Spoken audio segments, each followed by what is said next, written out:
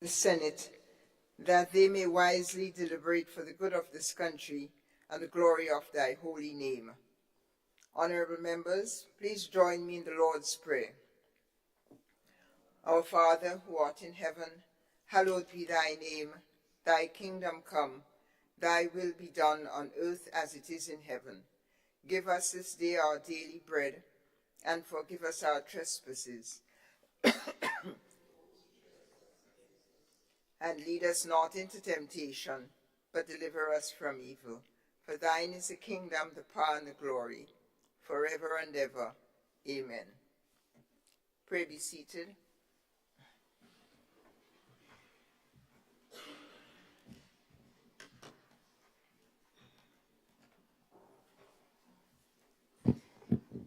Honorable members, good morning. The Senate is resumed.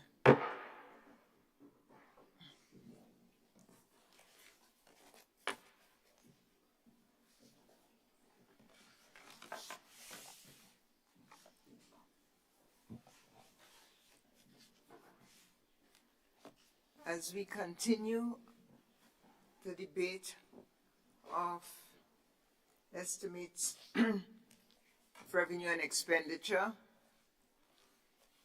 we hear first lead off this morning the independent senator representing business in the Senate, Honorable Salim Rahman. Senator, you have the floor for 1 hour. Thank you, Madam President.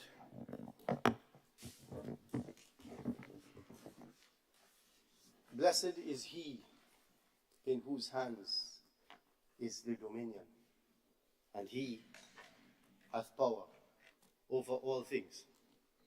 A pleasant good day to you, Madam President, fellow colleagues, those listening at home and abroad.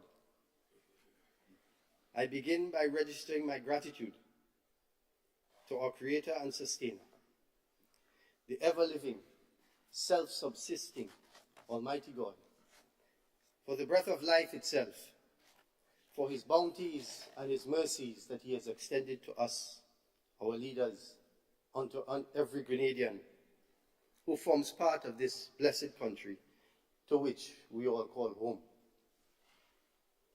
Nothing is by chance, Madam President. We are all here for a reason and for a time.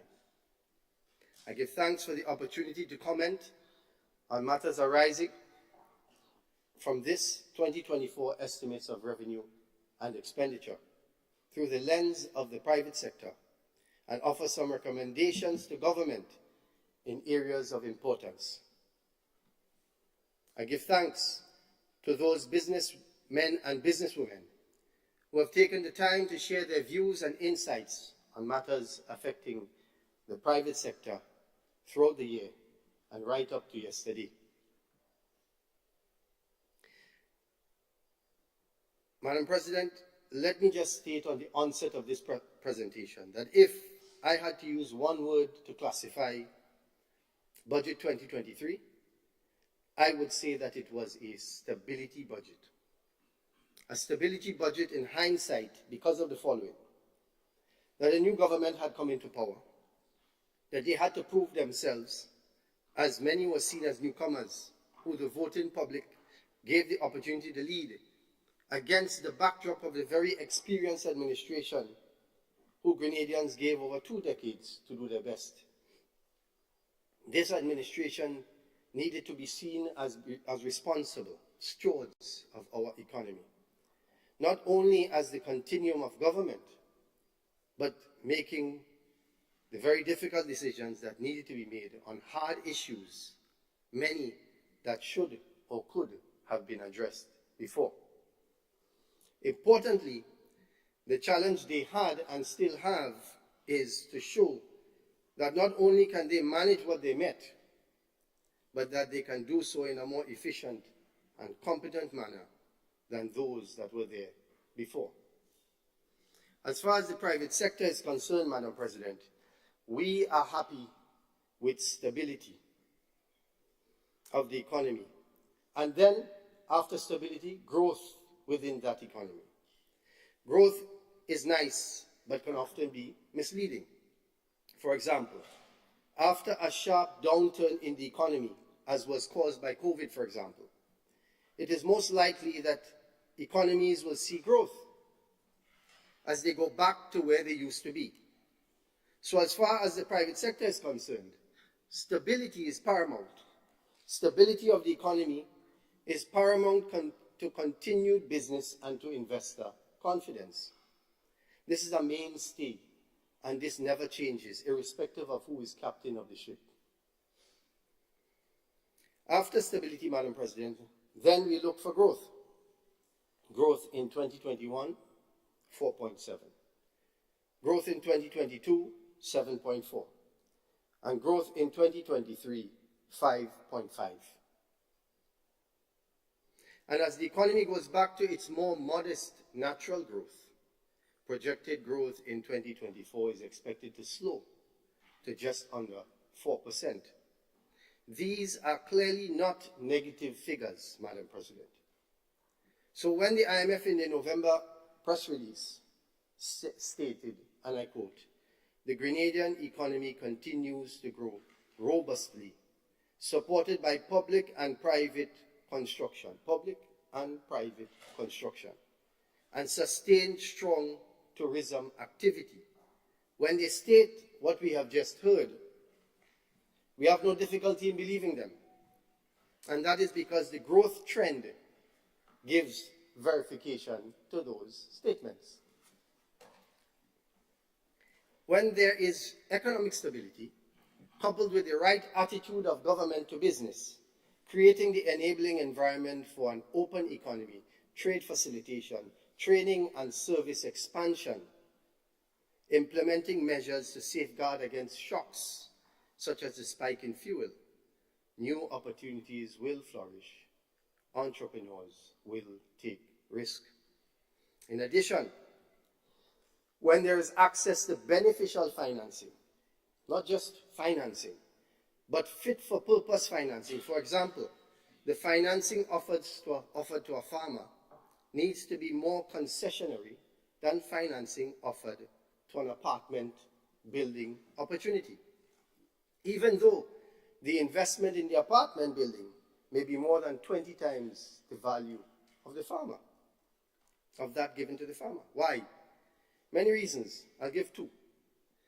One, it is in all of our best interests and combined interests that we eat healthy. From the earth to the table, less processes means less illness. When last did you look at our health bill? The health of a nation is the wealth of a nation. We are told by our Maker that we are made from the earth. We come from soil. We are made from the earth. Therefore, the closer we eat from the earth, the better. The healthier and more natural it is for our bodies.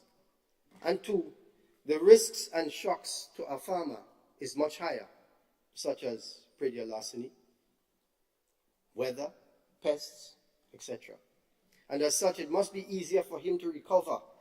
And that is why we must support and review the needed increase for crop compensation and budgetary support to farmers through grants, developmental funding, and most importantly, monetary. When we give our tax dollars to farmers, we must get back produce to buy. We are not asking for it free, because there are a lot of other inputs such as time, tools, etc.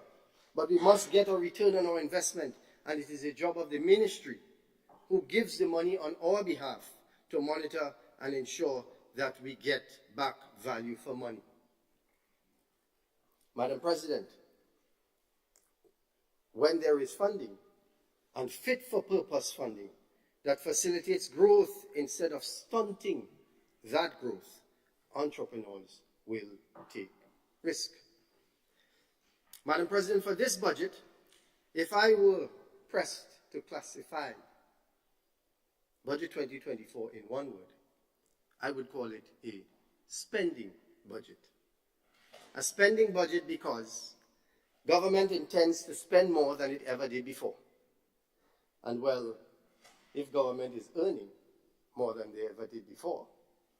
It is expected that they will spend more than they ever did before. You have to spend money to make money, Madam President.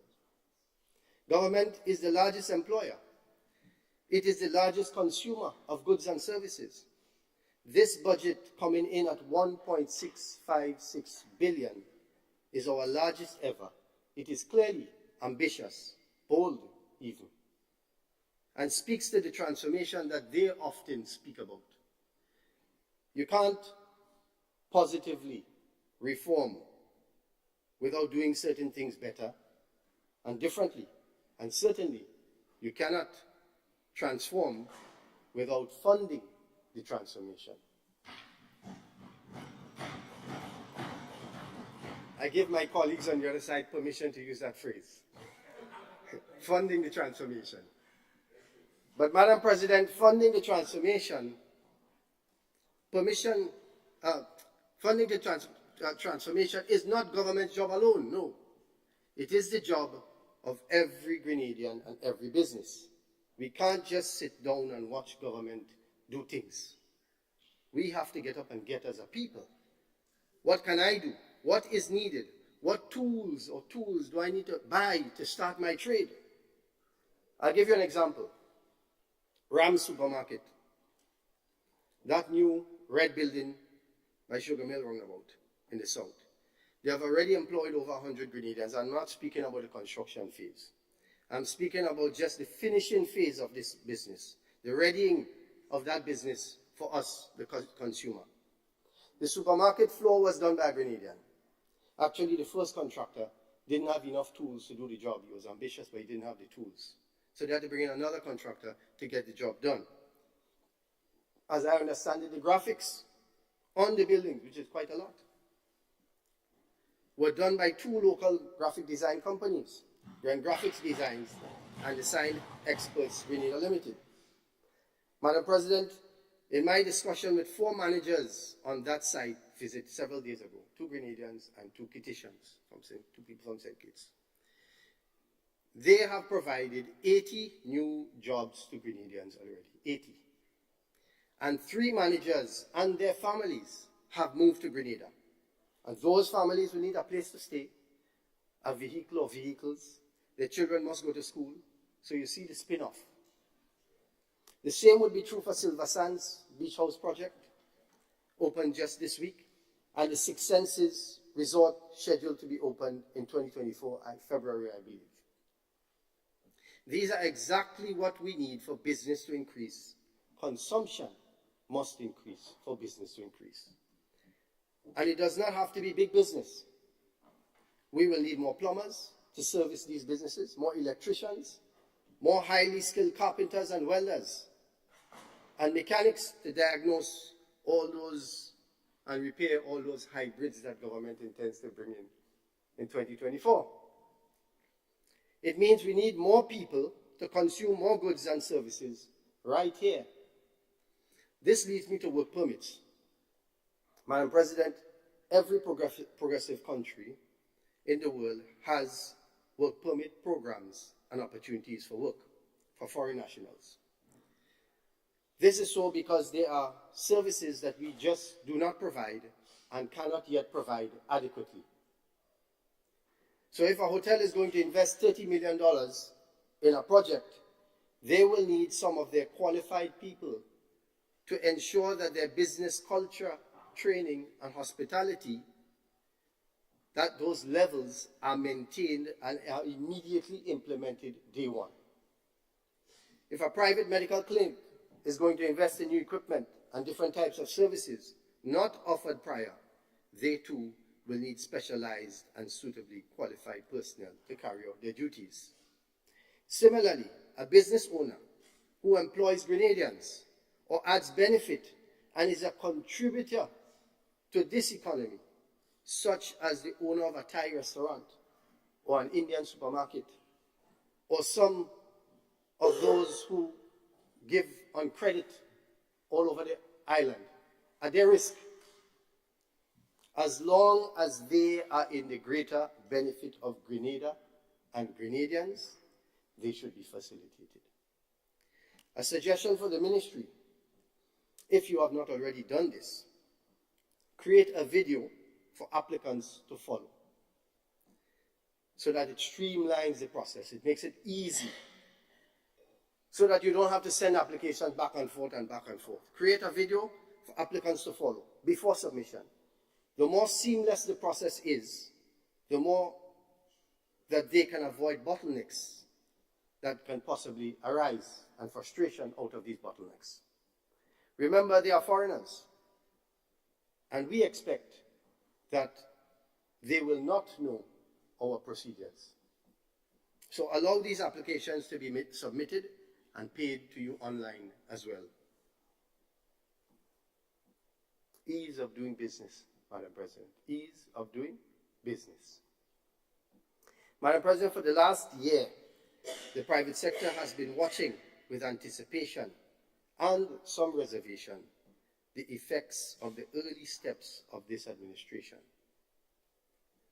When the Prime Minister announced a new approach to service on all government and statutory boards, seeking to open up opportunities for participation and service from all aptly qualified Grenadians, what he effectively did was to remove the brain drain that we have suffered from, that has plagued our country for decades, especially within the public realm of service. Any Grenadian anywhere in the world could now leverage their talent, their qualification, and experience, broadening the small pool of the qualified, which we had mostly to choose from prior to him doing that. Prior to 2020, I cannot recall a single statutory body that was chaired by a Grenadian outside of Grenada, or one that had several board members outside of the borders of our country. And it is possible that there was, but it would have been a very rare occurrence. Grenlec is an example of a company that benefited tremendously from that. And we saw how the electricity sector developed over the years. Madam President, I personally did a lot of homework as a boy by candlelight and using a lantern, kerosene lamps, when load shedding was very common in Grenada. So when you know what it's like not to have, you appreciate it more when you have it. Perhaps if it were not for COVID, online meeting spaces such as Zoom, Microsoft Teams, and the like would not have become so common. Madam President, the true and positive effects, I believe, of this simple approach on statutory board governance is yet to be seen and realized. Madam President, remember, at the very top levels, people still run the show. It is true that artificial intelligence will automate and manage many aspects of redundancy and decision-making in the future, but not at the top levels of directorship, not yet. At those levels, humans will and still control the ship, even though the systems of AI manage the day-to-day operations of the vessel. So when we see, Madam President, nations at war and the taking of innocent life as collateral damage, that is still the decisions of people, Madam President, and that is why there must be a judgment to be held one day in the court of the Most High to come. Madam President, we watch with anticipation and some reservation the approach to project management and financing within this new administration in light of the new MIT ministry charged with this monumental task. How will they treat with projects already, as they say, in the pipeline? Will they continue these projects, or will they put them to a protracted halt while they evaluate and evaluate and evaluate? How long would it take them? In business terminology, the turnaround time, or the lead time, the time it takes from when you order the product in the factory till the time it reaches your doorstep. In just over 1 year, we have seen projects and money secured that most of us did not have prior knowledge of, such as the project to develop Fort George as a tourism and heritage site, and the UK SIF grant that we lost and since have regained. Some time ago, I was able to walk that construction site at Fort George, along with Minister Andy Williams and some others. It was a holiday, so it wasn't planned.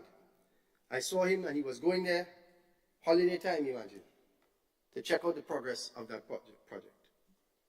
Madam President, if that site can accommodate 2 restaurants and 1 hotel, I have no doubt that all of them will be successful. The view is nothing short of amazing. You know, one thing that the colonialists knew how to do well was to choose a good site, to pick the best spots for themselves for their forts and their plantation houses. Walking the site, knowing the history of old, and the more recent history of the revolution, standing on those sites, thinking about who thrived and who suffered, is a deep experience. So how can we translate that experience to younger Grenadians or tourists? And how can we make it an economically viable project? Madam President, if you had visited the Harrison Caves in Barbados, before you venture into the cave, you have to look at an educational, promotional video, which showcased the caves and how they were formed and how they were explored, and highlights Barbados as well through beautiful scenery and imagery. Similarly, if you visit the Panama Canal, before they take you to see the locks that allow massive ships to be raised and lowered by water, you look at a video to see the history and learn of the many people that died during the construction of that project, that canal, many of them actually from the Caribbean. You can also visit the museum for an extra fee, of course, so maybe you can purchase an all-pass ticket. It's a ways to make money. Our museum has a lot of very interesting artifacts, but our museum is almost hidden. Those artifacts and images can also be displayed in a protected environment on the fort. Tourists should be able to sit and see a video that educates and sensitizes them as to how the fort was used during different periods, giving them greater appreciation for the structure before them and an unforgettable experience. Even though the police headquarters will be moved from that location, an outpost still needs to be there. So from time to time, a tourist could take a picture with a police officer also. Madam President, compare that to when we take tourists to Leapers Hill in Satés. All we can see is the view over the cliff and maybe some words that are told to us by the taxi driver or tour operator. This presents an excellent opportunity for our creatives to get to work, and perhaps even some of our creatives who produce our Grenada 50th anniversary theme song, in the creation of promotional and educational videos in collaboration with the Ministry of Tourism and Education, enriching our tourism product and tourist experience. So I want to commend the administration for this project that they have undertaken. You will agree with me when you see it firsthand. Again, I wish to encourage the Ministry of Tourism to take up this task, identify top sites in Grenada such as Grand Etang, Leapers Hill, Welcome Rock, Fort Frederick, Fort George, etc. Think about how you can enrich the tourist experiences there and how you can monetize those experiences so that it pays for itself, reducing or eliminating the maintenance costs on government for those sites. As done in Cancun, Mexico, the hotels can sell tour packages for the fort and other places, bringing in revenue for both the private sector, hotel, and government. Madam President, looking into this UK SIF grant funding, I wanted to know what it was all about and what it was going to be used for. And I want to share that. I noticed that a feasibility study was done with detailed designs for improving climate resilience and safety along 26 kilometers of Western Main Road, from the capital of St. George's to all the way up to St. Mark's. A road safety assessment was done, an institutional capacity assessment and preliminary capacity building program was done. The expected outcome is an improved design for a future capital project along that corridor. Another project is called the Water Supply Expansion and Sewage Project. That is valued at 54 million EC dollars. And that's grant money. So see how important that money is being put to use. And this project intends to expand and upgrade Grenada's water distribution and wastewater networks, and to improve the sewage infrastructure in the capital city of St. George's. The project also expected to enhance the quality and quantity of water resources and improve the availability of potable water for St. George's and tourism developments in the south of the island. This is well needed. So as such, we would like to thank the past administration for seeking these SIF funds, these projects, the current administration for keeping these projects, and the UK administration for believing and supporting in these projects. The new project is expected to be completed by 2026, according to the CDB website.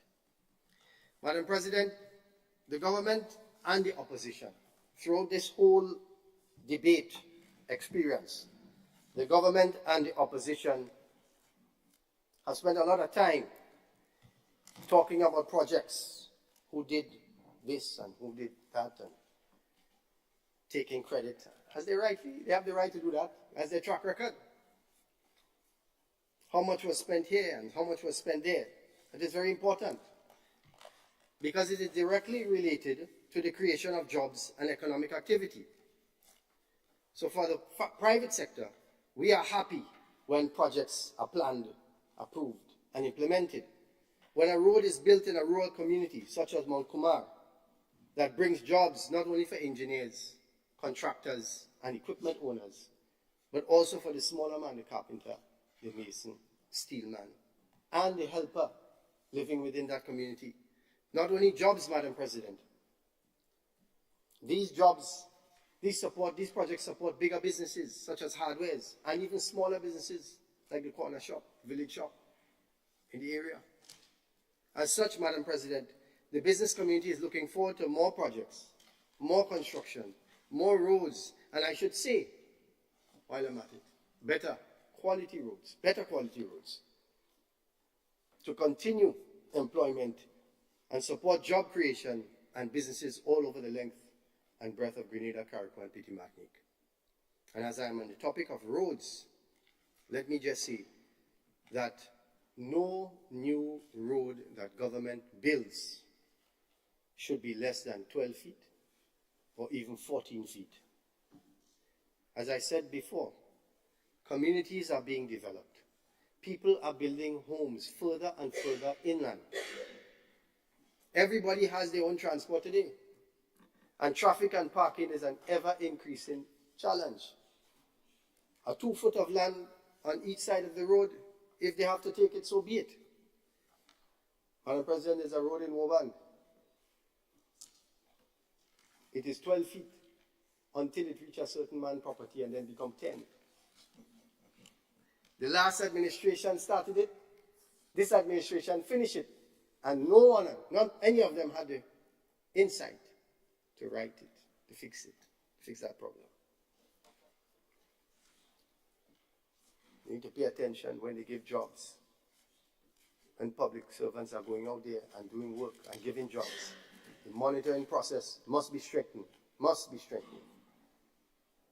Moving forward, more attention needs to be paid to the quality of the road that government builds with hard-earned taxpayer money. We no longer have Bedford trucks on the road carrying only 10 tons of goods, only 10 tons of material. We have trucks on the road that carry over 20 tons of material. So let's build better roads so that we would not have to be constantly repairing the same roads over and over again. Madam President, how is it that we have to, case in point, how is it that we have to patch holes on the Mount Kumar Road that was just completed the other day? Just a few weeks ago, while traveling along that road, I noticed a significant amount of patchwork going on there. Is it because we only put one layer of pitch on the road? I don't know. It's a question for the engineers. But what I do know is that we should not be patching a road that has just completed a year or so ago. The Monkuma sign look better than the road.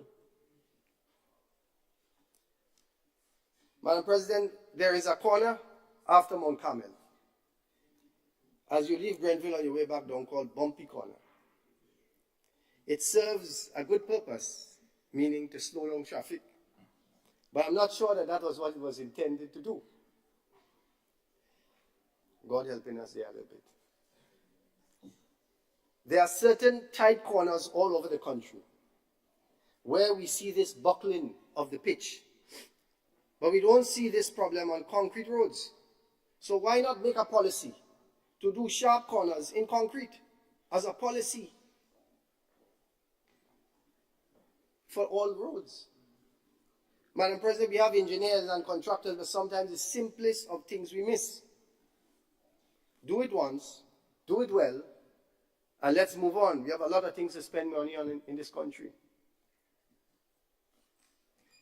Madam President, numbers. Let's compare some figures and see what the numbers say. We start on the revenue side.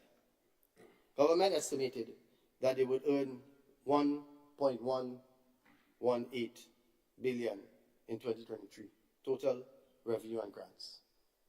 Government actually brought in 1.317 billion, a significant 17.8% increase above what they budgeted. Very good. How come? Most of that was from non-tax revenue, clearing up of CBI applications that were backlogged. This area saw a 44.4% increase over what was budgeted. Tax revenue, which has been more predictable, a more predictable and reliable revenue stream for government over the years. In 2023, government did well there too. Government collected almost 10% more than they said they would, and 13.7% more than they collected in 2022. Again, very good. Some have said that a lot of the 10% increase was due to the tax amnesty. Yes, a significant percentage of that was due to the tax amnesty, but only 1/3 of it was due to the tax amnesty. So, again, quite good. For 2024, we note that there is a small decrease in projected total revenue.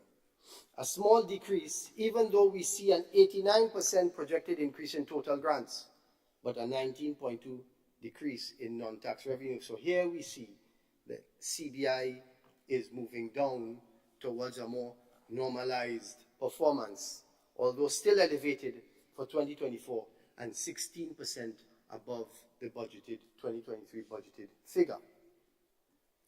So, Madam President, the long and the short is that if government can do what they say they will do on the revenue side for 2024, we're in good standing. But I don't want to paint a picture of utopia, Madam President, where there's nothing wrong and everything nice, because we didn't look at the expenditure side yet. We were just looking at the icing on the cake, because you know you can make a lot of money, but if you keep on spending more money than you make, you're a boss. So let's see. Recurrent expenditure, excluding principal payments. In 2023, government estimated that it would spend 741 million. They spent about 700 million, 5% less. In 2024, government intends to spend a massive amount more. Budgeted for in 2024 is $901.4 million, a 28% increase in recurrent expenditure. And government has given 4 reasons why. Let's hear them. They said regularization of government employees. They can't continue to kick the can down the road. They do something about that. 2, to budget for the maintenance of physical public assets, government buildings. It's in a shape where many are needed to. Money needs to be spent to repair significant amount of government buildings. 3, Cost of rental spaces for most government offices due to unsafe working conditions in many government buildings. And 4, payments to the commencement of a public sector pension plan. So here we see that the bulk of this 200 million government intends, 201 million, government intends to spend is for the benefit of government employees, in particular, the public sector. Why is that important? Because this is not a figure that can be easily reduced once it is done. Next year, or the year after, or the year after. My respected colleague for Labour, sitting next to me, must be very happy. I see him smiling.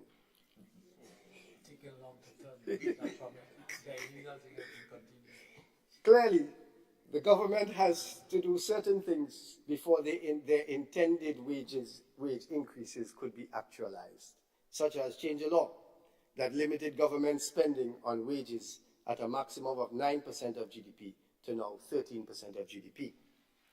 Madam President, I'm not sure why 13% as opposed to 11, 12, or 14. I don't remember receiving that information or that rationale.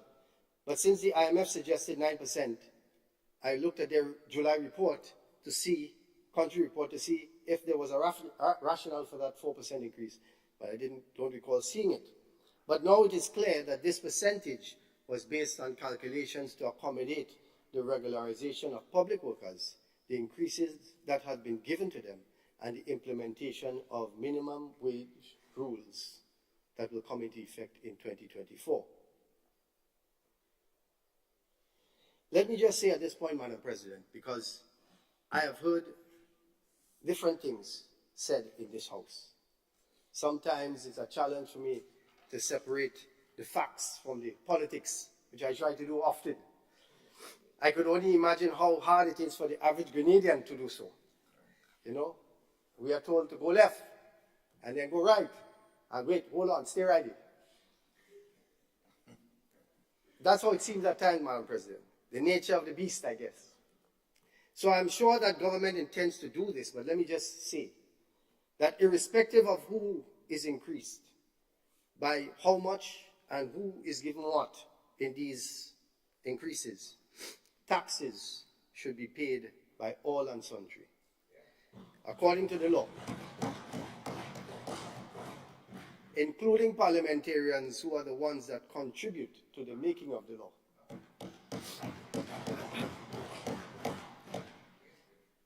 Madam President, regarding the rent included under rent expenditure, I believe this provision for rent is made all the way up to 2026, as the figures of 901 million, 905 million, 918 million follow respectively.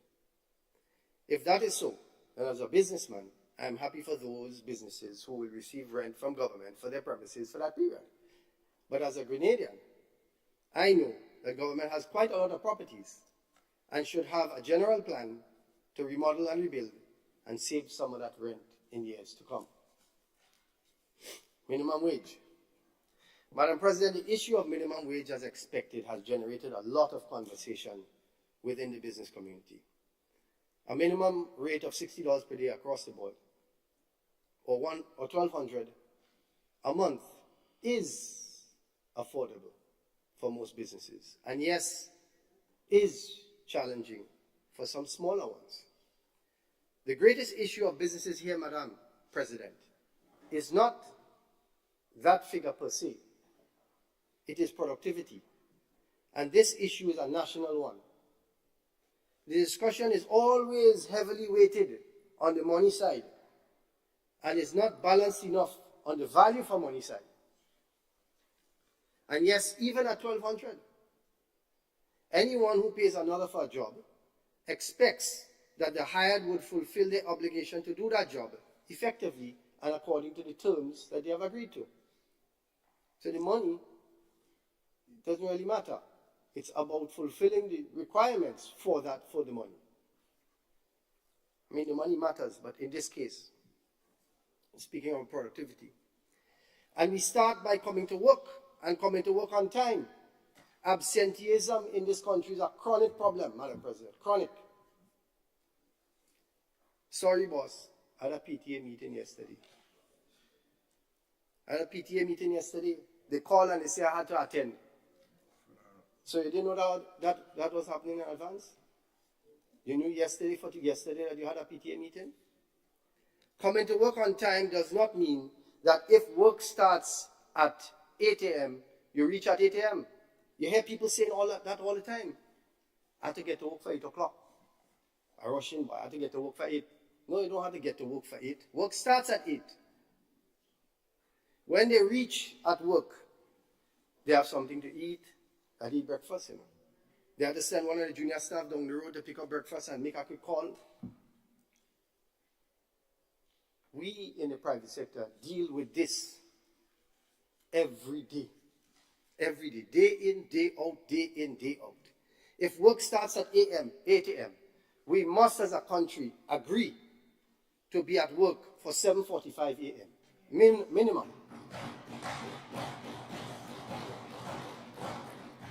And managers must be there 15 minutes before that to open up and prepare for the workers to come to work for that day. Minimum. So when a customer shows up at 8:01 a.m., he or she must be able to receive service, whether in the private sector or the public sector. As it is now, when it is 3:45 in the afternoon, you hear some rustling. Everybody getting ready to go home. But does not your contract say 4? That work finishes at 4 p.m.? Did you not sign that you will work until 4 p.m.? That means that you need to get ready to leave at 4 p.m. At 4:01, not before. Stealing, Madam President, is not only for tangible things. It is also for intangible things such as software and music and time. Overall, we do have very committed people in the private and public sector. We do. And we do need to have a certain measure of leniency. It's human beings we're speaking about. But when lateness becomes the order of the day, then you know there is a societal problem, a national problem. So when you speak about minimum wage, you're speaking about standards. Why is money the only standard we speak about? To build a society, a new economy, you must also address issues of productivity within the workplace.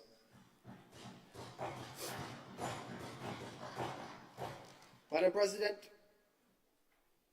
when this minimum wage consultation was ongoing, in the Chamber of Commerce, we had 2 or 3, the Hotel Association had 2, with the working group, technical working group.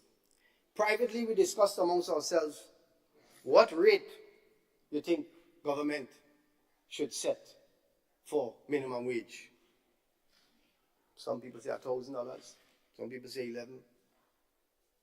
Remember, we're speaking about the bare minimum here, the bare minimum.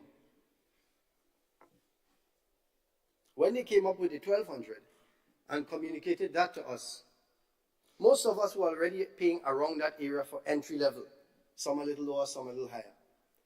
We thought it was a little bit high for minimum wage, especially for the rural communities of Grenada.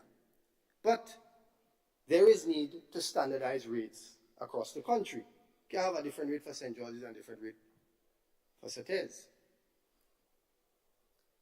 It is still our opinion that $1,200 could be a challenge for some smaller and micro businesses. But the technical working group said that they did their research far and wide, so we accept and respect that. If a small business can't pay 3 employees at minimum wage, what do you think they'll do? Exactly. They will keep the 2 better ones. And the 3rd one, who comes to work late, he'll get slipped. So there must be some adjustments that there must be some adjustments to this. No matter how you view it, there will be some adjustments in the market. The dignity of a human being, however, requires them to live on wages, requires them to be able to live on wages that they are paid. And it is on that basis that we have had no major objections from the private sector. That everybody realized that, yes, cost of living has gone up, and people need to live, except for the complaints that I've made about productivity above. Madam President, we in the private sector are concerned that government's HR expenses may be expanding too quickly. We heard this in the House yesterday, that a figure of 1,754 employees will be regularized. Madam President, government is tackling some major issues head on, we know. Issues that were pressing and issues that are pressing, such as pension paid already to public servants, retired public servants, regularization of current public servants, minimum wage as prescribed every 3 years, and the contributory pension plan. It's a lot. Somebody has to do the heavy lifting. And we commend them for not kicking the can further down the road. But a word of caution, while the private sector supports equity in the public service as it relates to employment and compensation, we do not want to see a bloated public service. We think it is well established that the strain that a bloated public service can have on the national purse. Once you implement certain rates, once it costs the state a certain amount, it's very difficult to walk back, almost impossible. So sustainability for us is key. That's what government needs to be focusing on and looking at, for both government and the private sector. Customs and ports. To whom much is given, much is expected, or to whom more is given, more is expected.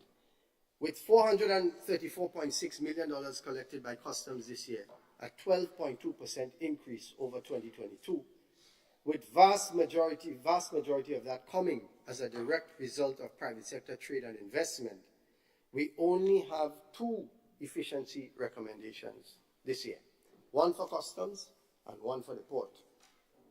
Madam President, we need custom officers to clear containers on the premises of businesses during working hours, not only after 4 p.m. in the evening, as has been the practice for decades.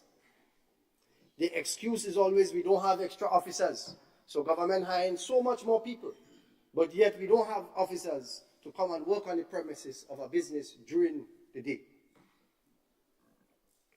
If you didn't know, now you know. This has been the excuse as long as I can remember. Why not start with a daily quota and test the demand over a period of 6 months? This will enable faster turnaround time, especially for businesses that import perishables like supermarkets. For example, if a refrigerated container of fresh produce is cleared at 10 a.m. in the morning, 10 a.m., on the site of the supermarket, it can be packed out in the shelf by the afternoon and ready for the rush of customers that very evening. Fresh fruits and vegetables.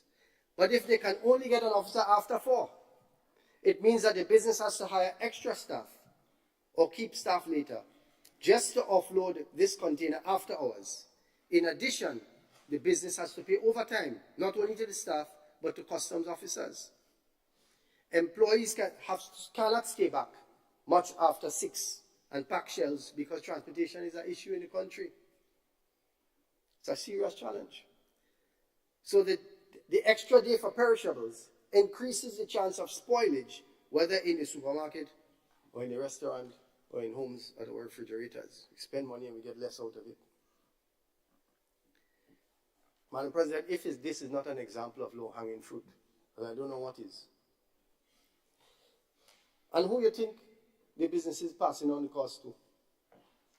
The extra overtime and for customs and the employees, not us.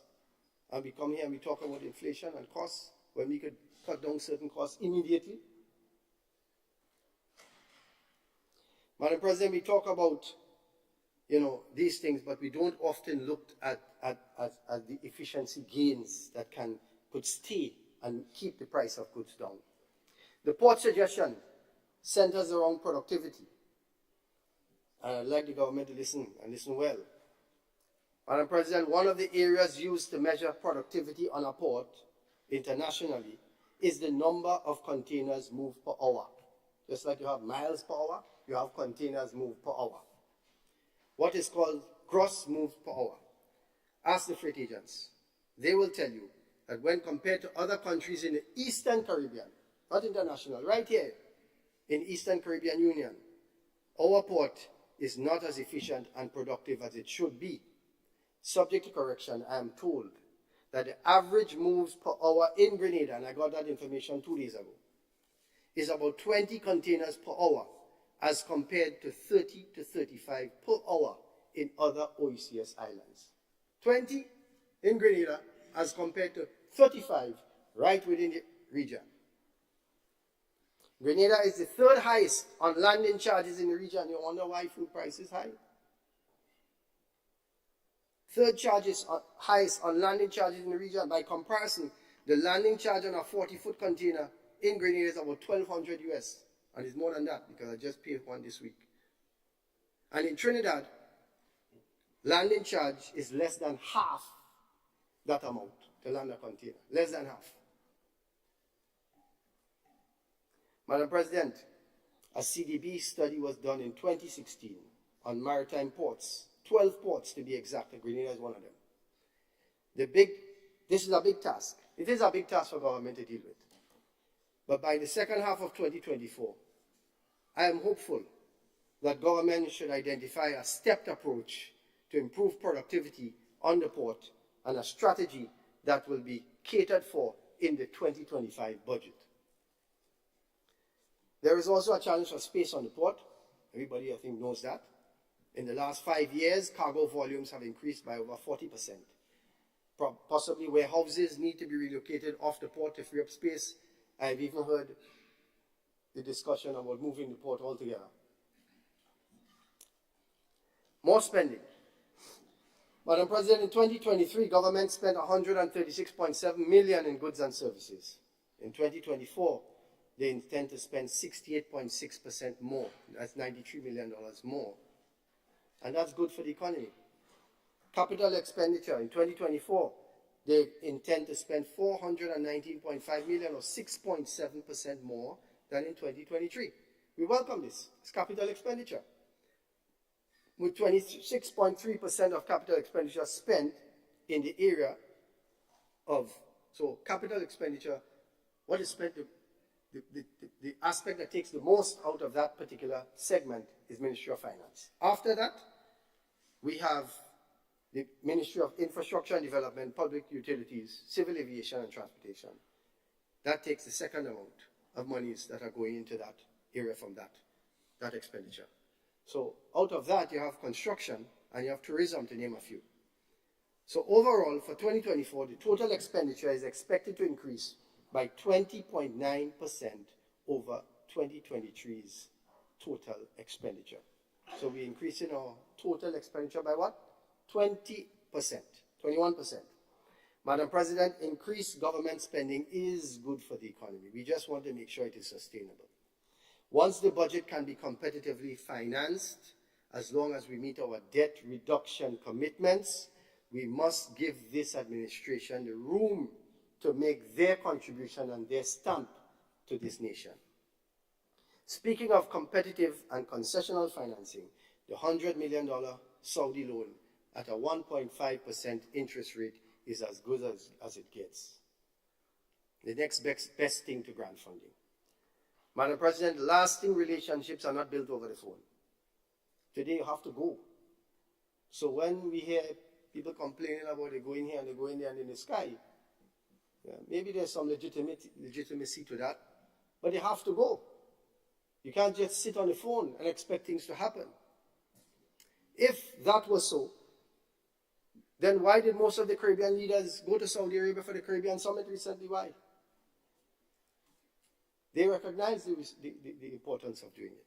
You have to look for opportunity. You have to look for it. You can't just sit here You have to travel, establish contacts, get to know the other world leaders, let them know who we are. We may be small in land and size, but we are big in ambition and determination.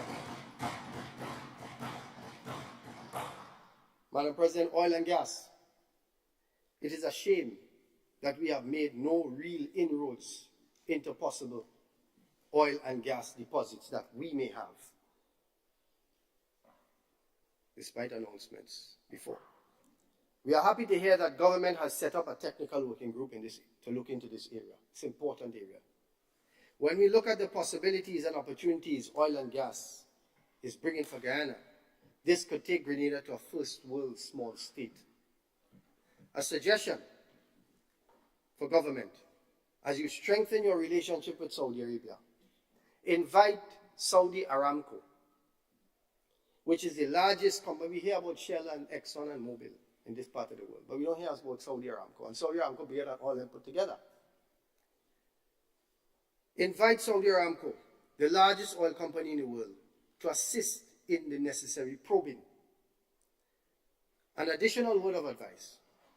Make sure our boundaries with our neighboring countries are delimited and clear. You see what's going on in Venezuela and Guyana?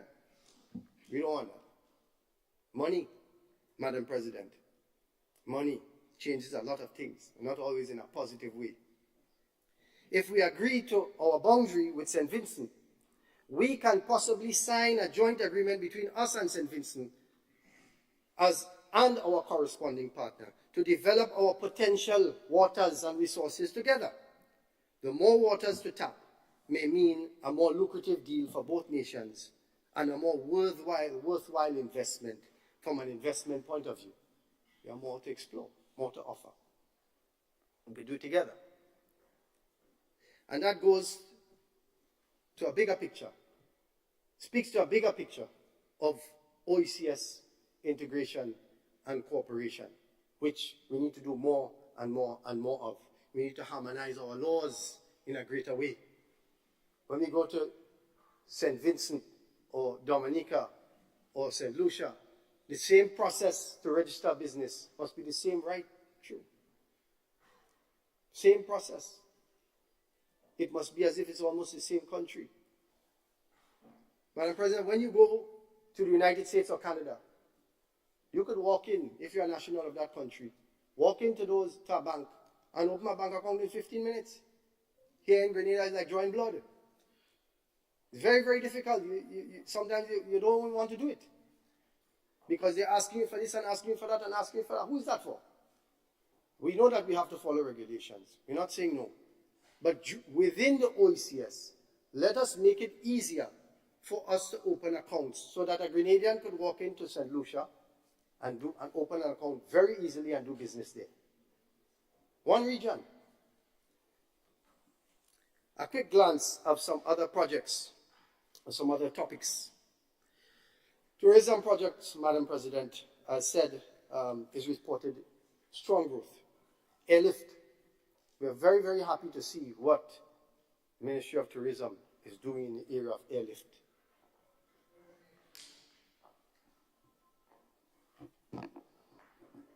Please find that cell phone and stop it. Thank you. Thank you, Madam President. Airlift. We have... Nearing your winding down? Yes. Thank you, sir. Thank you. I realize that, and I would like to ask for a little extra to wrap up. Perhaps 10 minutes over. Perhaps. Perhaps. Thank you. Madam President, we have, speaking about airlift, we have more ways to get to Grenada now than ever before. That's a very good thing. We have a flight coming in from Boston.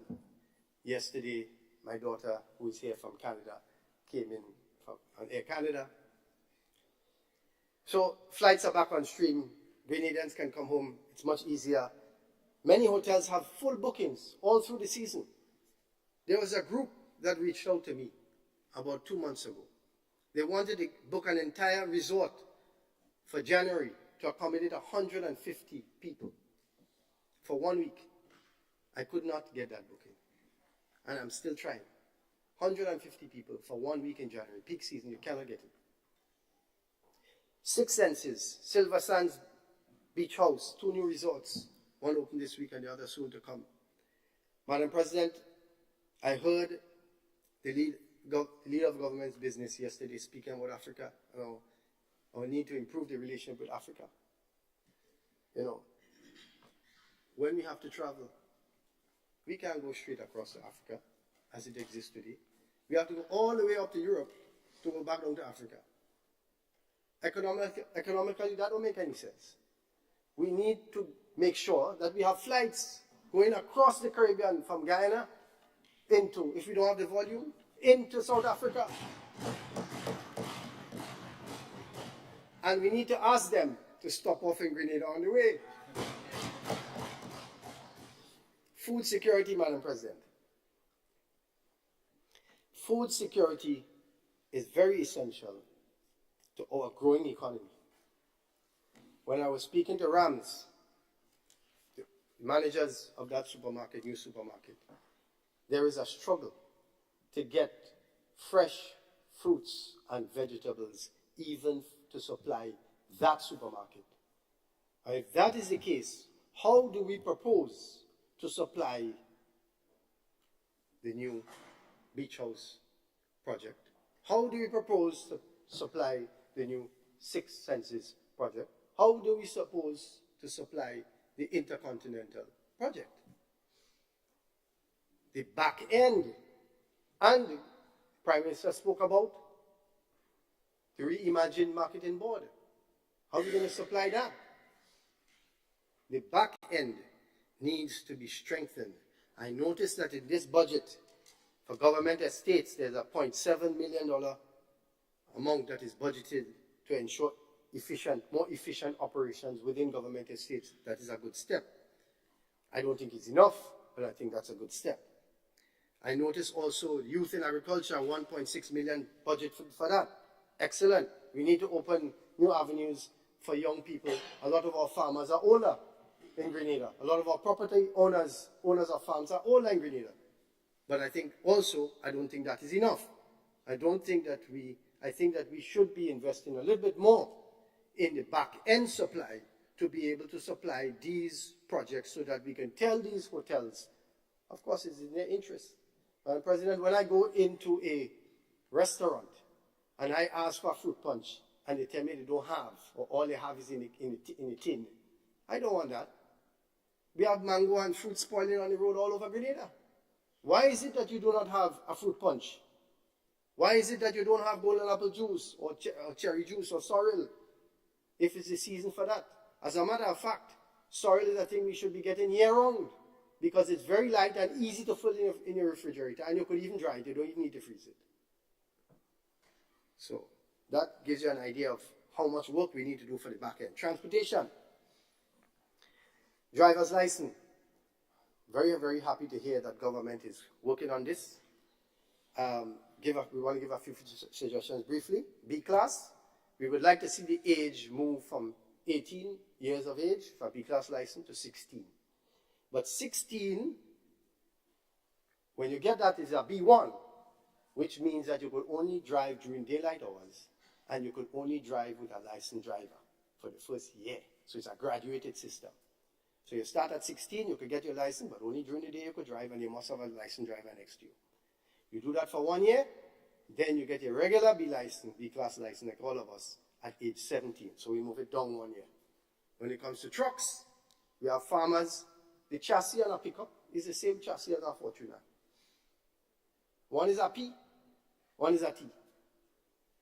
So the man who have money, he driving the truck, or his wife driving the truck with the P all over the place. And the fellow in the farm who want his son to move around goods, because that is a T, he had to wait till his son reached 25 years of age to do that. Does that make any sense? Makes no sense. So a light commercial license, age for that needs to be brought down to 18. 18, but it's still a commercial license. And then a heavy commercial license needs to be brought to 20. so that you can have young men in this country have meaningful jobs. They can become excavator and truck drivers and so on at a younger age and provide meaningful employment for their family, meaningful livelihood. We always talk about men and men not living up to it, but we had to wait till they reached 25 before they could drive a truck. So that needs to be changed, and that needs to be changed right away. As it relates to C class license, well, I leave that up to government because that's bus. And bus men are not known for being safest of drivers on the road, and I cannot recommend that they change that at all. I believe that it should remain at 25 because they are transporting the most important and precious cargo, human beings. So that is it for transportation. And also, our transportation problem is so acute. As the Prime Minister pointed out, we have no space to expand. So it is so acute that we have to find solutions. When you travel to a place like Switzerland, you see that it is very hilly, extremely hilly, but yet they've found, now that's a very rich society, but they have found solutions, and one simple solution is a tram. It's not a high-speed train, it's not a very expensive thing, but it transports a lot of people. And a tram is about 6 feet wide. It's not very big either. So, but how can we do these studies, and how can we embark on such a big initiative? We are not an industrialized country where we need to see overpasses and highways spoiling our coastal region, spanning from one point to another point. That's to uglify our beautiful island. We don't want that. We want something that is tasteful. But to do that, it will cost money. So perhaps when we get the oil, we will have the money to spend appropriately and solve our transportation problems. It is a big problem, and it needs to be solved. Madam President, skills training. Skills training, it is important that we not only send Grenadians abroad, as is currently being done, and has been done over all administrations, to China and to other places to get skills for a month and come back, or 2 months and come back. We need to ask the Chinese to bring the technical experts here. We need to ask them to bring them here in TAMCC for 2 semesters, a year, 2 years, whatever it is, to leverage knowledge so that the people who don't have the opportunity, because those numbers and spaces are limited to go to China, even though it is funded. A young mother might want to send she 18-year-old child, 20-year-old son, because it's only one child I have, and he's going quiet in China, I don't know what he go eat, right? So you have to bring certain opportunities here. So we can ask them, it will be cheaper it might be cheaper for them as well, to bring them across so that we can improve our level of skills training. And finally, Madam President, nearing the time. Recently, I got a call from after the Prime Minister's gala, and that is to show you about the importance of going out there and connecting, even with Grenadians and the diaspora, because we want Grenadians to come back home and invest. We want Grenadians to invest in their country. The successes that you have made out there, before you become old and you build a house and you retire and you die in a few years, come back when you're in your 30s. Make an investment when you're in your 40s, when you still have 20 years ahead of you, so that you can benefit from Grenada in the long run. There are 2. When the Prime Minister went to the gala in London, I recently got a call a few weeks ago from 2 health professionals in the UK. One is a Grenadian, along with her friend from Bulgaria. Both are medical doctors who own and operate clinics in the UK. They came here to set up a partnership with a local practitioner, right, which they did. And there are other doctors who are studying and who are interested in the plans of government for the new teaching hospital. They're waiting and they want an opportunity to bring some of their expertise that they have here in Grenada.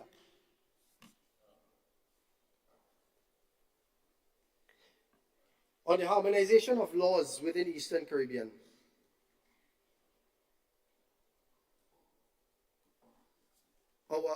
when we speak about banking, for example, our ECCB, every time we send, I don't know if most people who are not in business will not know this, every time we send a wire transfer to a supplier anywhere in the world, our local banks have what is called a corresponding bank. So we have to pay a fee. Right now it's about 20 US, or less than 20, around 20 US. Every time we send a payment, a wire transfer, about 18 to 20 US is taken out by the Bank of America, the Bank of New York, and these banks for these fees. Why can't we have our ECC bank be our corresponding bank? Why? This is our region. That's our bank, our ECCB. So why can't they have that status as being our corresponding bank for our banks in the region, like for Core Bank? That is something that needs to be looked into. Madam President, what the government can do now to help to lower the cost of electricity is to utilize, as was mentioned yesterday, Pearls airstrip for a large solar farm and some of the airport authority lands for a large solar farm. This way, they can start to offset. So it's not only businesses and so on, the banks and so on that put in the solar panels on the roof. Government needs to do projects like that. They need to offer it in a form of a tender to Grenadians, get the opportunity, bring in partners from wherever they need to bring in their partners and get an opportunity to quote, make some money and help it to develop our energy sector going forward.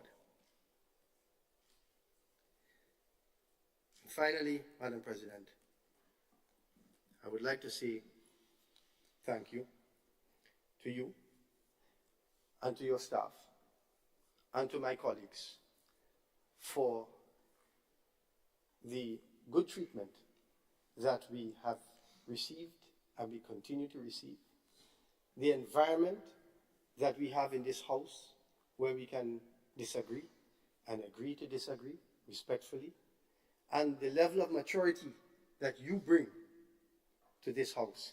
We really appreciate it.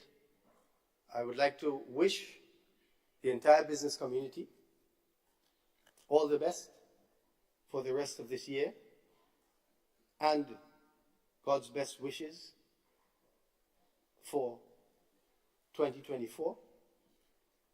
I would like to thank those who have given me the opportunity to be here to represent them. I hope that I am representing them well. And I would like to see that some of the recommendations that we have put forward, that's what we try to do. We try to add benefit to the discussion and not in an independent way, so that we can help to bridge gaps for the benefit of our country. And I thank my family for their support, because they don't see me for a long time when I'm preparing, locked up in a room for quite some time. And most of all, my maker, my creator, to whom I turn many times a day in worship. I thank you.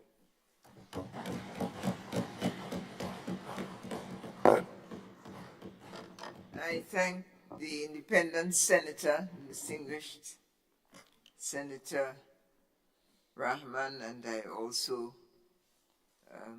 thank you and your family, your brother, for his gracious reception of the delegation of Grenada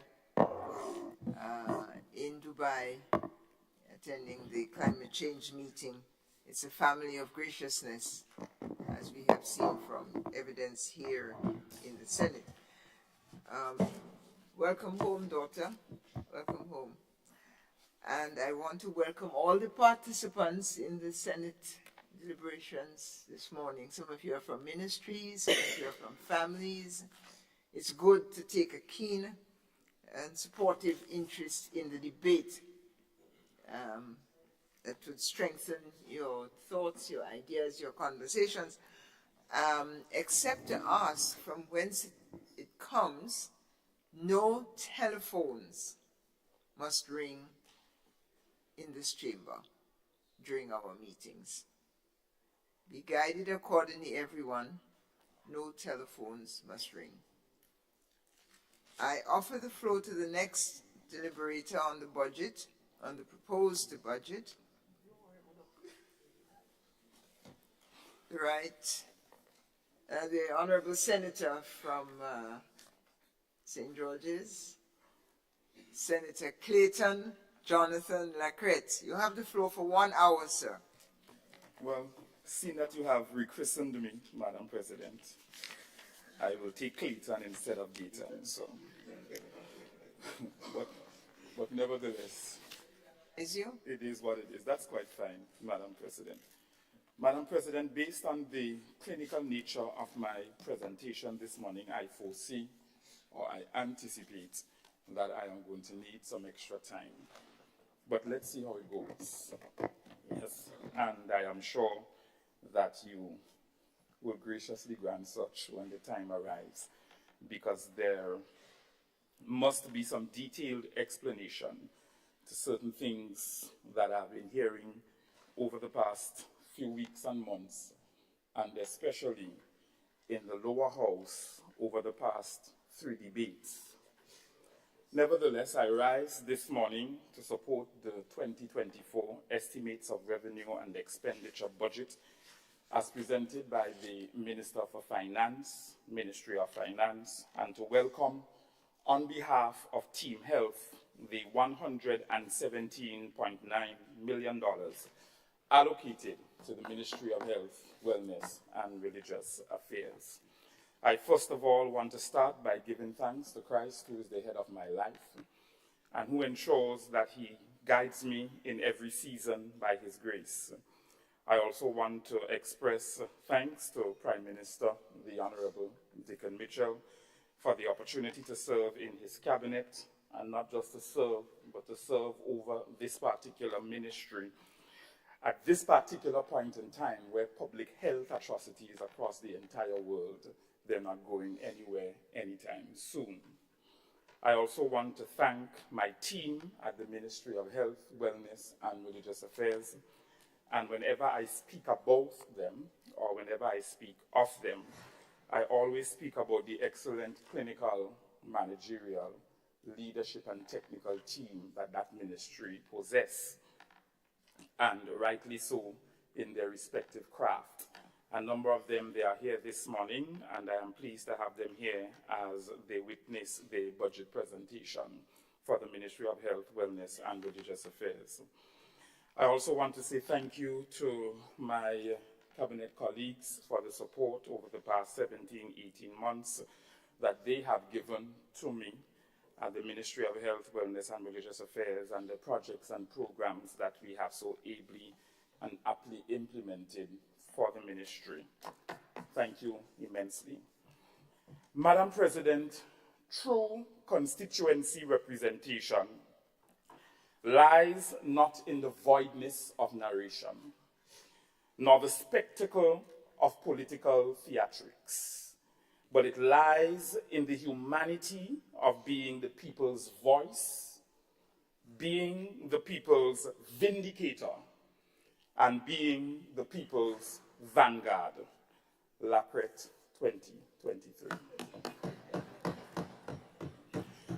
Over the past 17 months, Madam President, my team and I have been consistently on the ground in St. George Northwest, week after week, month after month. And we recognize that in order for us to have the political gap bridged in that constituency, we must start by working together for the common good, and we must have a holistic approach towards representation. The next sentence I'm about to say, I make it with no apology, because I was born and grown in the constituency, and I worked there for 21 years as an educator, teacher, and principal. It is the constituency, above all constituencies, that has been badly divided by politics. Badly divided by politics. Anybody that's coming to bridge any gap has a lot of work to do.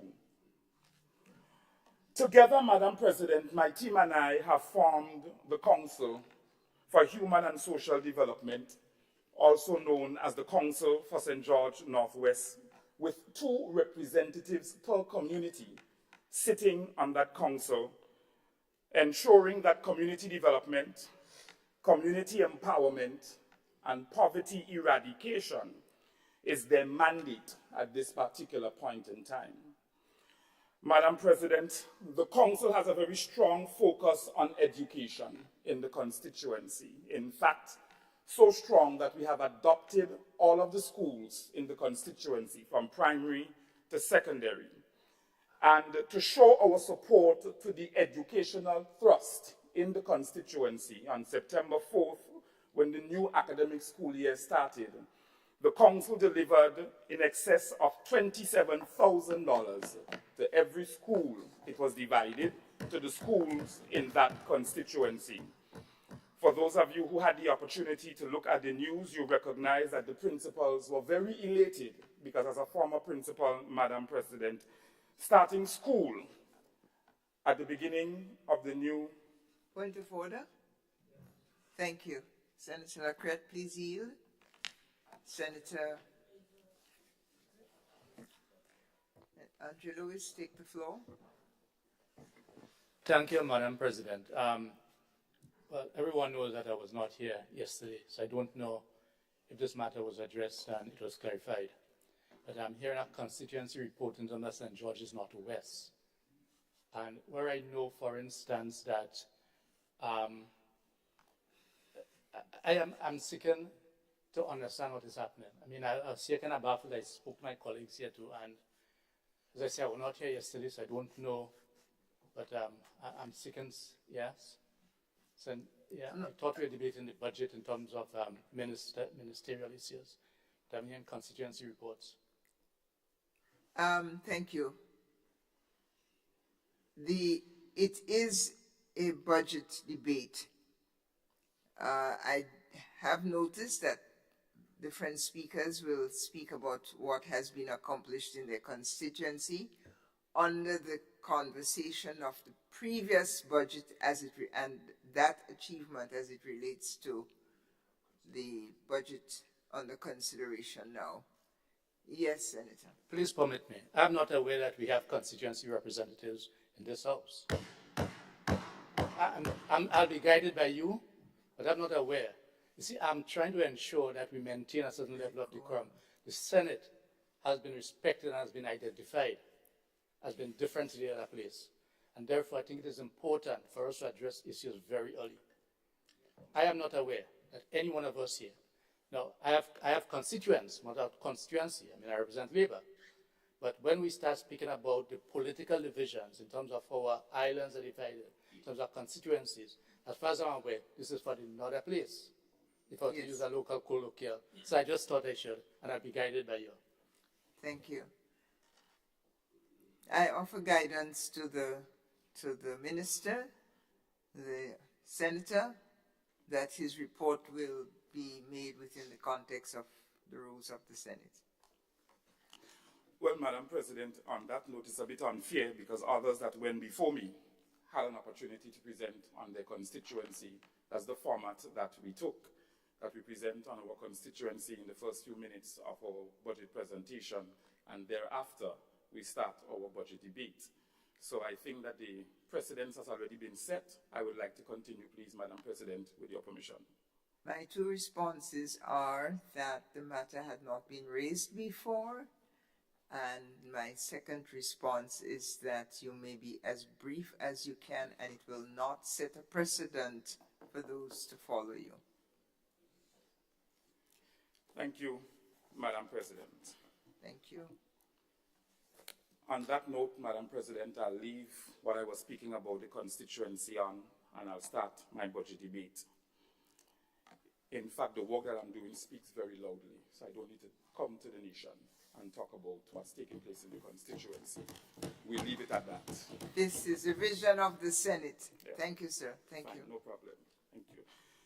Madam President, like every ordinary Grenadian, if they have been listening to the debates taking place in the lower house, I have been watching very keenly and very carefully, and I am not going to take any time this morning and rehearse the achievements of the Ministry of Health for 2023, but rather ask the nation to please turn their attention to the link that was posted in the GIS chat room online, and that link is going to take them to the National Health Update that my 17 team staff and I gave the nation on November 8th, 2023.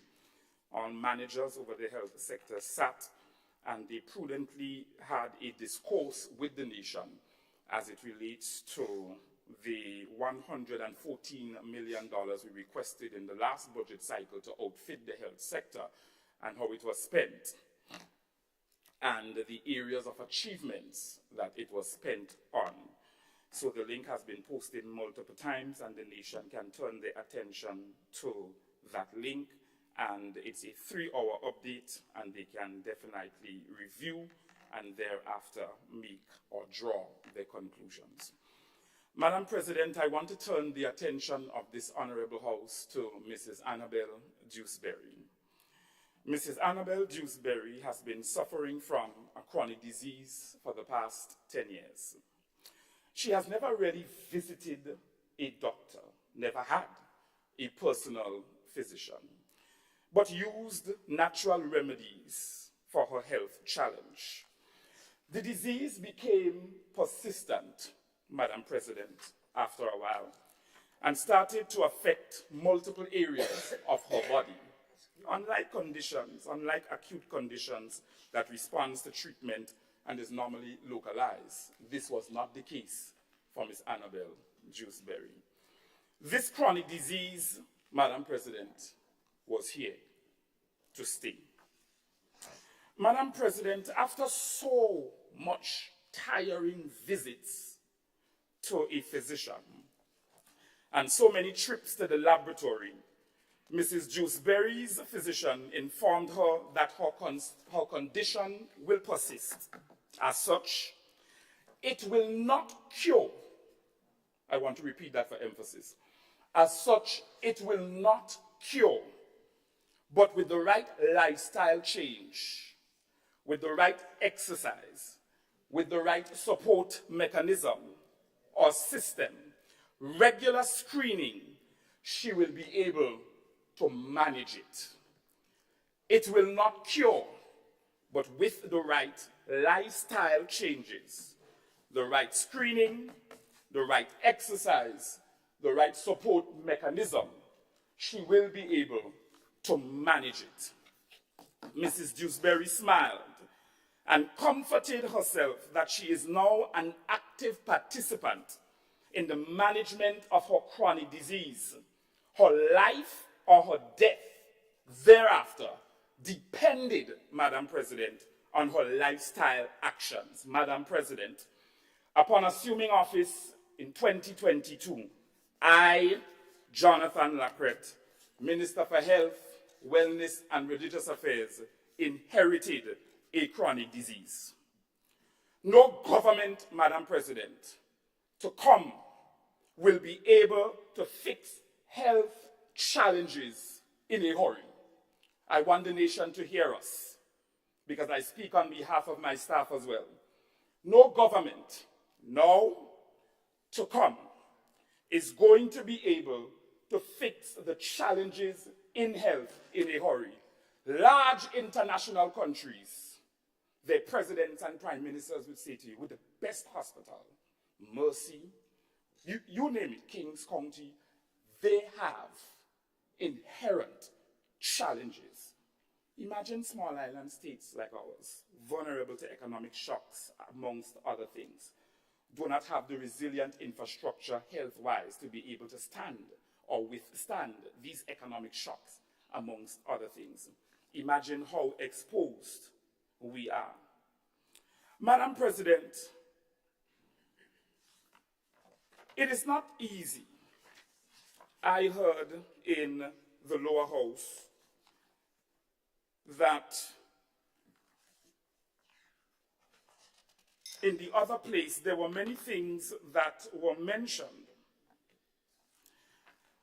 by the Member of Parliament for St. Mark. And Madam President, what I see unfolding before my very eyes in the other place is a classic case of political senility. And based on the presentation of the Honorable Member from Sunset City in the other place, what I saw was clinically frightening from her. Clinically frightening. Simply because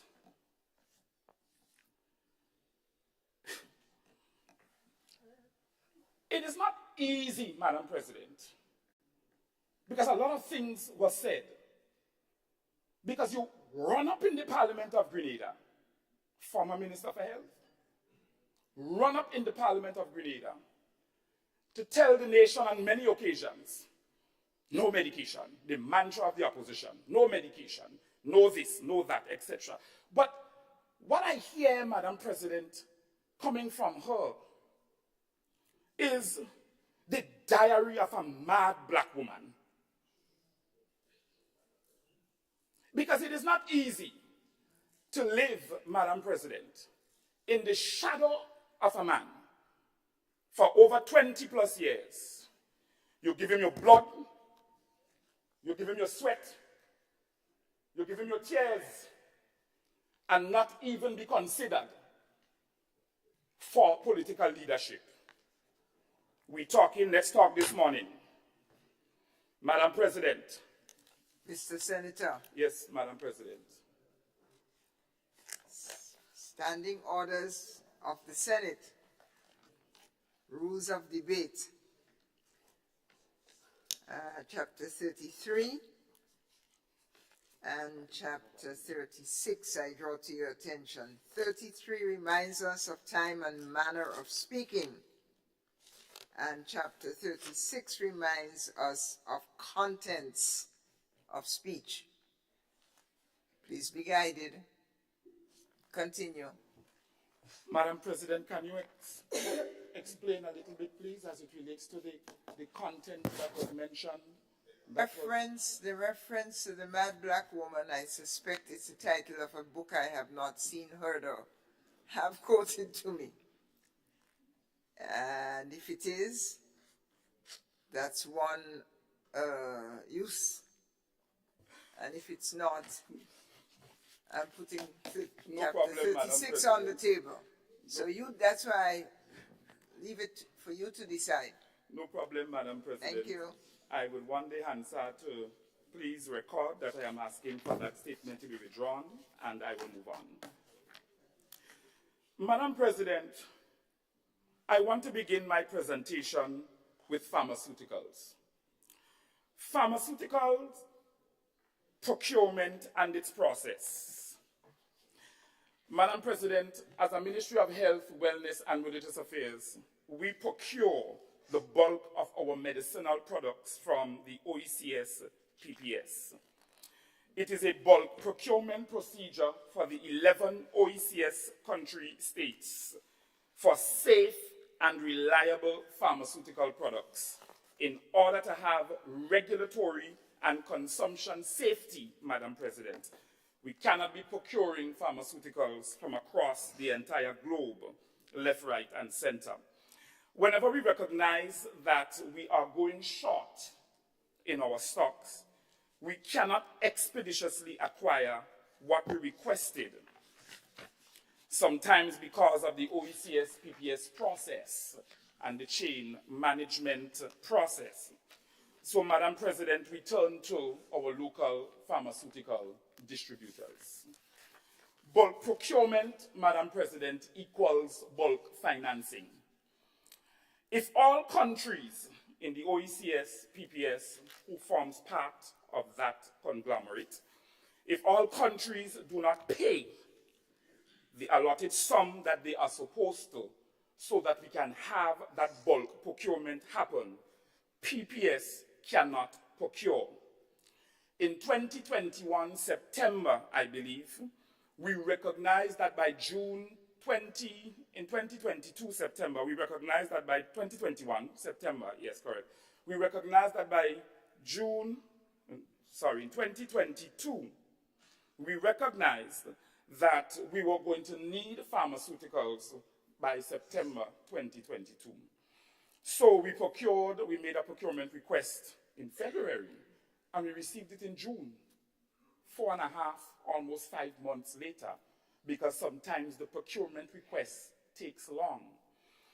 Madam President, apart from that, we currently use the OECS PPS formulary. It is no secret that we're now building our own national formulary because we don't have one. So we have been using the OECS PPS formulary, and there are some pharmaceutical products, Madam President, that the OECS PPS does not procure. That means that we have to find other alternative forms of acquisition for these pharmaceuticals. The same suppliers for OECS PPS are the same suppliers that we use, Madam President, as a Ministry of Health, Wellness and Religious Affairs, because they have already been vetted by the PPS, and thus it is safe for us to use the same suppliers. It must also be noted, Madam President, that on the global front, there is a ban on certain essential medicinal products being imported into various countries.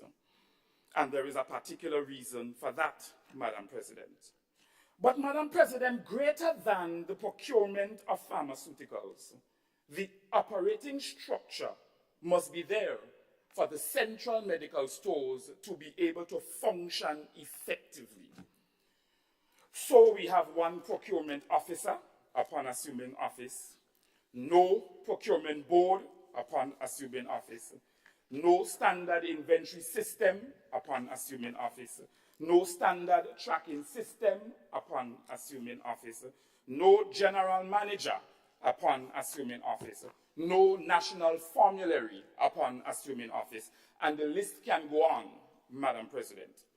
So when I hear certain pronouncements re pharmaceuticals, I want the nation to understand that there must be an institutional structure that allows for the procurement, the storage, and thereafter the delivery of pharmaceuticals. And I'm going to speak to what we are doing as a ministry to curb some of the things that I just mentioned. In the other place, it was mentioned by the Honorable Member for St. Mark that in one of our line items in our budget speaks to OECS PPS support $12,000. And what is that? Because if we're using that to pay OECS PPS, it's a drop in the bucket, and that can't be a bulk procurement payment to OECS PPS. Madam President, this is the rebate that we receive from OECS PPS on an annual basis. It cannot go under any other line item, so it stays there until we have or find use for it as a Ministry of Health, Wellness and Religious Affairs.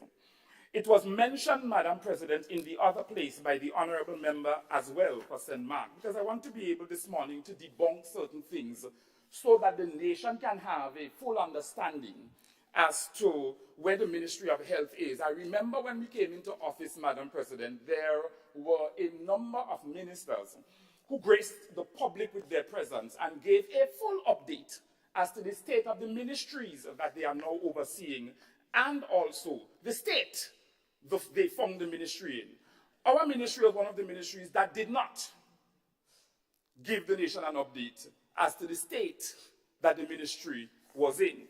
And that was deliberate by my judgment, of course, because I felt, well, you put yourself up for the job, you got the job, and whatever you meet, you just deal with it and you move on, you do your best, and at the end of the day, you move on.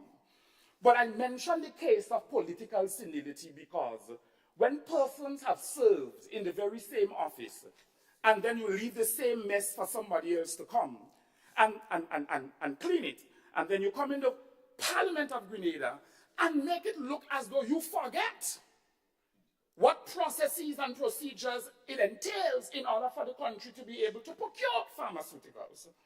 You make it look as though you forget the state you left hospital and community services in. You make it look as if you forget the state you left general health and administration in. You make it look as though you forgot Senator- the state you left ecclesiastical affairs in. Senator Lacrette, Madam President. this budget has allocated $100 million to the Ministry of Health, Wellness, and Religious Affairs. Yes, Madam President. We would like to hear your comments on that. That's what I'm commenting on, Madam President. I'm getting to it. Okay. Thank you. Madam President, I am presenting on my budget, but this is my preamble to my budget. Just watch the time then. So, Madam President, as I give the history and some context to the current allocation of the budget, I would like to do so because I always ensure that there is context to what I'm about to say. So in 2014, Madam President, the outgoing Minister for Health at that particular point in time left some very important exit documents with the Ministry of Health, Wellness, and Religious Affairs in the formation or format of an exit report. So in November of 2006, Madam President, the government of Grenada, they contracted KPMG, and the reason for the contractual agreement or arrangement or service was to develop a remuneration policy and pay and grade system through government of Grenada so that they can attract and motivate quality and competent public officers in the Ministry of Health, Wellness, and Religious Affairs. There is a national strategic plan, Madam President, for health 2006 to 2010. It's a situational analysis that was done by Nuffield Center for International Health and Development, University of UK, Leeds. And this national strategic plan for health, Madam President, speaks to a number of things. It speaks to primary healthcare structure and infrastructure. The paper speaks to the development of an EMS system that is needed for the health sector, amongst many other things that we are now grappling with, Madam President. And if that is not enough, Madam President, we have a 2007 report by the Acting Chief Nursing Officer reporting to the PS as it relates to the state of healthcare in the Ministry of Health, Wellness, and Religious Affairs. That was since 2007, Madam President. Everything is listed here, from the various departments in the hospital, theater, operating room, outpatient departments, etc. In November of 2009, Madam President, a clinical research management incorporated company was contracted to conduct a dataset country report for the human resources in the health sector in the Eastern Caribbean. Dominica, Grenada, St. Lucia, and St. Vincent were a part of this study as it relates to the country report project. I am going somewhere. I just want you to stay with me, Madam President, that's all. As it relates to the country report, everything under the sun, Madam President, that these consultants could have found wrong with our healthcare sector was listed in detail, excellent profiling of our healthcare sector. The Audit Department report of Hospital and Community Services, 2009, page 9, Madam President, speaks to a number of things, and I would read. Laws and regulations governing the operations of hospitals in Grenada are outdated and must be reviewed urgently. Also, the management of the hospital must develop and document policies and procedures to guide the financial operations. Mechanisms should be put in place to ensure that officers are familiar with the policies and procedures which cover the area of operations. There was no evidence under regulation and policies, no evidence of documented policies and procedures to formally guide the process and operations of the human resource management of the hospital. Ministry of Health Draft Corporate Plan 2012, Madam President. This plan spoke to the structure for expanded services in the healthcare sector, primary, and it gives a pathway for primary health care, improved working conditions among staff, pay and grade scale, dissatisfaction of workers, etc. So I go back to my previous statement when I said, Madam President, that what we inherited, because I must build a foundation Because what we have is not a foundation. And what we have been doing for the past year as a management and a policy team is digging up what is there, but there's nothing there. There's nothing there. So when I hear certain pronouncements being made in the other place, you can't decimate a sector. Madam President, all of this literature, and if you think that is bad, you can't decimate a sector and then expect somebody to come with the Lazarus factor and raise it from the dead. That can't happen. And if you think that is bad, there was much talk, Madam President, about human resource in the public service. Everybody talking about we don't have enough nurses, we need orderlies, we need more doctors. Where is our medical school, Madam President? Where is our nursing school? I want to ask the country if they know, because I don't know. So maybe somebody can educate me. Where is our nursing school? Because prior to 2015, as far as I know, I was in the teaching service then, our nursing school was in full-blown operation, producing stellar nurses, stellar midwives that many international countries are glad for right now. Where is our nursing school? The nation got up one morning and just knew that no nursing school, no Grenada School of Nursing existed no longer. No dialogue with clinicians, no dialogue with nobody. The nursing school, according to a former colleague of mine, it Listerized. It Listerized. And today, we are in the Parliament of Grenada complaining about no nurses, lack of nursing assistants, no specialist doctors.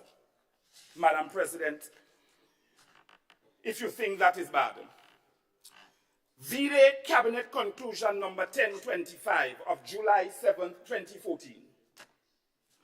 This policy is now in effect.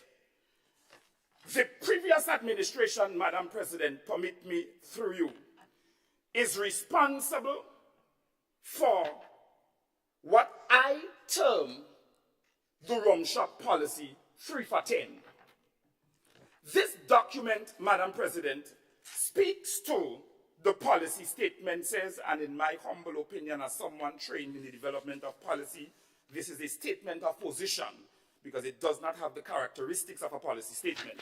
But the policy statement says, government will implement a strict attrition measure across the public service. When persons leave a job for any reason, the filling of this position will not be automatic. On average, every 10 persons leaving the public service, if deemed necessary, no more than 3 will be replaced. And we wonder where our human resource problem came from. Somebody sat somewhere, Madam President, because there is no indication that this was done by a consultancy firm or that there was round table, widespread consultation on this attrition policy. There are 2 references to the back of the policy, Madam President, sorry. So I clicked the 2 references and I realized that it was a Harvard Review paper and the other one was a Washington Post paper. And I said, I don't believe, I stand corrected, that this attrition policy was constructed out of mere reading as to what workforce development should look like in future small island developing states. But Madam President, when you look at the attrition policy, it blows your mind simply because somebody sat somewhere and decided that this was going to be the policy that speaks to the future of this nation's workforce development. 3 for 10. This could work in certain sectors, not in health. Somebody couldn't say at that particular point in time, I foresee or I envisage that this is going to seriously decimate certain critical service sectors.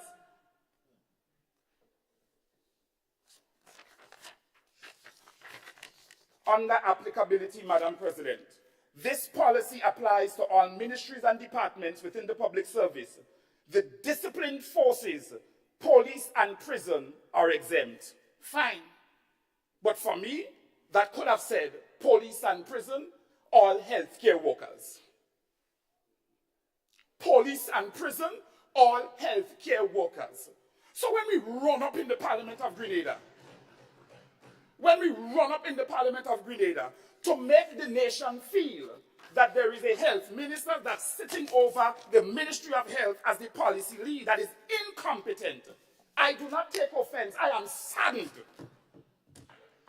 I am saddened because this attrition policy was not done under this previous administration, not the previous NDC administration. Vide Cabinet Conclusion 1025, July 7, 2014. I am a researcher. I worked with all my research documents this morning, Madam President. You did it. You have us where we are, lack of human resources, no Grenada School of Nursing, and then you run up the Ministry of Health chest because we are responsible for where we are now as a nation, clinicians in the public service. Come on, let's be real. They like to tell us you made a mistake, just own up to it. You made a serious mistake and put the nation's workforce development and human resource capacity in jeopardy. Up to today, Madam President, we cannot recover from this attrition policy in the public sector. And the wider public service is now suffering. You're attritioning, for want of a better word. You're attritioning. But at the same time, we have a bloated public sector of over 8,000 employees. 3 for 10. Madam President, the permanent secretary in 2019, her exit report, whoever sat as Minister for Health around that particular point in time when that P.S. Peters was exiting the system, re-retirement, she left a very detailed and comprehensive, chronological, step-by-step, line-upon-line report as to the areas of health that needs to be addressed.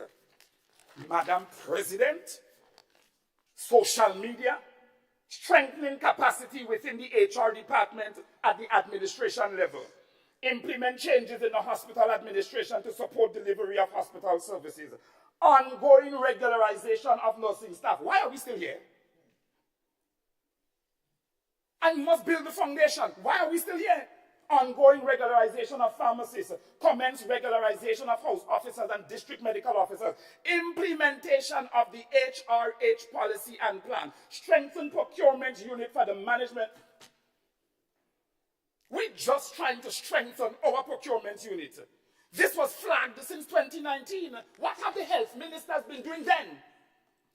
When every report, every review, every corporate plan, Madam President, every audit, going way back to 2012, 13, 14, every strategic plan, every consultant that came, when the report, nobody reads. When I came in, I didn't get an exit report. So I had to build from scratch. There was no exit report, Madam President, from the outgoing minister. I had to build from scratch. What I found, I read from the Ministry of Health. But this shows, Madam President, that the previous administration did not have a plan for healthcare and did not value our healthcare workers. They planned as they went along. They plan as they went along. That is their modus operandi of leadership. Plan as we go along. As atrocities happen, we deal with them in the sector. But no plan. So, Madam President, Government of Grenada, in the other place, the Honorable MP also spoke about the Guelph Polyclinic. And here the statement now, Madam President. Well, yeah, I don't understand. Thank you. Perhaps. Well, I don't understand what's going on because we leave them with a nice tertiary health institution that was fully furnished and completed. Fully furnished and completed. You think if Guelph Polyclinic was fully furnished and completed, we will not be using it to its fullest operational capacity? We will be using it to its fullest operational capacity. But, Madam President, that's not the case.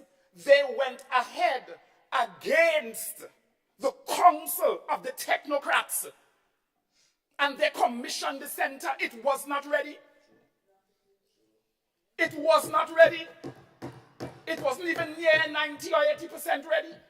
So when we came in, and the astute permanent secretary for hospital and community services, she's here, one of the first things that she did was to do an institutional capacity assessment of all medical stations, including Guelph Polyclinic.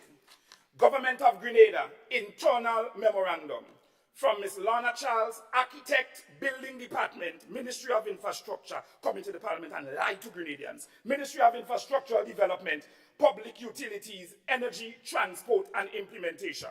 To Mr. Mike Stevens, Permanent Secretary, Ministry of Infrastructure, through Ms. N. Andal, Chief Technical Officer, Ministry of Infrastructure Development, Public Utilities, Energy, Transport and Implementation. Point of order. Senator Franklin, Madam President, I do not yield. you do not yield? No, I don't. It's a point of? On a point of order. Okay, good. Not a point of clarity, Madam President. I'm well aware of the rules of the House. Madam President, in light of the use of the term lie by the member on the other side, I'm pointing to breach of standing order 36(5). Thank you very much.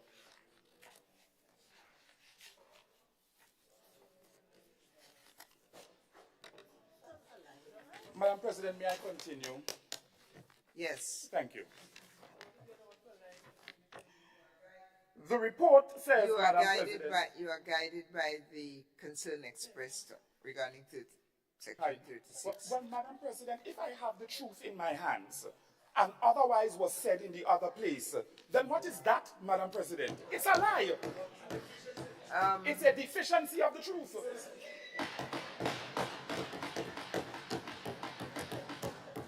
Madam President, in the other place, this statement was made. It's on record on GIS. I went over the tape because I wanted to be very clear with what I was saying. If I am going to quote the individual, we left a very nice tertiary health institution, fully furnished and completely finished. Senator, you may report what you have in your hand.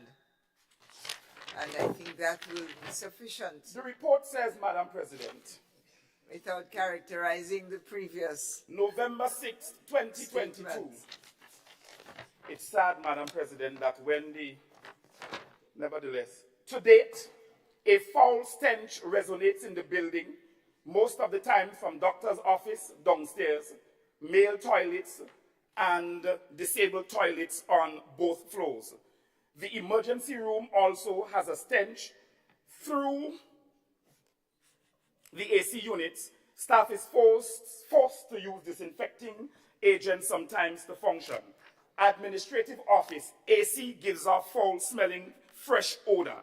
Same is usually turned off during the work hours. AC in the dressing room, not working. Leaks in the conference room and watermarks were noted on the walls at specific times. Leaks noted in staff facility upstairs, kitchen area and female toilet, kitchen area and female toilet, all coming from the light fixtures. One area of the light fixture on the second corridor constantly flickering. Slippage area in front main entrance door when rain falls. Signage needed to say slippery when wet. Driver to install items already sourced. Dryer to install items already sourced. Items already sourced, not installed. The elevator not working. Loud noise on descent and not used since. All glasses need to be tinted. 2 outside sinks need to be installed. Sluice in the labor room need to be installed. Sluice in the labor room, need to be installed. Generator not functioning. Current go, all hell break loose in Guelph. Generator not functioning. Install a separation area in the waiting room to accommodate the receptionist for the daily operation. AC units to complete in the basement bedroom upstairs. Some fire extinguishers are due for servicing. Some fire extinguishers are due for servicing. The report, Madam President.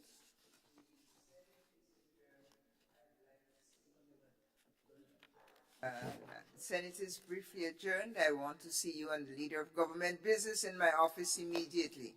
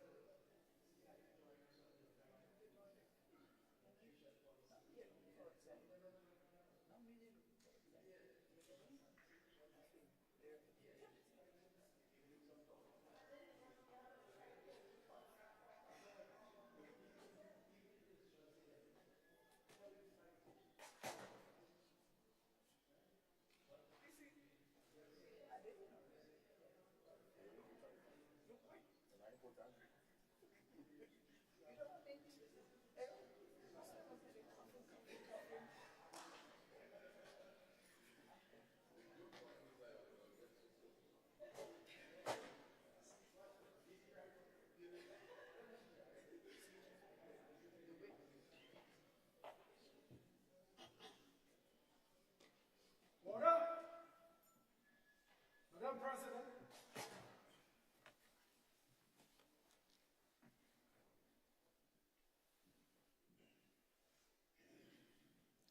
Please be seated.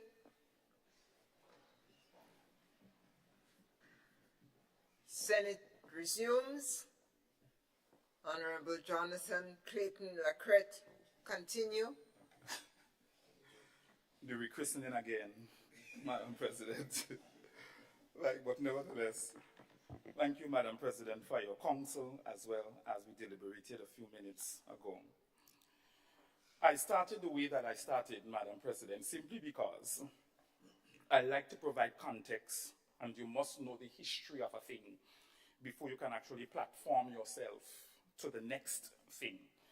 And as a result, giving that kind of chronological structure and framework to where healthcare was and where healthcare is to show the entire nation that we have not gone very far as it relates to healthcare, even though successive ministers have sat, staff has changed, etc., over the years in the sector, that we're still at a place where we are nursing a chronic disease of a sector. And that is the platform that I wanted to set, and also debunk some of the things that were said in the other place, because they are erroneous. And as a result, when you understand what you're dealing with as a sector, you do get passionate, because it starts from somewhere to get to somewhere. And if there is no foundation, you cannot build effectively. So one of the first things that you have to do is to dig up the foundation in order to be able to find the bedrock of the soil so that you can now lay a proper foundation and move on. With that said, Madam President, healthcare is going to take some time to fix. Human resource, technical, operational abilities, structures and procedures, it's going to take some time. Well, this government, it will take this government some time to fix. Nevertheless, Madam President, Ministry of Health, Wellness and Religious Affairs 2024. I want to start with lab accreditation and the legislation that is going to guide such in 2024, so that we can have our laboratory at the General Hospital accredited, as well as also be able to supervise other laboratories and to stop the proliferation of these laboratories that are popping up all over the place, because we don't have a handle on what kind of service is being delivered and whether or not the service is being delivered correctly. So that is one legislation that is going to be coming before the House within the first quarter of 2024, so that we can work on our lab accreditation. At least, Madam President, Tier 1, Tier 2. Yes, we are still working and will continue to work on our mental health legislation. So the $117.9 million budget that we received under the Wellness and Religious Affairs portfolio, we are going to continue working on our mental health legislation. In fact, before the first quarter of next year, national consultations on the mental health legislation is going to ensue. We already have a draft guideline or outline as to what we want to be able to share with the nation, and have the nation give us some redress as to what they feel needs to be incorporated into that legislation that is of a human or humanness nature. Yes, Madam President, primary health care. Primary health care for 2024 is going to be a very strong focus of the Ministry of Health, Wellness and Religious Affairs. It is going to be a strong focus because I have said here in this honorable house on more than one occasion that you can have many other things happening in the healthcare sector, and we do have a number of moving parts. But if your primary healthcare structure and infrastructure is not solid, is not rooted, then everything else that surrounds healthcare is not going to have the edifice on which it should be able to stand. So primary healthcare is going to have a very strong focus in 2024. In fact, Madam President, 2024 to 2027 is designated as the years of health sector modernization. Just like last year when we designated the year 2023 as the year of mental health and wellness, and we did some significant work in that area. 2024 to 2027, so not just 2024 alone, or 2025 alone, we're taking that 3-year span to be able to build out some structures in the healthcare sector as we now try to finish our digging up of the foundation and also laying of a very proper foundation. So whoever is coming after, Madam President, should not have to be reading from these age-old documents as to what was not done in the healthcare sector. So primary healthcare, as it relates to our district wellness councils and primary healthcare teams, we are going to continue the building out of the district wellness councils and primary healthcare teams in the various parishes. We have done so already with primary healthcare team and district wellness council in the parish of St. John and St. Mark's, amalgamated together as District 1. And the team has been doing some significant work there and will continue to do some significant work, but we want to feel them on the ground in the 2 parishes or in the district. And as a result, we are going to be working extremely hard to ensure that that team is seen, not just heard, but they're seen and that you feel their presence as a district wellness council and primary healthcare team. The HEARTS program is going to be a very prominent feature of our primary healthcare structure for 2024. It's an intervention to provide hypertension and cardiovascular disease management in the primary healthcare setting. Our school health program is going to start next year as well, and an expanded version of that, I may add, as it relates to nutrition education, hearing screening, eye screening, etc., because we know sometimes at the primary or even the secondary level, we have a number of children who have defects in those 2 areas, their hearing and their seeing. We are going to see the continued upgrade and or smarting of our medical stations throughout the entire year, and that's one of the reasons why we have the $27 million savings, Madam President. We can smart what we don't have the scope of works for. Yeah, so we have a number of scope of work submitted, and we understand the challenges from our sister minister, the Ministry of Infrastructure. But we wanted to be able to smart at least 6 more medical stations before the end of the year, because we did 6 within the first year, but we were unable to, because if we don't have the go-ahead from that particular line ministry as it relates to the scope of works, we can't. Yes, Madam President. So by the first half of next year, we are definitely trying to see how we can have the Guelph Polyclinic fully operational and functional. It's something that my PS and I have started a discussion on. It's going to take some real rigorous movement to get that done. But we believe that some of the medical stations that are done for smarting, reconstruction, etc., Grand Bras expansion, such as Health Complex, the Honorable Minister for St. Patrick West, I believe, mentioned it in his presentation in the other place. We want to be able to have these strategic health centers fully functional and operational to take the burden off of the tertiary health institution at St. George, which is the General Hospital. So the nation will see, and these projects are funded under CDB, some under World Bank, Madam President. And one of the reasons why you have so much savings as well is because some of these projects, Madam President, the infrastructural parts of the project, they're done under these regional and international cooperations. So as a result, you have these savings. And Madam President, savings does not necessarily, I find savings is a good thing. Savings does not necessarily mean that work is not being done. It doesn't. And for the sector to be able to save, it doesn't. And I don't like the notion that was being put forward in the other place. It doesn't. So we can now take that savings and put it towards other things. And savings does not mean that you take that and outfit the sector with pharmaceuticals. It does not have. Because there is an allocation for pharmaceutical products to be acquired. So, Madam President, you will see, as well as the entire nation, the continued upgrade of our medical stations. And I spoke about Guelph Polyclinic.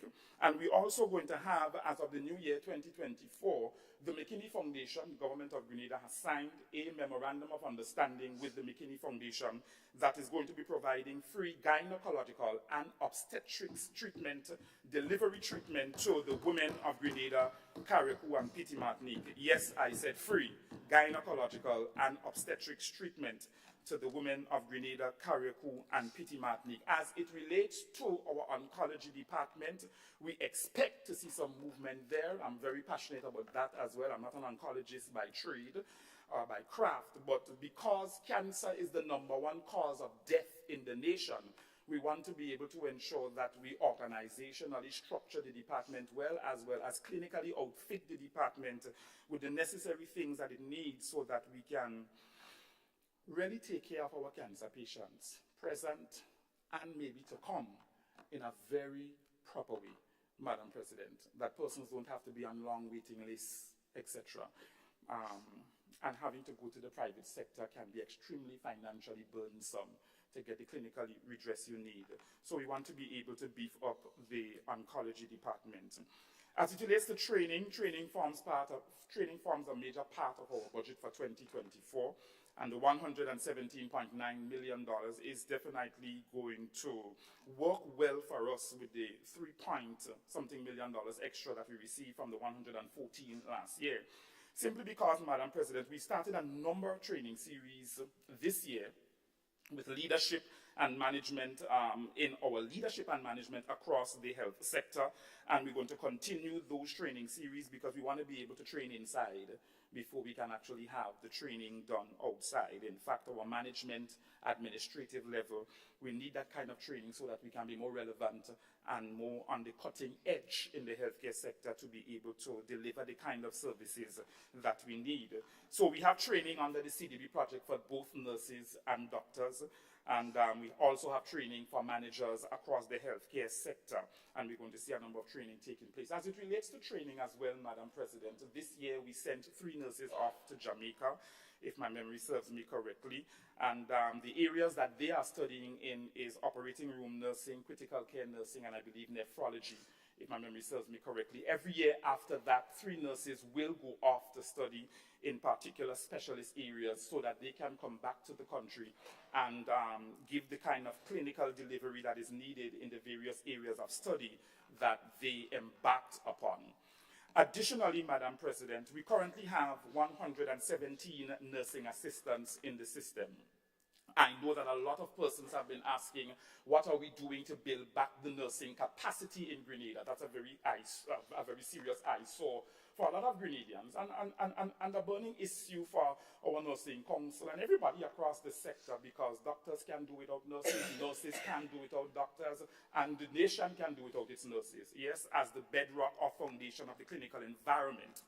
Well, Madam President, a number of persons, we sat as a policy and management team and we said, you know what, we need to be a little bit more aggressive with outfitting the nation with the necessary nursing skills that it needs at this particular point in time. And I want the nation to understand, Madam President, we can't, it's not like walking on the street and picking up a young man and saying, come, I want to train you as a post boy to deliver meals in the community of X, Y, and Z.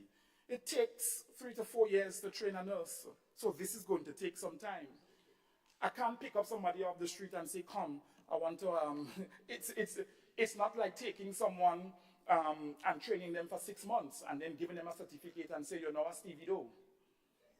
It's not like that. It takes 7 years to train a doctor. And if he or she wants to specialize, maybe another year, year and a half or 2, it will take some time. So as a result, Madam President, we have 117 nursing assistants currently in the system. As we sat as a policy and management team, we decided to engage these nursing assistants, although some of them, they have been requesting scholarship so that they can upgrade to the BSN level. And we said, you know what, we're going to have to bite the bullet and budget for these nursing assistants so that they can receive a free scholarship to attend St. George's University to be upgraded to their BSN level. Madam President, approximately 25 to 40 of these nursing assistants, the possibility exists in our dialogue with SGU week before, that 20 to 40 of them may start in January, at least the foundation course first, and then start the full program in August of this year, next year, 2024. I think that deserves a table knock because, we can't draw all 117 out of the system at the same time because we're going to further worsen the gap that exists. So we have to clinically ensure how they go in tranches. SGU is assisting us in putting a program together that will allow possibly for them to work during the day in the system and maybe have school in the night, so something of the sort. But we are in dialogue and we're working out the arrangements. But come hell or high water, these nursing assistants are going to be trained as of early of next year so that they can, in the next 4 years, be able to deliver 25 to 40, Madam President, is a lot compared to none. Plus the 3 that's going off every year to specialize. I am really particularly proud that as a sector, as a ministry, my team and I, that we're able to actually give this kind of thrust to building back the nursing capacity in the country. And we want to say thank you. We want to say thank you to Dr. Glenn Jacob, SGU, and Dr. Lindsay, SGU, Dr. Eugene, SGU, for the meeting that they held with us, and they're doing everything within their power to facilitate these nursing assistants as the Government of Grenada provides full scholarship for them. In 2024, Madam President, we also budgeted in the $117.9 million, we also budgeted for the establishment of a National Health Inspectorate. So there are a number of young persons, and that's under Allied and Professional Healthcare Services. There are a number of young persons that are going to be asked to come so that they can be trained. I beg your indulgence, Madam President, seeing that so much time, Madam President, was taken away from me previously. I beg your mercy and your compassion. Senator Lacrette, you may throw yourself on me, on my mercy, I mean. But you have spent a lot of time that otherwise could have been used, but I will nonetheless grant you 15, not 16 minutes more. Thank you, Madam President. Continue. Much appreciated.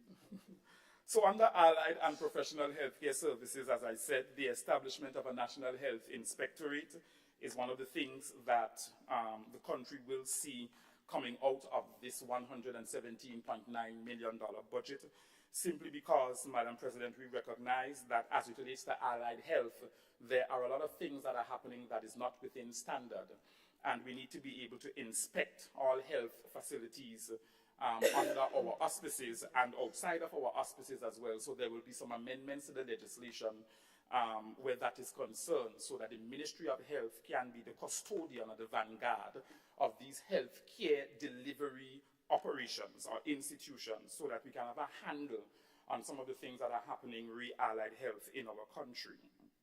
Madam President, as it relates to our central medical stores, we are going to see the expansion of our central medical stores because we are pressed for storage. I also mentioned the procurement situation that we have been having for a number of years and never fixed. We did ask PAHO to conduct an institutional assessment of our central medical stores, and one of the recommendations that PAHO gave, well, two, but one that was very striking to us is that we have to hire a general manager that will manage the operations of central medical stores. About 6 to 8 months ago, we did hire a general manager to manage the operations of central medical stores. And also, one of the recommendations from PAHO is that we also streamline the procurement process, so we have medical and non-medical. And one of the reasons why the lone procurement officer is so stretched and has been stretched over the years, because you get requests from all different aspects of the sector. I need this to be procured, I need that to be procured, I need this to be procured. And sometimes it's not really checked as to who wants the thing to be procured. It's a mess. So as a result of that, we're going to now have 2 streams of procurement, one officer responsible for the procurement of medical stuff, and the other officer responsible for the procurement of non-medical stuff, and the establishment of a procurement board. So all requests, re-procurement is going to come through the procurement board. Yes? Additionally, Madam President, as of next year, God's willing, we are going to, as it relates to the modernization aspect of the health sector modernization 2024 to 2027. We have already ordered a number of screens in some clinical environments. They call them dividers. And simply because I was there with my wife in 2019 when my son was born, and Senator Williams on the other side, she spoke about the experience that she had at the hospital, Madam President. And I empathize with her because sometimes it's nice for some people, and sometimes you hear other stories from other persons. But my wife almost died. She almost died. Not much people know that. So when I talk from a deep place of passion because I understand that this system has flaws. And because you're dealing with human beings in this flesh, Madam President, we are always going to make mistakes from time to time. She almost died, both her and my son. So, Madam President, we are going to have the upgrading or the modernization of some aspects of hospital and community services. And we're going to start with the screening simply because when you lie on that hospital bed, Madam President, you are sometimes exposed. You know, old people say, oh God, sometimes sickness could really expose a man. You're exposed. You're lying next to a person who can see everything that you're doing. So we have ordered new screens. I believe 25 to 50 of them we're starting with. They are already here, actually, so we're going to be outfitting. So we're going to be outfitting some of the wards and more screens to come because we want to outfit all 4 major hospitals. And also, we have ordered 144 new beds for the hospital. 144 new beds for the hospital. Madam President, the 4 out of the 144 is going to go to ICU unit. And then we're going to be outfitting male medical, male surgical, female medical, female surgical, and also the maternity ward with that 140 that's coming, the 4 goes to ICU. Because if you look at our beds in the hospital, Madam President, we're very close to the sea. The materials that they've been made of, it's rusting. You can't even crank the bed up, especially our maternity patients. Sometimes you want to turn a particular way and you can't, so that you can be comforted, etc. And I'm saying this out of real passion because I saw how my wife, who had to stay 1 month in the hospital after pregnancy, how hard it was for her to really lie on that bed sometimes and be able to maneuver herself to find some comfort. Madam President, everything ain't nice. It's not. The entire country knows that. And I could stand here and I could go way back to 2000 as it relates to what was not done in healthcare. But now we have an opportunity as a health sector with my entire team. They work real hard. They work real hard. My PSs work real hard. My hospital directors, they work real hard. My medical director, my CMO, they work real hard. Yes, certain things slip through the cracks sometimes. They miss 1 or 2 things, forget to call you back, etc. But they work real hard. I've never seen, I worked in education for a number of years. Educators work hard, but I've never seen, no, a bunch of clinicians, administrators, and managers pooling themselves together and working assiduously towards ensuring that the healthcare sector stands, my senior medical officer, to ensuring that the healthcare sector stands on its 2 feet properly. Yes, so these beds, we're starting, Madam President, the modernization process. Remember, I said 3 years. So the nation should not look forward to grand modernization in 2024. We're starting incrementally, and that's what part of the budget is for. And from a social and economic perspective, it's going to speak well for us, because we've never had it before. And this is the implementation of something. That's where my heart is. So what have we been doing for the first year? Nation, digging up the foundation. We still have some digging to do. And in 2024, this is some of the laying of the bricks that we are going to be engaging in 2024. So upgrade of beds and dividers. And Madam President, as it relates to human resource capacity, last year when we came to the budget debate, we did request that we are going to ensure that 21 mission critical positions to be opened, some unfrozen, so that we can outfit the health sector, especially at an administrative and managerial level, with the necessary skill set it needs in order for it to be able to function. I'm happy to report to the nation that at present, as we speak, these positions have been filled.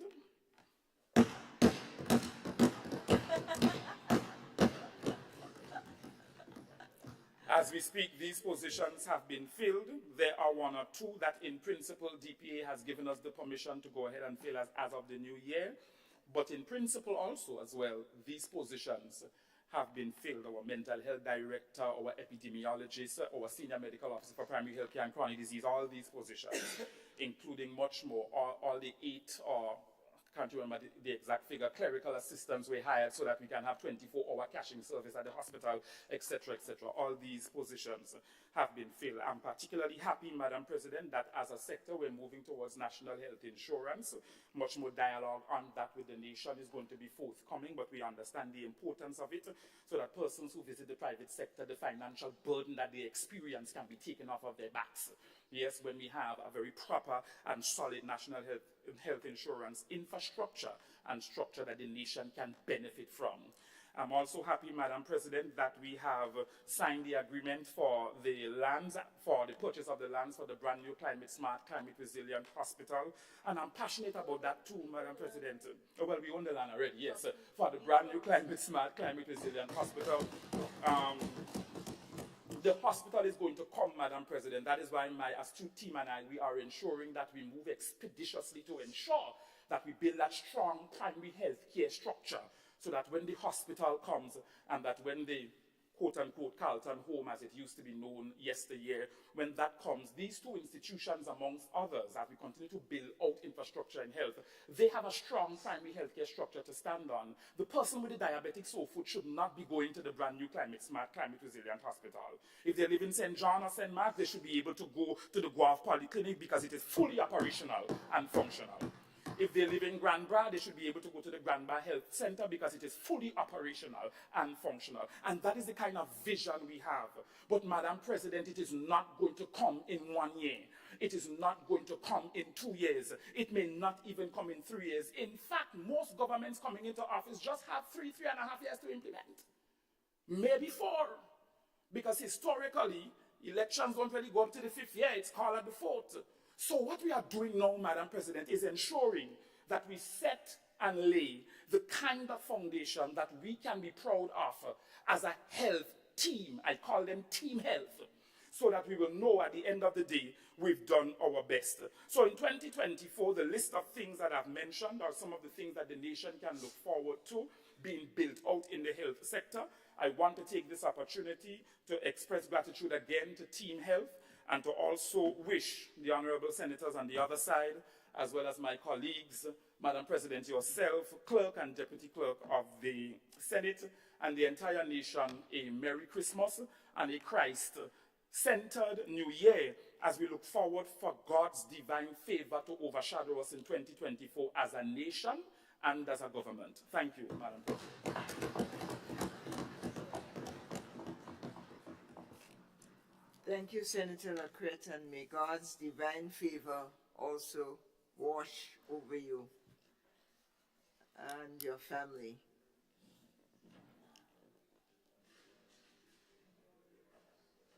Next up is the veteran senator.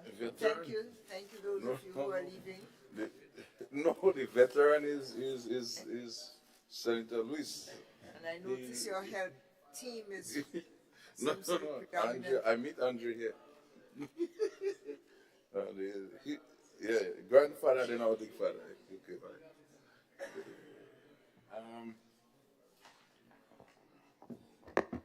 For the record, it's Senator. Thank you, Madam President. Roderick Sinclair. Of course, before I say anything, I want to say how much I understand what is going on inside Senator Lacrette's body, mind, soul. That's what I feel too, you know. When things sticking, I know it could happen. Welcome. We all have the same mission. We just have different challenges. I worked with a gentleman once, elder man, and when those challenges came, and that's what made me having to make this statement. And you say, well, this was wrong and this happened, and the questions he posed back to you, what did you do? So you better know, don't just bring information about anything. And so Senator Lacrette recovered and explained a series of things that he did. And I think you must be congratulated for that. I think that, because I keep waiting. The 3 for 10, well, what did you do? He said he was able to unfreeze some of the positions, because I'm saying, how was the government? And I've made this statement here before. Sit down with this 3 for 10 business.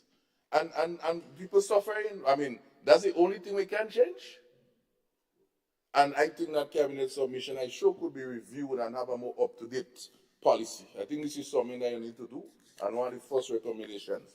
And I sure, but again, you said you click on the 2 links of Washington Post and Harvard Business Review. I don't know if these links still are active. And maybe if they're active, that is why the position is still handling. But that doesn't make no sense nowhere. And a lot of things has been changed by this government, and I would expect that this would change, because in agriculture in particular, we have the same problem. If you ask the minister, he has the same problem. In fact, if you listen to the senior minister, Andrews, in the other house last year, he said, we have the World Bank project to do. He said, I can't really imitate his voice properly, but he said that no chief agriculture officer, no this, no that, no that. He said, how it could happen? In fact, when I look at the budget, I realize some of those positions which were in the last year, 2023, vacant, I realize some of them is not there. So it means that about 10 or so staff were able to be hired. The question still is, again, I listen to Senator Lacrette, and he says, it's going to take a while. And I recall vividly my title for my last presentation here, while the grass is growing, the horse is starving. And so I won't say starving, but the grass seems to be taking a long time to grow. And so I also said that there was other presents which I was happy about. And I realized some of those presents, as he says, sometimes takes a while. So I didn't know those things before. So I thanks for your suggestion and information. But, Madam President, to get into the meat of my presentation here, representing the farming community, the fisher community, all those involved in agriculture, directly and indirectly, some 10,000 plus the workers and so on, I must say that having been here for a while, I heard some whispers saying I'm the father of the house, but I'm not there yet. I think Senator Lewis, I met him inside here, so I'm much younger. They could give me another name, maybe a brother or something, right? But I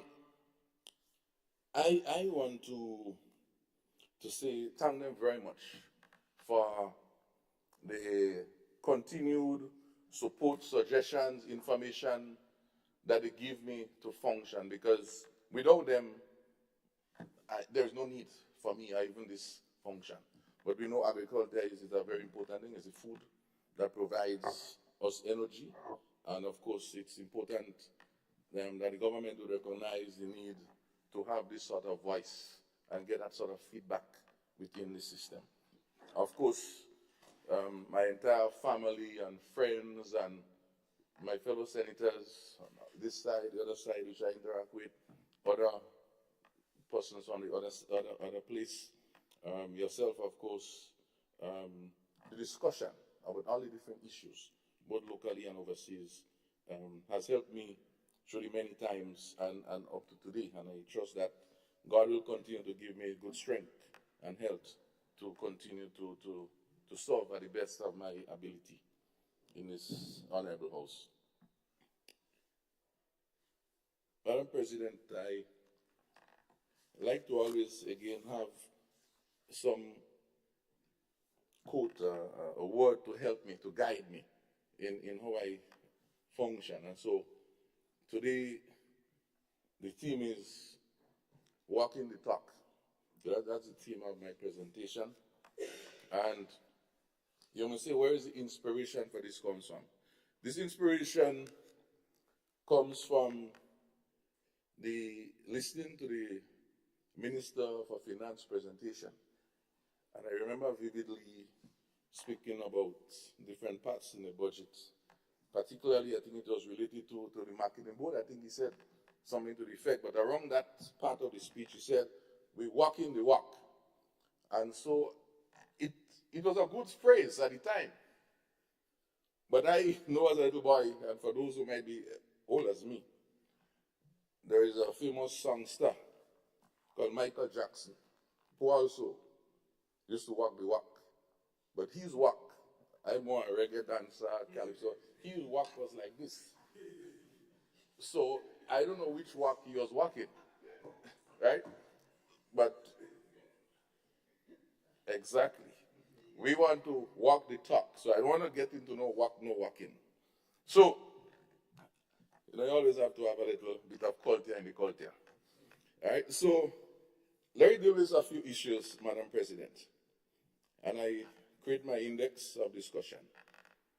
And as I do my sorting, I try to sort the topics in ascending order. You could do A, B, C, D. But every time I do this, like something keeps happening and pre-elasticity keep coming up. It's an anomaly. It's different. It shows up. So pre-elasticity, Madam President, is a big issue for us. And the question is, in the context of the budget, how does the budget relate to that? Some of the big issues we have is, do we have manpower? Do we have resources? And of course, as I look through the budget, I realize that last year there was some funds. This year there is a little bit of funds. I think it's $150,000 this year. And I asked myself, well, what really is this for? Of course, pre-elasticity, the control and prevention, really, 90% of that lies with the police.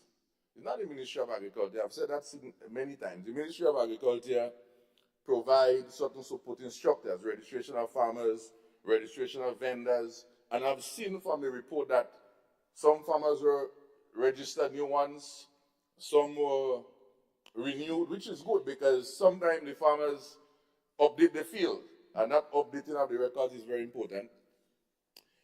But also the police part of it. This is the missing link. I see the police receive over about $20-something million more than last year. So I'm trying to figure out what the police is doing with all of this money. If at least 1 million cannot be allocated to have about 30 or 40 new recruits. And if you do the maths with the minimum wage, Madam President, and the cost of a few vehicles, $1 million will do a lot. And if we do a further piece of maths, and we say we have 10,000 farmers, it might be less, based on the level of operations. It's costing us, if you do the maths, 1 million divided by 10,000. And then we do another piece of maths. It works out to like about $8 a day per farmer to assist us for the whole year. So this is not no kind of, I'm not a numbers man. Maybe Nilan or so could help at these areas. But $1 million could go a long way in addressing this matter. And so I'm calling for us to maybe look and see how we can make some adjustment in the budget to ensure the police. I've had several meetings with the police, the commissioner, his high command, and he's committed. He said, Senator, you need to fight for us. I see the pre-elasticity officers, the few of them that remain, Senator, you have to fight for us. And the fighting for us, especially the officers, is not only they want resources, but they are concerned also about the issue of regularization. The issue of, because most of them, they become pre-elasticity officers, and then their dream is to become a police. Because no matter how long they spend in this, what they call the constable, rural constable, They have nothing to get afterwards. In fact, I met a gentleman up in Cloget a few months ago, and he's stopping me. What can you do for us? What can you do for us? I'm there almost 20 years, and I don't know, we don't get no benefit. So this is something, while all the benefits is sharing, Madam President, these people are very important. In fact, in Jamaica, the sort of strides that are made with Prix de Lassini, we need to go and look around. We are one CARICOM, one Caribbean, and what is going on good there?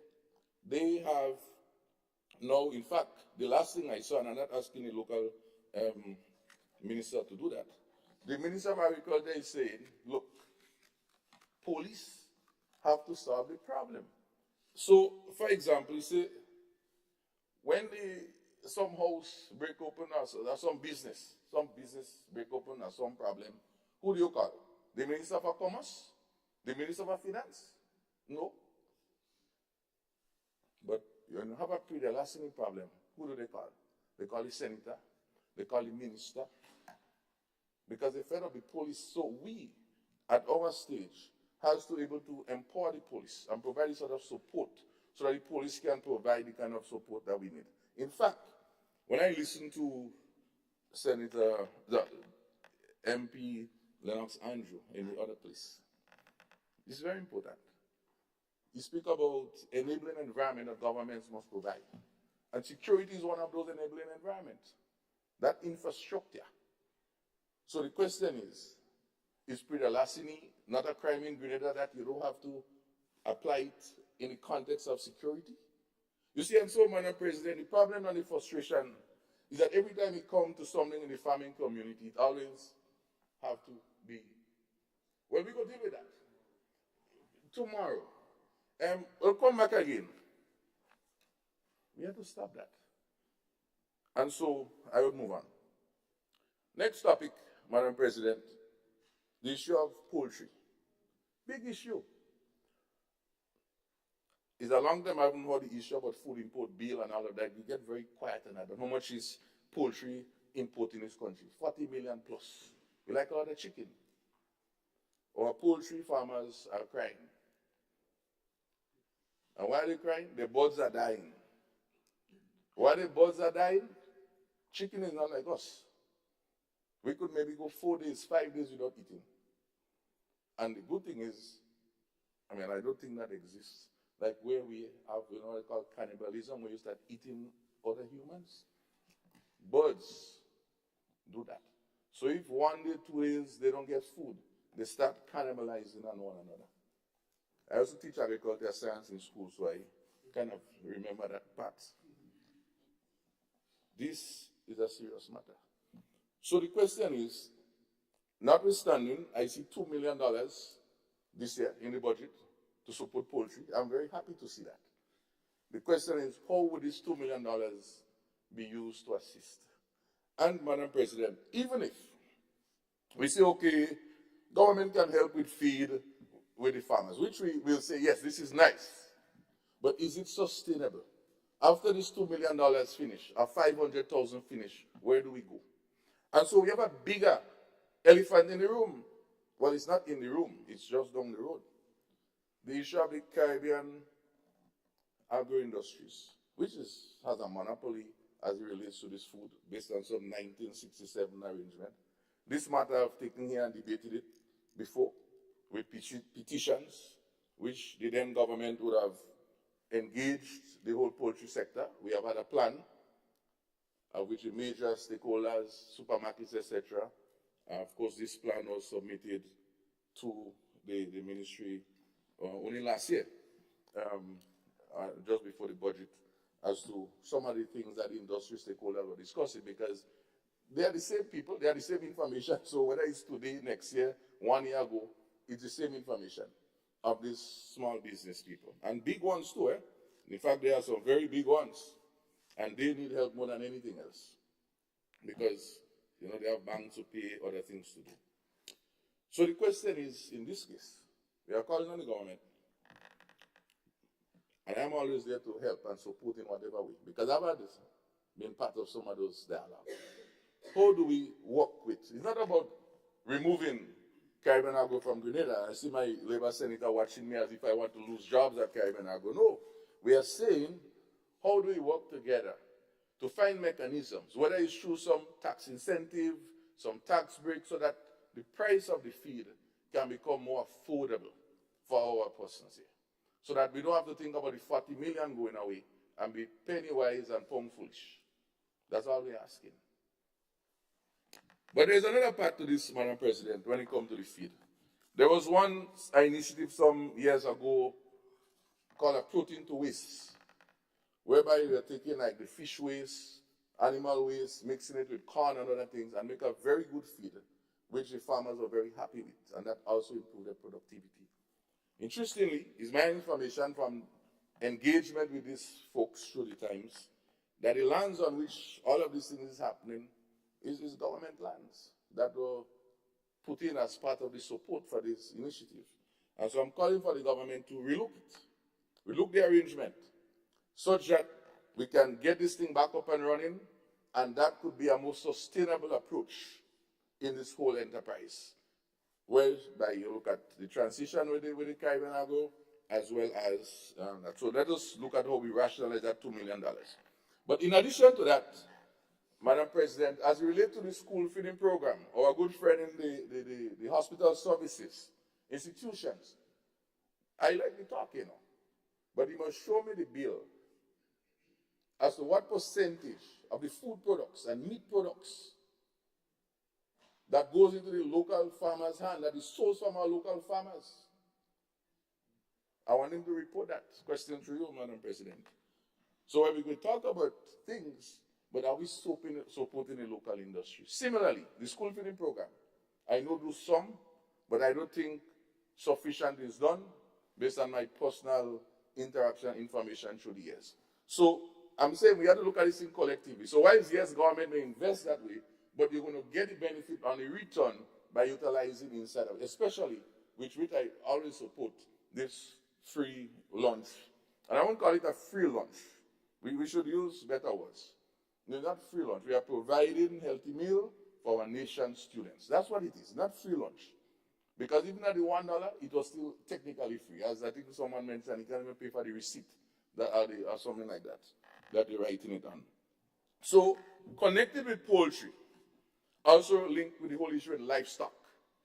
And as it comes to livestock, Madam President, what I want to say on the livestock, we have to deal with the issue with stray dogs, the support for fencing, the issue of improving the breeds, which I know the ministry has plans to do.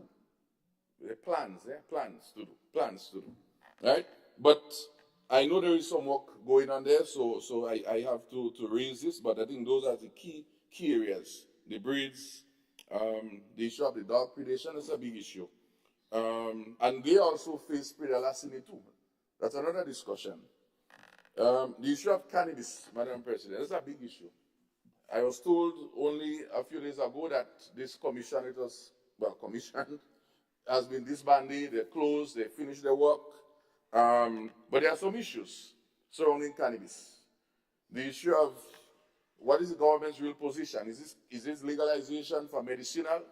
But where is the spiritual and the recreational component, which the Rastafarians are speaking about in the context of the CARICOM report? They also speak on the issue of, we speak on reparation and we go to Africa, how do we get compensation? But they say, well, hold on, we were disenfranchised. They call it the Hope-filled, not massacre, Hope-filled Holocaust. I was shocked to hear the word Holocaust being used in that context. During the previous administrations, way back in the revolutionary period, we have to know our history. They feel disenfranchised, and how do they get compensation, lands, etc. But how do they also go to the whole international framework, which is supporting this whole issue of anti-drugs and so on, to support investment for the end. But at the same time, they're looking at the whole issue of seed bank to preserve our local weed and equality, which takes me to a very important area of two things. Our Nagoya Protocol in preserving our whole species and biodiversity, which I see is on the listing to be done, but also the whole issue about geographic indication, which I know we are doing some good work on that already with Senator Joseph and a team in Kaipo. The whole issue of cocoa and nutmeg and rums and so on. This, of course, we see on the agenda and we fully endorse that and is ready for that action. The issue of CMAS, of course, we want to make sure that the whole CMAS and the fishing sector continue to get their support. In fact, yesterday I listened to my good friend Senator Quince written on the other side, and interestingly, Senator, in November 2021, thereabout, I had a whole petitioning the government then that we need to get a jetty somewhere in St. Mark's. All 8 o'clock in the night are collecting petition. In fact, your current Prime Minister, if the records is right, you will realize that our Prime Minister signature is on that then when he was just installed as leader of the party then. So I'm very happy to hear you raising this matter. It means that we would get some traction. It wouldn't be in the morning because of the various studies that has to take place. So I look forward connecting to that. The issue of the ice machines continue to be an issue. We need to ensure we have young trained persons to service those machines. It's a problem. I mean, I go to Grenville mainly to get my fish, and the vendors will come and say, "You got to talk about that, you know. The machine not working again, you know. Not that they cannot get ice maybe in other places, but if it's there to serve, then let it be. I think that is their concern. If you're also providing ice, then okay, government is not providing ice, we'll find it somewhere else, it's fine. But if you know you depend on it, again, as a social good infrastructure, then of course we need to put systems in place. The issue of unregulated fish trade and illegal fishing, this is something that we need to really stand up on as a country. Our fisher folks is very concerned about that. And I know that there is international rules and regulations pertaining to that. So we need to ensure that these are strict things so that our fish can be protected. In fact, the stage at which things are now, Madam President, especially for the export of fish, which is over $30 million per year, EC dollars. The buyers, the consumers now want to know, where was this fish caught? Especially you have all these migratory varieties and species. Was it in the Grenada waters or was it in Trinidad waters? They want to know. And so this initiative with Ginex, which is an initiative out in Guave, doing value-added fish fillet, etc., they have instituted some more rigorous form of building in those other traceability system. And of course, I see there is some support there from which they can get also. But, Madam President, on the whole issue of exporters, I'm here. The issue of cold storage facilities at our international airport is a very important thing to facilitate fish and fresh produce export. Of course, fish is, because fish is normally fresh fish. Fresh produce is fresh, it's not frozen. So we need to ensure that those facilities are available. So we speak about airport upgrade, more flights in the country, and still we are catching a hill to get our produce out of the country. Maybe our produce need to disguise as human being, and then you'll find every time now flights want to take them. Because, Madam President, part of the challenge is that most of these airlines that we are engaging to come here, they don't want to get into the cargo business because the cargo business is a different setup. And so we have to decide, what are we doing? Do we want to find real benefit collaboration, or do we want to do cargo separately? Or do we really don't know how to deal with this, so we need help to know how to deal with that matter? That is a big issue. So that our export and our whole agriculture program can be much more. Farmers, exporters are losing a lot of money. And when they are already, for example, exporter buy 10,000 pounds of soursop and they spend and they pay $3 to the farmer, and this start to spoil on the airport, because say, okay, we should have agro-processing. Look how much soursop spoiling. So we shift the issue to agro-processing. Not that, yes, agro-processing could be part of the deal, so you make more money, but you also export, so you make double money. And not that become a solution to an initiative that we suppose. Because soursop in particular and our fresh fruits have to arrive fresh, not frozen, not stale. The issue, Madam President, of the CITES, the Convention for International Trade in Endangered Species and Wild Fauna and so on. We speak a lot about that.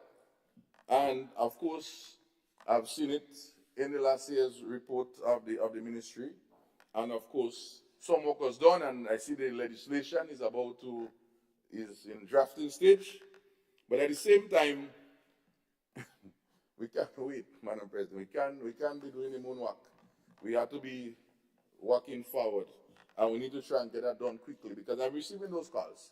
The land leases thing, they have to freeze it because there is closed season, open season, all of those things, so that we need to able to improve some livelihood for these seafarers and persons like that. And that would also reduce the unemployment issues and improve the whole economic situation in the country. Of course, the issue of floriculture, I find that gone to sleep. I not hear much about this lately. The flower industry is a big industry. And as we bring more hotels and all of those things into the country, they need all of this thing for decoration. In fact, Madam President, every time the Senate meets, well, I could deal with the Senate. They are not need to put a motion. We should have a nice bouquet of flowers here. Nice bouquet from our local people. Because we jump up and we say, okay, then we show, what is the show? Chelsea show. Let's have some flowers. We showcase, and it gives us a way to promote our things. Right? So this floriculture is an important area that we need to support. It also gives for creativity, and also all these events we want to have. We can't be importing flowers. We should be able to export flowers, with FedEx and all of those couriers, and send some to Trinidad or somewhere, somebody having a wedding and they want to send a nice gift to the wife, to the child. They could do that. They could do internal delivery. So I think that we need to do more in that area. The issue of beekeeping and honey is a big issue. I know there is close to be some breakthrough in Trinidad regarding that access. Trinidad has really been playing the fool, Madam President, with this thing. This thing going on for too long. And I know sometimes it's their law, and then they are holding on because of the several pest issues from since 19-something, that act was there old. And I know Grenada has been working hard. I know Senator Clouden, who have been my several predecessors, has been fighting for that issue. And I think they are very close to solving that problem, because that is a very lucrative industry. You can get a lot of value-added products from it. But also, it is important as a pollinator to assist in our whole production and agriculture system.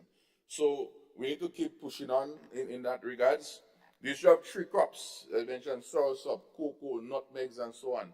Madam President, those are very strenuous exercise in terms of the short crops. Within 6 weeks, 3 months, you're collecting money. These crops, they take a lot. And so, whilst yes, my good friend on the other side will say, well, we're doing something is coming, World Bank project is coming. We keep moonwalking. We don't have to be doing it, but it's happening to us because time is going. And just by not going, you are going nowhere. And so, and I say this particularly, not in terms of the propagation and so on, because I think the minister and his team, Alison and the others, they are doing a very good job. And they need all the support they could regarding the propagation. I see about $50,000 to help them. And I personally is benefiting through the GCNA, I know the Cocoa Association too, as organizations where we collaborate to do all those different selections and so on. So that team is competent. So we need to provide more support there. You like that? Okay. No, it's yes, but the issue is, Madam President, whilst we try to plan this and increase this production, my good friend on the other side, Senator Joseph, is smiling and saying, well, whoa, come January, cost of labor gone up, $60. Yes, workers have to get more money. We agree with that. I listened, my good friend Senator Harman put forward his case, and that is fine. Of course, we know the costs for our farmers will go, particularly in labor. Labor has its own challenge, availability, and now with this increase, will be an added cost. And so we need to find a way that the government will sit and look and see how do you support, particularly some of these longer term crops where it takes longer for them to get back return. So you spend money now and you don't see the return. Sometimes you don't even have the money to spend. So when we want to feed all these hotels with these exotic fruits and have all this agro-processing facility for fruits, where are the fruits? In fact, the agriculture census is well on the way, and we look forward to see the results. Where are the fruits? And I must congratulate them. They are doing it electronically, so within a month, even maybe like election, almost the same night it's finished, we were able to see the results of where we are. And it's important for planning purposes. And the problem that leads us to is the whole issue of imports. This is not something we want to do. So when we come and we speak about, oh, import bill is high and this and so on, and then we sit down and we speak about this OECS food security system to reduce imports and all of these things, it's good to talk, Madam President. But not walk that walk. And I'm saying that walk. You don't want to walk that walk, because that walk will put you in trouble. We need to change the walk, and we need to be able to provide this other support. So we know we need 10,000 pounds at this, 40,000 pounds, and how do we set up that? But you know, Madam President, it's a simple thing, you know. I learned that, I heard that, they say, why is the buses traveling, try and paint it. So the question is, we essentially shut down Makini Board, which was a bus. Because, so where is the carriage? The Ministry of Agriculture is not a marketing institution. It's administrative, it's government, they're supposed to be almost hands off. So where is this institution in the meantime? And we speak about how agriculture production go down. It must go down. Because their input alone, their contribution, almost is zero. So I say this to say that while we have all these nice projects, if we don't do our own on our own, we'll end up in trouble. So, for example, we speak about this 25 by 25 to reduce our food import bill by 25% by 2025. Yeah, it's CARICOM initiative. It's similar to the Jagdeo initiative, which was the former president of Guyana some years ago. In fact, it was interesting that initiative was actually signed in Grenada, I think, sometime in 2000, thereabout, 2001, thereabout. Literally nothing happened.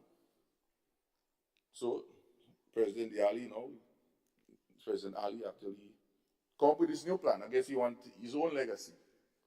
But this time, he put money, $100 million in Republic Bank, Trinidad Holding, where the countries who are part of it, CARICOM, can access these monies. The question is, what is Grenada targets?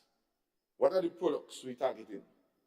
And what have we done to be able to access out of these funds? I think it's a 2% interest rate over 5 years to pay back, such that we can really transform the sort of agriculture that we need. In addition to the World Bank project and all these other projects that we have. What are we doing? Madam President, of course, we have the ADAPT program, and I'm very happy, and I said that before. And sometimes I have to be careful of this happy, because this happy thing doesn't get the results. So I mean, maybe manage this word. But the ADAPT program, the innovation, is good, because if you speak to about 2 or 3 PS before, PS Maureen when he was there, along with the former Minister Peter David, we had discussions. They called me, we have a discussion on some of these issues. And I was saying, this debushing is not a problem, helping to clear the lands for the farmers.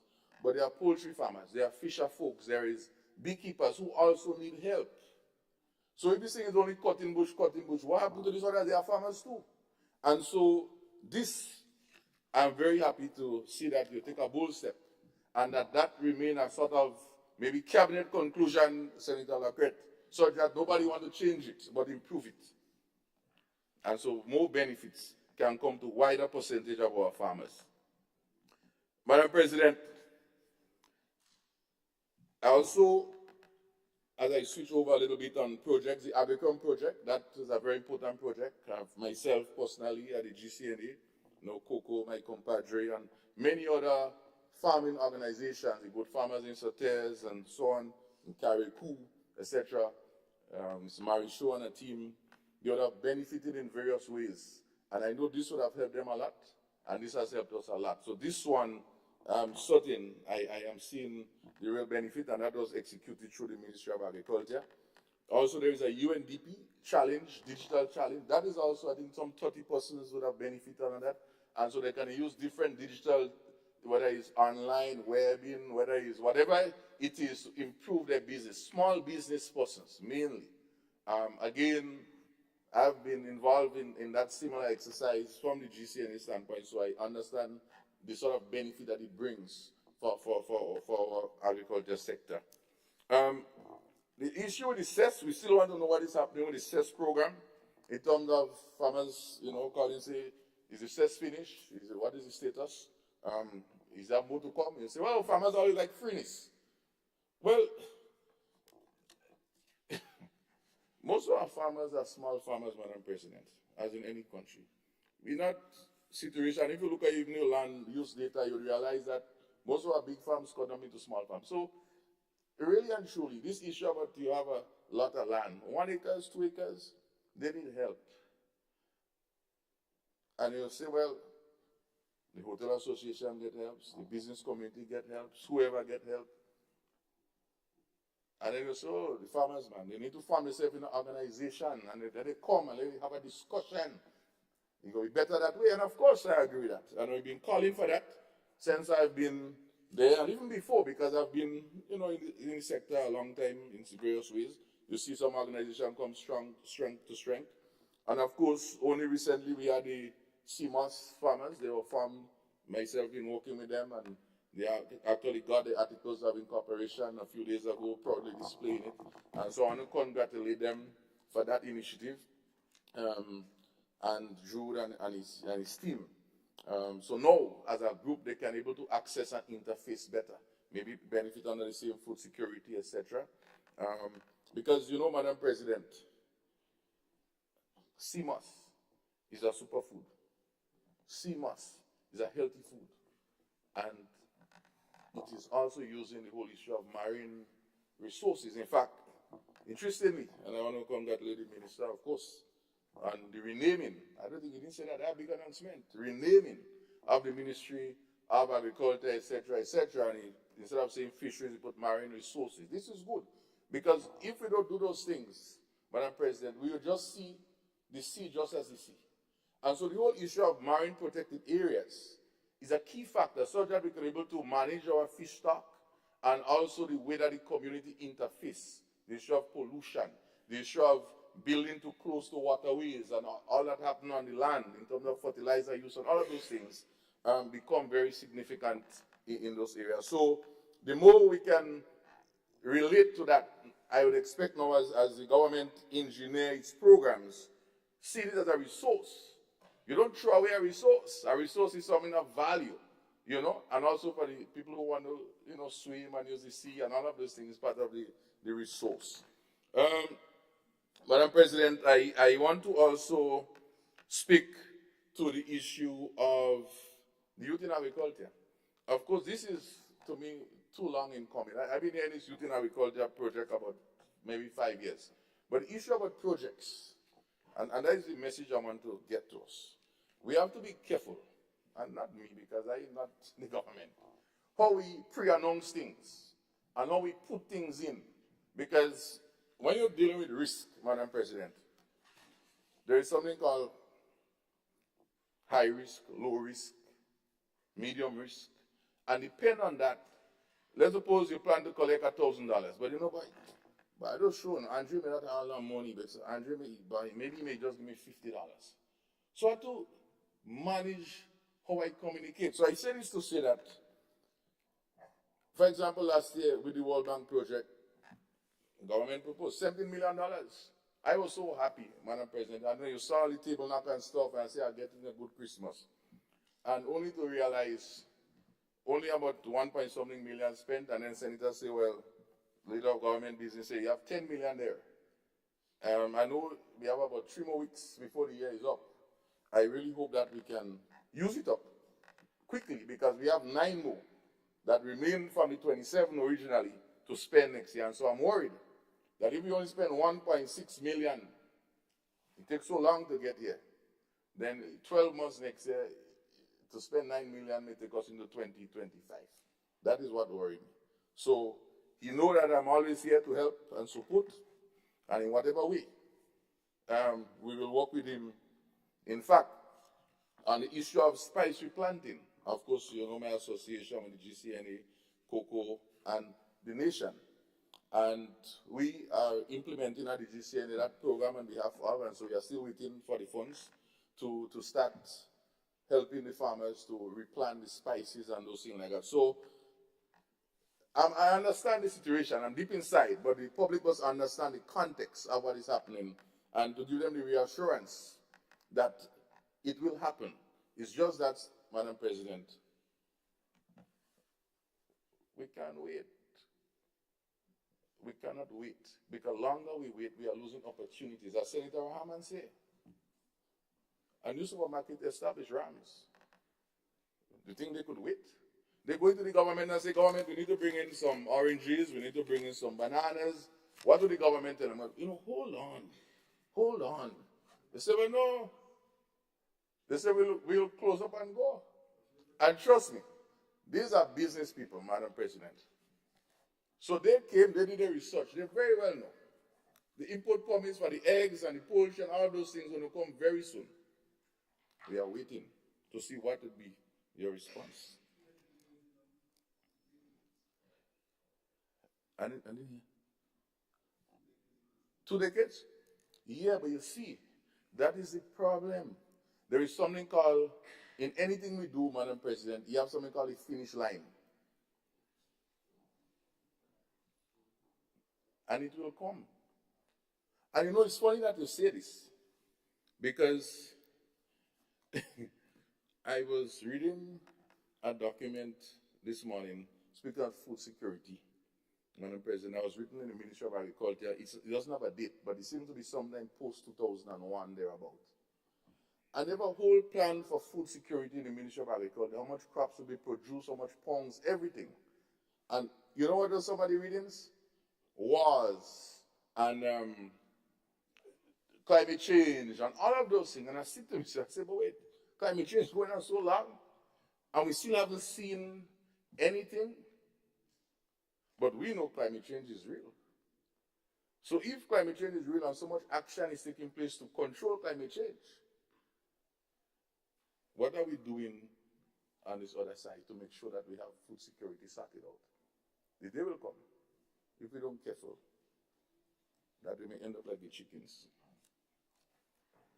Madam President, the issue of crop insurance for our farmers, particularly the tree crops, nutmeg, cocoa, I know there is an initiative with the Ministry of Agriculture and the FAO.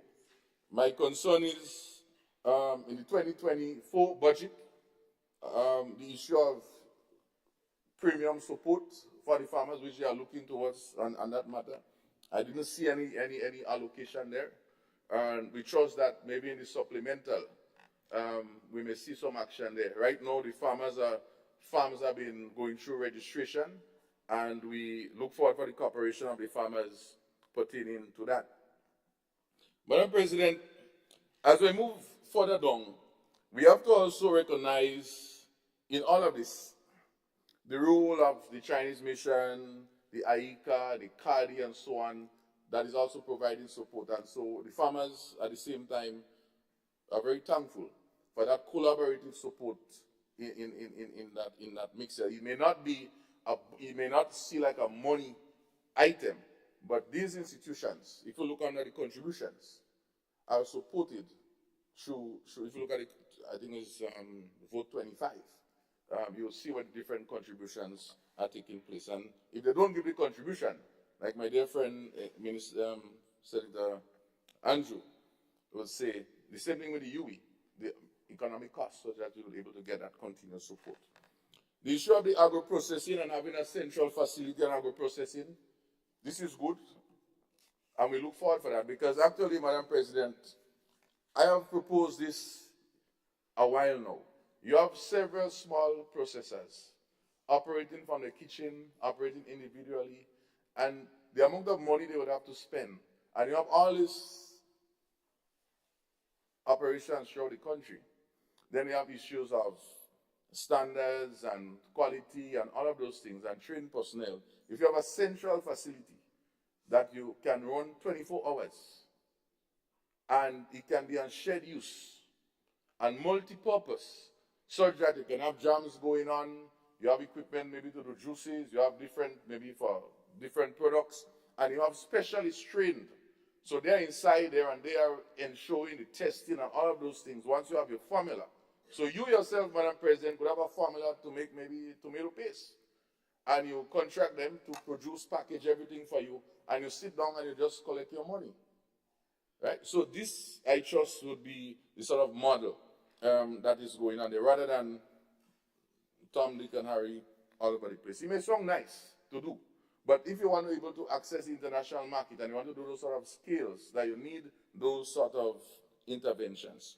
The issue of the produce chemist laboratory, I see we have one technician to be hired there, but I think, Madam President, you need more than one technician. I used to work in that place as a boy, my first job as a technician, old chemistry student, Dr. Marcel, my mentor. And today, the chief chemist, I think, is the technician. So we are, you see where we walk in. There was me and there was Dr. Marcel. Now there is only a new Dr. Marcel and no technician. So how could we improve our testing and our quality and all of those things? And we don't have the human resource. I don't know if it's a 3 for 10 scenario that we have here, but we have to, gone are the days, we have to take control of our own destiny. We're changing a lot of things in this country, Madam President, and key things that we need to change, we should change. The issue of the Grenada Food and Nutrition Council, I must say, hats off to them. I think they are doing an excellent work compared to what they was doing maybe 10 years ago. I mean, with due respect to all the predecessors, I think the community work they are doing, going out and show the different local uses of different products and so on, I think Ms. Brown and her team is doing a very good work, and they need to get all the support from the ministry and so on. Madam President, before I go over to Carriacou, you know, this is a special appeal for the Ministry of Agriculture to provide some support and some intervention to this place, and I call it a place. It's not the other place, it's another place, because we place emphasis on places. Isle around, up in St. Patrick's, having been engaged with SIPE, that's the local climate smart project, and I know they are trying to make some connections. I have spoken to some of the folks there, and I trust that the extension in the north of this country can take a boat, because you have to take the boat, and go across and have some engagement with these folks, because they are doing some serious farming over there, and to me they are left off. And all the products come back and be sold in Sauteurs and Victoria and Guave and so on. So I would like to see some support be given to these people. Please, they are Grenadians. Carriacou, of course, the MP there, I always congratulate him when I meet him, because I'm very impressed to see how he functions. He ran elections before, but he never gave up. He kept pushing on. So he's a kind of guy, I feel that he's a kind of guy like me. You know, you have to keep pushing on. And the results that I've seen from him out and in now is tremendous. In fact, if you look at some of his items, in fact, in agriculture, you realize that he exceeds his budgets. And this is good. And he never stopped. And you hear why. Earlier on, I think one of the members on the other side was speaking about he going around asking everybody for some of what they have to contribute to what he also already have. And so my friends Linda and the others and Shaka and so on in Carriacou, I know there was a call by Senator Cox yesterday for them to get the sort of support, continuous support that they require. It's an organization that is really keeping strong, and so when we see those farmers organizations that are trying and keeping strong, we need to find ways to keep supporting them. All right? I'm not too sure if it means that this is the time to ask for some extra time or if it's to wait for the 10 minutes, Madam President. I know I will definitely need to reach 15 minutes more, with your permission, so that I keep my mental thoughts intact. I'm not sure if this is a time to ask for, or this is. Does that come to the chair as a request, Senator? Yes, it's a request I'm trying to make, Madam President. And there's no way you can manage less than 15 minutes? I will try. So you're saying now, so 10 legal minutes? Right, yeah, so yeah, but I know I need, no, so I go in, no, I know, Madam President. Yeah, so I begging for the, well, not I'm seeking your indulgence, Madam President, ahead of time, so I don't lose my thought. Because sometimes when you're burning up like that, I lose thought. I mean, you could resolve later, but I know definitely I will go. So I think you have a total of 20 minutes, including Okay. the extension. Yeah, okay, all right, well, thank you. All Yeah? right, so All now I know how to run. You see, Madam President, yeah, I know how to run. So, Carriacou, I spoke of Carriacou, and I want to see, and the issue of the, you know, it's the livestock issue. You know, Carriacou is a center of excellence, and so I am happy to see the resurgence, if you want to say, of us getting back there. You see, Madam President, where there is a will, there is a way. And where there is a way, people will gravitate and support once they are seeing good things is happening. So, I am fully on board with what is happening there. I know Cardi and so on is also supporting those initiatives. The initiative was on that whole issue of livestock and the black belly sheep and so on in Carriacou. The issue of the artificial insemination. This is very important, and we need to create maybe some more education to our farmers and get more persons involved, such that we might better able to more rapidly improve our stock. So, for example, when I speak to Dr. Cummins and he speak about farmers understanding when the animals go in heat and all, if you understand those things, sometimes you get like an extra liter, extra.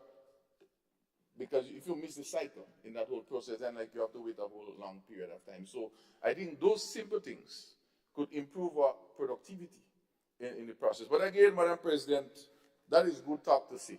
Who is there ready to go and tell the farmers that? We have a 3 for 10 scenario. Again, within the ministry, the extension staff is very limited.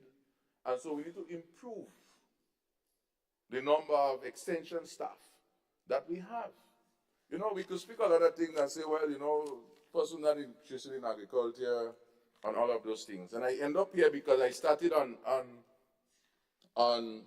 the whole issue of service to the farmers. Right? This is the important point. And I listened to Senator Lacrette, and I say, but, you know, I remember me and him having a discussion some months ago, you know, about some incidents with the hospital. And we had a frank discussion, Actually, when I called him, he said, Senator, coming on by you now. But of course, I know he was tied up, so we was on the phone. And so some of the things he mentioned here about what he could do with the nurses and the nursing program and so on is things that we had a discussion on. I'm not trying to defend him, but I see what we discussed happening in terms of the training. That was a discussion we had, remember that? And so I say this to say, there is something called benchmarking in business and organizational development. We need the Ministry of Agriculture to benchmark and copy, if you want to say that, because some people like to use the word to copy. What he's doing, he's sitting down with his youth, creating a program right here, homegrown, to develop so the people could work and they could improve. Now, your current staff may say, well, yes, you need to improve them, but you need more. So in the more part, you recruit 20, 30, and you build on it. I say this, Madam President, because Grenada, once upon a time, was the Mecca in the Southern Caribbean for trading in agriculture. We had one in Las Angeles in the Revolution. So I hope that is in the history book. We had one in Maribor. We had one in Boulogne, somewhere there. Trading or agriculture. So these folks has now retired and gone 3, 4, 5 years ago. But what has become to the TAM CC and the farm school? 2 persons, 3 persons. I see it's listed on education that they will do some studies. And I laugh. About 10 years ago, there was a whole big study. In fact, I almost ended up being hired to do the study. But other reasons, and I kind of back out. Because I said, for different reasons. But the point is, studies were done. No more studies again. I don't know if studies is the issue. Lafayette is not doing studies. You go to SGU, who knows about this thing. I say, you put a program together. And so we need to do that before we end up in problems and become a sort of new. If we have done it before, we go back to the roadmap and we build it again. And so I think that we need to look at that. And that is going to help us to improve our whole sector. And he come back to the point that Senator Rahman made. And he uses specific to the Chinese, for example. I see he's putting his head like wondering what I'm going to say. Bring the export in, train here. Of course, we could then send persons on exchange tours and so on. And this is a very serious issue, because if we don't have that human resource to train and support our whole farming sector, in all areas, not just extension is not only about crop, it's everything, markets, etc., we can be able to do better.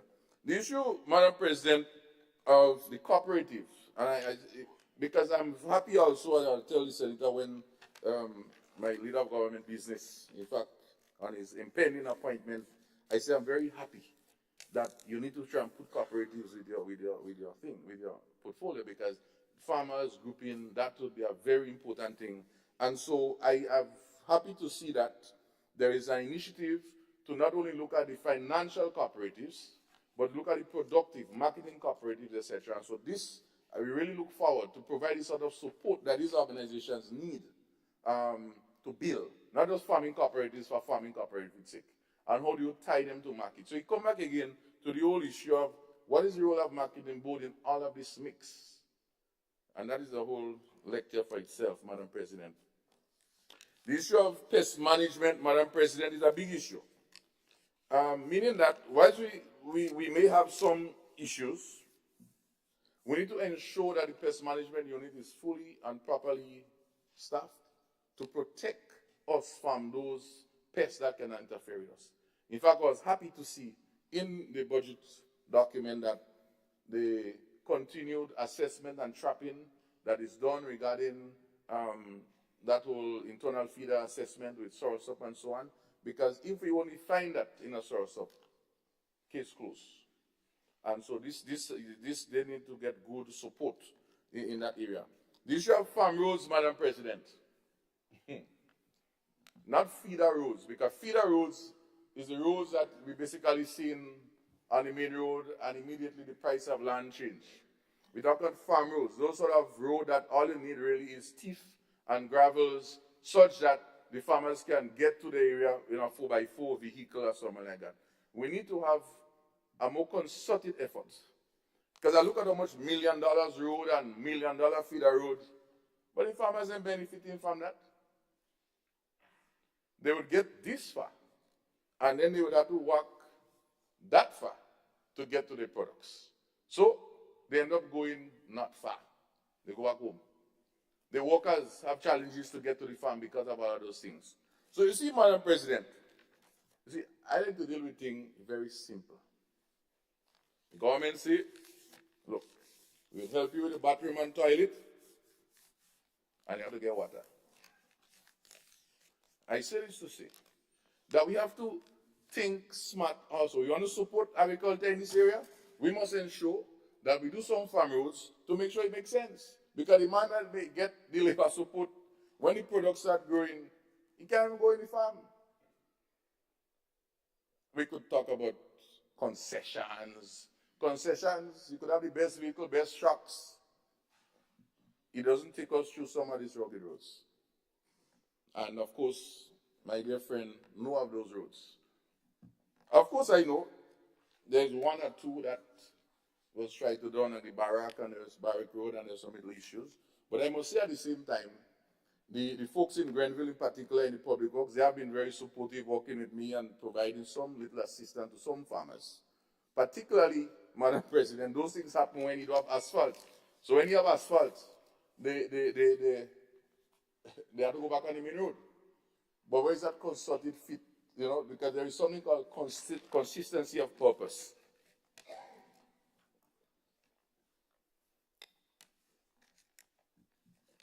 Madam President, when I speak on the issue, I want to come back a little bit on market, because market is an important thing. Markets. And it's very interesting that I see the Ministry of MIT dealing with export markets when you look at the budget. Ministry of Agriculture, export market. And of course, Ministry of Trade, export market. So I say, well, this is really good. So I was giving a man a joke, you know. And he said, but this thing is like all fours. I said, what do you mean? He said, well, you have high, you are jack, you are low. I said, but I don't see the fourth one. He said, well, that is the problem. Game. High, low, jack game. You're not getting the game. So you're still not winning. Even if we have all of this coming together. And I hope at the end of 2024, the game will come, because sometimes, as Senator Lacquette said, it takes a little while. Madam President, as I get close to the end, I want to make some other comments. Crop compensation. I don't even know if I need to say anything on this anymore, because so much of my colleagues have spoken about this. I don't know what we need to do again. But I heard on the news sometime that there was some review that's supposed to take place of the prices, because we have wages of farmers, wages of workers going up. But the wages are the compensation for the crop loss and damage and so on, that need to be signaled by the crop compensation schedule being revised. So this is our last call before 2023 up to see what can be done in that matter. On the minimum wage, Madam President, the issue of equality with the women and the pricing, this is good. But the issue we face within the sector, and Senator Rahman raised it, we have to look at productivity of our farm workers. We have to look at what is a day's work and all of those things. So we trust that there is some collaboration at some point when it comes to this issue. The issue of the driver's license, Madam President, I know my good friend Senator Rahman, who supported me in that whole motion a few months ago, asking for the same thing which the government has done, and you must be congratulated for that, and you could give yourself a lot, because that is a transformational decision, where young people, which is what we want to speak about, for the first time, come early 2024, will get an opportunity to be able to participate in the labor market in a more fruitful way. Through driving, they could drive and so on. So I don't want to go through the details in that, but I think we understand what that is, so that if you're less than 25, you'll be able to get those the recommendations and intricacies, those details I know can always be worked out. And the police had raised this week, and they are very supportive of this idea at the same time. Madam President, the issue of finance is a big issue. GDP, my good friend and brother Cumberbatch, we have several discussions. I mean, you can't have a farmer with vegetables on the ground in August, asking him for some help for less than $10,000, and quite in December, you know what? The last thing they tell him is WhatsApp a photo of the farm. I mean, who does that in this day and age? I mean, if they want to WhatsApp the money back for him, it's fine. But he's still waiting. And this is just one. Madam President, the issue of the land use and the natural resource management, we are happy to see that some work going to take place there. The issue of the ESCASU agreement, which has to do with the whole issue of justice, and for those persons who supporting the issue of environment and so on, this is very good. What we need to do, I think, next is the signing. I think it was just initials. But the issue also of the WMO, World Meteorological Organization, for the early warning system, and to be able to make our Pine Saline, Maurice Bishop International Airport weather station become an official station which could report weather news. We need to do that. You know, my good friend, leader of government business, brought this sort of budgetary allocation for that. If I recall, it wasn't even $1,000 for the year. And that would give us access to a lot of information and training, such that the general public will have to tune into Trinidad and get the information. As, oh, don't depend on Trinidad, wait on the local NADMA. Of course you could wait on the local NADMA. But Trinidad, Madam President, is member. So the information is official. We need to make ourselves official for a little and no cost. And I think I say no more on that. I want to also, Madam President, speak quickly about the whole issue of, I spoke about the ELIF already. The shortest breakwater, I think it's good that that is happening there because we have CMOS farmers operating there. The issue of the new markets in the South, St. David's and so on, we need that because, in fact, that was one of the first things that came to my mind when this new government came. We need to find new opportunities on that flank of the country to support our farmers and fisher folk. So that is commendable. The issue of this flooding in Grenville, I think I get fed up with this topic now, Madam President, because every time we're hearing some story. By the time we finish the story, Grenville done. Because the studies are showing that rising sea levels are taking place. So if we wait, and we wait too long, we may just end up in a moonwalk situation. The issue of the FOH, I see there is increased support for the FOH, which is good, and school gardens. We must continue to support that if we want the young ones to be involved. And like we want to have our local history being taught and a history book, we need to, of course, my dear friend, leader of government business, to partner, and I know you partner very well with the Minister of Agriculture, Minister of Education, to ensure that we teach about spices and other local herbs and so on. I noticed, though, that I don't think agriculture is a compulsory product, a compulsory subject in our schools. Neither, I realize also you don't have an agriculture curriculum officer.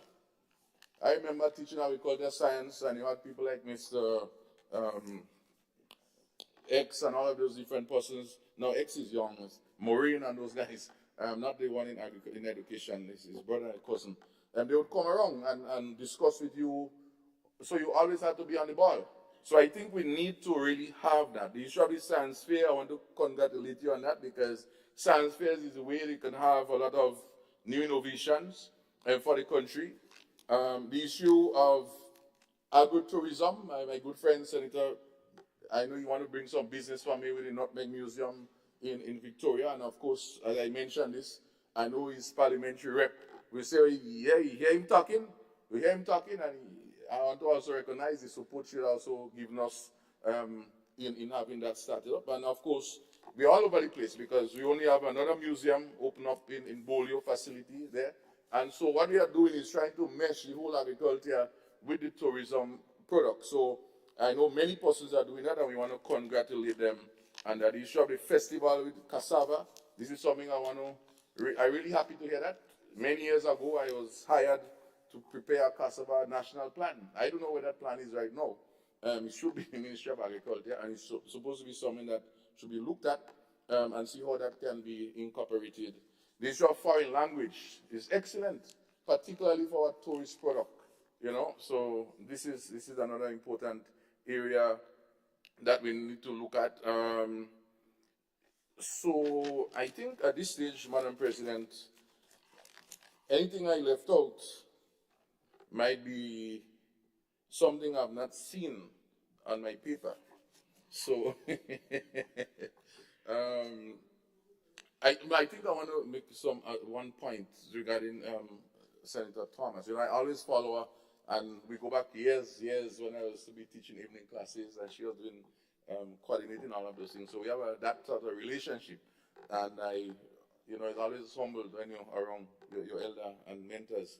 The issue, she spoke about the men conference and the business training and all of those things, and the first time we're doing certain things connecting to that.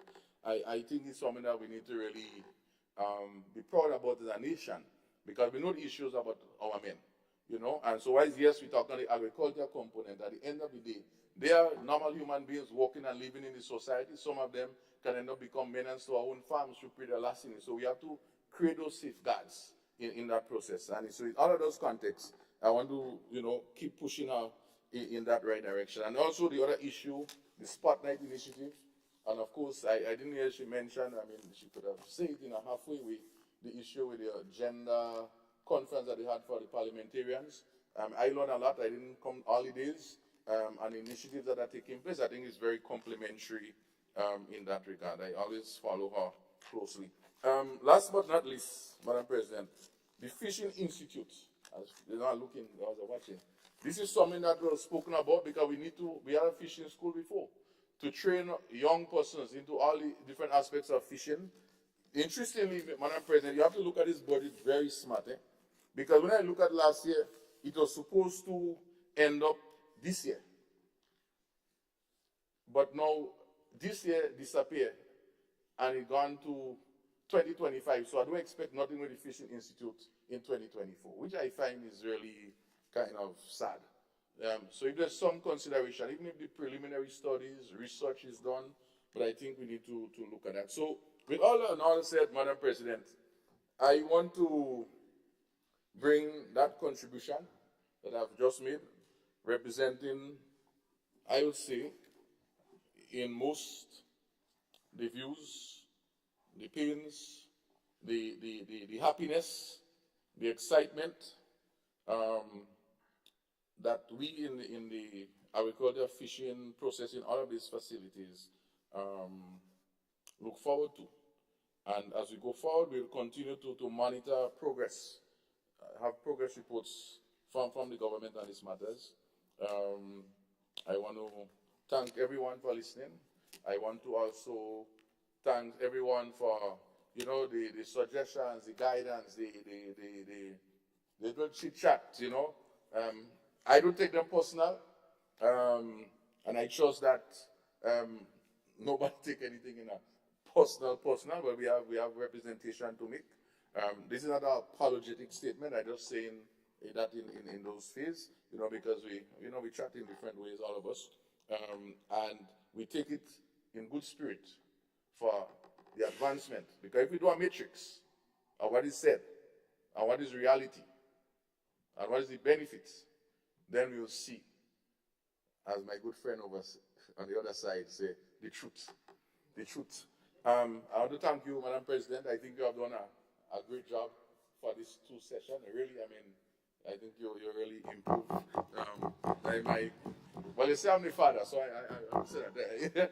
So no, but I will say that, and also generally the conduct of us. I feel that we have really put our energy. We have done our research, and we have provided good information for ourselves, for the public, and also for the other place too, because the other place need to also be, because this country not run like that, meaning that the other place need to be interfacing in that information and how we could advance. So I want to thank the staff, clerk, deputy clerk, and all the others, and of course the police who is here, our caterers, and of course our security on the outside. As I always say, when we are inside here, we don't know what would happen, and so we always have to, when our family have us inside here, we are in a very serious position in this country. And while I could be saying something that offends somebody, and some person just decide, watch, let me go for these guys and them.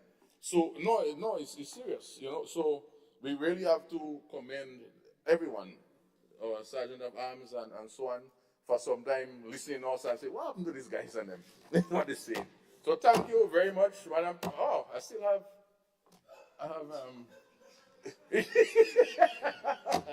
yes, I have counting down 56 seconds. What can I say?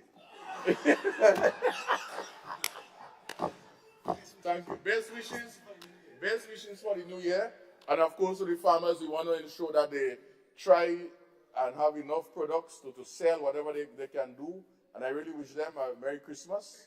And don't do too much, because we have 2024 ahead to work towards. And let us work together to see how, in whatever way, areas of the budget, in our own lives, in our own organizations, because this is the point, Madam President. This might be the government presentation. No, this is important. But the business community, the individual in the household, what can they do? What is this one thing or two things that they can do for the advancement of the budget? So if it's spice planting, everybody plant a spice tree, it contribute. If it's eat local, you say, I'll make sure I eat 2 pounds of local products a year, you contribute to that. Thank you. I thank the senator who walks the talk. So keep walking, and thank you for your best wishes and your astute reflection. We turn the floor over to it's 1 o'clock now.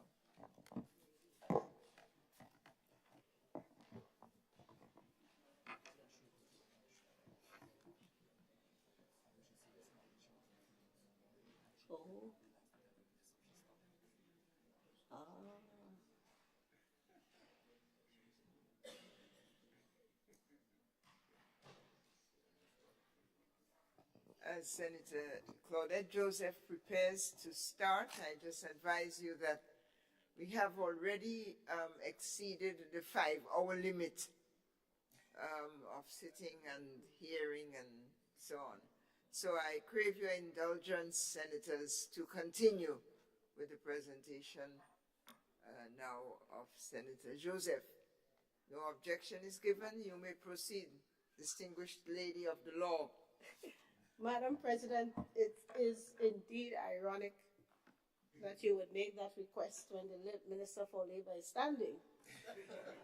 I feel as though you're asking it directly of me, and in which case I would say request granted on behalf of all of us in the chamber.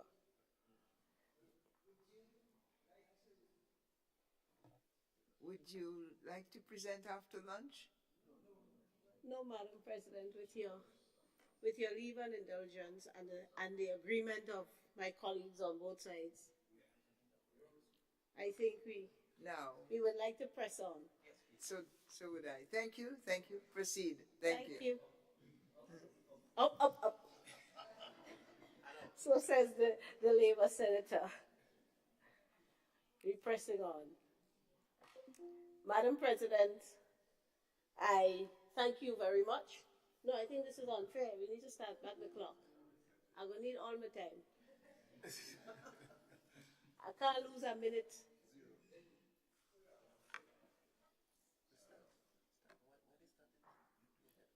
Yes. Madam President, thank you very much. And I greet all of my colleagues here in this honorable and most distinguished chamber. And I greet persons in the gallery, many of whom are staff at the Ministry of Legal Affairs, Labor, and Consumer Affairs. Thank you for coming to lend your moral support as I present on our ministry. I also greet viewers and listeners on all of the platforms on which these proceedings are broadcast. Madam President, I rise to lend my unreserved support to the 2024 estimates of revenue and expenditure so ably presented by the Honorable Minister for Finance 10 days ago in the House of Representatives under the theme, Grenada at 50, empowering our people, transforming our nation. This theme, Madam President, is true to its word because the allocations in these estimates show that people are at the heart and center of the plans, programs, and policies of this government for the year 2024, as it was in 2023. Indeed, Madam President, these estimates and the plans and programs that they propose have been dubbed by many as the people's budget. Many who are notoriously known to be supporters of the former administration and indeed party members of the New National Party, at least one of them, have highly commended government's management of the economy thus far and this budget in particular. Noted among them, Madam President, are Mr. Anthony Boson, former Minister for Finance and member of the New National Party. I think he was chairman as well. And Mr. Chester Humphrey, former president of the Senate and perhaps the longest serving member of this honorable upper house of Parliament. So, Madam President, we need not be too worried about the politicking and the rabble-rousing. We've had commendations from some of the most unexpected sources. Madam President, as we know, as I said, these people are some of the unexpected sources. Now, other noted individuals who have positively commented on this budget, I must say, include a former senator of this honorable house representing the business community, Mr. Christopher Bialy. So when all these good gentlemen comment, we know that we, these infants on this side, we're doing just fine. Madam President, to this honorable house,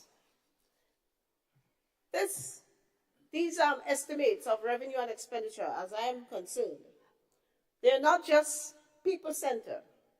Indeed, Madam President, the plans outlined in these estimates, they are brave in many respects, they are historic, and certainly they are transformative.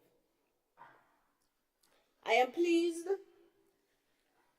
as it is a continuing joy, Madam President, to continue to serve in this government with the outstanding and patriotic blend of Grenadian sons and daughters that comprise the Cabinet of Ministers. I thank God for his continued graces and mercies in giving me the ability to serve the people of Grenada. I also thank the Honorable Prime Minister for continuing to repose confidence in me to serve in the high constitutional office of the Attorney General and as Minister for Legal Affairs, Labor, and Consumer Affairs. Madam President, before I treat with my ministry in particular, I wish to make some general comments on the budget itself. In particular, Madam President, I wish to speak to the allocations in the budget for the Ministry of Social and Community Development, Housing and Gender Affairs, and in particular to two specific allocations mentioned at page 377 of the budget under the capital expenditure for that ministry, titled respectively Community Self-Help and Community Development. Madam President, I speak to these items in the budget of the Ministry of Social Development because I fully embrace the role and the fact that in my own community, the community where I was born and where I was bred and raised and that ultimately produced me, that is a community encompassing what we know as the constituency of the town of St. George. And the Ministry of Social Development, Madam President, has invested through these projects quite some resources in my community. And for that, I say thank you very much on behalf of my colleagues in the community. My information, Madam President, is that under the house repair program, for example, the Ministry of Social and Community Development, through the house repair program, assisted 55 families in getting repairs done to their homes or new builds. For these families, this assistance could be life-changing, indeed transformative for them. And I feel a little tickled, Madam President, to make the point here that lest someone on the other side might say is a continuation of projects of the previous administration. I just want to make the point, historic fact, that this is a continuation of a project of the People's Revolutionary Government, one of the few that endured to this day. So, sorry to burst the bubble of the younger members of the New National Party, they didn't start that project. Madam President, I also thank the Ministry of Social and Community Development for assisting 61 families with bathroom and toilet repairs in the constituency of the town of St. George. Madam President, this is significant because I would share with this honorable House that when I became a candidate for the 2018 election and started knocking on doors in my community, I was honestly taken aback by the number of pit latrines in the city, the number of houses with pit latrines in the city. And I was having a conversation one day with the then candidate for the NDC, my party, for St. George Northwest. And he said the same thing to me as his experience, and he's taken aback. So we went and we did some research. And that research showed that island-wide, we had at the time around 12,000 households in Grenada using pit latrines. And the data further showed that as a geographic area, the parish of St. George had the highest concentration of pit latrines on island. I mean, that stumped me. I just would have assumed it was somewhere out in the rural areas, but it was a parish of St. George. And further, within the parish of St. George, the area with the highest concentration of pit latrine is that area we know to comprise the constituency of St. George Northwest. So we raised it, and it was agreed that we will propose as an organization vying to take the seat of government, that should we win the elections, we will introduce a bathroom and toilet program in the country, island-wide. I heard the members for St. Andrew Northwest in the other house gave her story as far as she's aware how the program came into being. I believe it's a combination of her own experience in her constituency, where she mobilized and encouraged her colleagues to start a program, but also the fact that at the time in our election literature, we proposed this program.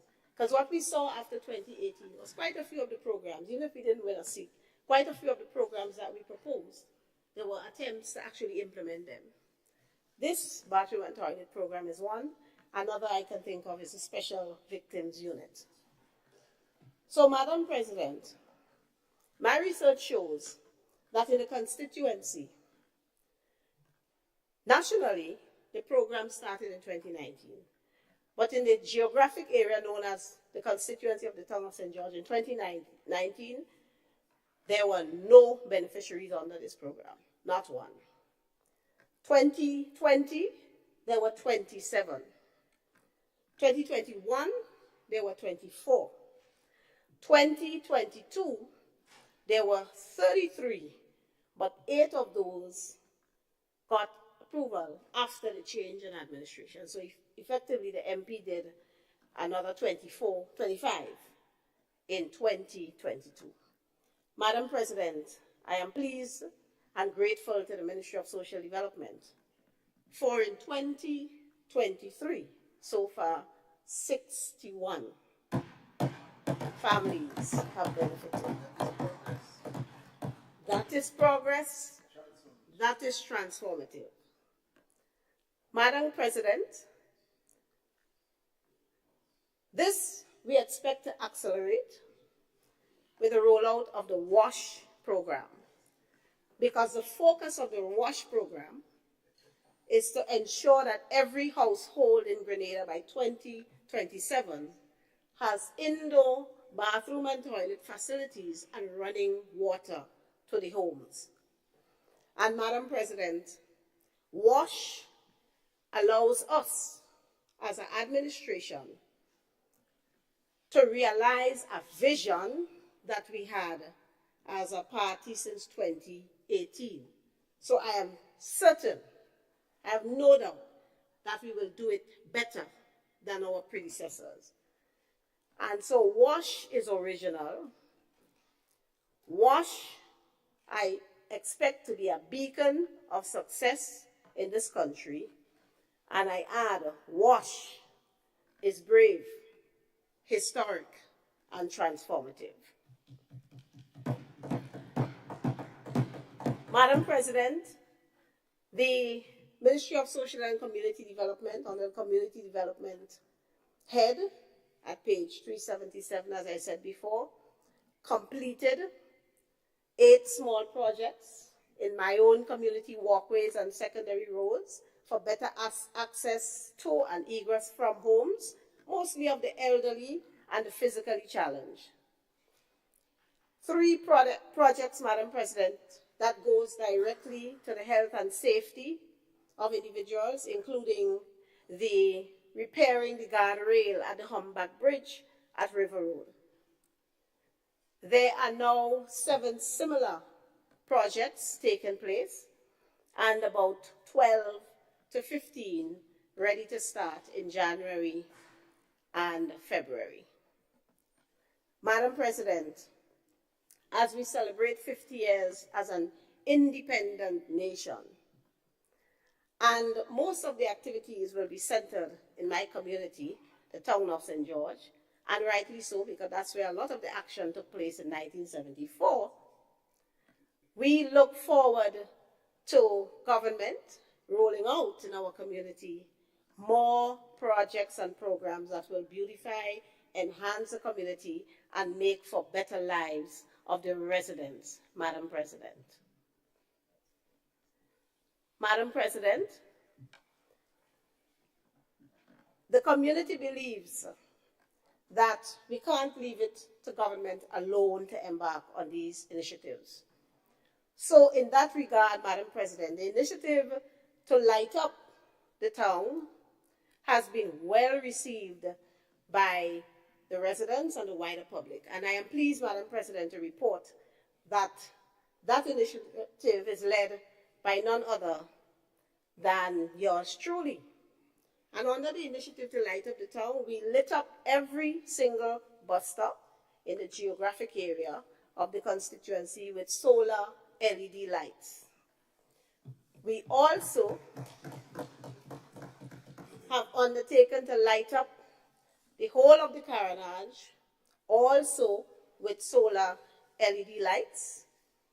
And I am told it will take about 28 lights to light up the entire Carenage. I'm happy to report that we have already installed 21. Now, these are not the lights, the independent colored lights. These are white solar LED lights that would remain lighting long after the independence lights are out. So we are going to light up our city. And Madam President, as a community, we will engage in collaboration with the Ministry of Social Development and the Ministry of Infrastructure to undertake several initiatives, many of which have already been identified, and these initiatives will span from Dabo to Tantine. Madam President, I would like also to speak to the situation of the public library, especially as it was raised by one of the opposition senators on the other side. Madam President, last estimate of revenue and expenditure under the Ministry of Education, Youth, Sports and Culture, $750,000 was allocated. And this year, we have $250,000. I have made inquiries and I shall explain. In 2023, a visit was undertaken. I was part of that. So was the Minister of Education and the Minister of Mobilization, Implementation and Transformation. The assessment was done after the experts went back without us. After the assessment, a submission was made to the Cabinet by the Minister of Education, and Cabinet approved the contracting of services of a former librarian and other library experts to assist with cleaning and securing the fragile available material. Actually, the material in the library was in surprisingly good quality, much better than we expected to see when we got there. And these people, Madam President, will clean, sort, and secure the archives where they will be transported to a secure location and be digitized. And then there will be physical cleaning of the building. And, Madam President, the library and its modernization is catered for under the GRIP program, which is why you see the reduction in the allocation from the central revenue. Yeah. And so that effort, Madam President, is well alive, and I commit to the people of the town of St. George and indeed the people of Grenada that the restoration of our national or public library will become a reality. Madam President, we have several community libraries in our throughout Grenada. And in my own community, there's one located at H.A. Blaze Street. And that library is now in jeopardy of being closing down due to lack of funds. I am happy to see, Madam President, in the estimates under the Ministry of Education, Youth, Sports and Culture, an allocation there to provide one-off support for community libraries. So I guess I would make bold to say to the ladies at the community library on H.A. Blaze Street, Michelle, Melissa, fear not, you're going to get some assistance. Madam President, I will pause here in speaking about my community, except to say, as we celebrate 50, and as we continue as a community to take care of ourselves, look out for more, look out for art in the city. If you don't know what art in the city is, just go to that nice long white wall at the exit to Sandals Tunnel, and you will get an idea when you see what's happening there. And on that note, Madam President, I express thanks on behalf of the community to the Ministries of Social and Community Development and Infrastructure in particular for their support throughout the years. I express thanks to their staff, the housing coordinator, the community liaison officer, the road officer, the head environmental warden, the seed officer, and all of the persons who assist with making these social programs a reality in the community that comprises the constituency of the town of St. George.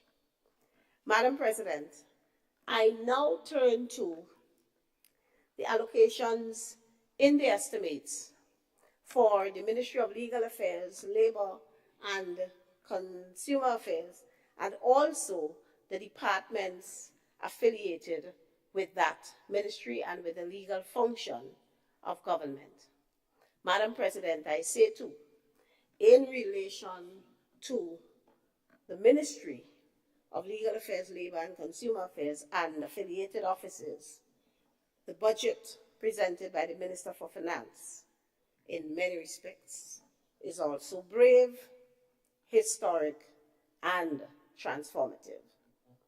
Madam President, a total of $21,549,045 has been allocated for all of these ministries, the ministry and all these departments cumulatively. An allocation of $10,270,240 to the Ministry of Legal Affairs, Labor and Consumer Affairs, that's vote 9. An allocation of $6,385,428 to the Supreme Court Registry, vote 3. An allocation of $3,328,377 to the magistracy, and the magistracy's vote 4, and an allocation of $1,565,000 to the Office of the Director of Public Prosecutions, vote 7. We are grateful for the total of $21,549,045. Madam President, in the Division of Legal Affairs, the year 2023 was both hectic and challenging. And it was so for the staff, all of the staff, including myself as Attorney General and Minister. The Office of the Attorney General supports all other ministries and departments of government, providing legal services for the efficient functioning of government while ensuring that the legal rights and interests of the people of Grenada are preserved, and in all its undertakings, government gets the best outcome for our people. And in terms of working to make sure government get the best outcome for people, I guarantee you, Madam President, I say that we could not find better in the Honorable Prime Minister, Deacon Thomas Amos, Amos Thomas Mitchell, DATM. We could not find better. I say this from the bottom of my heart as a Chief Legal Advisor to government who constantly has to work closely with Prime Minister Mitchell and see him in action, getting the best for us is a joy.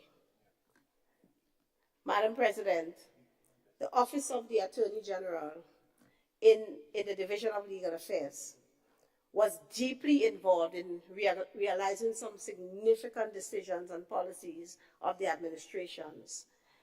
The decisions that will have long-lasting positive impact.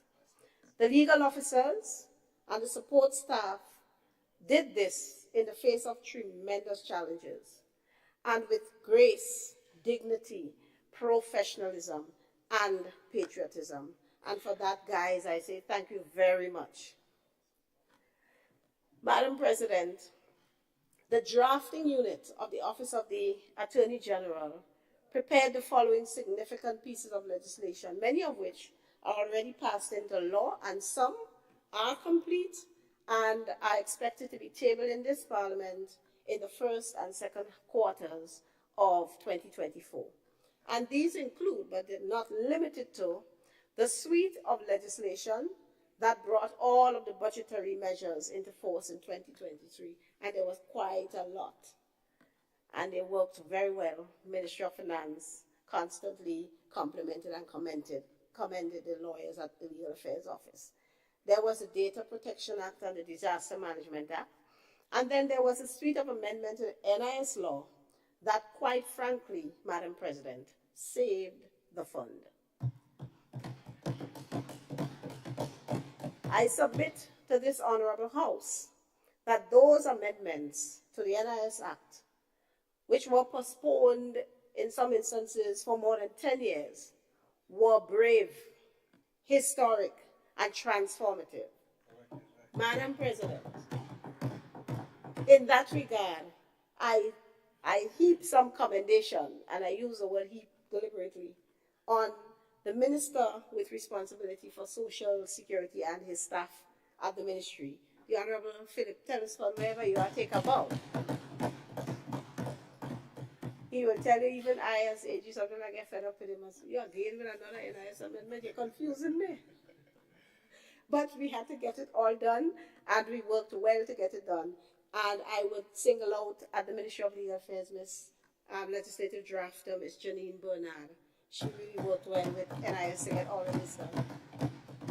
Madam President, among the bills soon to be tabled in the House under the Spotlight Initiative, all of which are complete and ready to go, we have the Status of Children, New Status of Children Act, Maintenance of Children Act, and the minister did warn the deadbeat fathers, including those in other places, they had to start to step up, because the Maintenance of Children Act, we have included some measures in there to ensure that you step up and take care of your children. They have the Marriage Act, Criminal Code, Criminal Procedure Code, Cohabitational Relationship Act, that will for the first time in Grenada recognize common law unions, Domestic Violence Act, Protection of Witnesses Act, and there are some others, Madam President.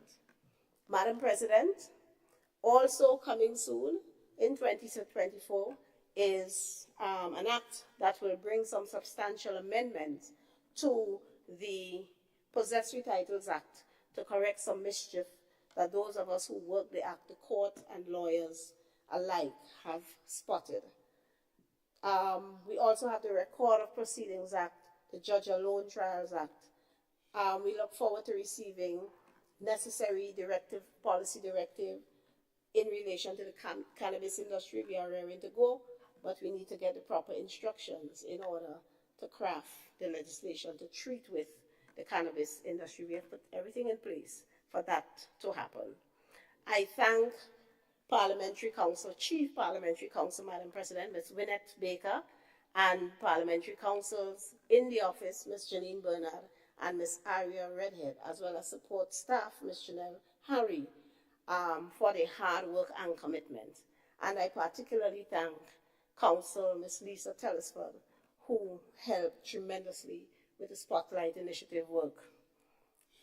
Madam President, in the litigation unit, headed by the Solicitor General and the other litigation lawyers, we worked very hard and in some instances negotiated in some tough environment to bring to a close the ICSID arbitration that was filed against Grenada by the True Blue Development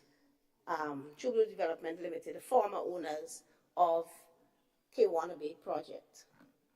Madam President, in addition to that, the Ministry of Legal Affairs, AG's office, was at the center of securing and returning to the people of Grenada, to the ownership of the people of Grenada, just over 30 acres of land on Granans Beach alone that was previously alienated, in most instances given away for nothing. But we were able to get back all these different lots, Madam President, negotiating without ending up in court, with both parties walking away feeling contented. And that is one of the strengths, Madam President, in terms of giving precise and clinical instructions. That's one of the strengths of our Prime Minister, Deacon Mitchell. So, Madam President, we got back the Radisson property. That was 20 acres of land. Unfortunately, we had to pay for it, whereas it was given away one day before the July 2008 elections. We got back, Madam President, 5 acres of land immediately adjacent to Camohon Park. We didn't have to pay anything for that. The negotiations took care of it.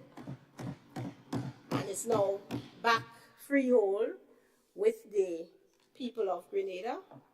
And we intend to extend Camohon Park into a Heroes Park. preserving a prime spot on our prime beach for our people. Madam President, we got back just under 5 acres of land.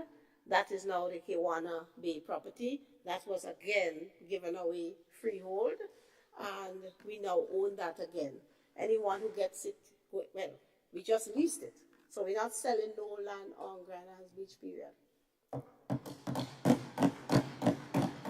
That's the people's patrimony. We're going to lease it, we're going to collect rent, but it shall forever reside and be owned by the people. Beachfront, whatever.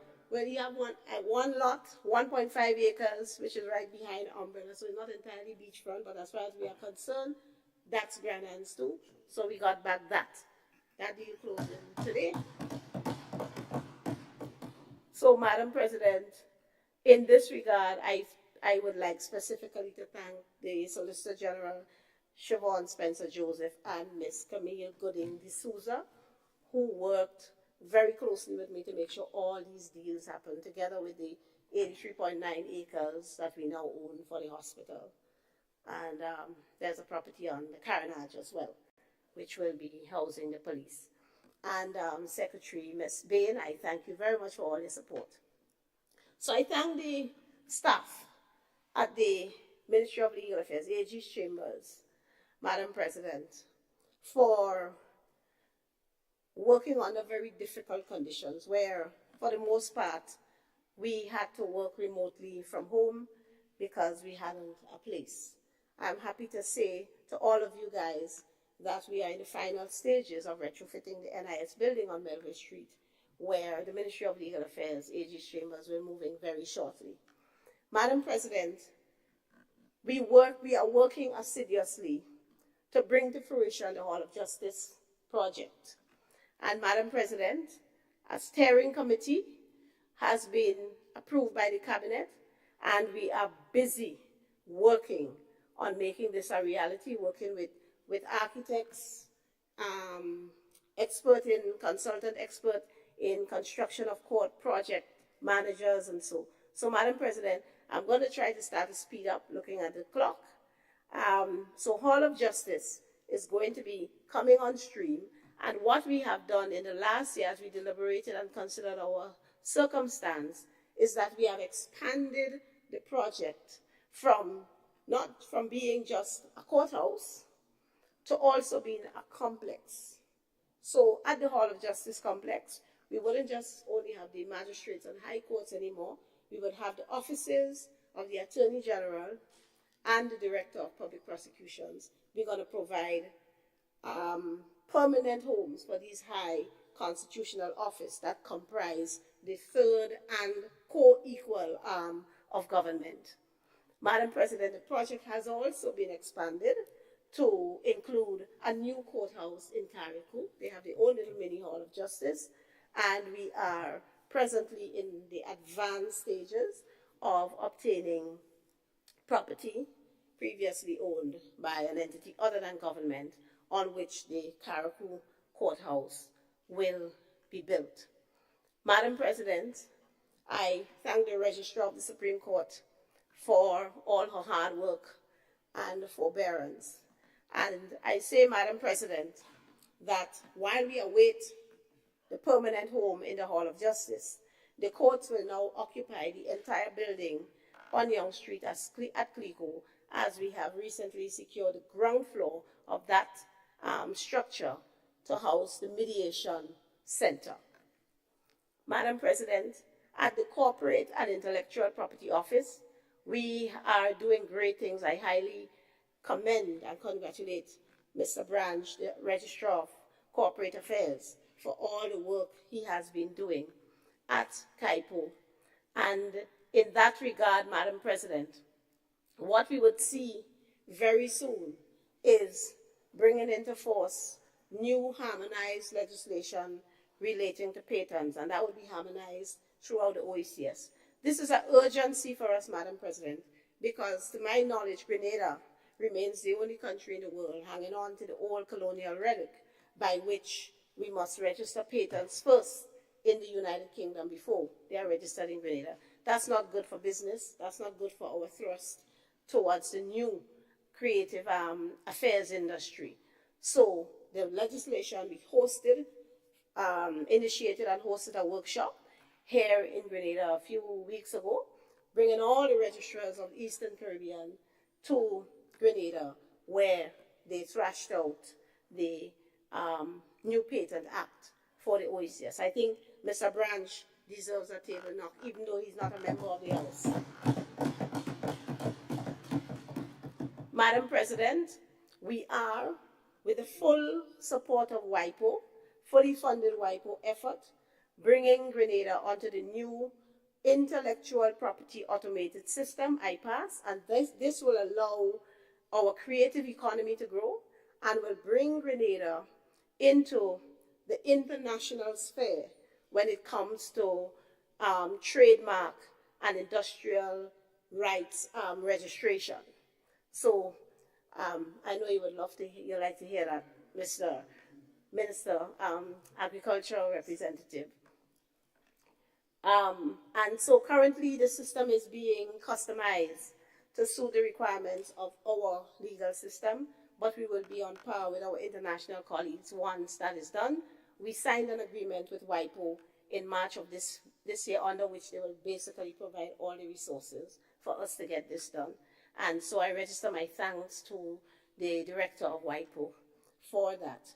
And perhaps, Madam President, it will be good for me to say at this time, as mentioned by the Senator for the Farmers, that in 2023, we took some concrete steps towards setting up the legal and regulatory framework for us to have geographical indication, or first geographical indication. That work, again, is very advanced, and the intention is to protect Grenada's origin-linked products, such as cocoa, nutmeg, and rum. And again, Madam President, in October or early November, I attended a meeting of intellectual property ministers in St. Kitts and had the honor and privilege to obtain a bilateral meeting. Only about 3 of us there was granted that privilege.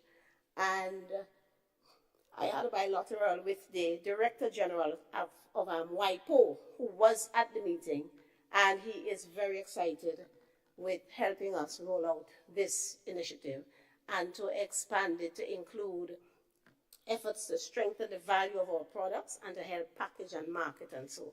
So they are very interested in helping Grenada, Madam President. Madam President, I move quickly to the Department of Labor.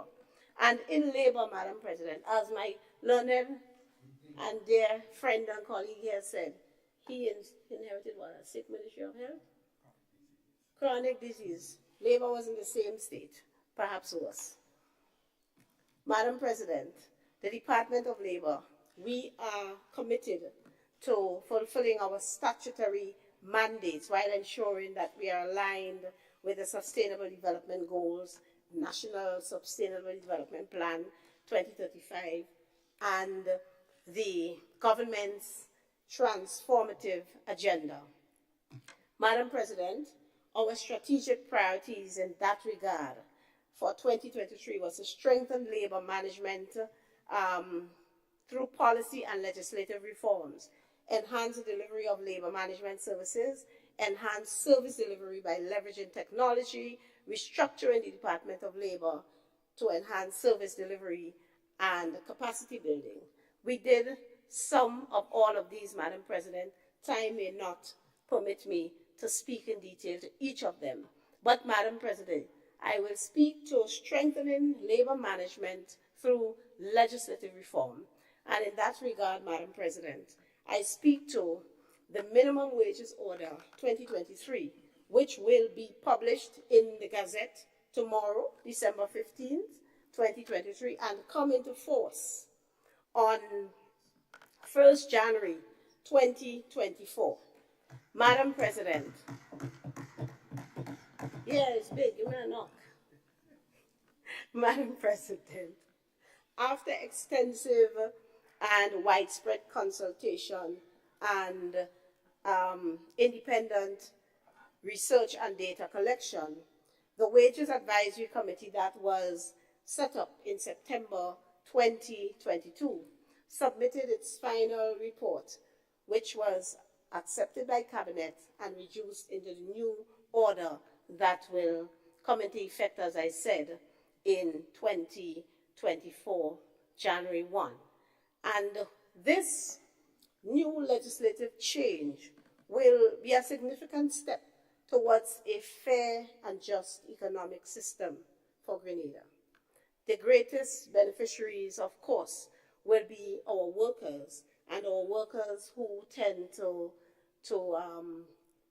hold the more vulnerable and low-paying jobs, and who are usually not unionized. And as government, we have a responsibility through the provisions of the Employment Act to implement rules relating to minimum wage that will protect these most vulnerable and easily exploited workers. Madam President, I would say it is a shame. It is a shame that the last time this was done was in 2011, and it is required to be done every 3 years. And between 2013 and 2023, we had in office an administration that constantly brags and boasts about being the champions for the poor and vulnerable. I say to the poor and vulnerable people of Grenada, do not listen to what they say. Pay attention to what they do or what they fail to do. Because, Madam President, no administration that says it cares for the poor and vulnerable will ignore the issue of minimum wage for 10 years. None. Well, not 10, 11. For 11 years. So, Madam President, I am most proud of this achievement of this administration, and indeed so young into our office. And I place in the Hansard on record my profound thanks to Dr. Curlan Gilchrist and all of the members of the Wages Advisory Committee for your outstanding work in bringing these recommendations to us that allow us to bring into force these minimum wages rules, this new minimum wage order.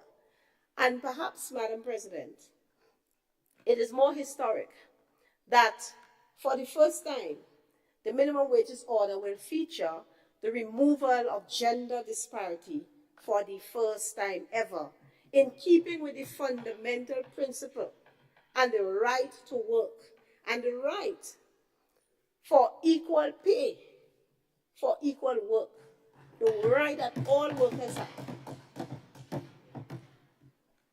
Equal pay for equal work. And this, Madam President, I will say, was a bold step towards prioritizing and mainstreaming of gender issues and supports the efforts of the Spotlight Initiative, Madam President. Madam President, I would say this new minimum wages order, in this particular respect, is brave, historic, and transformative. Madam President, the order will also feature the removal of disparity in wages across parish lines. I heard an old trade union veteran lamenting that the order doesn't do that. He perhaps missed some of the reporting on it. But it does, for the first time. This is a first since the abolition of slavery. Let me put it in context. First since the abolition of slavery that we have enshrined or entrenched in the law removal, not just based on gender, but also across parish lines, so that a waiter or a bartender in hotels no longer gets less pay than his counterpart in granates. This, Madam President, will no doubt help in poverty alleviation, especially in the rural areas, and will also help to build a resilient and stable labor market. This, I say to Madam President, is brave, historic, and transformative.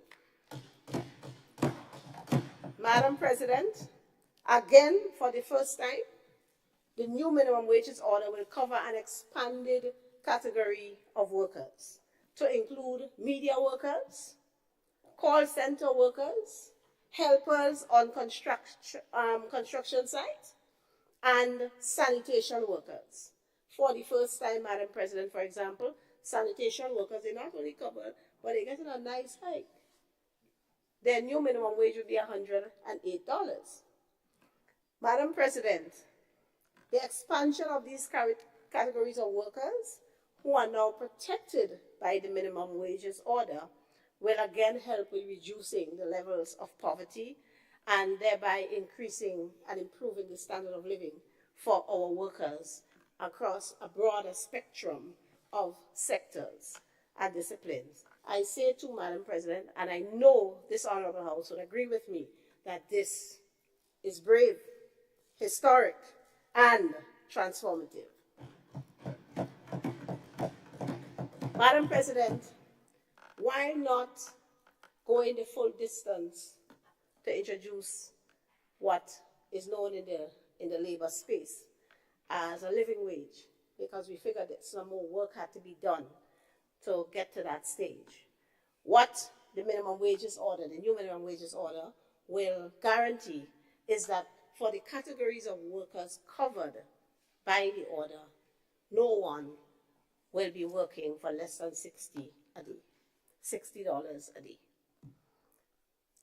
Madam President, so this will be published, as I said, in the Gazette as of tomorrow. We in the Ministry of Labor and with the assistance of the Government Information Service will do our best to circulate the new order as far and wide as possible, and perhaps members in this Honorable House can assist me by helping to circulate among your constituents, because workers need to know, thank you, workers need to know their rights under these new orders, and the employers, and I'm speaking here, Madam President, through you, directly to the workers, not the workers, the employers in the hospitality sector. In the hospitality sector. I just inviting you all, go to the Employment Act and read sections 53 and 54 and acquaint yourself well with the penalties, with the offenses created under these two sections and the penalties attaching to those offenses. And I'm just letting you know that in the Department of Labor, we are strengthening capacity. We are putting ourselves in a position whereby we will ensure that the provisions of the minimum wages order are complied with by all. And just for clarity, and as the Attorney General of the country, tips do not include wages. You can't take the workers' tips, add it up, and then try to top up the tips to get to the 1,200. All right? So, people in the hospitality industry, don't say I didn't tell you. I might even be breaking the law by giving you free legal advice, because only the government is supposed to be advising. But I'm taking the chance on behalf of the people who are supposed to benefit from this new order. And the way it was done by the Wages Advisory Committee is that it was done principally with your concurrence. So what you agreed to, abide. We haven't had, as I understand it, to use section 53 and 54 much in the past. So we expect all of us to fully cooperate. Madam President, we have just finalized a policy that will, with the assistance of the Labor Advisory Board, a policy that will see some substantial amendments to the Labor Code, particularly as it relates to labor dispute resolution, the dispute resolution mechanism. And I would like to say, to among other things, we will have introduced in our law for the first time, we increasing the maternity leave a little bit, and we introducing for the first time paternity leave, paid paternity leave.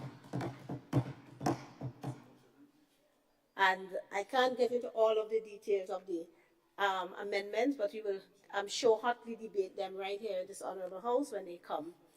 We will be strengthening the work permit legislation, processes, and procedure. We are in the very advanced stages of writing the policy that will do that. And we hear you, Mr. Representative of Business. Please send us something in writing so we might consider it as we amend the rules and the law relating to work permit. But in relation to work permit, we have received so far, so we have approved so far for the year 611 work permits at the Ministry of Labor. And we had a total of 864 applications. A lot of times, people submit incomplete applications, even repeat applicants. They submit incomplete applications. They think they could make shortcut. It's not always the fault of the Ministry of Labor when a work permit takes a while. Almost 90% of the time, it is because the application itself is defective. And the applicants resist sometimes when they are asked to cure the defects in the application.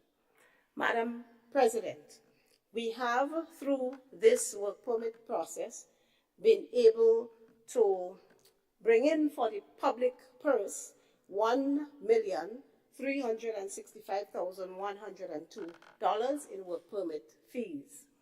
Madam President, by way of exemption, some categories are automatically exempted, like religious, and some based on the contractual arrangement government may have with certain entities. And we have forgone, by exemptions, $803,500. Madam President, we would be rolling out a new work permit management system very shortly. Madam President, I want to say to this honorable house as well, we would be looking to enhance our service delivery at the Ministry of Labor. And so data management systems were implemented for complaints, labor inspections, industrial polls, collective agreements. These are all new initiatives implemented, and I will give her full credit by the current Labor Commissioner. I would like to commend the Labor Commissioner, Ms. Sparkle Renee Courtney, for her stewardship so far of the Department of Labor. And these systems that have been introduced, they have significantly enhanced efficiency and productivity at the department, and it ensures that we can now provide credible and relevant data to facilitate more informed decisions of the department. Believe it or not, there was no system when I became Minister of Labor. No record-keeping system, no record management system. Believe it or not. That's what my predecessor presided over. People would be asking for data, contacting us, international, regional, local, and we couldn't provide information because there's no system. We can now provide information as of January 2023. Unfortunately, we have no means of being able to go back to compile the data. So going forward, we will do what we can. We settled 155 complaints, held 56 conciliation meetings, conducted 89 labor inspections, 3 industrial polls, ratified 28 collective agreements, and mediated 10 labor disputes. The value of the complaints that we settled amounted to $563,345.58. Madam President, please note this: $181,369.81 of those settlements comprise cash in retroactive overtime payments owed in the hospitality industry to ordinary citizens and workers in one industry alone, and some of them dated all the way back to 2019. So it means, Madam President, we have to work closer with our partners and be more vigilant as a ministry. Madam President, in terms of leveraging technology, Madam President, the Department of Labor in 2023 made significant progress in contributing towards Grenada's articulated digital transformation agenda. In addition to the IT systems and processes spoken about earlier, I would say to this Honorable House, with pride and joy, and I want Labour Commissioner to especially smile on this one, that, Madam President, we today launched for the first time in Grenada a website for the Ministry of Labour. Launched today. And I'm inviting members of this Honorable House and the general public to visit the Ministry of Labour website now at www.llca.gov.gd/labor. Madam President, the website is a one-stop shop for all labor-related information, and key features of it include access to all labor laws, so we put all the laws there for you in one place, policies, legislation, services offered. Website again, repeat, www.llca.gov.gd/labor. And through you, Madam President, Mr. Senator representing the business community, yes, there will be the instructional video there on how to go about applying for your work permit so we don't have all the issues and the back and forth in future. So additional services offered, links to key stakeholders. We hope to develop it into employment agency site kind of thing as well, right? So our key stakeholders, Employers Federation, the trade union movement, the business community, and also frequently asked questions and upcoming events of the labor movement, and contact information for the department. And as we build, as we go along, we will build and add more content to the website. And as my colleague, Minister for Education, just said, that is brave, that is historic, that is transformative. And take a bow to the team at the Ministry of Labour, our IT team, Permanent Secretary Brizan, Labour Commissioner, in the end worked real hard to make this happen. We also, Madam President, in 2023, I believe for the first time, I didn't hear anybody say it ever happened before, launched a public education program or flagship program, Labour and You. I think, Madam President, might I please be afforded the additional 15 minutes? Madam President, this program is intended to be a tripartite initiative to educate the public and to bring awareness to employment and labor-related issues.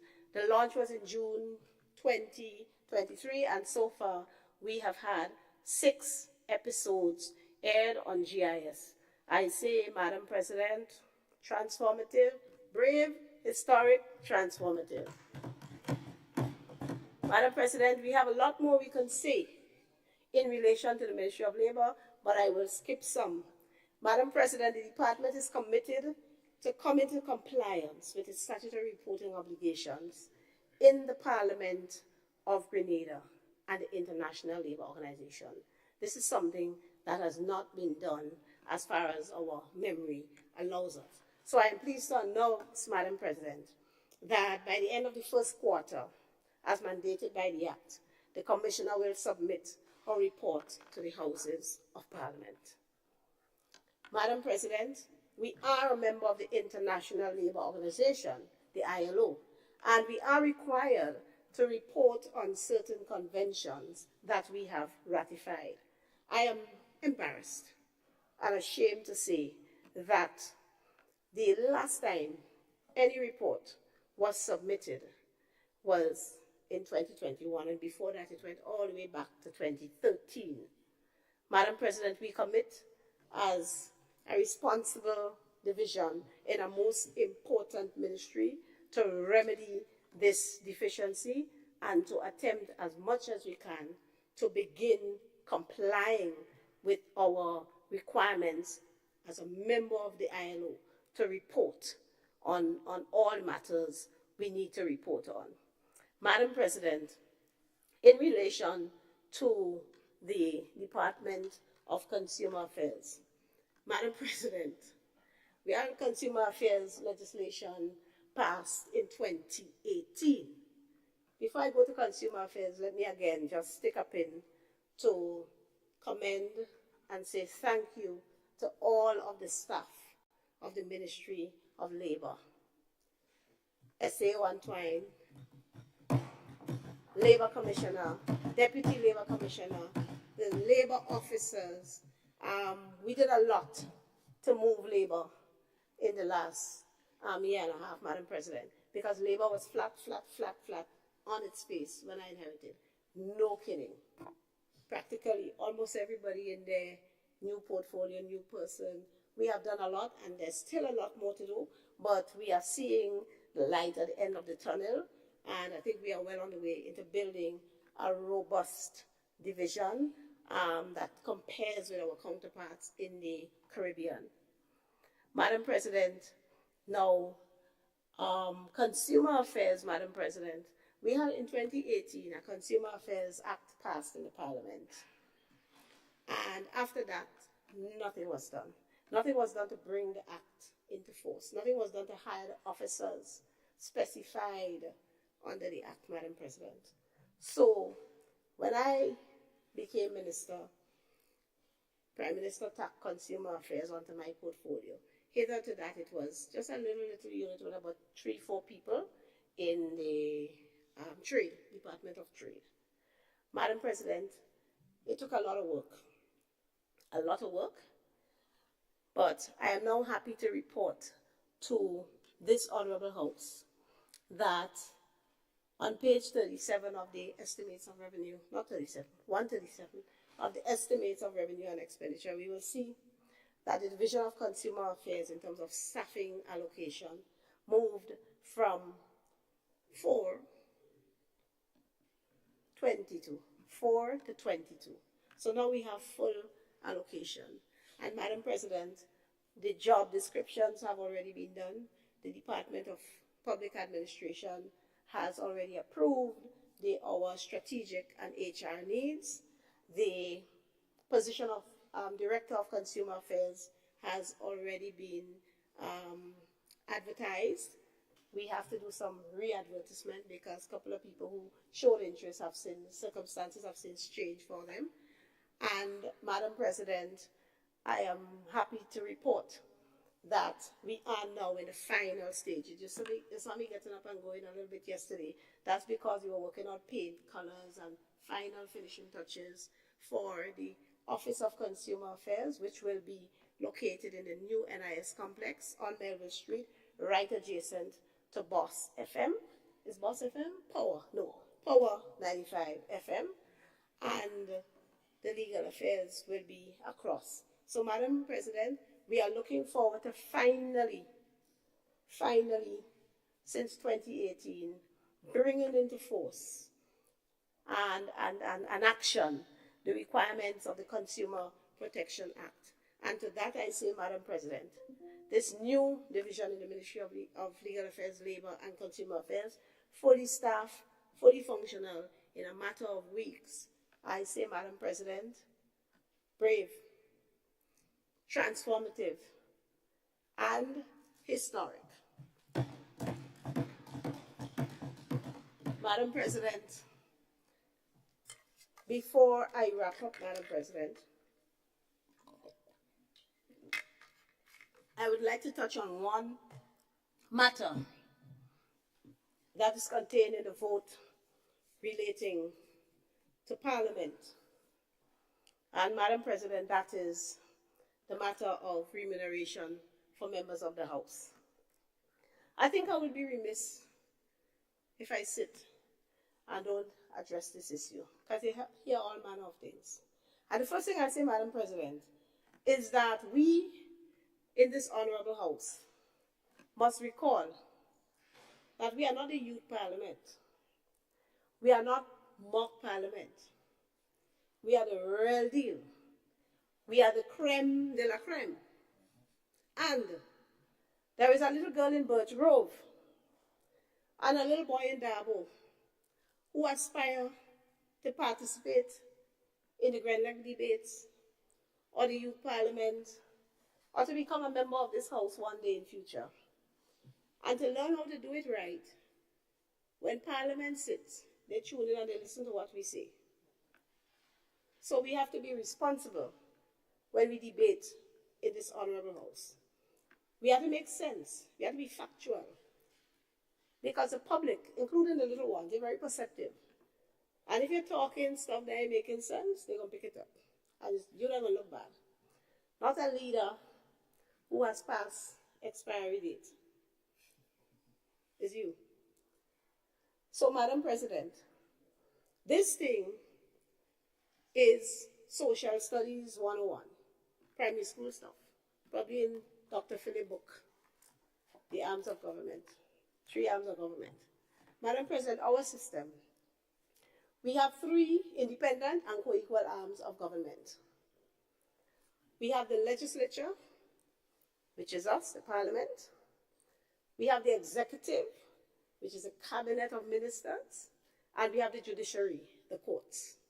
And these 3 independent, co-equal arms of government function in tandem as a check and balance against each other, so as to prevent the state from engaging in excesses and abuses. We check and balance each other. If we come here and we do something wrong, the citizen runs to the court, and the court puts us back in order, striking down whatever wrong we did if it contravenes the Constitution. If we come here and we do something wrong and the executive sees that it's against the interests of the people, the executive goes, considers, and then comes back and proposes a change to the House. So that's how we do, we check and balance each other, the 3 arms. There are 3 different jobs. There are 3 different distinct jobs.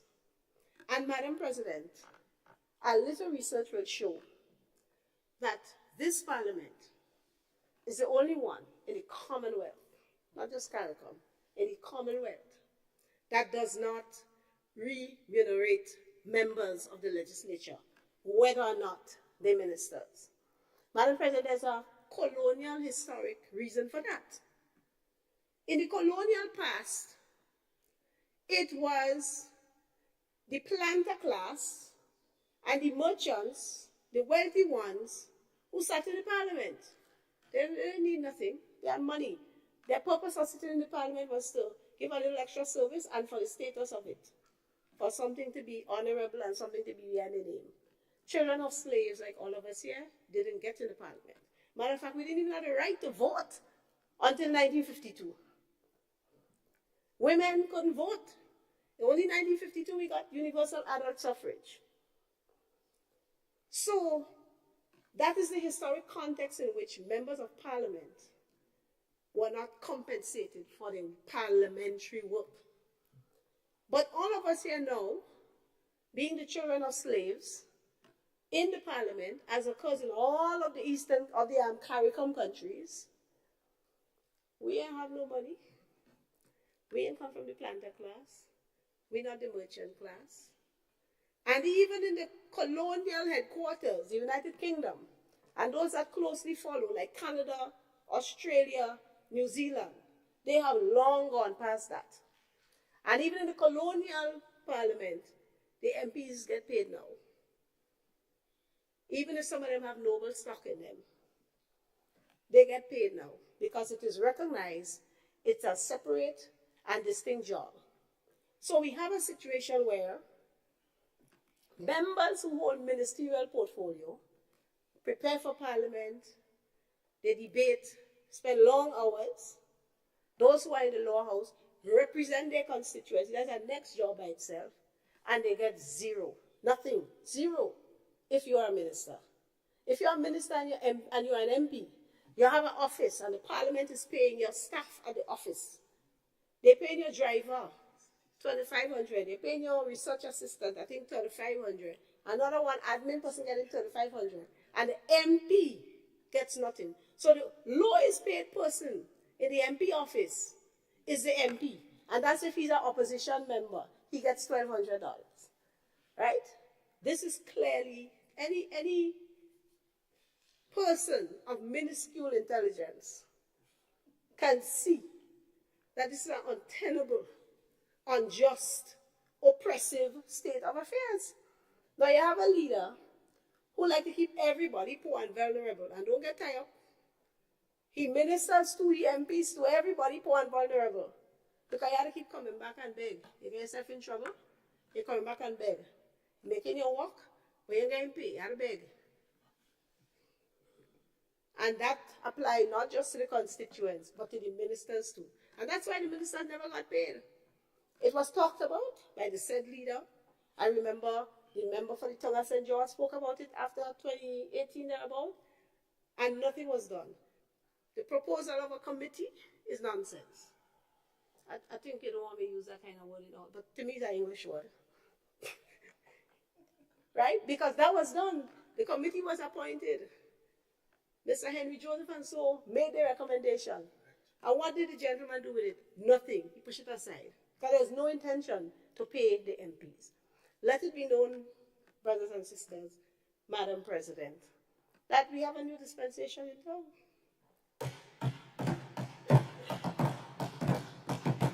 We're not afraid to govern. We're not afraid to lead. We're not afraid to right the wrongs because we trust the collective intelligence and wisdom of our people. And they will see that what we are doing is right. We mean well by everybody. And they will do what is right the next time around. So, Madam President, I say to my colleagues in this honorable house, don't go mouthing off matters that make no sense, that's deceptive, and that's just plain, outright asinine. Because when it comes from your mouth, you're the only one that looks silly. Right?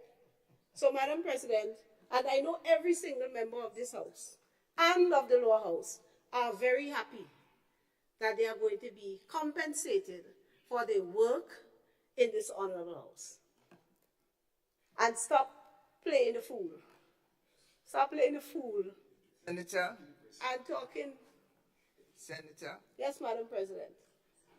But, Madam President, I'm not being disrespectful enough. You have 1 minute left. Yes, Madam President. And I'm saying, when you engage in that kind of behavior, that's what you're doing. So, Madam President, on that note, I again thank all of the members of staff of the Ministry of Legal Affairs, Labor and Consumer Affairs for all of your hard work, collaboration, understanding. And Madam President, I thank you for your indulgence in all of the sittings throughout the year. And to my colleagues as well, I wish you all a very Merry Christmas and looking forward to continuing to work together. Hopefully we'll all work harder because we're getting paid now. Right. All right, thank you, Senator. Thank you, Madam President. Thank you very much, Senator Claudette Joseph. The House is the Senate is adjourned for lunch. 1 hour, only 1 hour, please. Leader of Government Business, I count on you.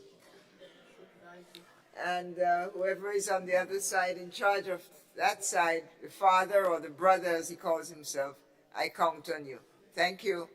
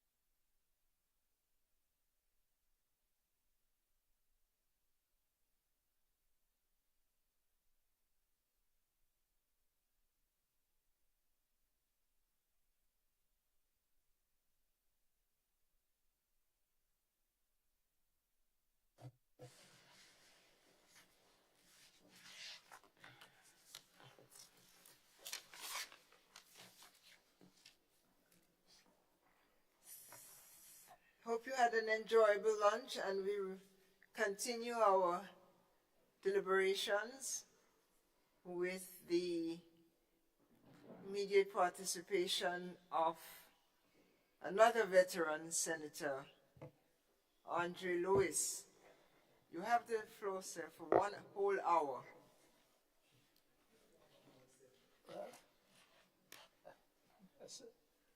I'm short by 2 seconds already.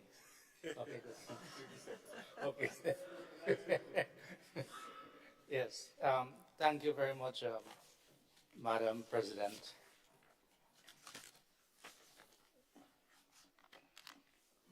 And Labour, thank you for the opportunity to be able to address matters pertaining to the revenue and estimates for 2024, or just as we will simply say, budget 2024. Madam President, this debate takes place in a very crucial period for the working class. I dare say within Grenada and within the region and even globally, the amount of wars, debts, etc. As a representative of Labour in the Parliament, as usual, I will not be playing politics. I will give praises where praises are due and be critical where there is a need to so do. And therefore, in this context, I wish to say that Labour supports the broad principles and plans of the budget, but will offer some concerns and suggestions. Labour congratulates the government on its fiscal performance in 2023. Yes, we need to do that. We are debating this budget under the theme Grenada at 50, empowering our people, transforming our nation. That's good. That sounds good. But I guess with the passage of time into next year, one hope to be able to see activities that will match the theme itself. The theme is broad, as obviously it will be, but we look forward to some more specifics. I had to await the arrival of my dear friend, and I dare say colleague, and I hope Senator will not get into a problem with that, the Minister for Labour, Senator Honorable Claudette Joseph, because I know she will totally agree with me when I read the following. I've had to change my approach. It was said, and we do support the amendments that will be made to the Labour Code as it is known. But given our historical background, on the question of equal pay for equal work, I could not have allowed this comment to pass, which says that for the very first time, this matter has been addressed. And I owe it to the sisters from the National Women Organization during the Revolution. And I recall the story from, need to be quick, Sister Claudette Pitt, Comrade Claudette Pitt, who said that on one of their visits to the government estate in Bellevue in St. Andrew, Upper Ladig, a sister from the Blando on the estate who was digging a drain. And when Comrade Bishop and the other sisters visited the estate, she complained that we are working as hard as the men, but we are paid less. And Comrade Bishop undertook to ensure that this matter has been addressed, and immediately the law was amended. And it found itself into the existing Labour Code. So I'll just read for the record's sake. Equal pay for equal work. This is Part 4 of the Employment Act, Section 27. Every employer shall pay male and female employees equal remuneration for work of equal value. And I rest this there. I think it's important to have clarified this. I don't think any one of us would ever have expected the Grenada Revolution to have lasted for 4.5 years and all the progress that it made and not address this fundamental issue. The issue of maternity leave, everything came from there. I know go on. And as you go on, I join you in that recollection and the salute to the early framers of equal pay for equal work in Grenada. Thank you. It is also probably a reflection of how far we have progressed from 1979-83 to now. And many of the things that we are speaking about were addressed. Thank you. Madam President, under the budget speech, looking at the budget speech, page 1, Labour notices that the size of the proposed total expenditure increased by 25% compared to the estimates of 2023, while total revenue and grants increased by 18% over the same period. We also recognize that there is an overall surplus after grants of 225 million is anticipated for 2023. However, this surplus is expected to be reduced to 0.6 million, and therefore, Labour cautions the government and remind them that there is a need to remain prudent in its spending, and all efforts should be put in place to create buffers to guard against shocks that may derail our efforts.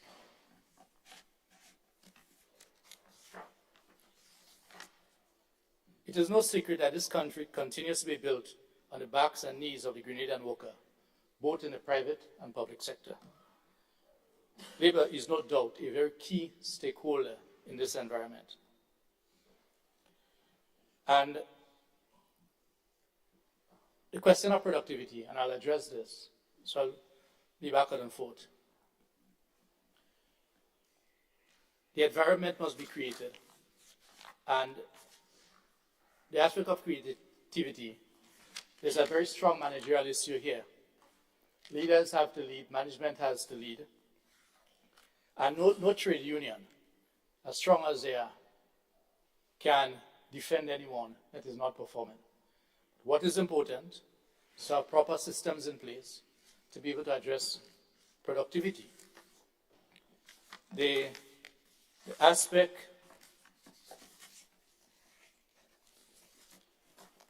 we find that within the system, and I'm glad my colleague from the private sector has just stepped in, because it's a discussion we held on another program a few months ago, question of productivity and the need for training for management personnel.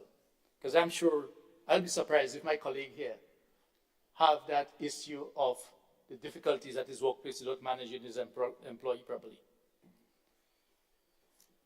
There are systems called employee performance management systems, and therefore, management ought to be trained. Because that's why management have been paid much more than the rank and file worker. They are paid to ensure that they can bring the necessary resources together, including the human resource, to be able to get the outcome that you desire. And if a worker turns up to work, and he or she is not given the task to be done, and they turns up, they will come and go when the day is done. So there ought to be that proper supervision. And on the question of at what time does work start during the day, whether or not you should be there for 8 to be able to serve the customer. Well, let me tell you how quite a number of companies have addressed that issue. If you want my labor power, remember you pay for my labor power, and I totally agree, and Labour agrees, that we have to give due work for the time that we have been paid. So if it's from 8 to 4, it's 8 to 4. But if you want me to start serving the customer from 8 o'clock, as a number of other workplaces have done, then your time of employment or your time of reporting to work may start from 7:45. So that you make the necessary preparation. These are techniques, these are elements that are in place. Why do you think that when you go into, for instance, the financial institutions, the banks, the door opens at 8, and you go in and people the tellers are there? Because they're expected to come to work, paid for X or Y time to be able to serve the customer. So these are simple things that can be done. The question of transportation plays a key and important role in the aspect of productivity. And that is why this government has taken a number of bold steps, and we recognize that. They must be commended for that.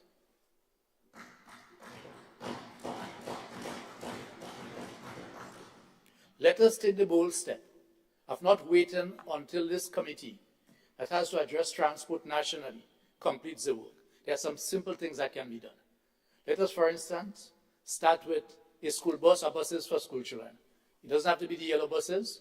I mean, you might like it because it's yellow. Yes? It does not have to be, but that's how we knew the school buses. Right? Right? No, that's okay. Get some green ones. Smaller ones, right? The yellows will be bigger than the greens. Yes? So let's address that. Let's address that. Also, let us get some public transport. We can look at the roads, the main roads, and therefore, even if it means only using those transport at night, let us say from 6 or 7, we have a number of workers, especially in the hospitality industry, that finishes work late.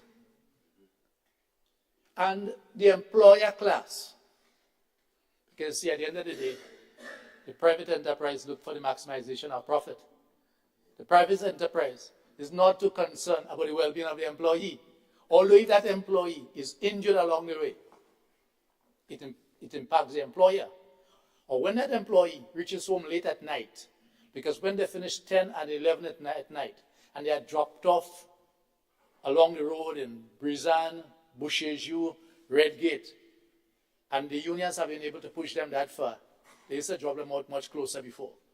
And they have to hitch a ride, which is dangerous. And sometimes get home all 2 o'clock in the morning and have to come back to work. They'll be sleepy on the job. They will be sleepy on the job, and therefore it is a requirement. Let's demonstrate our boldness. I'm taking one of your words, my dear Senator, boldness. Let us institute this boldness and come up with an interim solution that can provide transport. Because here it also impacts productivity. I'm sure that on a morning, be it on the Eastern Corridor, Western Corridor, Central Corridor, we see people standing on the side of the road waiting on transport. They'll be reaching to work late. Now one may argue and say, okay, well look, get up earlier. But the moment everyone starts getting up earlier, the same issues happen. And when you have to get up earlier, it therefore means that your time for the preparation of work starts much earlier in the morning. And when you have to get earlier, many of the workers have the children with them that have to go to school, have to be dropped off to a daycare. So rather than putting the blame, let us see this as a public good towards addressing the issue of productivity. Because it will also address the issue of punctuality. I am sure many employers are faced with the excuses, and justifiably so, that people are late for work because of transport. And that will also assist in reducing the need for each individual household to try to have a vehicle. The transport needs to be reliable, and it can impact and help. We go to the banks, we go to businesses, and the service is slow, and the service is slow because the employer class has taken a decision to have less people on the counter. And then when the worker goes to the bank, some things that they will have to do from time to time, they spend inordinate amount of times they're waiting for service. So these are some of the issues that we have to look at while we speak about those matters. And I'm longing, Labour is longing, for a national discussion on productivity. Because many times they try to pass it off onto us. The better a company produces, the more we can demand for our members.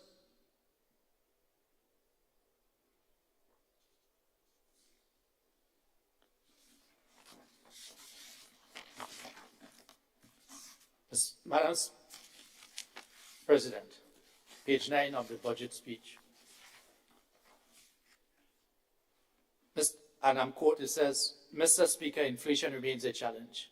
But our view is that government, by its tax structure, the IRD, government, by its duty structure, the customs, can help to shape the prices. Whether it is energy, food, or tax structure, there's a duty structure.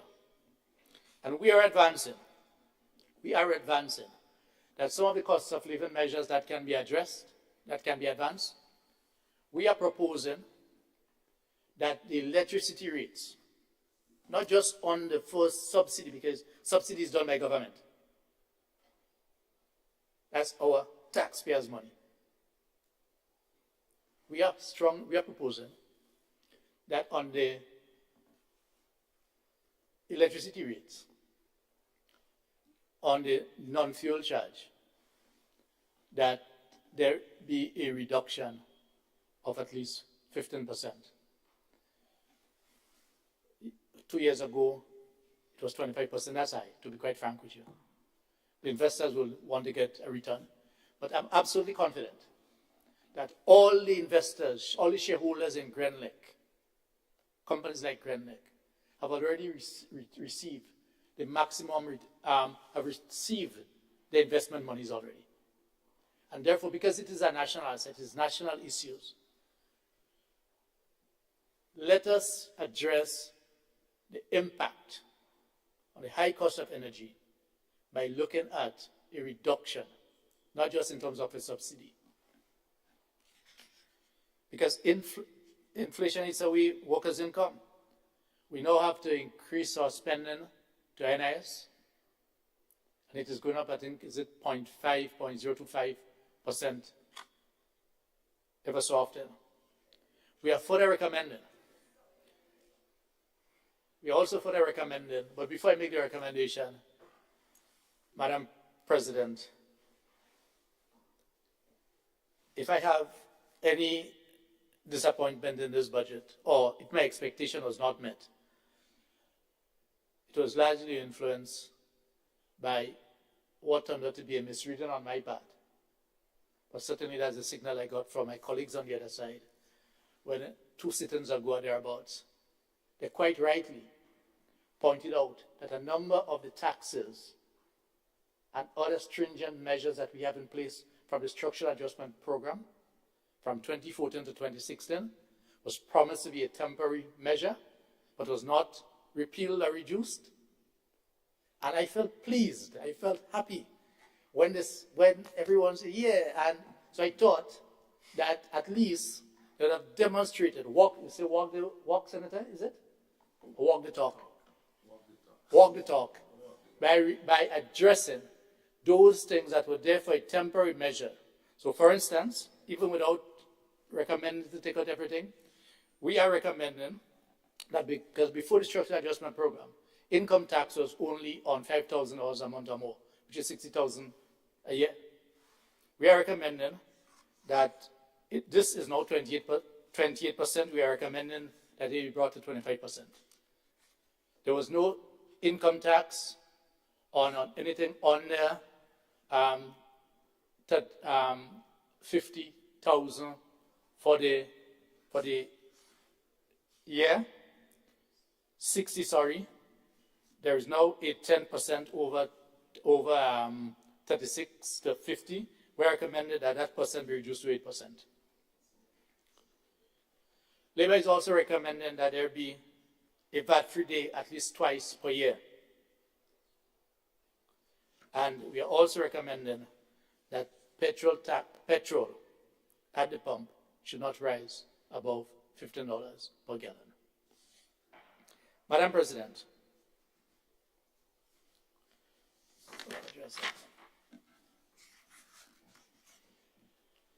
page 15, strengthening fiscal resilience. Labour endorses the principle of fiscal discipline. In the simplest form, Labour agrees that fiscal responsibility is about spending our money wisely, our taxpayers' money wisely. However, we hope that fiscal responsibility or resilience and fiscal space will not be used as a disguise or an excuse to prevent workers from being compensated properly and justly for their hard work. It is important to note that the government has now said that wages and salaries have moved from 9% of GDP to 13% of GDP. But here the interesting point. It says, projected to be no more than, in other words, wages and salaries of public government employees are projected to be no more than 10% over the next 3 years. No more than 10% of GDP. So although it has been moved to 13%, it is projected to be no more than 10%. And one will answer and say, well, that's good. But at the same time,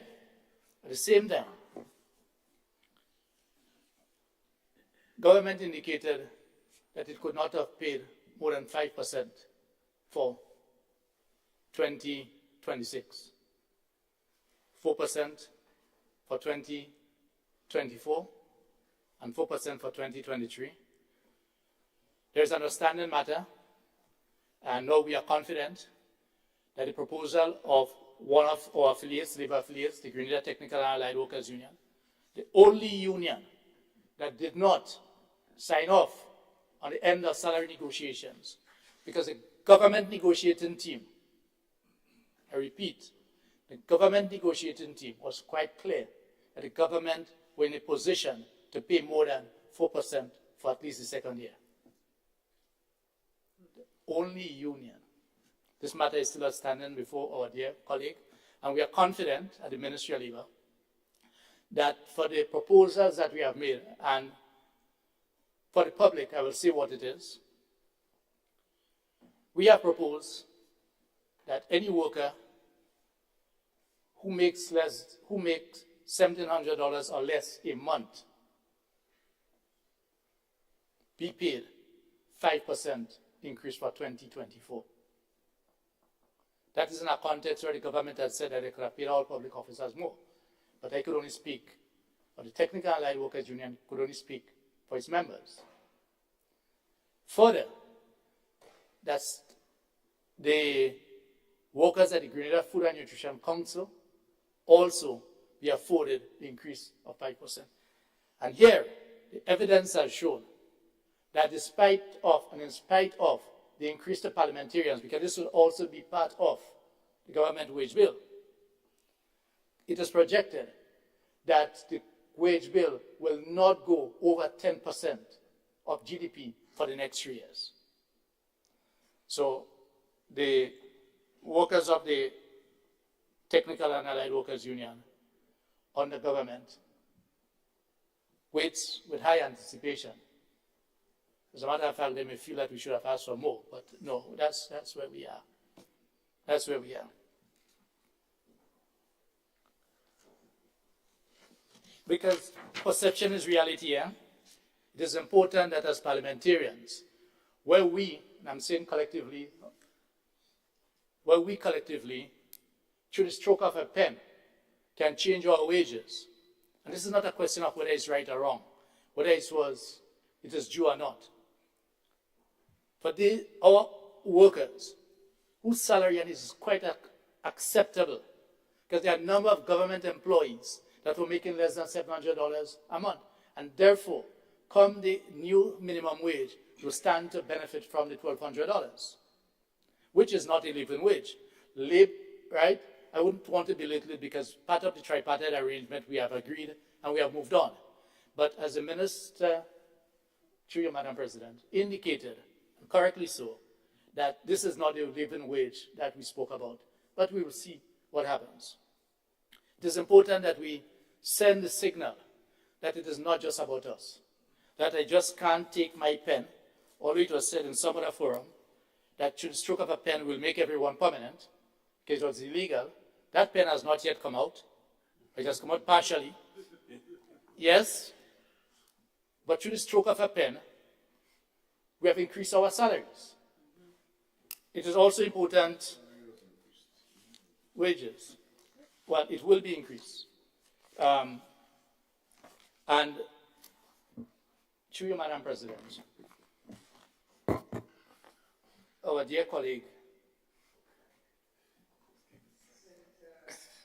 Senator Lewis.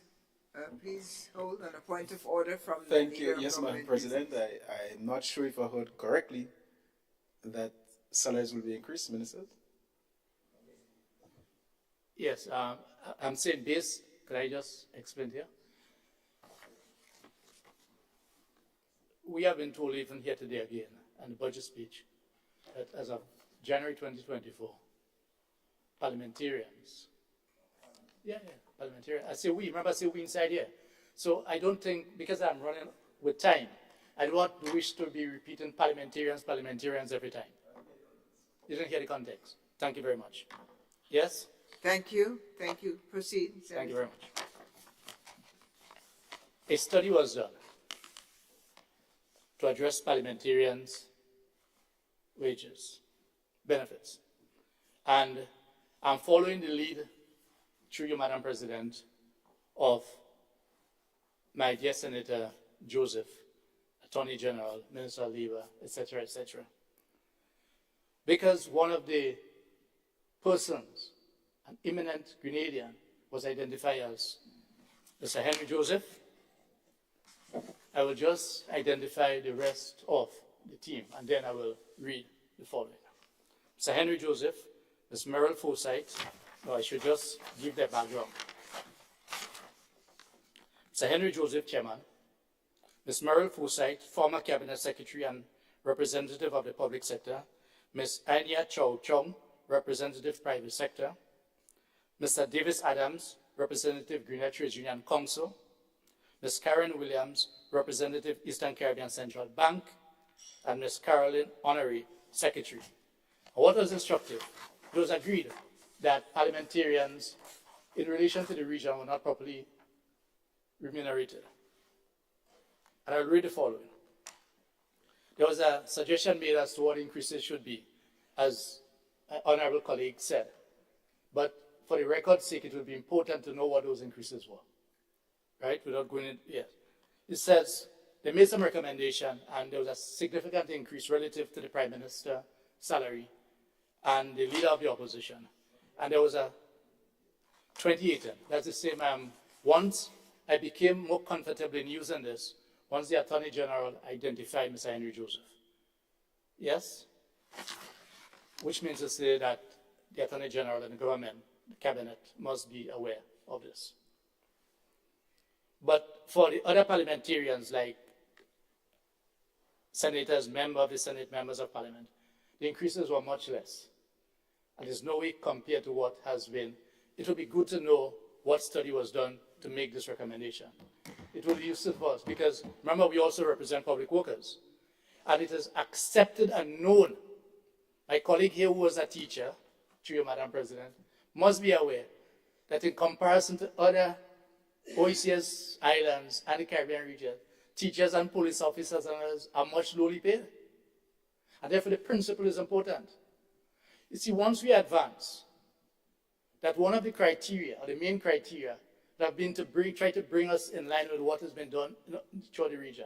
See, leadership, servant leadership, calls for us to lead by example, and that's where boldness comes in. So this is not a fight about us as parliamentarians getting something, It's not. I'm addressing the reasons advanced. So it says here, although the suggested increases does not equate to the average for prime ministers in the OECS, it was felt that it would be prudent, and here the wisdom of this eminent committee. Yes, I've identified them. It was felt that it would be prudent to recommend an increase that was in keeping with salaries existing within the public service sector in Grenada. So there's a recognition of fairness, yes, and relationship. There's a recommendation in relation to this. So this here, and it also says, and Labour will have had no difficulties with this, even now. Let me hasten to add, Labour has always recognized that there need to be adjustment even to ministers' pay. And I'm saying that openly. The Commission also wishes to recommend that any future salary increases granted within the public service be extended to include parliamentarians. I think it is only fair. In other words, that will take away from you having to use your pen. Those of us, because the laws, we sit here and we can pass. Because this is what was done, the principle of the pension disqualification in 1983, after the invasion of Grenada by the Americans and the incoming administration,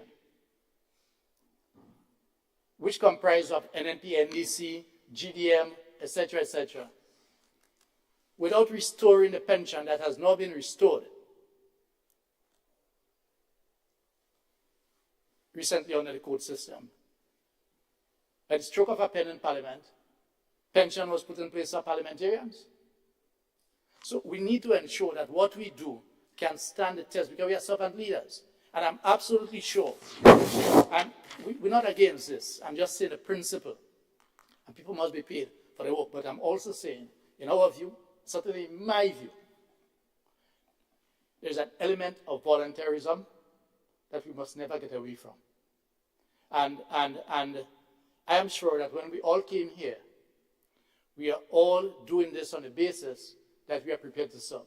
I'm saying this is not about addressing the salaries, because it has to be addressed. I want to accept that. But I'm saying, because we are,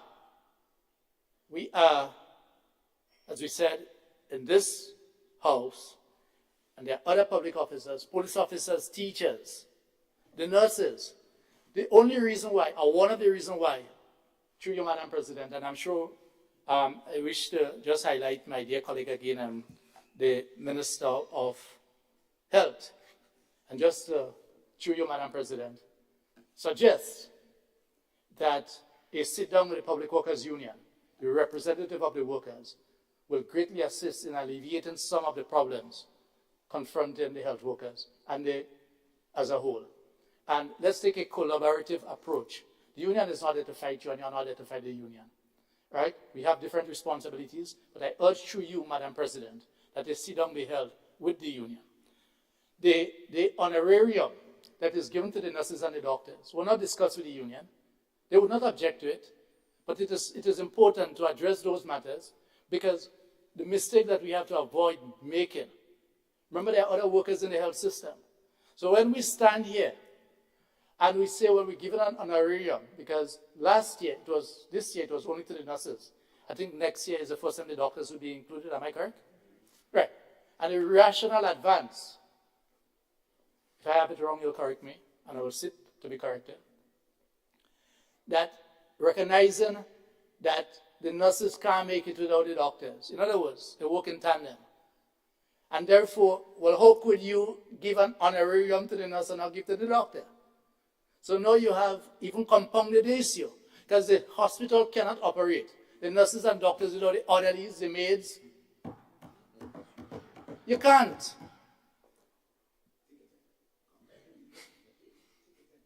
You can't. No, you see, through you, Madam President, the bonus, because we have money. Remember, we are projecting to spend 10% of the 13% we have just boasted, and correctly so, that we move the ceiling from 10 to 13.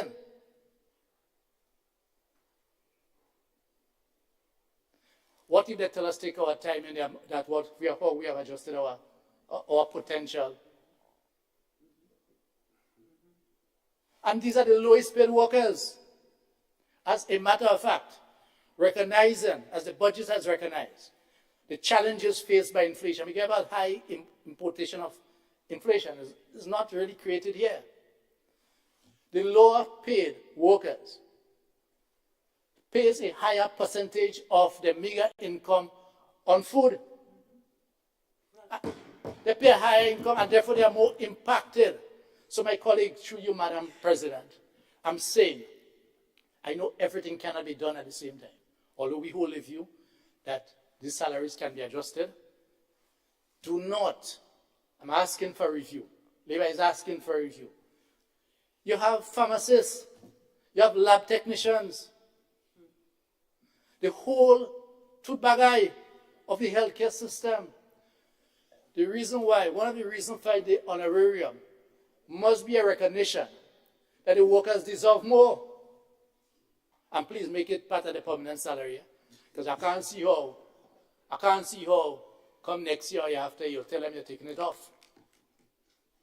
Can't see how you'll be doing that. It's an honorarium, but at the end of the day, as part of the resolution to the industrial problem that we had yesterday, labor does not fight over how you turn something once we get the desired result. So, I'm saying, address these matters. The Christmas gift or Christmas bonus, it is welcome, but we are calling for it once again to be a permanent fixture. And I see 25% is mentioned. Just for our listening colleagues. I know our colleagues here are very bright, so that's not for our colleagues here. But that's roughly 1 week, right? Because 1 month is 100%. Well, one week is a lot, right? I mean, although workers got a month in the past and some got half months. So they got 100% and 50%, so it's not 25%. But, I mean, it will be welcome. We are calling for it to be made. St. Kitts is doing this. In fact, Labour recommend that, just as in the case of St. Kitts, a token of appreciation to all workers for their dedicated efforts and contribution towards nation building, a one-time tax repayment of $500 to workers who contributed to the NIS as part of the 50th anniversary celebration.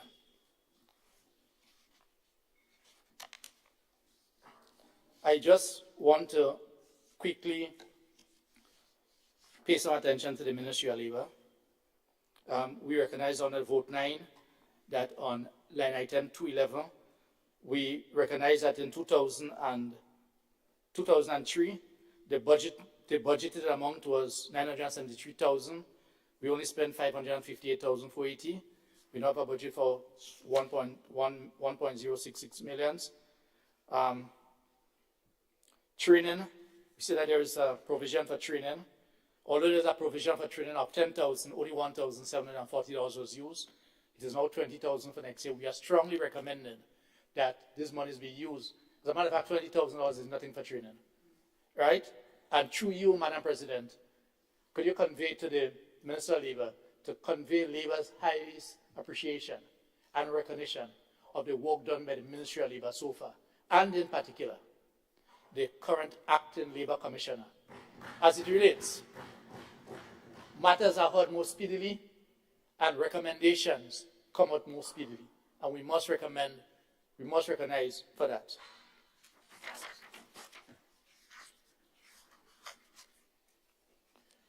In relation to work permits, it was good that I speak after the Minister. Some information has been given. It is lacking in the estimates. One of our observations is that the estimates are lacking some information on the key priorities and achievement. Under the question of key performance indicators KPI, number 3, number of policies developed, reviewed, and implemented, there are no figures for these. Under number 7, labor management information system developed and implemented, the ministry must be complimented for this because we didn't have that before. Number 9, statutory labor report to Parliament, and undertaking is done to get us by the first quarter of next year. We commend you in anticipation of receiving this report. Number 10, the Department of Labour website, you must be commended for that. Outcome indicators, under staffing, we recognize that either there is an error, but there is a reduction from 17 to 18, and there is a reduction in staffing levels from 17 in 2023 to 15 in 2024. I hope that this is a mistake. We have noticed that rather it should be 18, and we are now rather it should be 18 rather than 17, and 16 rather than 15 under the table. So it appears as though there is an error made in the counting. We actually counted the figures. So that may have us wondering if there are other errors made in terms of the figures. This is just an observation. Under the unestablished staff, we also see that we are not having a planning officer for 2024. The department needs to be staffed, and therefore we have flagged that. We are flagging this observation.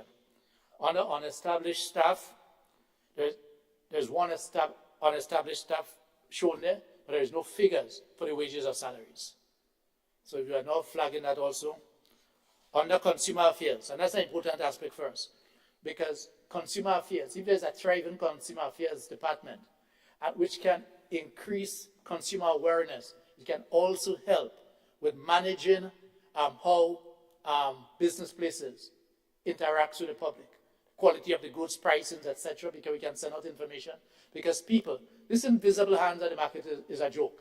People make decisions based on information. And therefore, if you can give people information as to where their best practices, people will be able to make the right decision and therefore be able to manage their spending. Under that, we recognize that under consumer affairs, and that must be commended, they're increasing the staff from 4 in 2023 to 22 in 2024. That must be commended, and therefore we expect to see that fill. However, there is no key priorities/strategies listed for 2024. What will they be doing? That is important for us to know. Under output indicators, public education programs conducted, we recognize that in 2023, with 4 staff members in 2023, there was a performance, or the buzzwords these days in terms of unblocking the pipe, is what again, implementation, right? That you're able to achieve an 8% with 4 workers. However, yet still, although you are targeting 22 workers in 2024, the output indicator is still to achieve 8%. I think that this is an error, right? So please review this.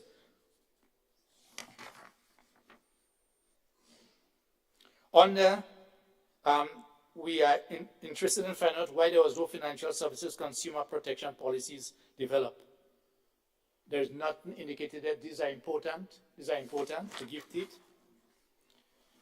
I have a note here that I will still read, but I'll preface it by the following.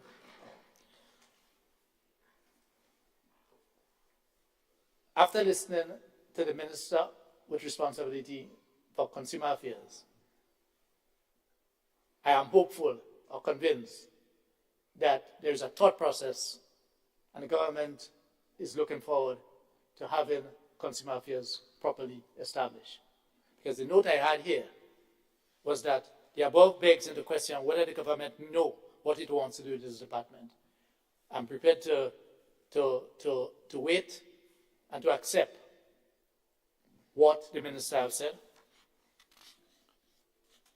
There are some other issues. Good.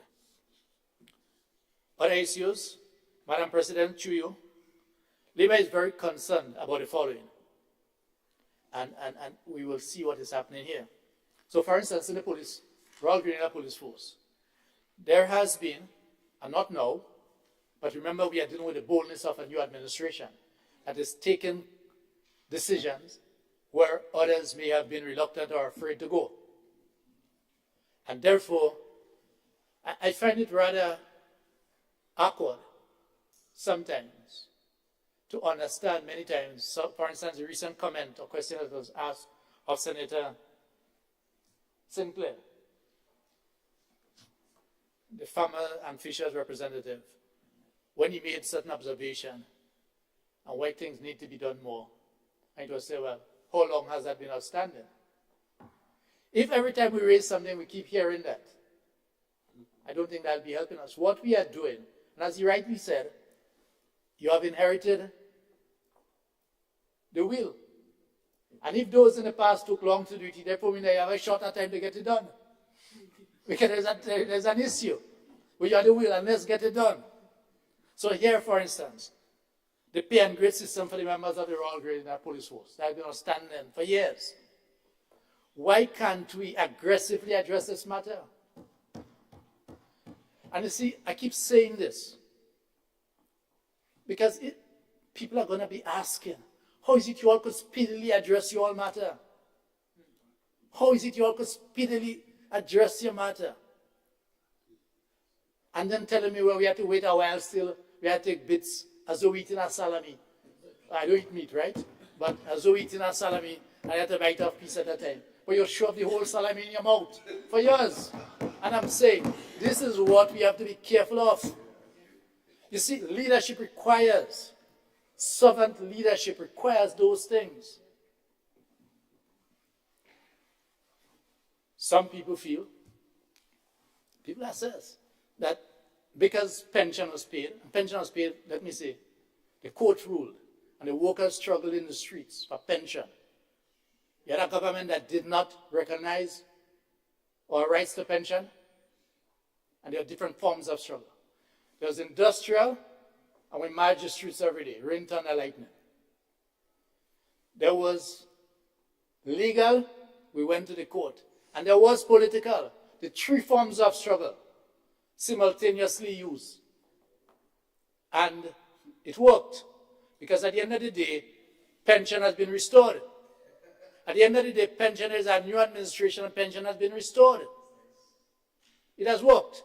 And therefore, that is why it is important for us to ensure that the court rulings on pension is preserved for public officers.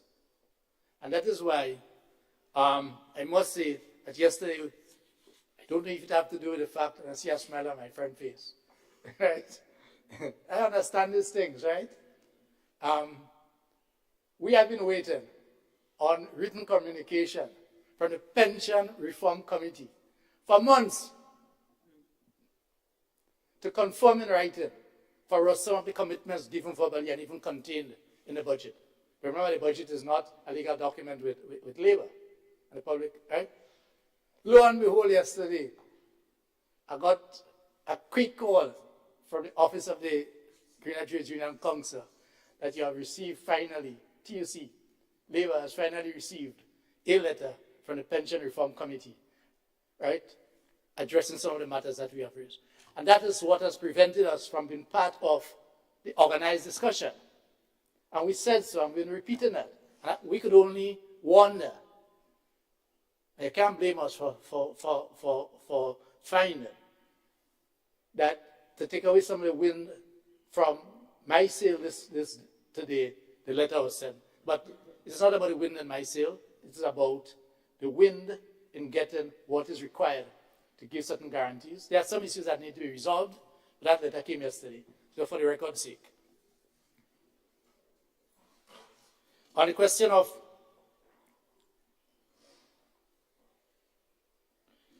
Madam President, through you, a number of big ticket items have been addressed. So pension, minimum wage, or I prefer to say living wage, but minimum wage, that's what it is. The question of taking back our lands, which Labour strongly supports because that's part of our charter. Don't take a knock again for it. Take a knock again for it. Yes, taking back our lands, ensuring that Cameron Park remains for us and as a green space. We have a lot of work to do there still because we need to make it comfortable to our citizens, our elderly and children. But we'll get there. The Rivera site, all these are big ticket items. The Kawana Bay issue, although I must say that I still will want to find out some more of the Kawana Bay issue, not the transaction, but what was the nature of the transaction, right? But when it comes to ordinary, I don't wish to say defenseless people, the Carriacou 5, and I will tell you, that unless and until this matter is addressed, it will become a common refrain, not only in these wars, and especially, there are women. The Carriacou 5 have not been able to have their day in the Ministry of Labour as yet. The union has not been able to have its hearing in the Ministry of Labour. 5 sisters, 5 women, 5 female from Carriacou was sent home. And the reason advanced, not what we think, the reason advanced in the letter of termination is that they were terminated in keeping with the public service rules and regulations, number whatever it is of whatever year. And that, I must say, all the other dismissals after that didn't follow that because I think they have learned their lesson, right? But at least If you dismiss them under that provision, give them the right of a hearing. Give them the right of a hearing and demonstrate your commitment, not just the big ticket items, and re-engage these workers. Don't even go to the Ministry of Labor, because the government is the employer.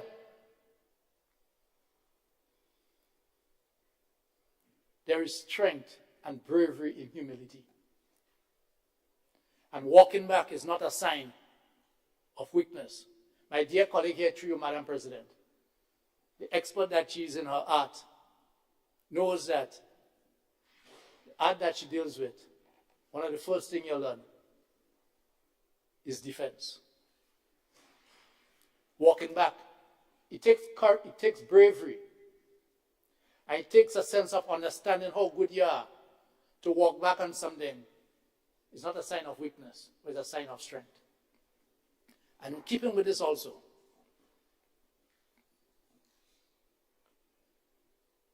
the workers of faith who were not paid for the service to the state of, to the government, because government is a continuum. These are ordinary workers. They worked. If you have issues with the company, by all means, and I support, and Labour support, if there's any wrongdoing, go after them. These are ordinary working class people from St. Andrew. I mean, you have the president, you, Madam President, from St. Andrew sitting there, at least for your sake. If there's anything that you can do, get some payment. Get some payment. These are ordinary people. You won't lose anything. As a matter of fact, you will gain. You'll even gain politically for this. That can't bust you. That will not bust you. I know you have issues with faith. And you may have a right, because some of the things I want to have heard leads to a number of questions. I don't have the answer. I'm not making a value judgment. I'm saying I've heard enough to agree that there may be a need for some look into what may or may not have taken place. But let us not hold the worker who has been employed with a company. Let's not do that. So we're making this request through you for this. On the question of housing, the Labour looks forward to the realization of, is it Project 500, I have it somewhere, or tell me again, Project 500? Project 500 is 500 Greenland style houses. We look forward to the fulfillment of that. The more houses, one of the most burning need, although I think 500 was promised for constituency during the campaign, but I mean, we'll take what we get. Yes? But to further also go on to say that nothing should be done that may result in any low-income worker who would normally be eligible for one of the Chinese homes to make it difficult for them to achieve. What do I mean? Yes, there's an issue with payments. By all means, put your systems in place, do collections. But if it turns out, I don't have to look too much over my shoulder. No, I don't have to look over my shoulder. There's a front of me. If it turns out that the proposed arrangement in terms of financial institutions may make it difficult, if not impossible, for someone to qualify, we are proposing that this not be done. We are proposing, collect your monies. Collect your money, because there's maintenance. There's maintenance, and one of the failure of this arrangement is because there's no proper organizational system in place. Because when everyone lives in their own little space, the general areas is nobody's responsibility. And we understand that. So you have been faced with a Herculean task. And the immediate response or reports that we heard from the press conference that were done by the Housing Authority of Grenada is that a number of people started to buckle up their shoes or pull out their socks to pay. So we need to work to get those things, right? And I am sure that no government, this government included, and particularly this government, will not want to have people not being able to have some comfortable level of housing and a home just on the basis that they can't meet some requirements that some financial institution may have. Mark my word, I'm saying that whatever we do should not result wherein under normal circumstances they will qualify, and not just qualify, but be able to access. So I would like that, through you, Madam President, be the guiding principle. Yes?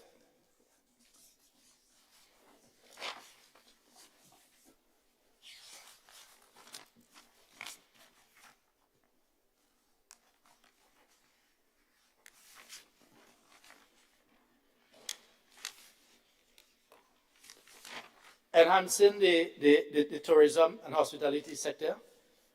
We need to pay some attention. We need to pay some attention to the sites. So for instance, the Granitang Lake. Let us recover the lake. Let us clean and get back as much as the 36 acres. I think it's about 36 acres. Let's put people to work. Let's do this. We're also proposing that in the yachting industry, that I think Grenada has about 7 marinas. Yes?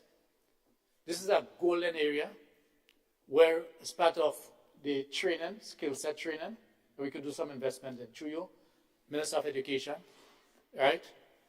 Live up to the mantle of where you are from. I know. I don't need to repeat it. Yes? And let's do this in an organized way, where we can probably, even if we have to send people abroad, bring in people to train in maintenance. Because many of the maintenance work is done by people that we have to bring in. As a matter of fact, I can't recall his name, and I should have. Probably about 6 months ago, I was so pleased to see the interview with a young Grenadian colleague who went and did some advanced study in terms of servicing the yachts. And that is so good. I think he has a business. So let's see what we can do. And it's colleagues like these and businesses like these we need to give assistance. And that is where, because many of our small businesses fail because of cash flow. And therefore that's where the GDB comes into play, making available resources of GDB to assist along the line. And therefore, you need to do, through you, Madam President, a review of the fees that our yachts pay for boating outside our shores. And also,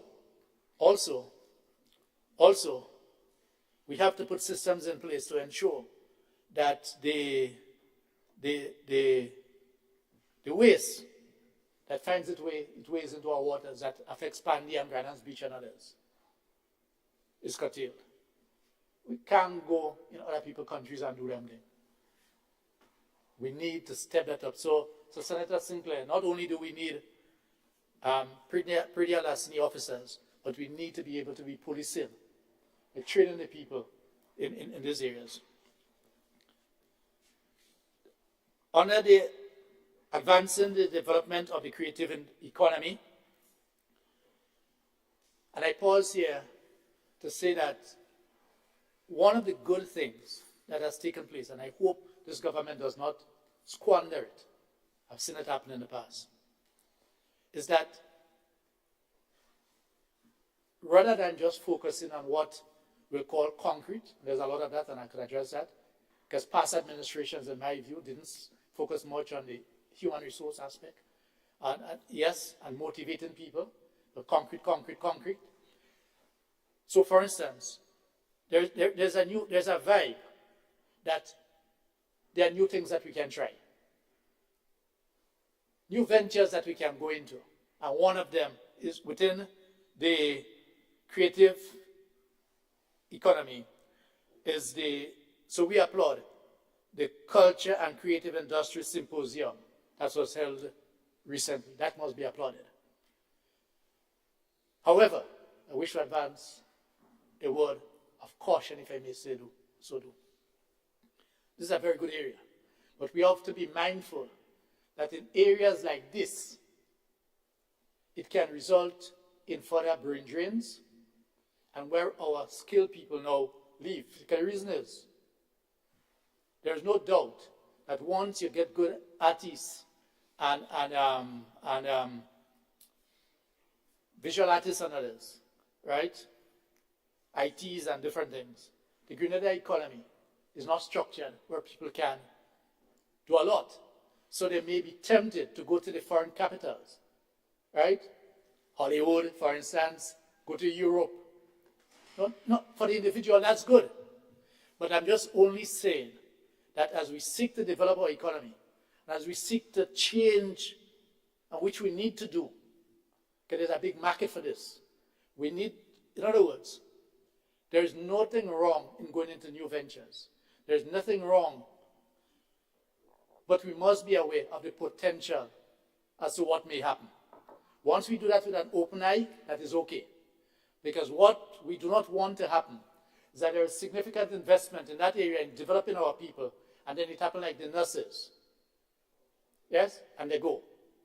Yes? But we know that the nurses issues even link to the type of work. And that is why we are saying that the aspect of permanency of the workers. Madam President, I just have 10 minutes. I'm wrapping up. Yes? I'm about to wrap up. It wasn't wrong, I know. But I am always aware of time once I give a commitment. I don't need to sign something to perform. If I give that commitment, I'll keep it. Yes, so although it wasn't wrong, I'm aware. And that's good. I'm saying that one of the reasons, and one of the key reasons why some of our nurses have been going, is because up to now, that pen has not yet moved to make them permanent. Yes, there are promises. But remember, people cannot continue living on promises. So one of the bold moves that this government can do and ought to do right now is to immediately ensure that all your healthcare workers. So, Madam President, through you, I'm coming back to the Minister of Health. And I could have seen the passion. For a moment, I thought he started to wonder whether or not he should have continued the health ministry. But I say next thing he about to chop his hands, But I recognize you have strong metal. Yes, you have strong metal. And the suggestions that we are making is so that you can keep your workers. So make them permanent. I can tell you that 3 for 10 ought not to have impacted ministry. And you see, Madam President, when we were beating the streets in labor, and when we were going to the airwaves and fighting the past administration, and that's what we do without any apologies. And many accuse us of making noise. I'm not saying that anybody on that side may have done that. But I certainly didn't see much agreeing with us. We have done that other places. It is coming back to haunt us because we are in the driver's seat right now. When we were saying, especially the Grenada Public Workers Union, the same union that my dear colleague, up to now I don't think has met with, after close to 18 months as Minister of Health, were calling for Ministry of Health to be exempted just as the security forces. Had we been joined in that struggle and recognizing the importance of health, the near meltdown that we have, may not have happened today, because that's serious. And I'm sure that almost each one of us inside here can give the terrible experiences we have had at the hospital and cut across all political lines. So please make the workers permanent. Don't just give them an honorarium, because even with the honorarium, they are leaving. Because the key thing for them is the security of tenure. Security of tenure. Let us unleash. I know they're saying you all could have done it, but what I'm saying, through you, Madam President, we are where we are. So, you see, a number of us have inherited organizations or lead organizations. I could never understand why is it that people spend time blaming those that they take over from. Not just in government, We are here. If I'm the president of this organization, I'll be failing in my duty if I keep only saying, well, my predecessor didn't do X or Y. It is my responsibility to do it. And Labour is prepared to give its commitment to work along to ensure that these take place.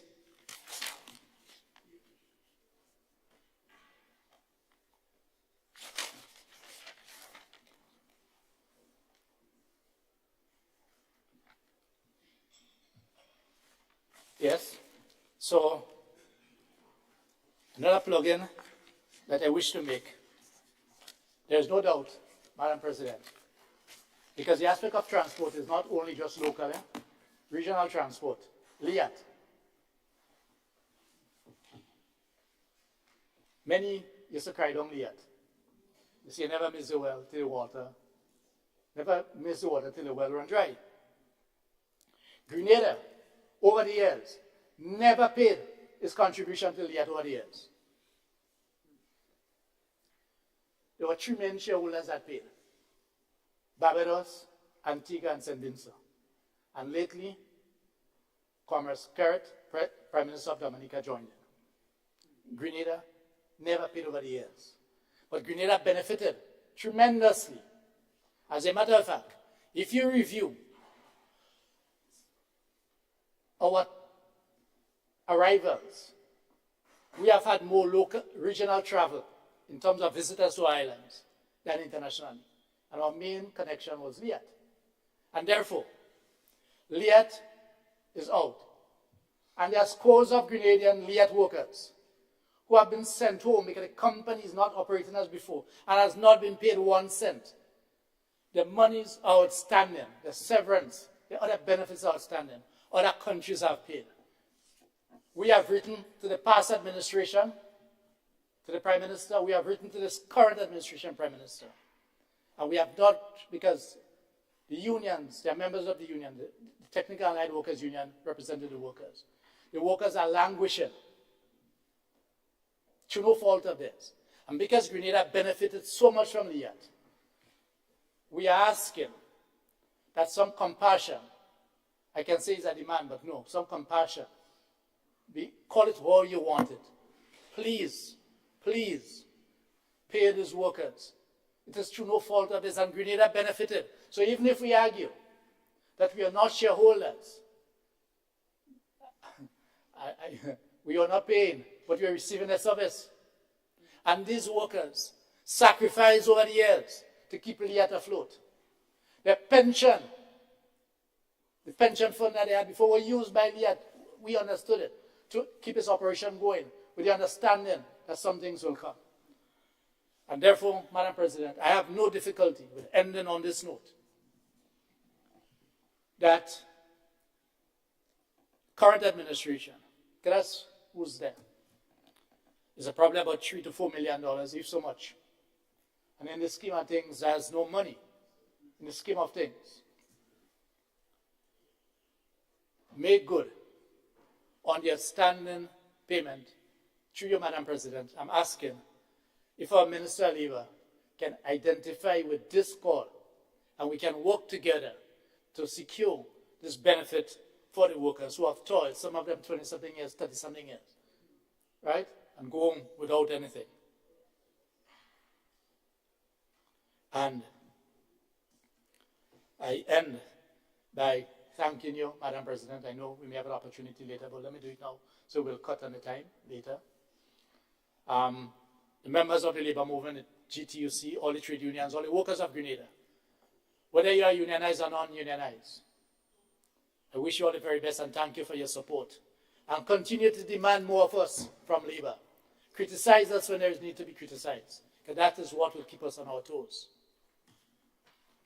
To the police officers who are here and elsewhere, it is our desire in labor that the government will move speedily to address your pay and grade issues and the other working conditions that you have. I know it has been inherited, but please give this some priority, because these people stand in the line of duty.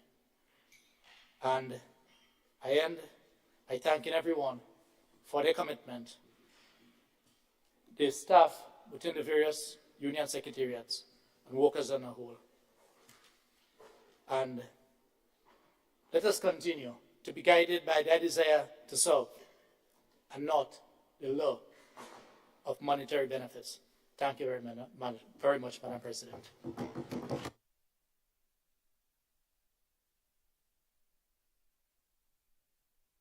Thank you very much, Senator Lewis. Thank you. On behalf, as you spoke on behalf of all the workers of the country, unionized or not.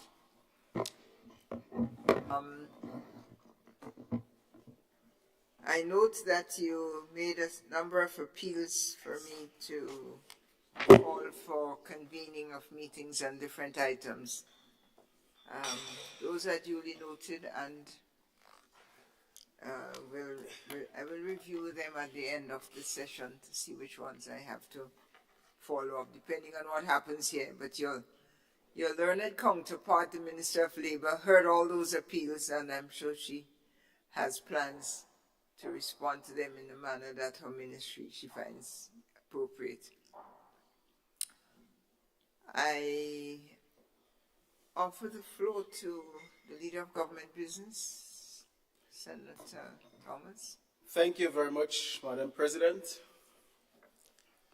And Madam President, I wish to advise that being a money motion, I have the endorsement of the Speaker. Madam President, first of all, I would like to thank the Senate. I'm talking about my colleagues on this side and my friends on the other side for the debates that they have presented in this House, for the contributions, for the recommendations that they have taken, that they have given. We are very grateful for it. And I can rest assured, I can let you know that we have been taking notes of all the recommendations. And I must say that some very good recommendations came from you all.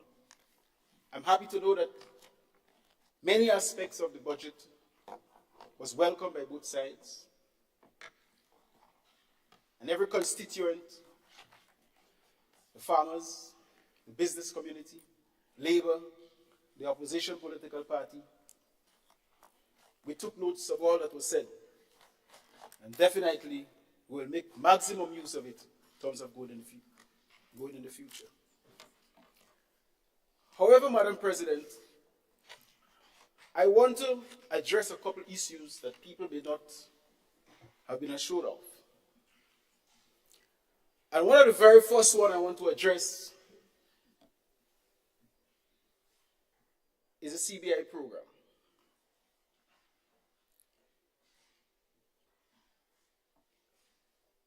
This administration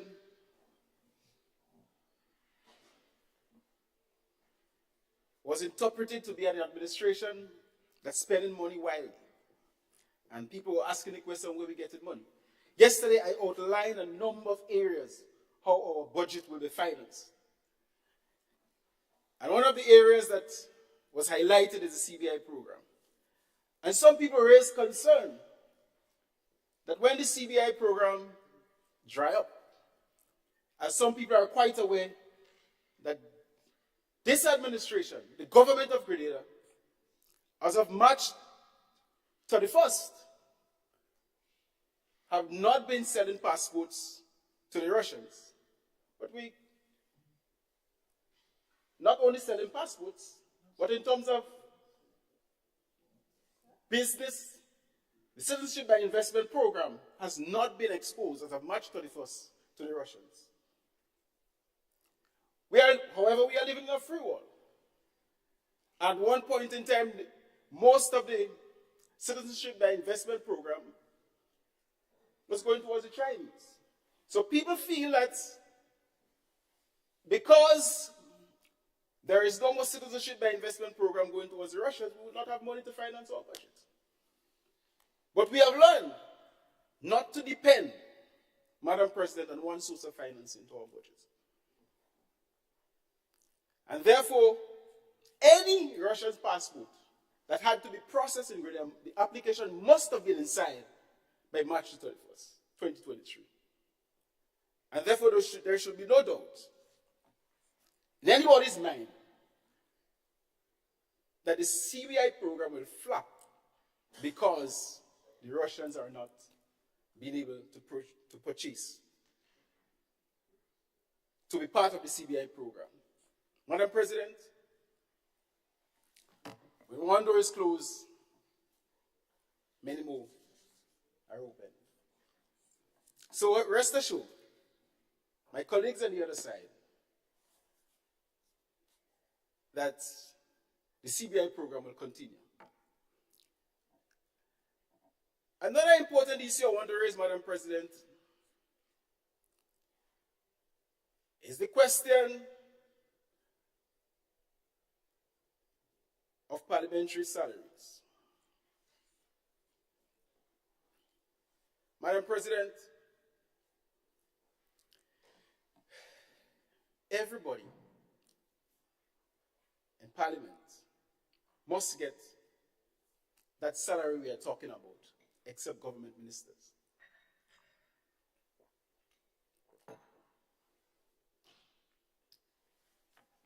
Say that except ministers, because ministers have a salary already.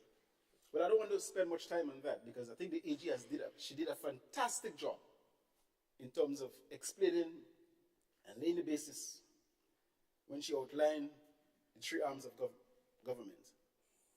However, let me make the point. Government ministers, cabinet ministers, in the executive arm of the government is a task within itself. And if anybody going to raise objection because government ministers, cabinet ministers receiving a salary, then I ask the question,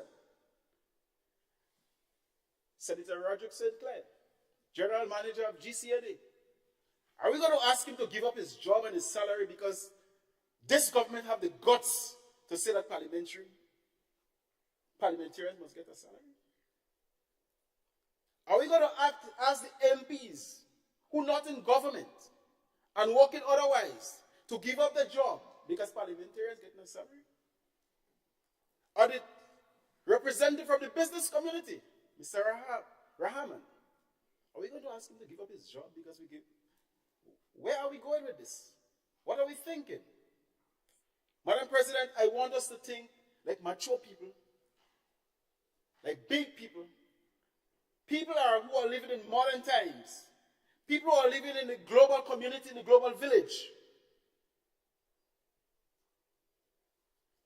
and not to come to Parliament and expound on petty issues that really and truly, that will not help the development of our parliamentary democracy, the development of our country.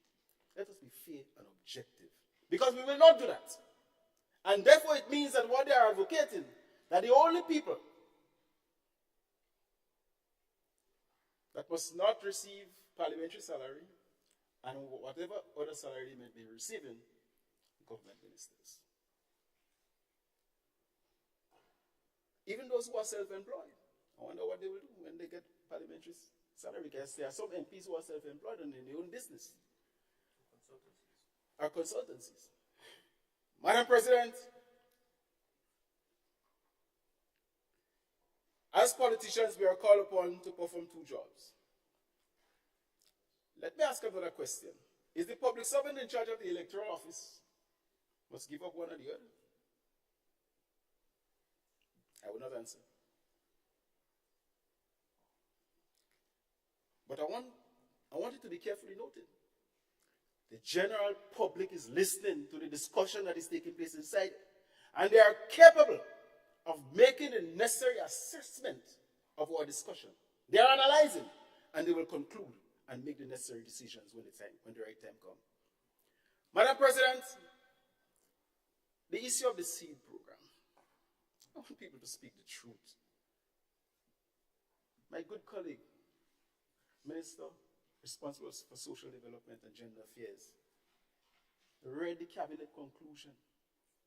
After this was read, Madam President, nobody objected whether it was true or false. So we have to take it in the affirmative. Yet for all, after she outlined that, Madam President, it was still, people were still talking about the 150 as though it was permanent and it was there and it should be retroactive. Where are we going with that?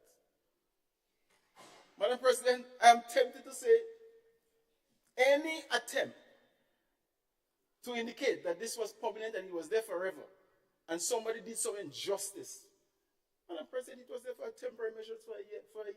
It expired and it, I mean, what is that?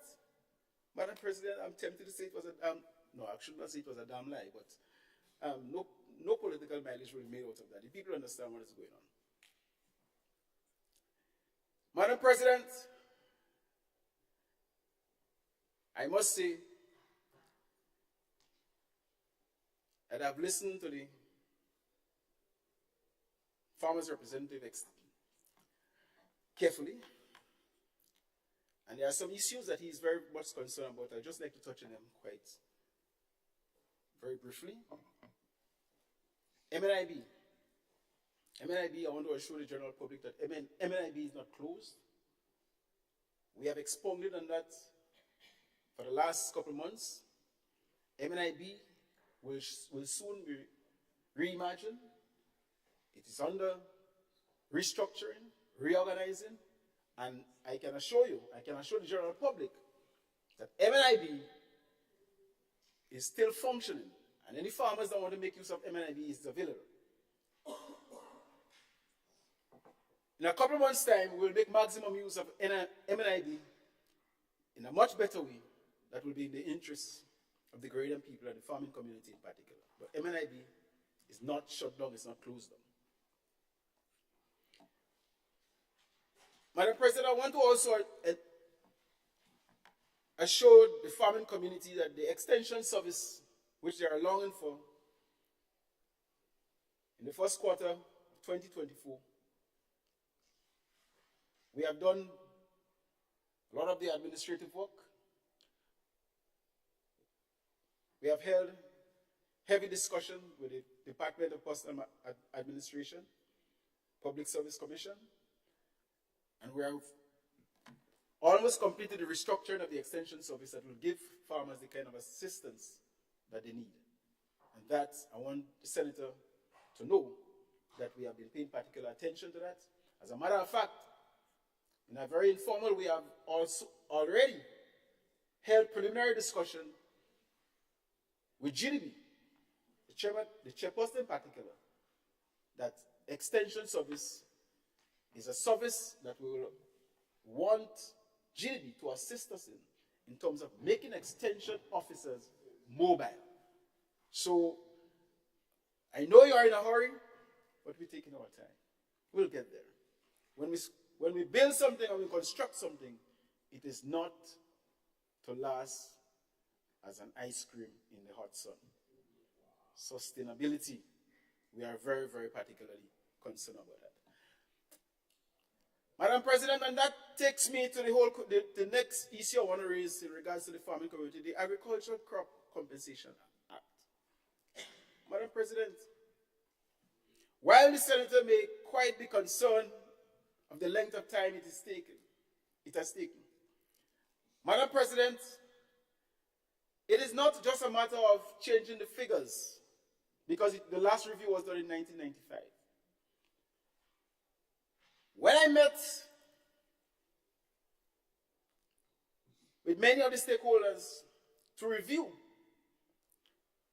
the act, we found out that the fact it was done in 1995, it is not a matter of sitting down in a corner and come up with some figures. We came to the conclusion that we have to consult with the experts in the Ministry of Finance to find out how can we adjust the figures from 95 to today. And if you know inflation, you will understand how we have to fix that. So Madam President, we have to seek the expert advice, and this was done. Also, we have to realize today that it's not only crop compensation when we come into talking agriculture. So we have to change all these things. We're not only listing the amount of crops that farmers must be compensated for. Madam President, we have to compensate the livestock farmer if he made losses. Madam President, we have to compensate the CMOS cultivator. Because those guys might lose. Also, somebody may destroy the plantation. And if a little cigarette, what do they call it, a little good cigarette, pass through the cultivation in the sea, that could be destroyed, and that have to be compensated. The present piece of document does not cater for that. Well, the name that have been recommended, and you understand what we're not now. So that's why I didn't speak that much about it today. So, Madam President, we spoke about crop production, crop compensation. We're going to call the new one agricultural commodities. So it encompasses a wide range of products. Crops, livestock, honey, sea moss, tout moun bagay. Anybody French inside there?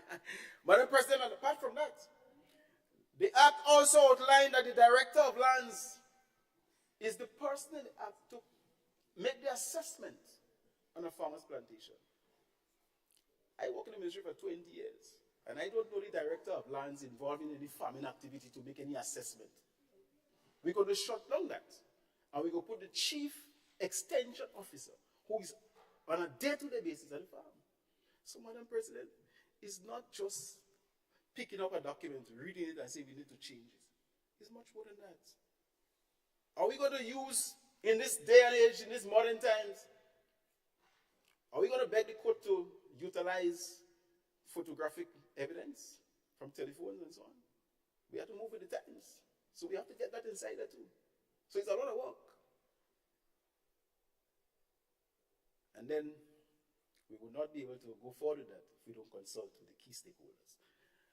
I leave that to rest. And I would not go over the same thing with the Prix de l'Assemblée. So I leave that to rest, and our minds can talk all more about that. Madam President, in my presentation, I didn't have the time to speak on a couple issues in the Ministry of Agriculture, so I just want to run through that quickly. I will not take 10 or 15 minutes. Forestry, a very important department in the Ministry of Agriculture.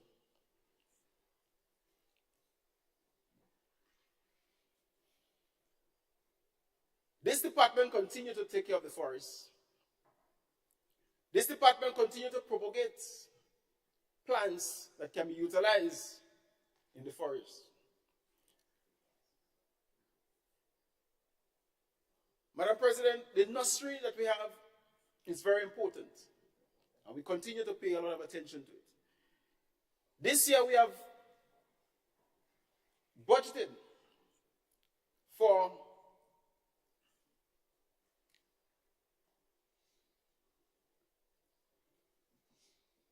establishing or re-establishing some of the trails that we had in the forest and we were not able to attend to them since Ivan. We're going to tackle at least 5 of them for 2024. And in going forward, we will make sure that this becomes a common feature in our forestry department. As a matter of fact, we have completed the rehabilitation of Granita 1910 to Akwetut in St. David, a trail in collaboration with Grenada Fund for Conservation. And we have been holding discussion with them, and we're going to continue on that line. Madam President, the Grenada Food and Nutrition Council has made some serious strides. They have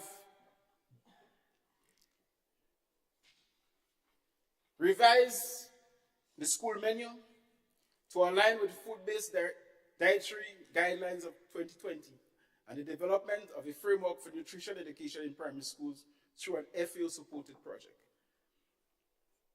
They have also trained over 65 school cooks on the food-based dietary guidelines for Grenadians. The GFNC collaborated with SIEP to train 65 adults and 126 children in addressing food security issues.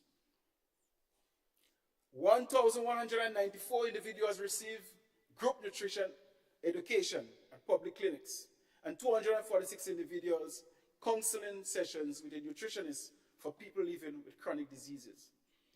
So, Madam President, the Food and Nutrition Council has been doing quite a bit. And we have just reconstituted the board under the guidance of Mrs. Gemma Bain Thomas, and she's doing a fantastic job. Unfortunately, I was kept here last night while the end of the year dinner was going on and I couldn't attend. My humble apology. Madam President,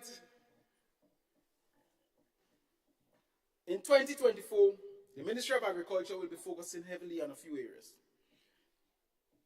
Food Security Enhancement Project, we have talked a lot about that. Since last year we have been talking about it. Happy to see that it's rolling since October, and we will make sure that we spend as much of that money as possible. If not the full 2027, very close to it in 2024. Madam President, we have budgeted over $3 million for the farm roads and farm machinery. Now, the farm machinery is a program that the ministry had for years and has been abandoned.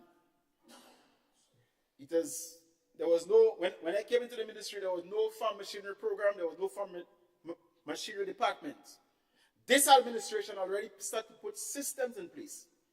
We are already hiring, almost to hire a consultant that's going to help us in establishing that unit, the farm machinery unit, and also for the farm road rehabilitation and maintenance project. Remember, I say maintenance, because too many times we get ourselves in serious projects without budgeting for maintenance of buildings and roads, whatever it is. Never again will we make that mistake, because it costs the country a lot. The Ministry of Finance will tell you how much it will cost them to relocate just to renovate the present complex,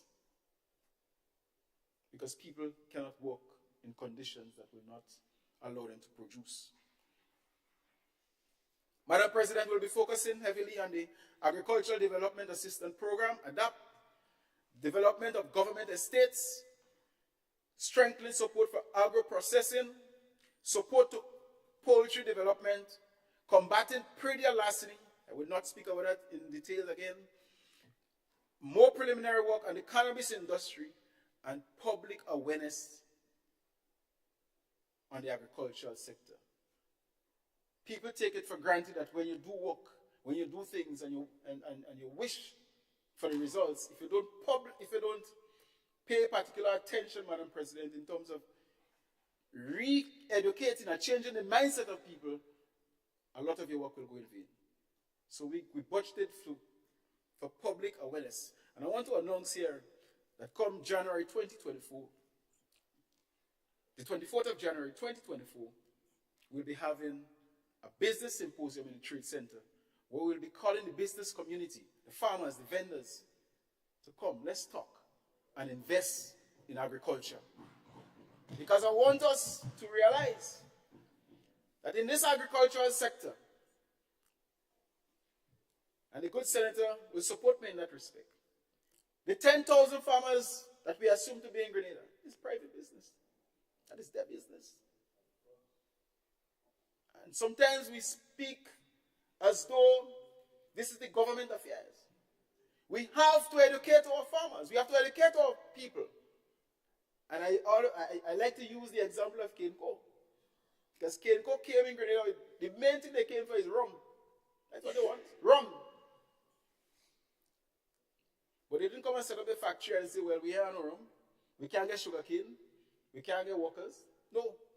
To get rum, you must start from the jointer cane, or the cane seed. And I always like to use the one about the tomatoes.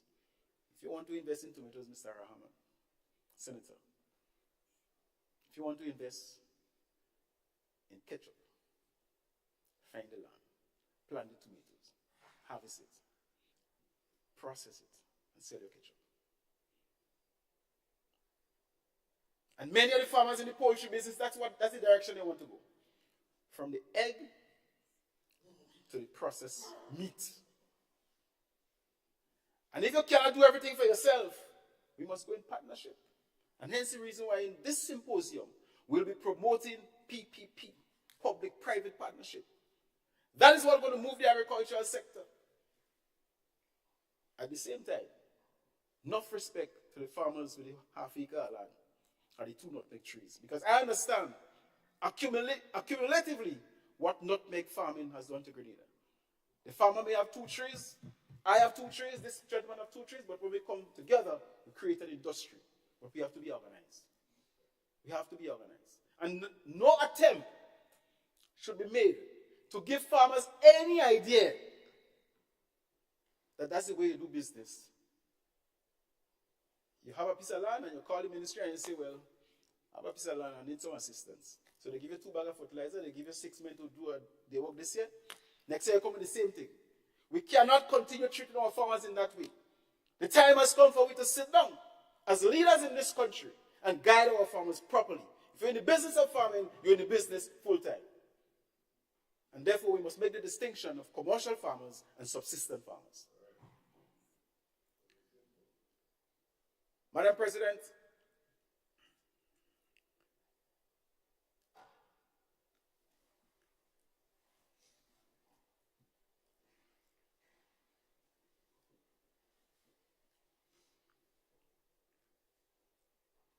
the support for the poultry industry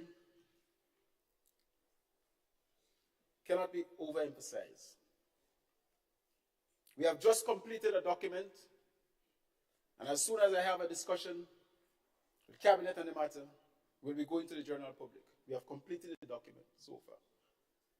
Again, yes, we could have moved as fast as we can. We try to move as fast as we can, but the Ministry of Agriculture is a ministry that calls for a lot of attention, and we're trying to give every aspect the kind of attention that it needs. We have not forgotten the poultry farmers. We're quite aware of the millions of dollars that is being used to import chicken, because we love chicken, and the demands for chicken is very high in Grenada. But we do have the poultry industry at heart, and we have budgeted a substantial amount to assist farmers in many different ways. In a couple of months to come, you will hear much more about it. As a matter of fact, they will be highly featured in the business symposium. Madam President, on the issue of agro-processing. Agro-processing, it will be hard for me to preside over the Ministry of Agriculture and do not pay a lot of emphasis on agro-processing. In this day and age, with a population of 110,000 people, Madam President, with 60% of the population in Grenada helping themselves in agriculture, in providing their own vegetables and the fruits, because a lot of people in the rural areas are not coming in town and buying no cabbage to go back up in the country. They're growing their own thing in the backyard. So the market itself is a small market. The people, with due respect, even in Lansopin and Chublu, once they get a spot in their backyard, they grow something else. So all that cutting out the market for the farmers. So it's a handful of people already buying, available to buy. And if 10 farmers decided to grow cabbage on a large scale, we flood the market. Or cucumbers, or melon, any goods season, when the rain is falling and the sun is shining nicely, we have floods. The market is flooded quite easily. So what we have to do, Madam President, when there are gluts in the market, we have to process. There is no reason why we cannot be consuming mangoes every day of the year in Grenada. Because when the mangoes come into season, Madam President, we have enough to consume fresh, preserve for days when we don't have. So how we intend to do that? We have to help people process. And when you cannot eat fresh mangoes, when you eat fresh mangoes in July, August, September, Christmas time, you should be eating red mangoes, a dehydrated mangoes, a mango pulp, make juice, a punch, salad, fruit salad. That is what we have to do. And the only way we can do that, Madam President, is to encourage agro-processing. So in the business symposium, I'll be asking the people who invest in heavily in alcohol, in lumber, in auto mechanics, take a little portion of that and invest it in agriculture. Whether on the frontline production, whether in the agro-processing, whether it's in marketing, whether it's in labeling, branding, invest something in agriculture. But agro-processing, the government will take the lead. And that lead we are talking about, Madam President. We will be establishing an agro-processing center, a mini agro-processing center in Lakalom, St. David. If I'm not mistaken, subject to correction, the deal should have been signed sometime this week in terms of buying the building. And what we'll be addressing, Madam President, what we will be addressing is the small agro-processors who are still grating coconut and handmade grater to make coconut oil under the house or in the kitchen. They will have access to this mini plant where they can come in for a week, grind their coconuts, make the oil, go home in large quantities, store it away, and bottle it in small, minute quantities as the demand comes. That is the direction we want to go. And don't say, Madam President, we're going to stop there. That's the start. That's the beginning.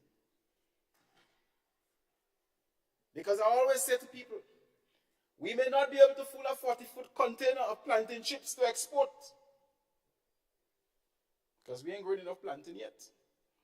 But the plantain chips, the tamarind ball, because there are so many people doing agro-processing all over the country. When you pull them together, maybe we can load 4 containers 40 foot and export it on a weekly basis. But we have to organize them. And that is the direction we want to go with agro-processing, much more than that, Madam President. Madam President,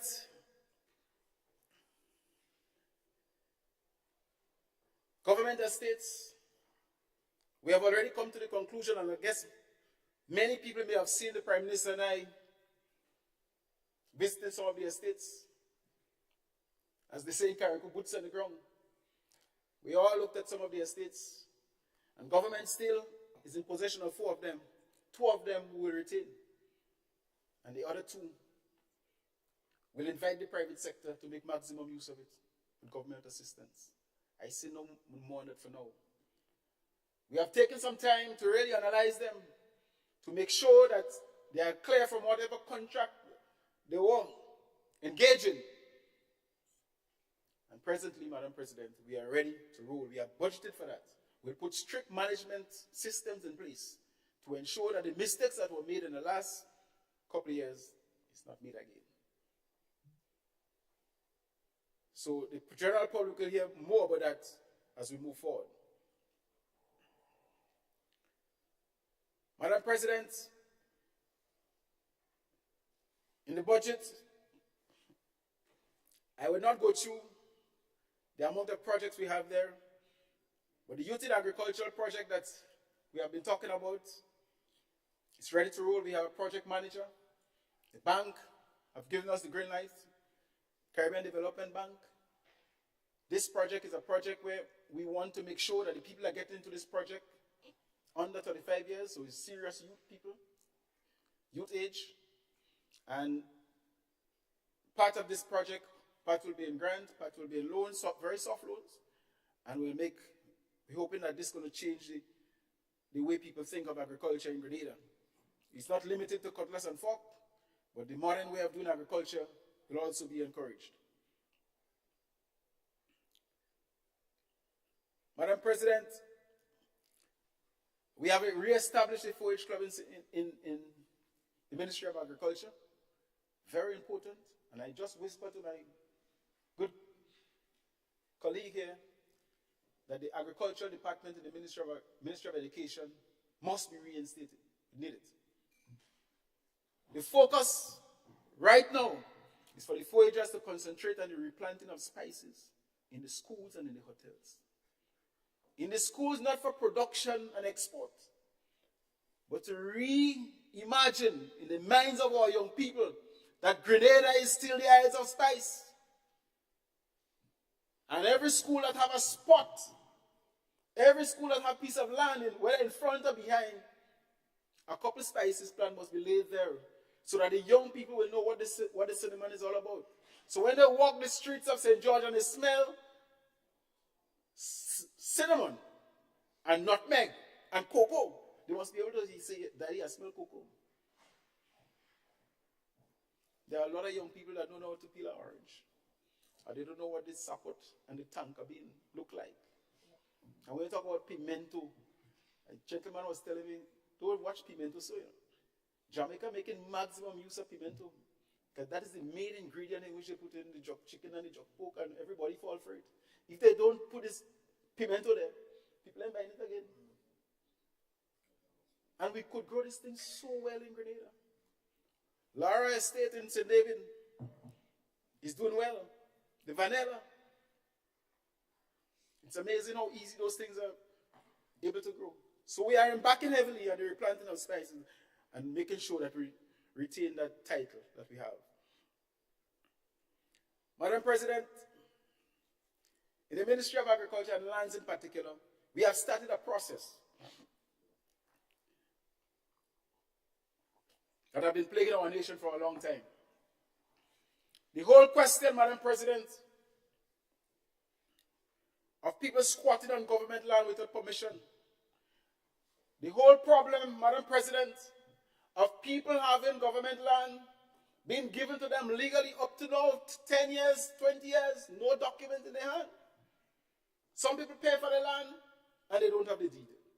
Some people lived on the land 20 years and they were given all the necessary information, but they have not paid a cent.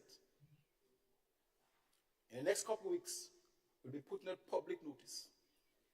All who need the lands to be regularized, they will have to visit the ministry, get it regularized. If you have been paying, we're going to give you your deed. If you have not been paying, we have to make some plan that you come pay, get your deed, and settle the matter once and for all. Squatting on government land is not acceptable. And therefore, we as a people, as a nation, must be disciplined enough to understand that everything has a process. And we must follow the protocol. We must not exhibit any form of being ill-disciplined. Madam President, land regularization is high on the agenda. The blue economy, I'm happy that my good friend, Senator Roger Sinclair, recognizes that we making sure that we change the name of the ministry. And we're going to cater for the blue economy. This is one of the areas. It's no longer just fisheries, but there are so many things that can be taking place in the ocean. Cultivation of seawater, the rain of land. All those things, Madam President, the blue economy will encompass. We have hired an advisor to the ministry, and he's doing a fantastic job. We want to make sure we have a well-established unit, a well-established department that can really focus on the entire marine resources that we have in Madam President. I say no more on that for now, but it's quite heavily outlined in the budget. Madam President, these are some of the points that I wanted to raise. And I also want to call on every member of this House to really support the budget for 2024. Madam President,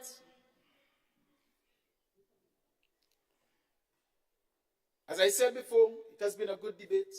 It has been a debate that the Grenadian people have listened to. And between yesterday and today, several messages. Good attempt. Commend the government for making such a good attempt. I think everyone agreed in principle that it's a budget that could move this country forward. And I commend the motion to the Senate for its approval. Madam President, before I sit down, I also want to wish everybody a Merry Christmas and a bright and prosperous New Year.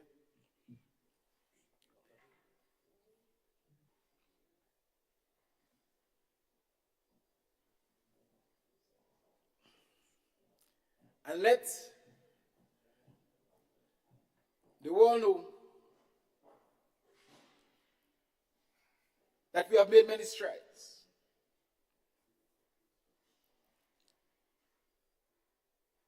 Pension and gratuity for life.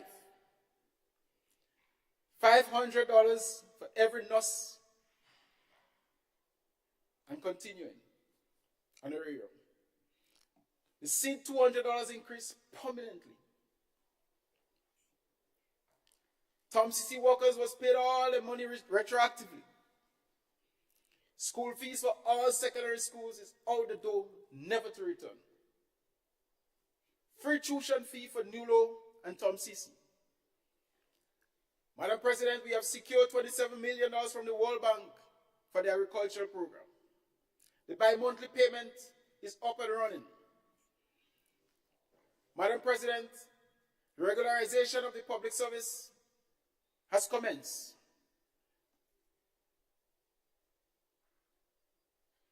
Madam President, a lot of measures have been put in place to reduce the cost of living, the upgrading of health facilities. We have budgeted to start the preliminary work on a new hospital. We have already secured the land, Madam President. We have retrofit the houses donated by the Chinese. The agricultural census 2023 is on. The land regularization is on. We have secured $1 million soft loan from the Saudi Arabian government. All parliamentarians will be paid. Madam President, they can call it pie in the sky. They can be cynical or pessimistic if they wish.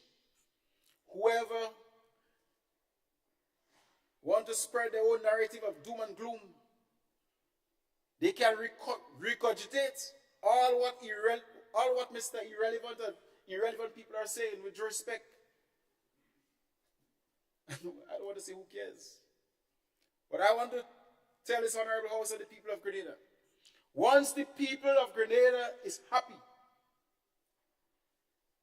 the people of Grenada, they have nothing to do with color. Once they are happy, we will be rolling. And I say, you feel good? You like the program of the Congress? Well, let me tell you, you ain't seen nothing yet. Better days are coming, and the best is yet to come. Madam President, the public servants, the PS, and the staff in the Ministry of Agriculture and the Ministry of Finance, let me say thanks to them and wish them a Merry Christmas also. Madam President, to you, the clerk and the staff, the Prime Minister and my cabinet colleagues, my friends on the other side, it would be remiss of me if I didn't wish the people of St. David a Merry Christmas. The people in Mount Tranquil, people in Shanfloor, Vincennes, Bellevue and Appletooth, Latant and Pomrose, Belai, Windsor Forest, Corinth. Madam President, I want to wish the people of Carriacou and Petit-Matnick, my friends in the diaspora, Grenadians wherever they may be, a Merry Christmas and a bright and prosperous New Year. I thank you.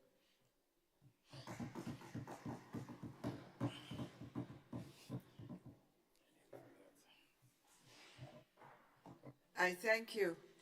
I thank you, Leader of Government Business, for your resounding summary. And I think your troops are gathering for the vote. Did I see a request for the floor on the other side over there? We have a little time till everybody's in the room so we can take the vote. There seems to be one person missing. But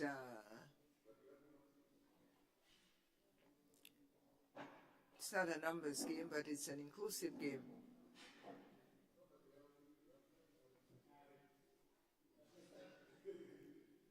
Is Mr. Lacrette, does anybody know if Mr. Lacrette has? Madam President, Senator. he's coming. He's on his way? Yes, he's, All right. he just stepped So this outside. might, thank you, Senator. It sounds like Senator Sinclair wants to fill the time. Go right ahead, Senator. No, what I'm saying, I mean, there's already 5, so I mean, the risk, there's no risk. There's no risk. I just said it's not a game of the numbers, it's a game of inclusion. Okay, I missed that. I missed that last part. Yes. Where you'd have to buy dinner or something later. Have to what? Here he comes. Honorable members, the question is that whereas it is necessary to provide for the services of the state of Grenada for the year 2024 by means of an appropriation act, be it resolved that the estimates of revenue and expenditure of the fiscal year 1st January 2024 to 31st December 2024 be approved. All those who are of that opinion say aye. All those who are of the contrary opinion say no. The ayes have it. I think the ayes have it. The motion is approved.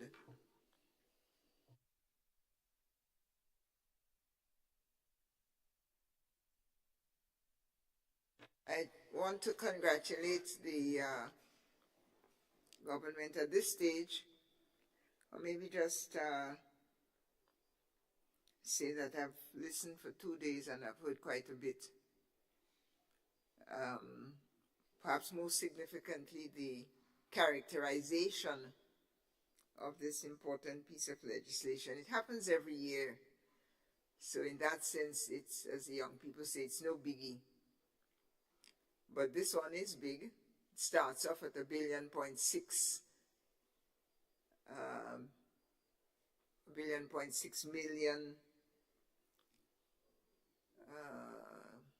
EC dollars, 656,356,499 I don't think I've ever lived in Grenada with such a bigger budget. So it's awesome in its scope, in its quantum, and of course in its promise.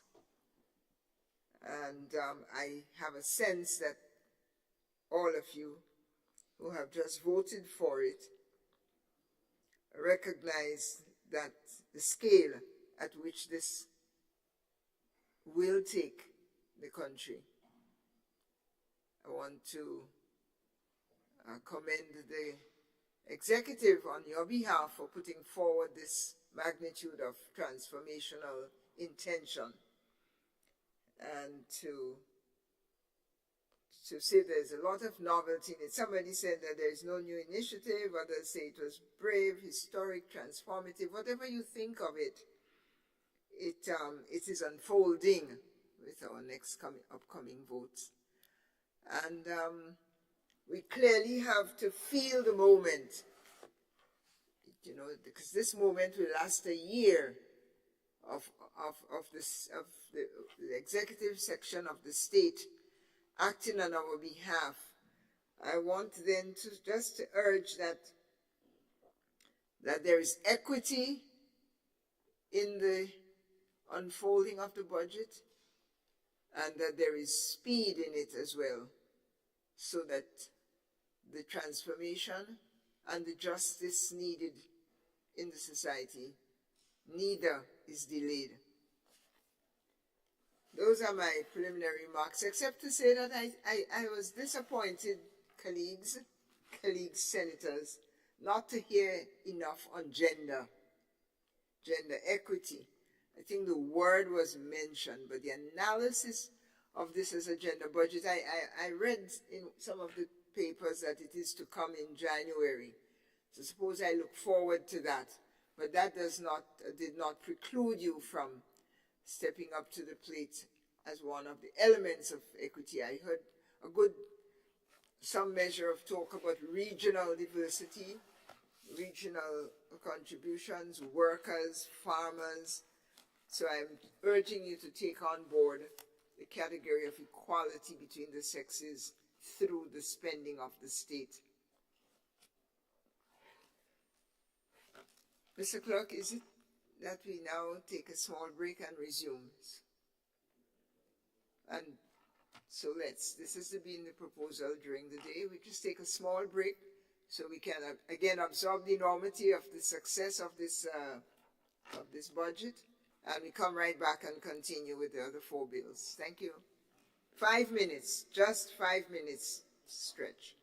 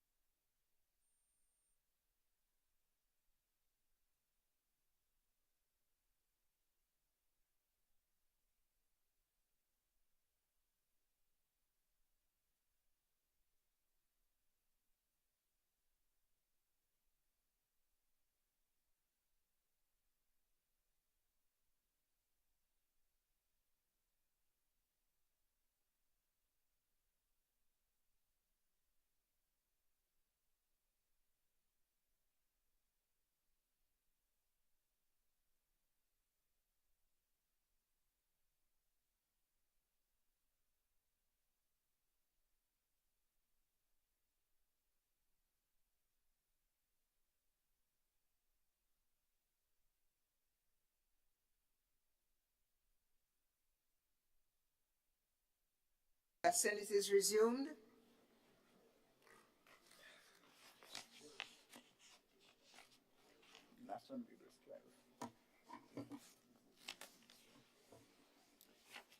Item 13, bills.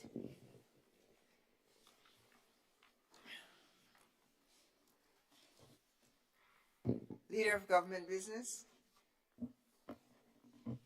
Madam President, I beg to introduce the first reading of a bill for an act shortly entitled Appropriation 2024 Bill 2023. The bill which seeks to make provisions for the appropriation of a sum not exceeding $1,656,356,499 Eastern Caribbean dollars to service of the state of Grenada for the period January 1st to December 31st, 2024, shortly entitled Appropriation 2024 Bill 2023. Leader of Government Business. Madam President, I beg to move that the relevant standing order of the Senate be suspended to enable the bill to be taken through all its stages at this sitting. Thank you. Honorable members, the question is that the relevant standing orders of the Senate be suspended to enable the bill to be taken through all its stages at this sitting. All those who are of that opinion say aye. Those of the contrary say no. I think the ayes have it. Ayes have it.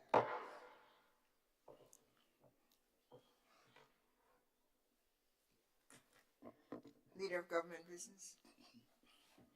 Madam President, I beg to move the second reading of the bill.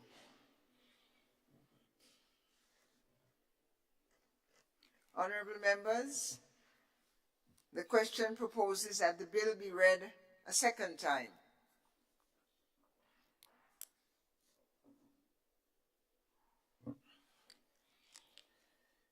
Leader of Government Business. Thank you, Madam President. Madam President, this is a money bill, and I have the Speaker's certificate to proceed. This bill, Madam President, seeks to make provisions for the appropriation of a sum not exceeding $1,656,356,499 Eastern Caribbean dollars to the service of the state of Grenada for the period January the 1st to December 31st, 2024. Madam President, we have debated this bill for the last 2 days, and I think that I myself, and I guess many other people, have expounded quite a lot for the last 2 days, and therefore I have nothing more to add to the debate.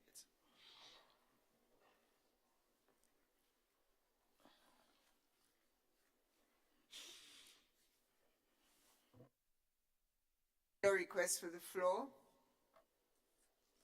Therefore, honorable members, the question is that the bill be read a second time. All those who are of that opinion say aye. Of the contrary opinion say no. I think the ayes have it. Ayes have it. A bill for an act shortly entitled Appropriation 2024 Bill 2023. Leader of Government Business. Madam President, I beg to move the third reading of the bill. Honorable members, the question is that the bill be read a third time.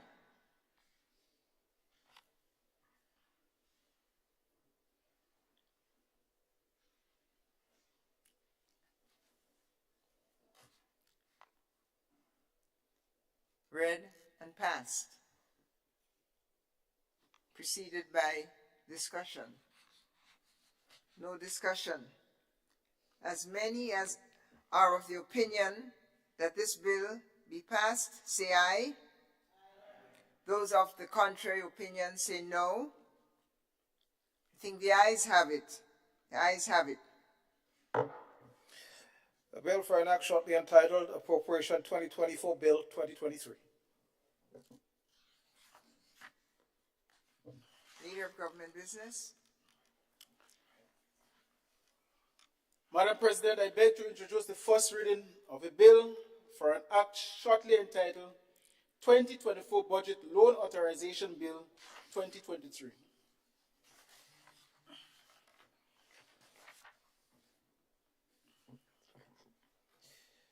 A bill to authorize the Minister of Finance to borrow specified amounts of money from various sources to finance the 2024 budget shortly entitled Budget Loan Authorization Bill 2023.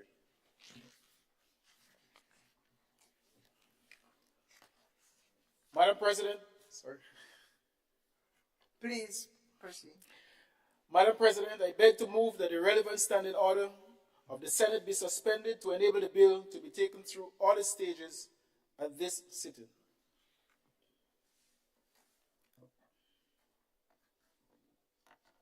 Honorable members, the question is that the relevant standing orders of the Senate be suspended to enable the bill to be taken through all its stages at this sitting. All those who are of that opinion say aye. Of the contrary, say no. The ayes have it. Leader of Government Business. Madam President, I beg to move the second reading of the bill. Honorable members, the question proposes that the bill be read a second time. Leader of Government Business. Madam President, this is a money bill, and I have the Speaker's certificate to proceed.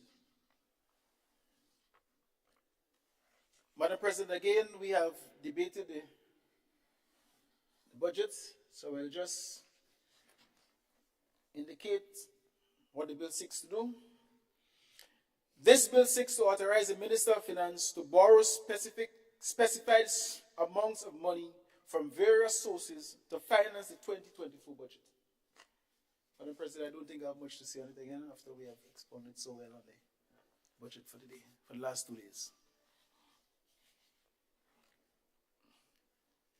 Seeing no request for the floor, distinguished senators, the question is that the bill be read a second time. All those who are of that opinion say aye. Aye. Of the contrary opinion say no. The 2024 Budget Loan Authorization Bill 2023 is passed. A bill for an act shortly entitled Budget Loan Authorization Bill 2023.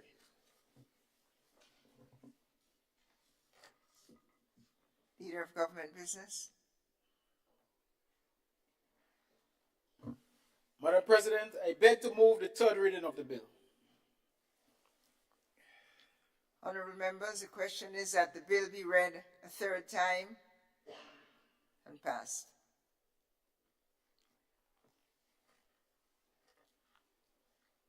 As many as are of that opinion say aye. Aye. Of the contrary opinion say no. The ayes have it. I think the ayes have it. A bill for an act shortly entitled Budget Loan Authorization Bill 2023.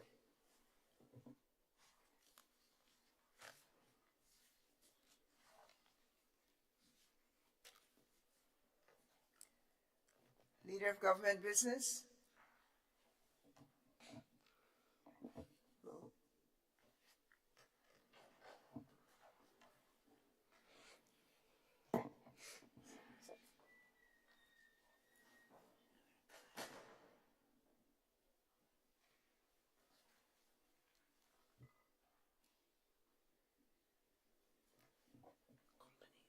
Yeah, I call on the Attorney General, Senator Claudette Joseph. Thank you, Madam President. Madam President,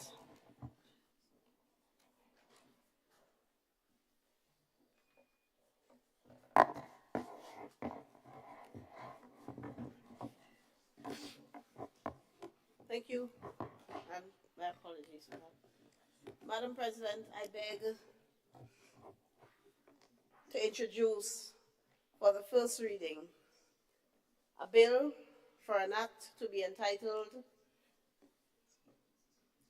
I think I have the wrong act open.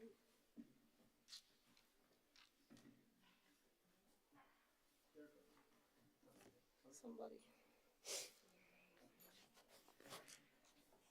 The International Companies Repeal Validation Bill 2023, Madam President.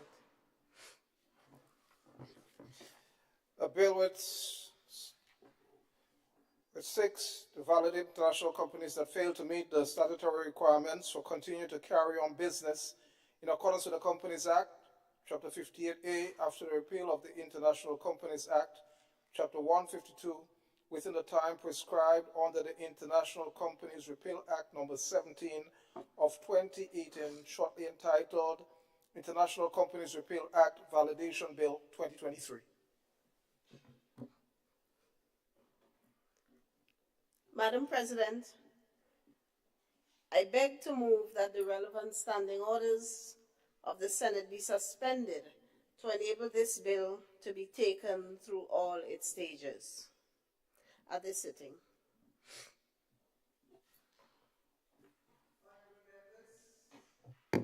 The question is that the relevant standing orders of the Senate be suspended to enable the bill to be taken through all its stages at this sitting. All those who are of that opinion say aye. Of the contrary, say no. Ayes have it. Thank you, Madam President.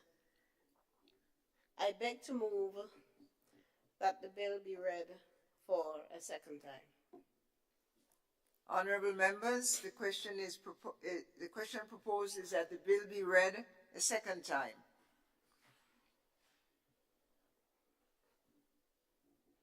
Madam President,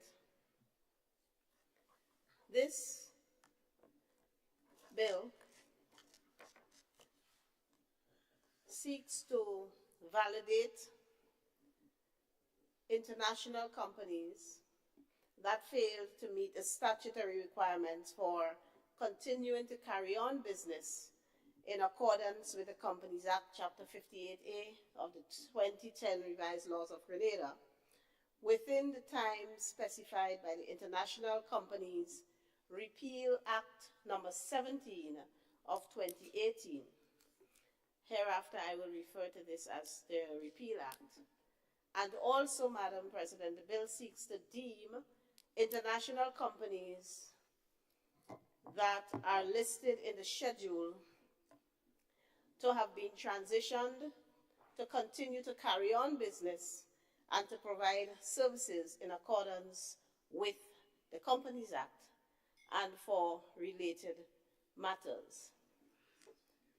Madam President, the International Companies Act was enacted to provide for the incorporation, operation, and regulation of international business companies and for other connected matters. All international companies, therefore, were incorporated under the International Companies Act. That is, Madam President, until the Act was repealed by Section 2 of the Repeal Act, the Repeal Act being number 17 of 2018. Section 3 of the Repeal Act, Madam President, provided that the incorporation of an international company under the International Companies Act prior to the commencement of the Repeal Act remained valid until the commencement of the Repeal Act or until the operative date.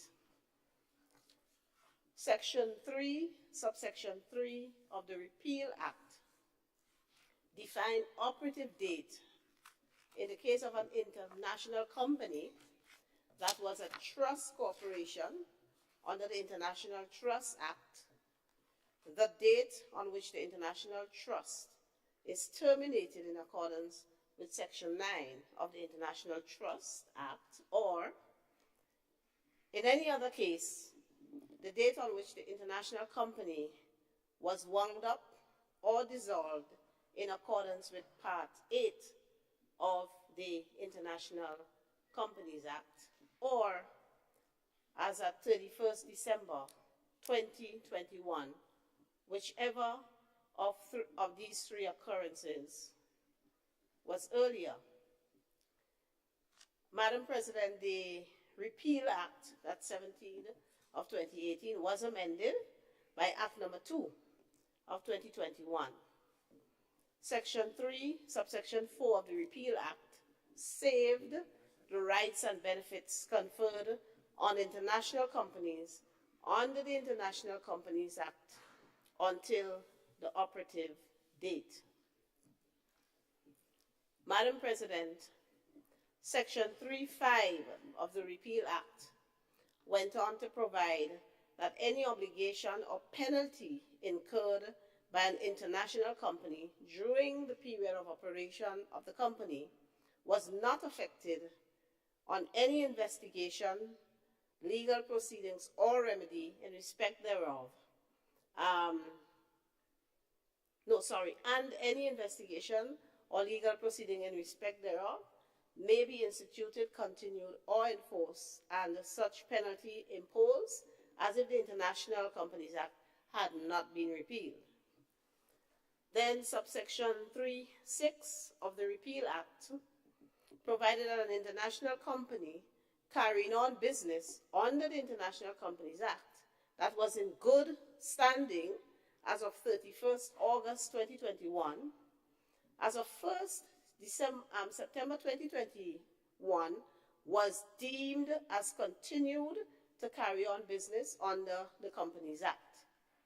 So that, Madam President, if I may explain a little bit, if as of 31st August 2021, the international company was in good standing, then as of 1st September 2021, it was deemed as continued under the Companies Act. And as such, it could continue to provide services now in accordance with the Companies Act, and to be subject to liabilities and penalties under the Companies Act for non-compliance therewith.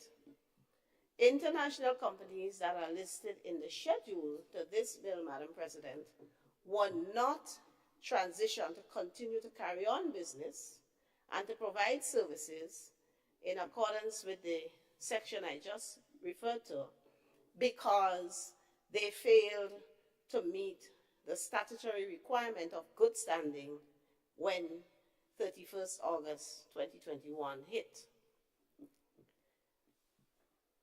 The result, Madam President, is that these companies, some of them, continued and actually still continue to operate.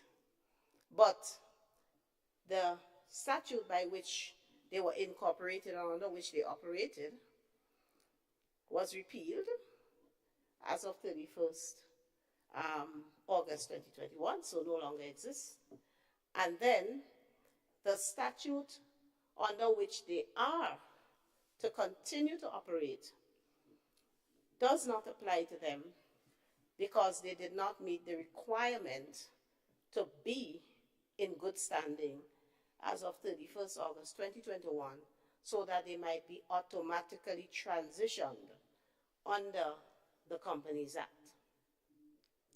It is now desirable, Madam President, especially since some of these companies never stopped operating, to deem those international companies that are listed in the schedule to have transitioned to continue to carry on business under the Companies Act, Chapter 58A, and to provide services as of 1st September 2021. So the desire is now to bring them into conformity and to regularize them, to use a popular word, that we use these days as of September 1st, 2021. So the desire is to make their regularization under the Companies Act retroactive as of 1st September 2021. It is also desirable to validate the actions taken by these companies after the operative day, so that's after 31st August 2021, which would have been valid and lawful, but for their failure to transition, to continue to carry on business under the Companies Act.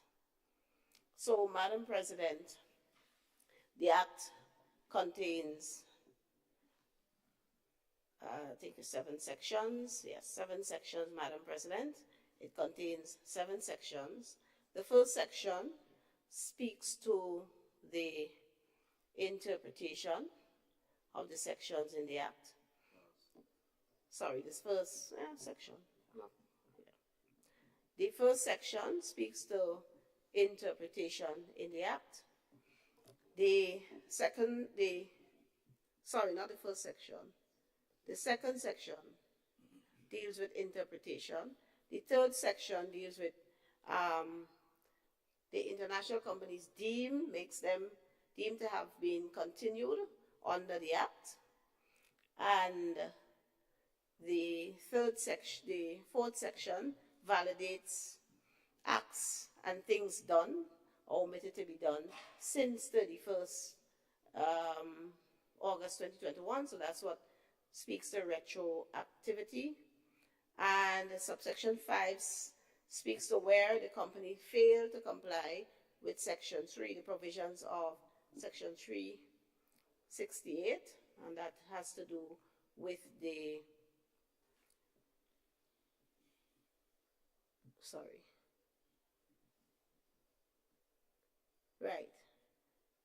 Section 368. Let me just see what we are saying. If you would bear with me 1 minute, Madam President, just to confirm.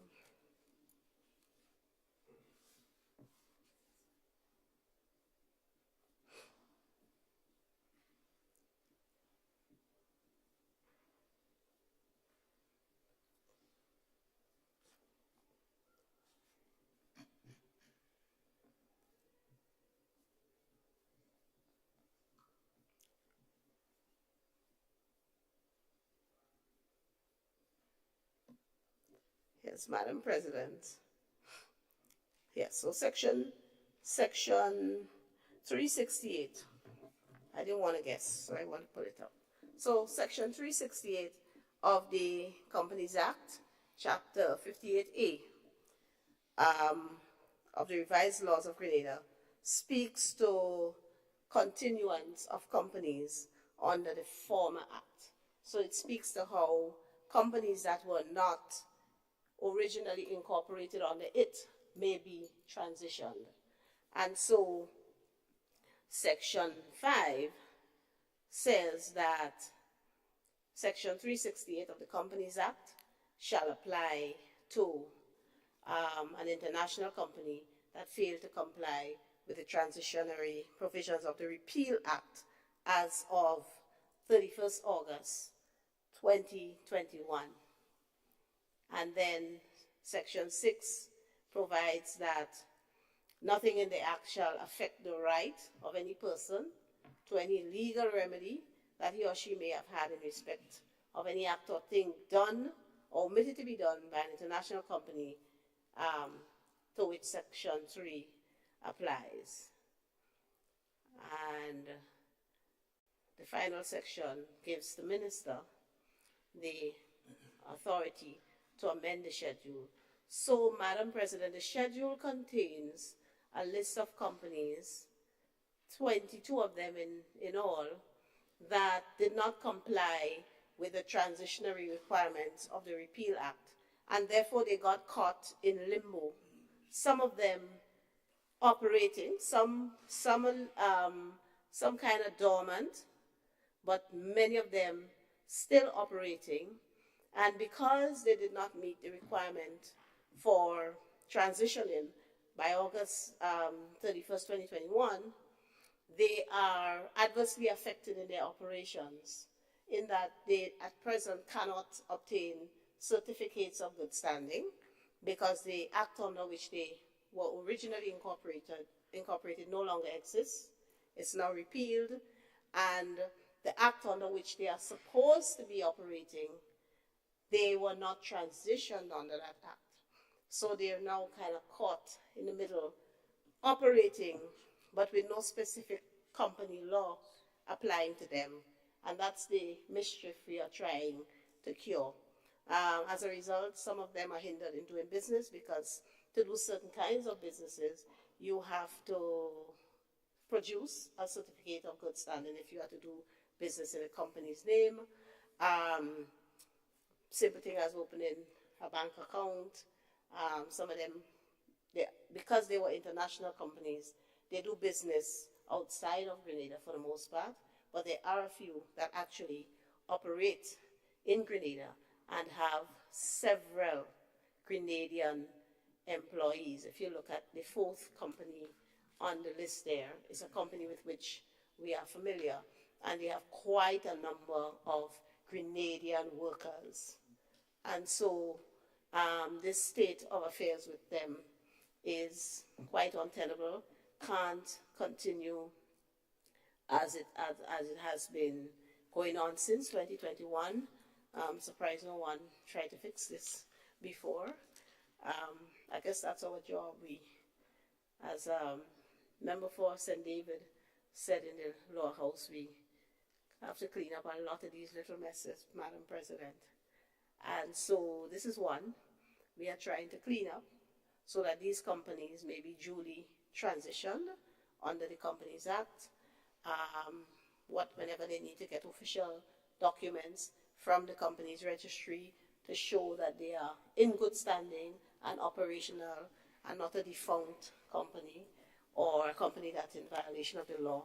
They can do that in accordance with Section 6 of this Act, which makes Section 368 applicable to them.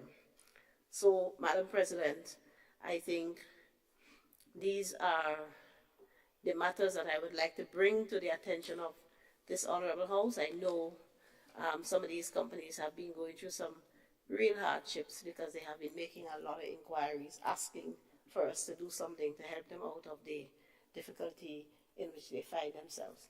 And we are pleased to do so with the assistance of this Honorable House. Thank you, Madam President.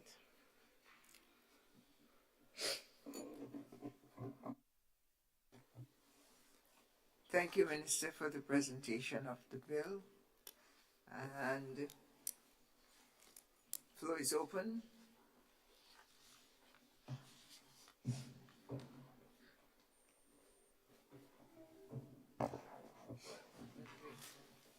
Oh, sorry. Senator Sinclair.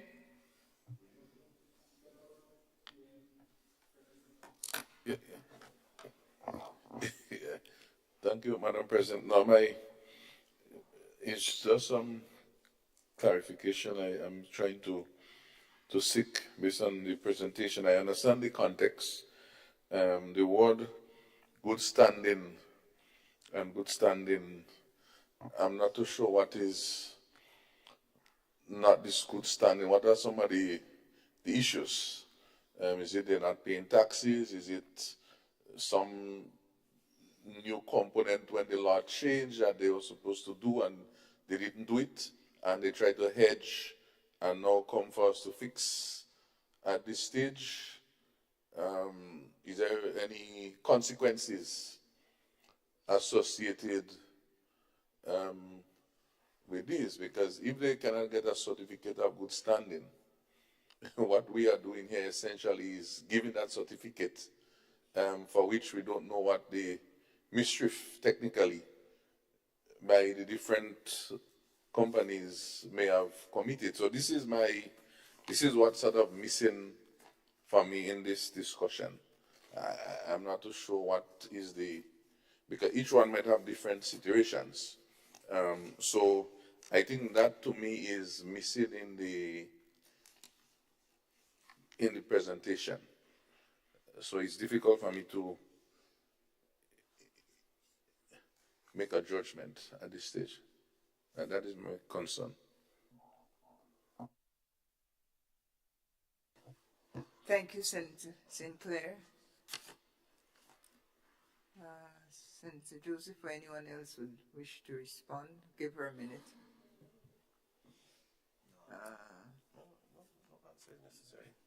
Are you responding to the inquiry, Senator Andrew? No, Madam President, I'm just simply Something raising my own else? contribution.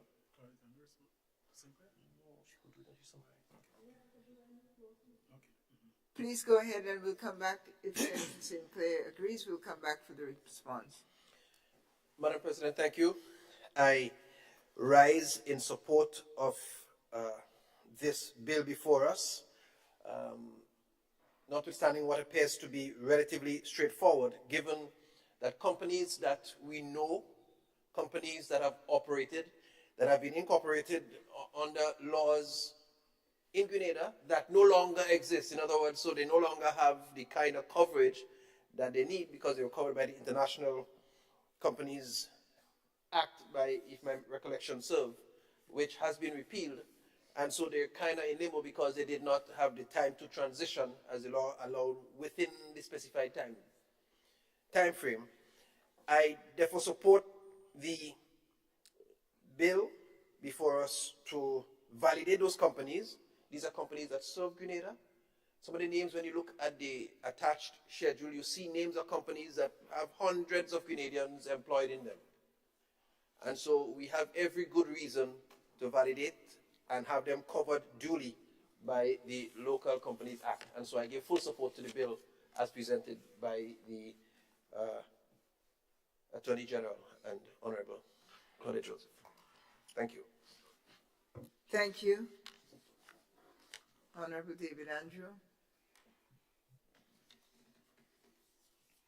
Senator Quince Britton. Thank you, Madam President. I too rise to give support to this important bill, and sharing the same sentiment as my colleague who just went. And we support the bill as presented by the Honorable Claudette Joseph and Attorney General. And I also encourage the members on the other side to give support to this bill as well, because if you look at the list of companies, one of the companies there that is listed, that's where me and my friend had first met. So I expect you to support.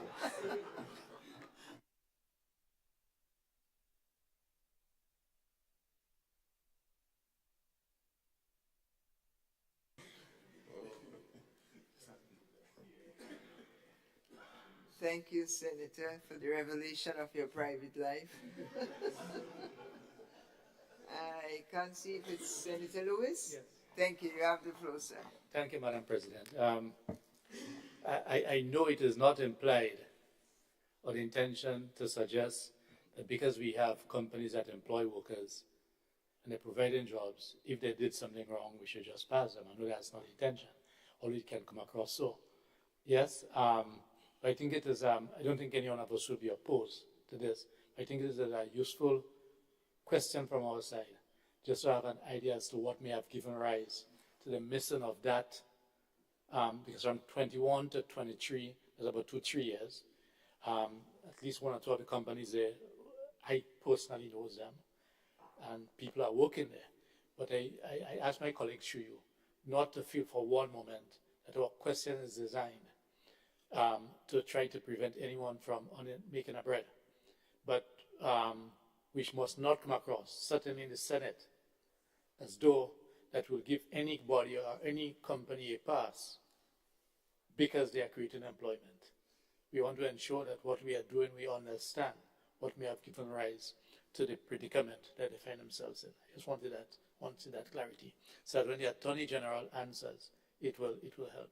I don't think that there will be any issues, but I just felt the need to raise that issue. Thank you very much. This is why we have brought the bill here, so that questions can be raised and answered. Senate does not give a, what did you say, doesn't give a pass to any company or anyone. Or Senator Rahman. Madam President, thank you very much. In addition to the comments from Senator Lewis, I was waiting for that as well to find out a little bit more. Of course, we know that we recognize a few of the companies and we know them to be in good standing.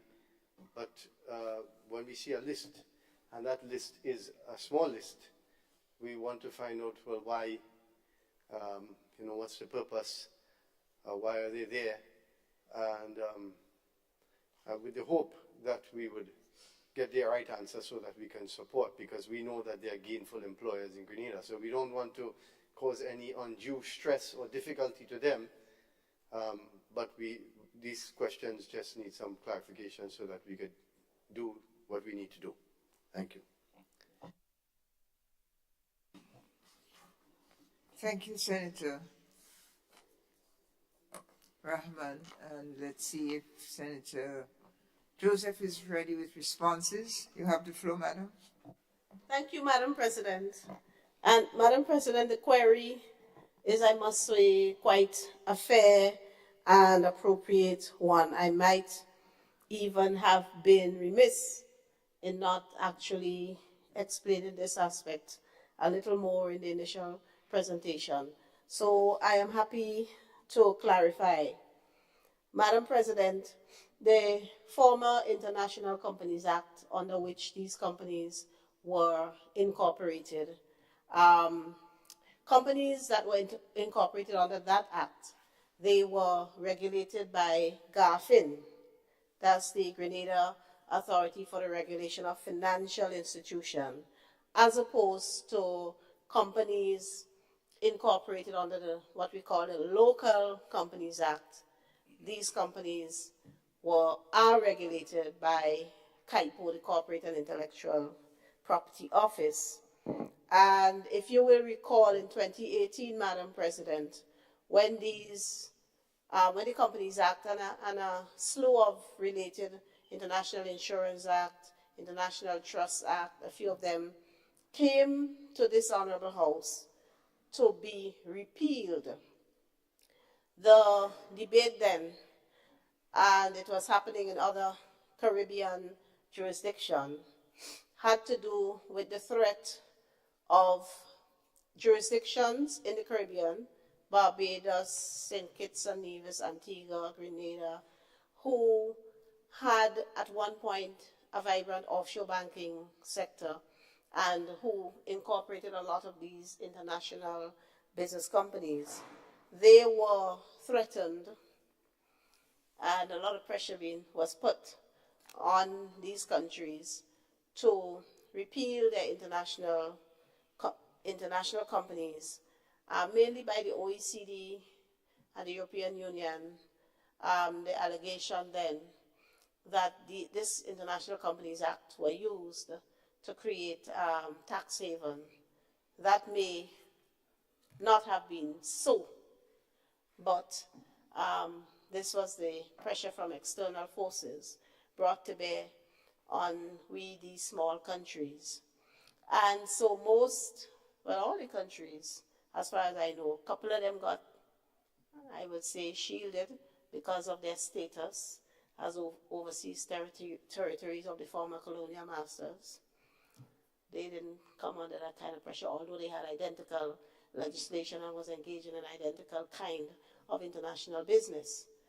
And different countries repealed their legislation altogether and had all the companies wound up and all that business dried up.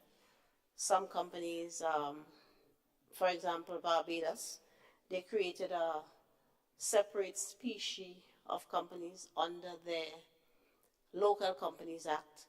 And one of the things we were being accused, I say we, because we are all the same, government is a continuum, and I quite frankly thought that our government folded too easily in this, because this is the kind of prejudice that we could all see.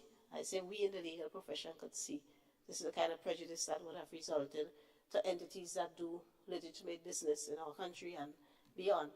And so what Barbados did, because these companies were given several categories of tax exemptions as compared to local companies. So in the case of Barbados, they simply changed their tax regime for all companies to a more favorable one that reflected what international companies enjoy. So they lowered for locals, so everybody benefits. Okay, you can't say we have preferential treatment for these people now. They pay the same taxes as local companies. We chose to repeal the International Companies Act and require all the companies that were operating under that act to transition under the Local Companies Act. And some, for one reason or another, did not do it in time. Because some of these businesses, they register, they don't operate in Grenada. So they send the annual fees or whatever, but they don't have an office as such in Grenada, a physical office. They may have an agent, because under the International Companies Act, you were required to have a registered agent in Grenada. So a lot of these companies, all they had was a registered agent. And if you did not have, in some instances, an alert registered agent, somebody was paying attention, some of them genuinely missed the deadline for transitioning. And then when they tried to transition, they couldn't transition because the act was already repealed, and therefore GAFIN felt constrained. It could not issue the certificates of good standing. It doesn't mean that they were in breach of anything. It's just that by the time they caught up with what was happening, the repeal date had already gone. And GAFIN was of the view, well, it's a repeal act, we don't have any power to act anymore. Even if at the time you were in good standing, you could have been issued with a certificate had you requested it. So that's a limbo they found themselves in.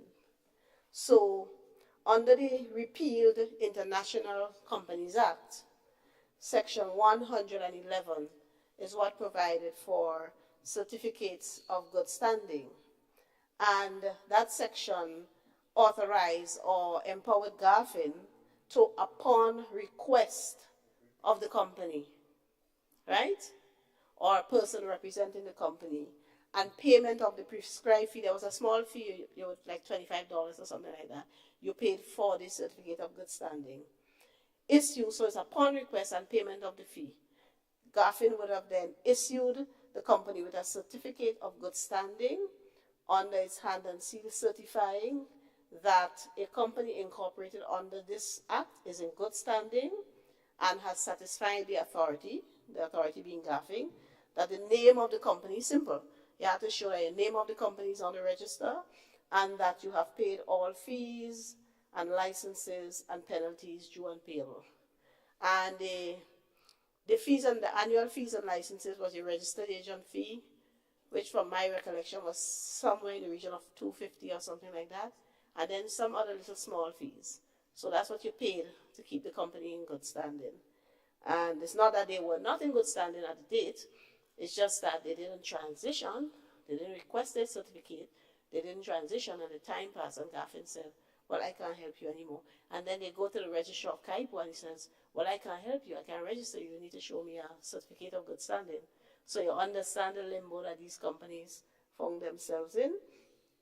And the certificate of good standing, usually it went on to say that the company has submitted to the authority articles, has not submitted to the authority articles of merger or consolidation that have become effective. The company has submitted to the authority articles of arrangement that have not yet become effective. So some standard stuff. So GAFIN would check their records. No articles of merger, no articles of amalgamation, no articles of arrangement. The company is not being wound up. There are no proceedings before us to strike the company off the register. These are the things that the GAFIN would have looked for. And once all of these factors were cleared, a certificate of good standing was issued to the company. So really, in most instances, there's nothing untoward. It's just that they missed the date. And then there was an extension because a lot of companies missed the date. And then there was an extension because there was a 2021 amendment to the Repeal Act. And these companies again missed the date. And so the Repeal Act had a kind of sunset. And so that's how we are here today. I hope I have sufficiently clarified to this Honorable House why we need to pass this bill. Thank you.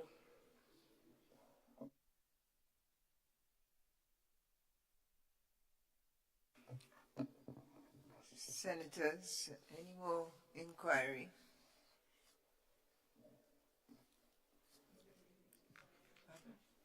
Yeah. So Senator Joseph presented. Oh, sorry, you have your light on, Senator. But if I may, I'd just like to register my support now that the clarification has been given. I would just like to register my support. Yeah.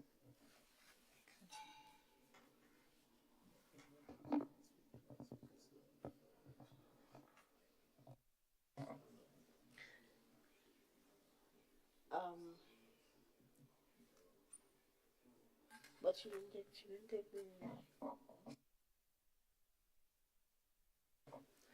Madam President, I beg to move for a second reading of the bill.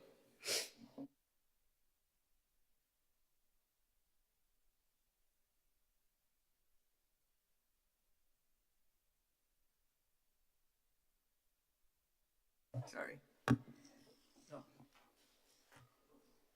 And therefore the question is that the bill be read a second time. All those who are of that opinion say aye. Of the contrary opinion say no. I think the ayes have it. Ayes have it. Bill for an act shortly entitled International Companies Repeal Act Validation Bill 2023.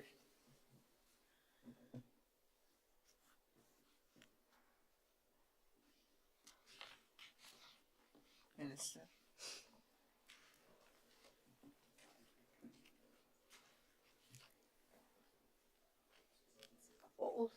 Committee.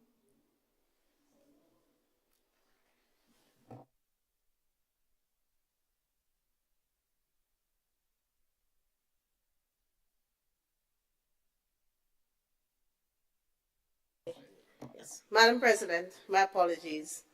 I beg to move that the Senate resolves itself into a committee of the whole Senate to consider the bill clause by clause.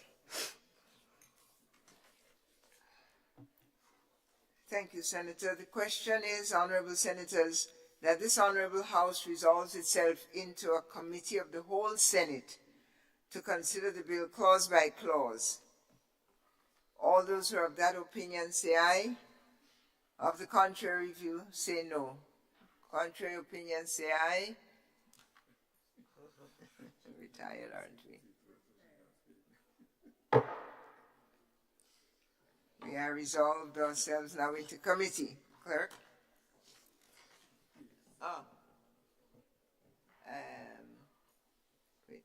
Senator Rahman, Senator Lewis. Senator Lewis. Yeah. Thank you very much, Madam President. I know we should be discussing clause by clause, but it's a generalized question. For my appreciation, and I guess our colleagues, in a case like this, let us say, whereas the deadline was missed, right? And they were still operating. What's the legal implication? In other words, is there any legal implication meaning that they were not within the conformities? Just for my own understanding, so that, for instance, let us say you have an administration or a body that may have gone to A or B because it is 1 to 22. Could they have been approached and say, well, look, you need to shut down because you are not properly operating? Just for my own understanding, please. Some procedural, yes, some procedural issues here. Because once the presenter of the bill has closed and called for it to go to second reading, we have to wait until it comes up in committee, which is about to do shortly. I thought it was, sorry. have Yeah. those discussions. So let's, we have the sentiment that we are going to committee. We need to have the mace appropriately assigned. We are now officially in committee. The question has been raised, and I think the senator can now respond.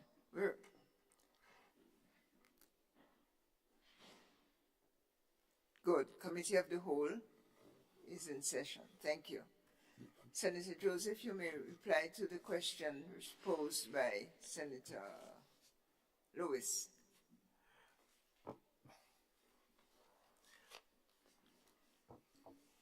Madam President, I thought the clerk had to say something.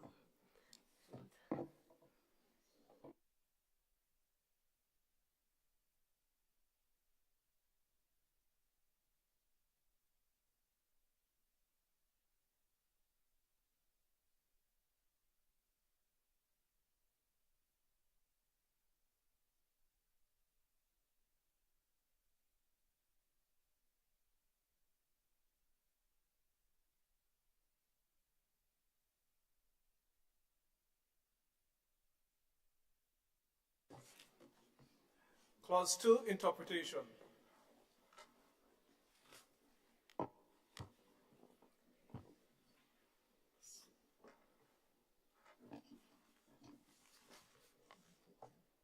Senator Joseph can reply. But Madam President, strictly the question asked is answered by clause 4 of the bill, and that section seeks to validate any act or thing done or omitted to be done by the company that is deemed to be continued by the provisions of this act, and which would have been valid and lawful but for the company's failure to meet the requirements of good standing as of 31st August 2021.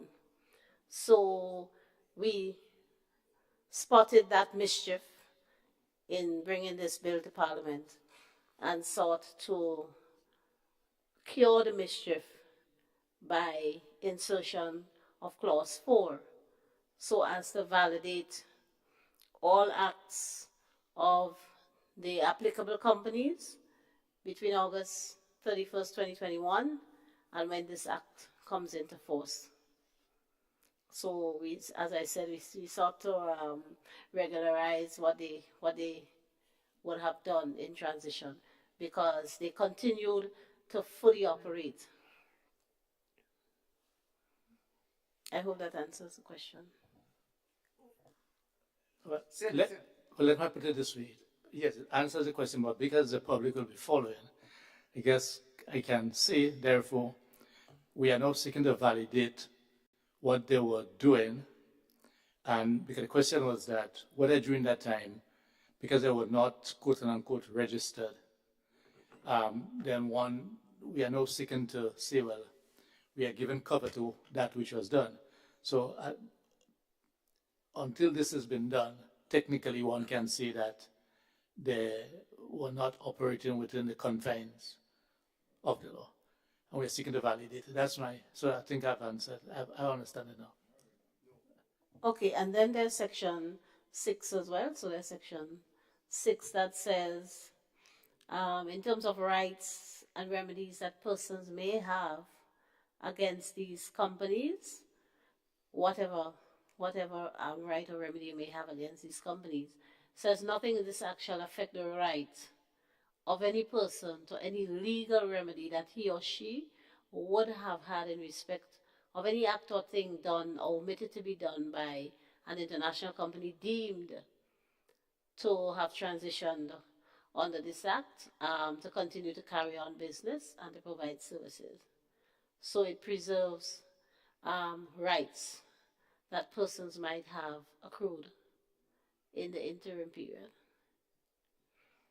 So it gives them cover for their actions and it also gives third parties rights, protection of whatever rights that might have accrued. Right. It's good with this protection. My concern is, and this is just again for clarity, is a company was operating and then for some reason they missed this date. But maybe because there seems to be some of these what they call shell companies, maybe they have an agent here, but they're really operating in another place. And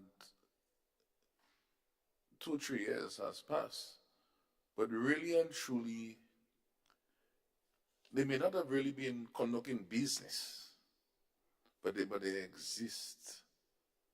And so I'm seeing this as a company going kind of sleeping in a way, and they resurrect now that they want to restart and get away with certain things. I'm not saying these are, but I'm just wondering if they would be still in good standing because they wasn't conducting no business, or the books is zero. They just like no sales, no thing. But I think business is slow, so I take a rest for a few while and now I come back. Because my question is, how much of these we will see maybe 6 months from now?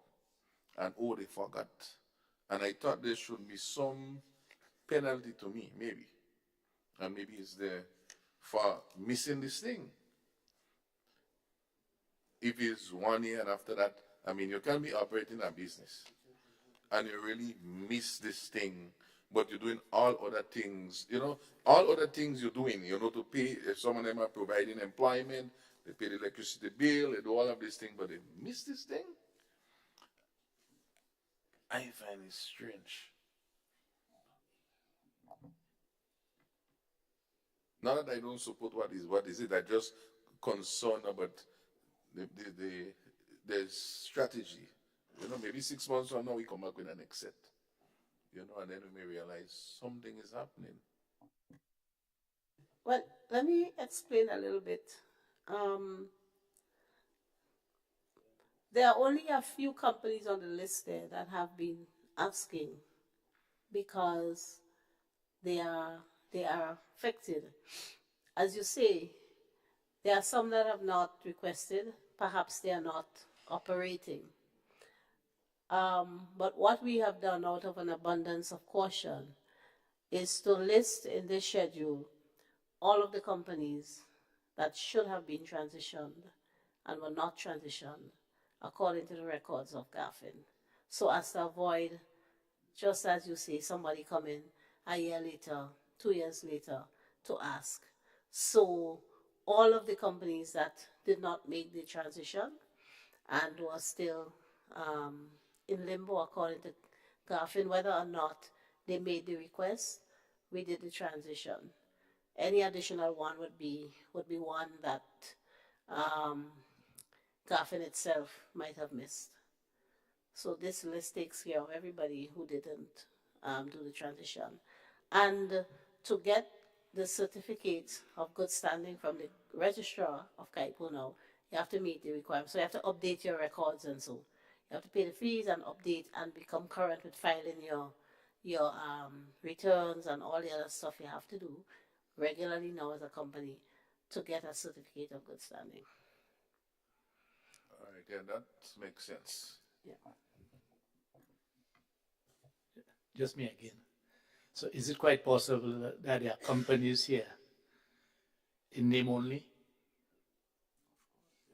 When I say name only, hear me. I know that there are companies that had a shell. They said that they just had a name down here. But is it quite possible that it's non-existent, whether in Grenada or elsewhere? But we just inherited the names that GAFIN had because from 21 to now is about 2 to 3 years. Yes? And so that's the context of my question, not the earlier point made about you may not be resident here, right? And you're there and you may surface from time to time. Is it possible that there are companies here, because we just took the names wholesale from Gaffin, that may not be any going concern here? Well, it would not be in name only, because at some point they were in fact incorporated and operational and paying their annual fees and so, and there is a file at Gaffin, right? Are there companies on the list that may actually be no longer operating? That may be so. But under the Companies Act, the registrar has the authority to strike dormant companies off the list. So if these companies make a transition, a couple of years pass, they file no annual return, they don't update the record and so, the company, registrar of KIPO, can, on his own motion, strike the company off the list for inactivity or non-compliance with the Companies Act. And then if the owners of the company surface and want to resume doing business, there is a procedure under the Companies Act by which they may apply for the restoration of the company after it has been struck off. And that's standard with all companies. The only how a company cannot be revived is if it is wound up. But if it is struck off the register because it is dormant, the law provides for an application to be made for its restoration and revival.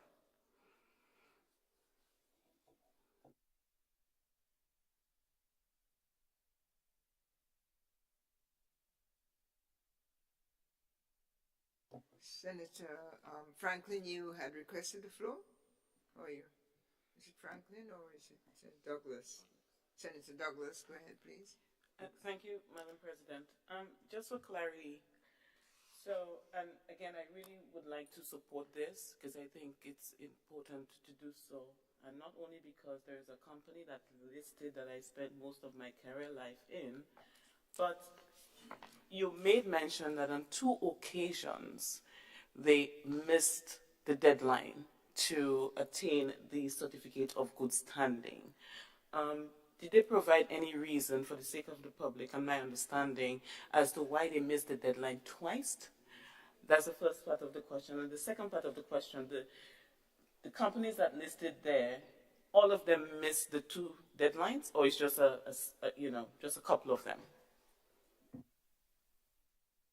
So the second question first, all of them did not do what was necessary to make the transition, so yes.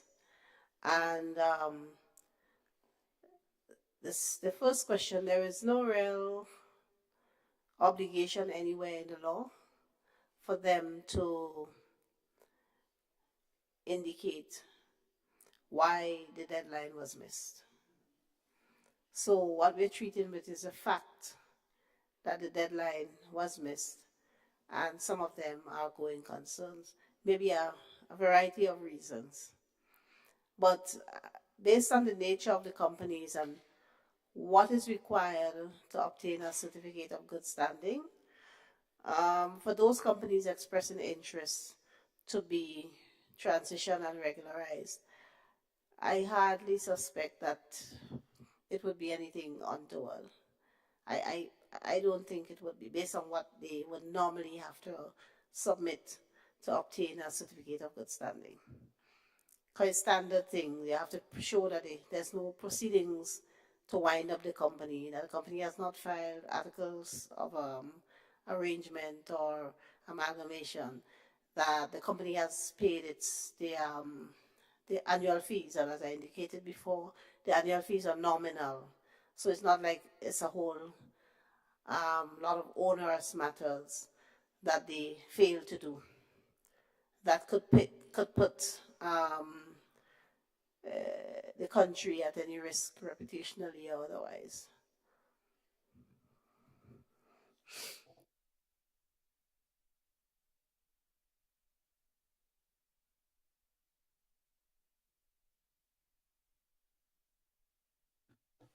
All those, sorry. Sorry, please go ahead, Senator. No, I would add that perhaps in 2021, when the Repeal Act was first passed, the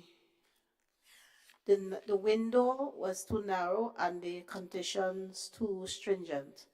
I say that because when you compare it with the Companies Act that we know now, when that act came into force in 1994, it replaced the Companies Act 1934, and it had similar transitionary period, and it gave companies 2 years to transition from the 1934 Act to the 1994 Act.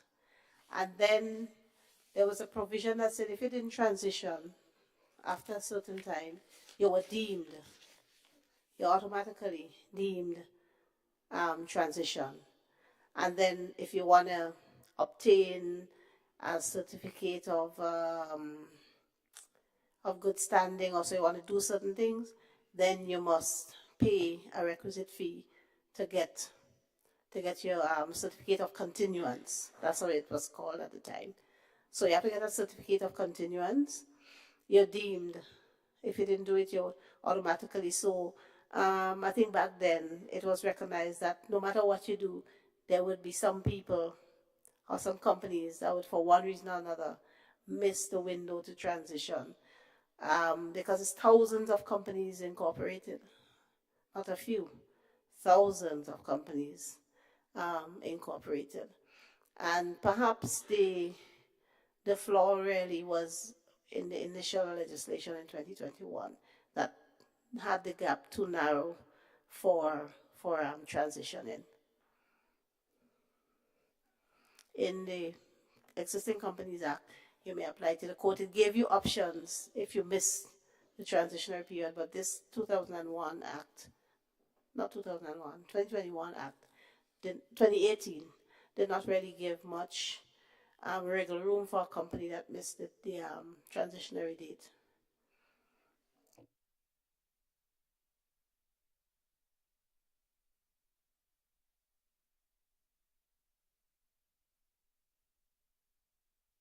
History. Thank you. So we are considering Clause 2, which provides for the interpretation of terms used in the Act. All those in favor, say aye. Those to the contrary opinion, say no. I think the ayes have it. Clause 2 is adopted. Clause 3, international companies deemed to continue to carry on business under the Companies Act.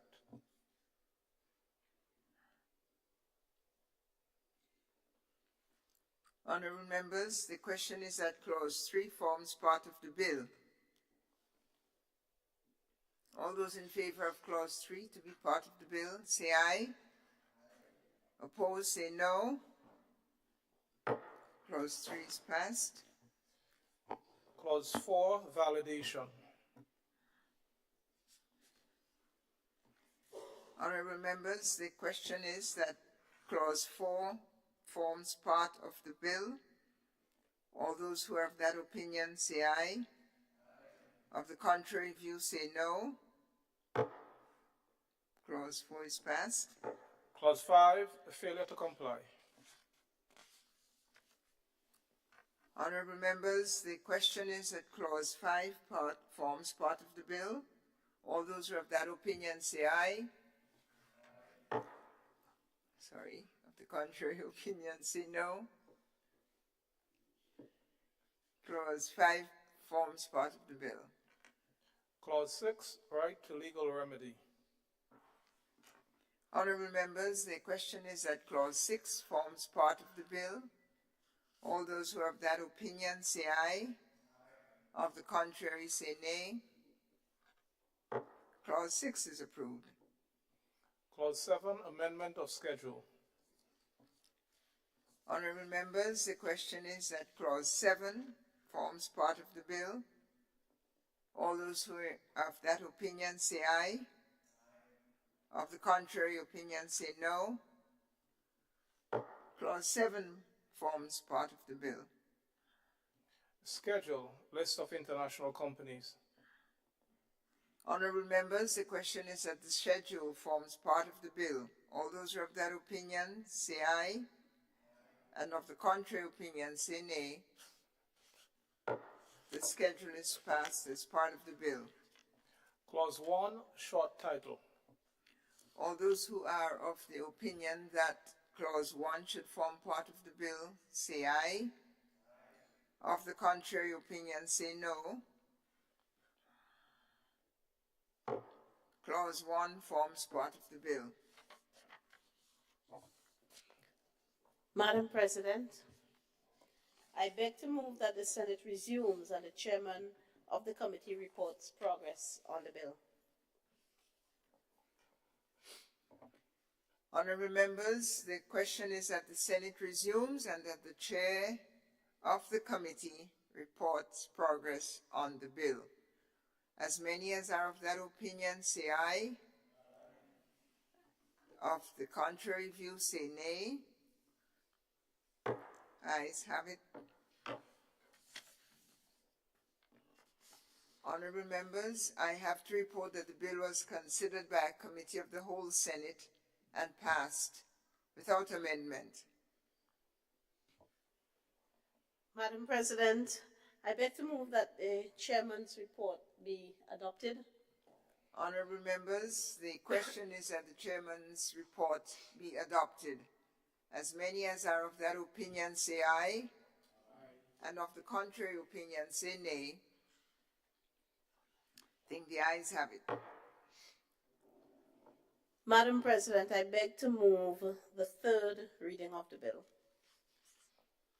Honourable members, the question is that the bill be read a third time.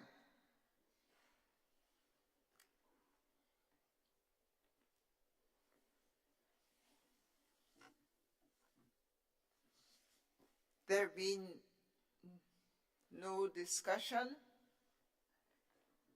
the question is that the bill be read a third time and passed. As many as are of that opinion say aye. And of the contrary opinion, say no. I think the ayes have it. The bill has been read and passed. Bill for an act shortly entitled International Companies Repeal Act Validation Bill 2023.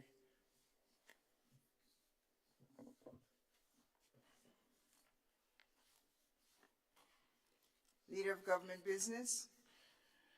Thank you, Madam President. Madam President, I beg to introduce the first reading of a bill for an act shortly entitled National Water and Sewage Authority Amendment Bill 2023.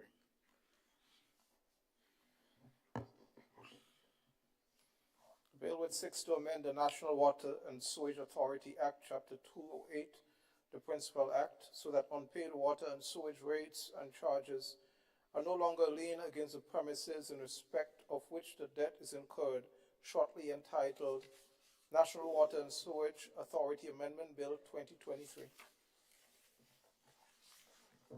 Leader of Government Business. Madam President, I beg to move that the relevant standing order of the Senate be suspended to enable the bill to be taken through all stages at this sitting.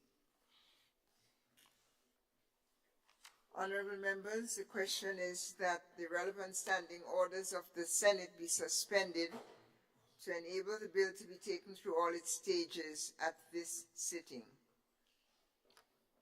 All those who are of that opinion say aye. Aye. Of the contrary opinion say nay. Ayes have it. Leader of Government Business. Madam President, I beg to move the second reading of the bill.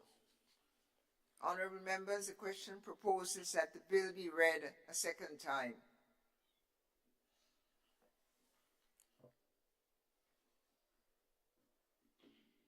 Honourable. Madam President, in our efforts to make water accessible to every household in Grenada, Carriacou, and Petit Martinique, in our efforts to ensure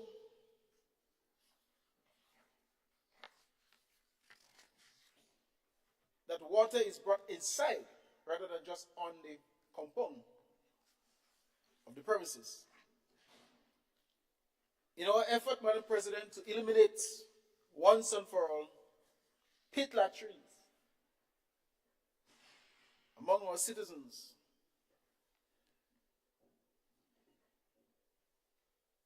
in our effort, Madam President, to make sure that good quality and quantity of water is brought to the homes of every citizen, our government has initiated, Madam President, what we call the WASH program, Water Access Sanitation in Homes program. Madam President, this is a pilot project that we are about to start in St. David, that has started in St. David. And we are hoping at the completion of the Baylite project in St. David, many other communities in Grenada will adopt the program until, and we will not rest, until we get rid of pit latrines in Grenada and every home, and water is brought to every household, so that our citizens no longer, especially the elderly, in the rainy season, in the stormy season, they don't have to go outside to do what they cannot do if they don't have water. Or they want to do, they don't have water inside. So, Madam President,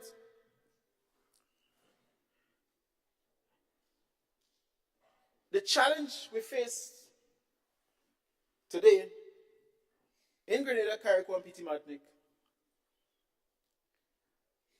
in order for our dream, our program, our initiative to work, the present law, the principal act, Madam President, National Water and Sewerage Authority Act, will not accommodate us as it is. Because as it is, many of our householders in Grenada do not own the land, Madam President. Many places in Grenada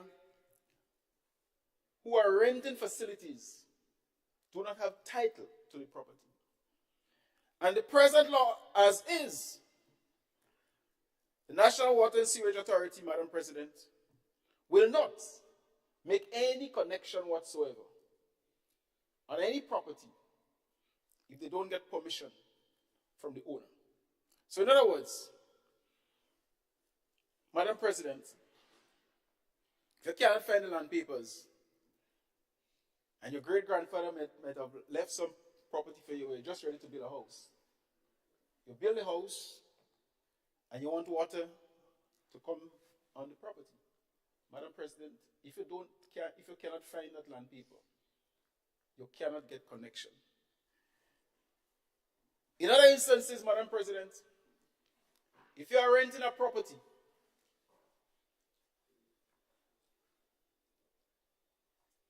and John Brown was there before, and the broken pipe that was on the property, he was not aware of it. So the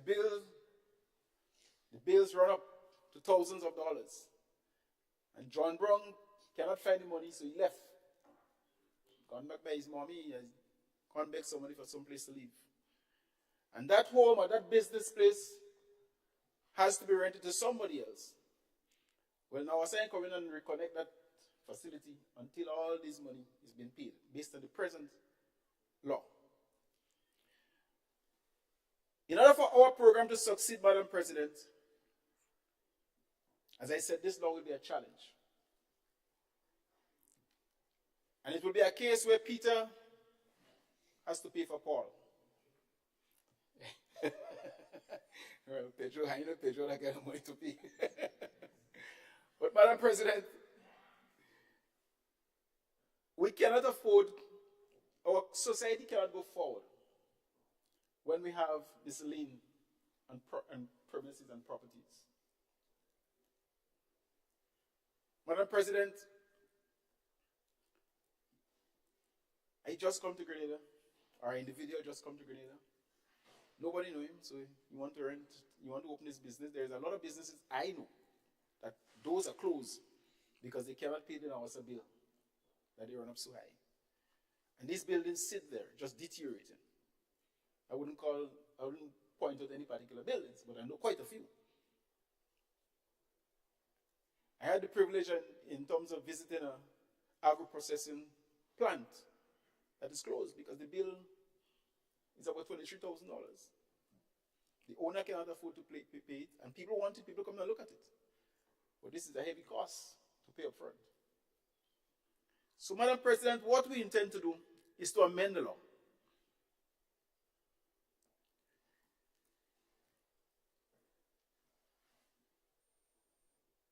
And the amendment contains two clauses.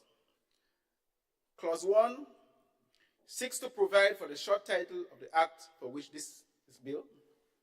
And clause 2 seeks to amend section 35 of the Principal Act by repealing subsection 4 so that the unpaid water and sewage rates and charges are no longer a lien against the premises in respect of which the debt is incurred. If we remove that clause, Madam President, many people, many business places would not be denied the opportunity to get water into their house. And the WASH program will be a program that we can implement without the kind of challenges that we foresee. So it is important, Madam President, that we repeal this section of the law so that the issue of ownership of the land, ownership of the property would not be an issue in terms of getting connection for new life, for new opportunities, for new businesses to take place. And Madam President, when I talk about businesses and so on, I think the most important thing is bringing water and making water accessible to every citizen in Grenada, Carriacou, and Petite Martinique.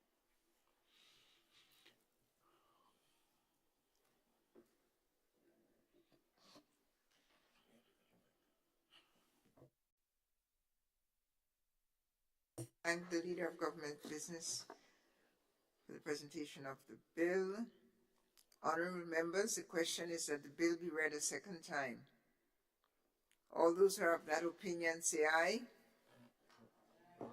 No, I withdraw and withhold and pass the floor to Senator St. Clair. Yes, Madam President, it's not that simple as this thing was explained by Leader of Government Business.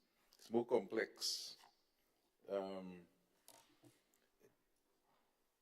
I understand very well the intention and purpose,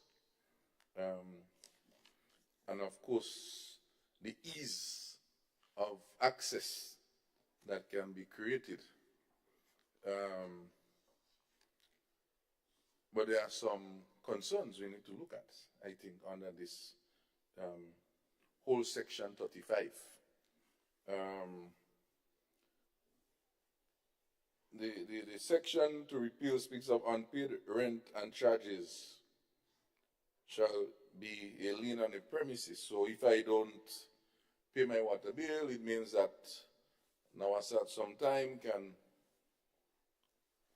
try to sell the property, or maybe I try to sell my property, and in that process of selling, I make sure taxes and other things are paid up. Right. So it means, therefore, that I now can occupy maybe my grandfather's land or grandparents' land, for which maybe the deed and plan maybe get lost during Hurricane Ivan, might be damaged or something. Or maybe they die and they never left a will, so I'm around and I'm using it. And so I now have benefits under this program to bathroom and toilets, etc. And I run up the bill. Month 1, month 2, but you know, NAWASA has a program that they will cut you off almost every 21 days if you don't pay your bill, they'll cut you off.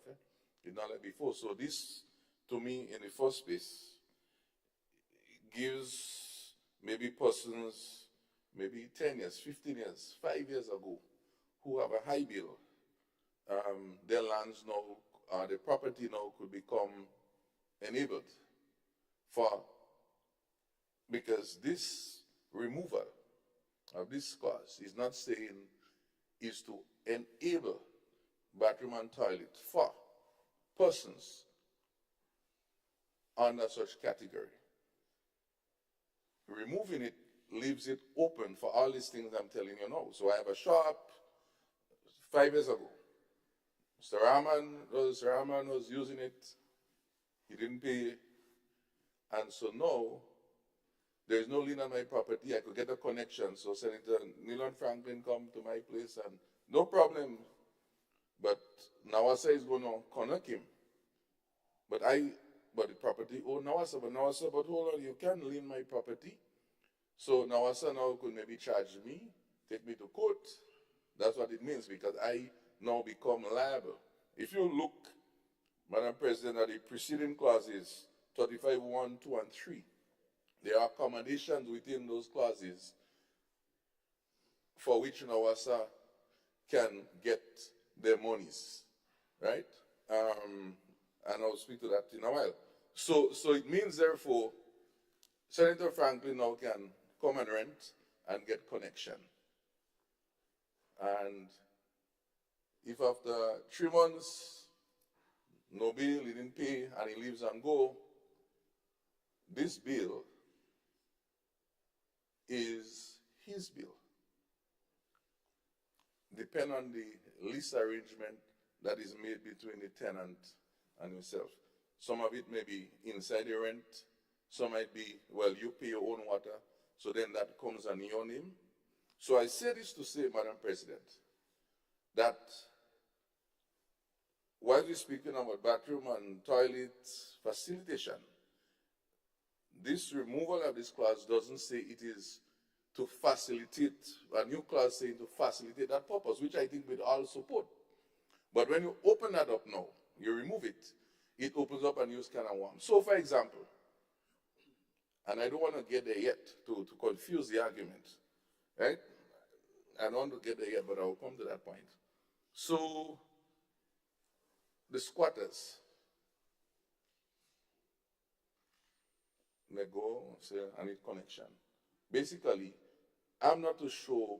I've been trying to find out the regulations connecting to NAWASA that speaks to how do I get a connection. So I always say now that you don't need a deed and plan to get a connection.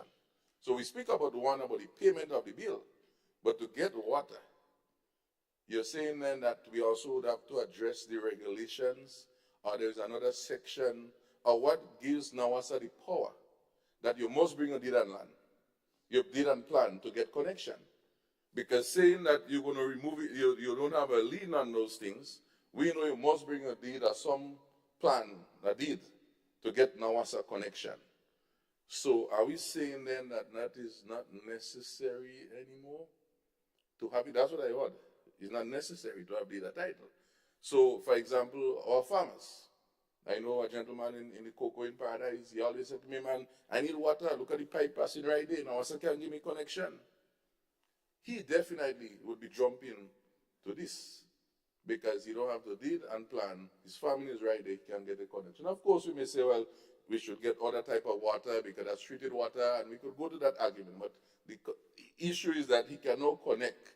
So farmers who have a lot of these issues, of deed and plan issues, they now can get connection. This is what this is also saying.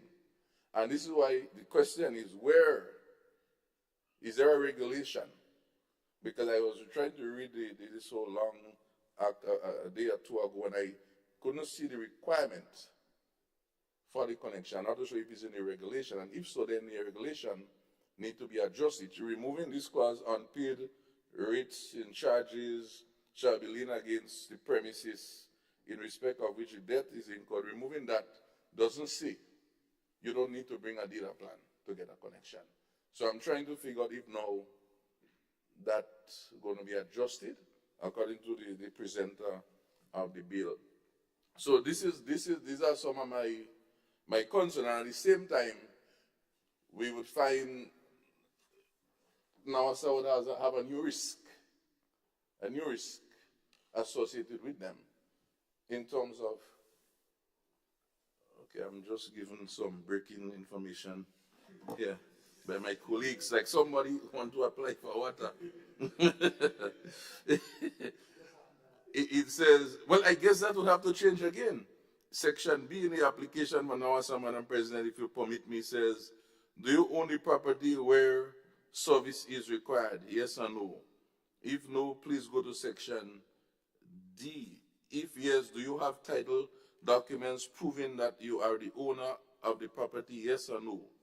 Please indicate whether you have annexed any of the following documents in support of the application, etc.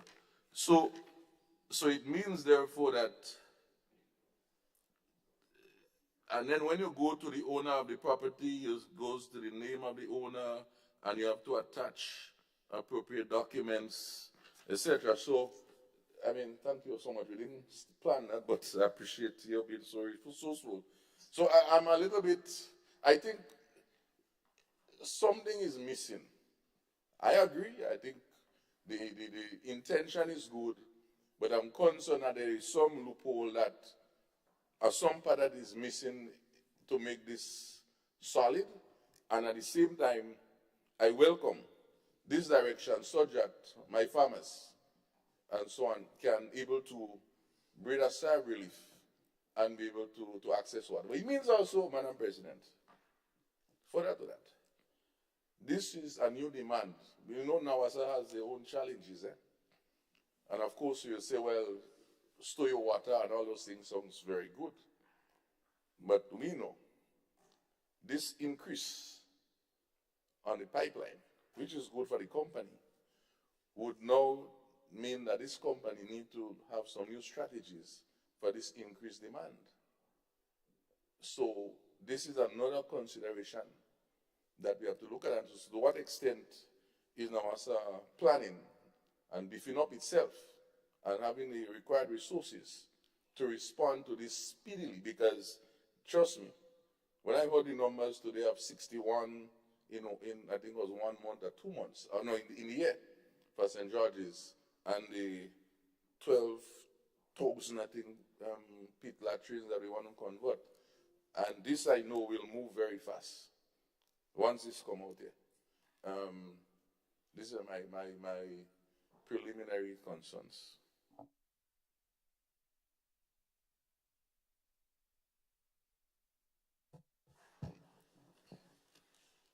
Thank you, Senator Rahman. Senator Lewis. Thank you, Senator St. Clair. Sorry. Okay.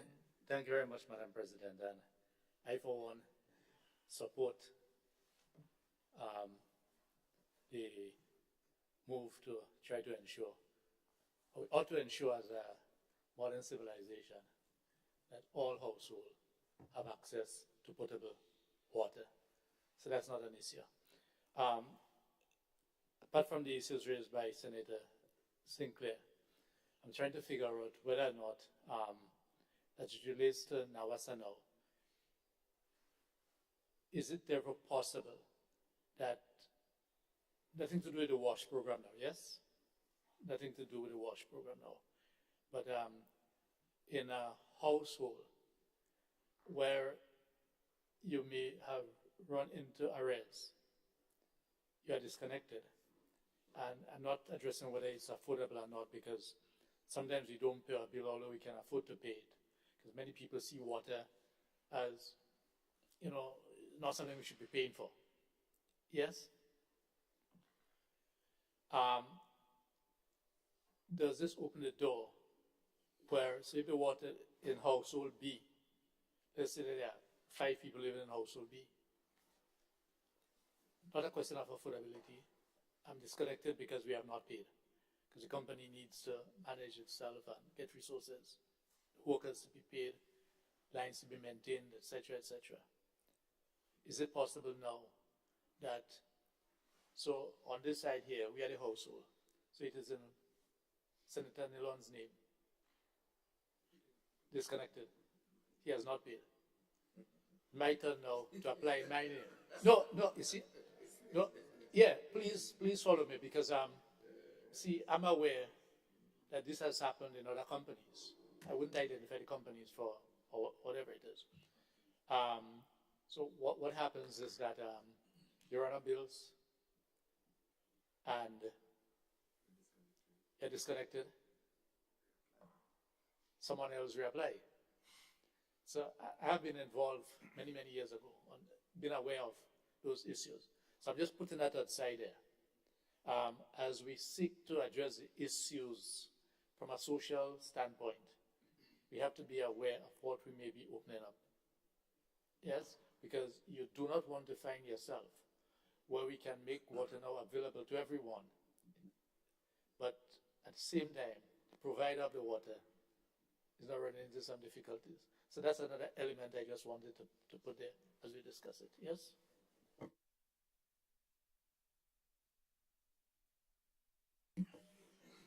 Thank you, Senator Lewis. Senator David Andrew. Yes. Madam President, I rise to give support to this bill, the National Water and Sewage Authority Amendment Act. Now, in my quick review of the Act, this attempts to attach whatever arrears, whatever accumulated charges for water use that ordinarily was held against the property to be held against the individual, the person who consumed. Now, for me, that's significant. So it's not that NAWASA does not have the opportunity to pursue rigorous collection of whatever monies might be due to them or whatever may be outstanding, but it just will not be held against the property. So I don't expect NAWASA's policies in terms of those things to change per se, save and except that it just cannot be held against the property so that individuals who might be duly entitled to the property, be it that it was handed down by your parents. My mother died a couple of years ago, and what if she had left the property for me, as my colleague on the other side would quite know, and maybe there was something outstanding, and let's say I were not in a position to pay. Does that mean I should be debarred of what is almost a fundamental right, almost? And in fact, the Sustainable Development Goals, number 6, speaks of the access to clean water and sanitation. And so we can't afford in this day and age to have legislation that prevents us from achieving a very basic access to clean water and to sanitation. And if you're trying to advance, I could envisage that some of these possibilities could exist if persons have no values, or they have low values, or weak values, and we're dealing with human beings. So that's very possible. We may have to amend someplace, sometime. This is why we have continuous work in this arm of the government. Yeah? We may have to make an amendment someplace down the road, but I rise to give full support to this bill, knowing that it contributes to what I believe is a fundamental right and a necessity. Because we could argue for better working conditions. We could argue, we could complain about several other things that we want betterment for our people with. But if at the end of the day, and we know the realities of the Grenadian socioeconomic construct, there are a lot of families, a lot of places where, for instance, title deeds are not available. There's been a generation of people who did not care much about handing down legal documents and preparing title deeds or securing it. And so generations of persons have come down, and in many cases, that is what helps to keep several people in that category that we banter around poor and vulnerable, because they might have access to things that they cannot optimize, they cannot monetize, they cannot go to the bank with it because they don't have a document. I mean, okay, they can't go to the bank, so they can't get money, but they can't get water too.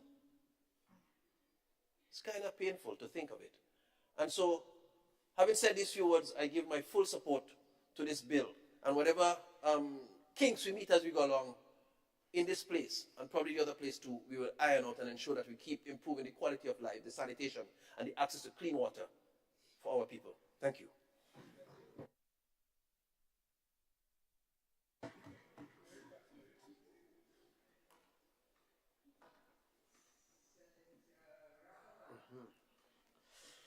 Madam President,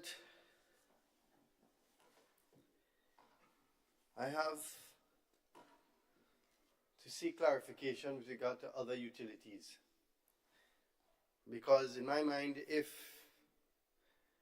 you could get an electricity connection and you don't, that connection, you don't have to have a lien, and you get electricity connection, you get a flow connection, you could live without the electricity, you can't live without water. So if the law as it is allows somebody, and I believe it does, that they can apply for electricity connection because all the people in Guangai have, well, not all, but you know what I'm getting at, right? There are many people that have electricity connection that may not have deeds. And we know that many of our people, because it's mine, you know, even in business, somebody come to do business with you, you want to get on a bill, I don't need that, it's mine, you know, that's the mentality. So they don't need no records because it's mine, and that is for my children, and that is your peace, and that is your peace, and that is your peace, without giving each person their deed so that they can actually have a piece of paper that says that they own this. They could sell it, they could use that to invest in a business, they could buy another piece, sell that, and buy something else. Sometimes them and their brother are not getting along and so on, and they want to move out, they can't do that. So they're stuck. This allows a basic human right, access to water. Farmers, for a shop, imagine a little shop by the side of the road could get electricity but not water. So I support this. I do support this, and the concerns that I have, what Senator Andre mentioned, is valid concerns, but Grenlec would have those same issues. And in the same way that Grenlec and Flow and other companies have regulations and find ways to make sure that they get their money, and every other company in Grenada, is the same way that NAWASA will have to do that. So I give my full support for this initiative. Thank you. Thank you, Senator Rahman. Senator Adrian Thomas. Thank you very much, Madam President, and just a little comment on the concerns. Yes.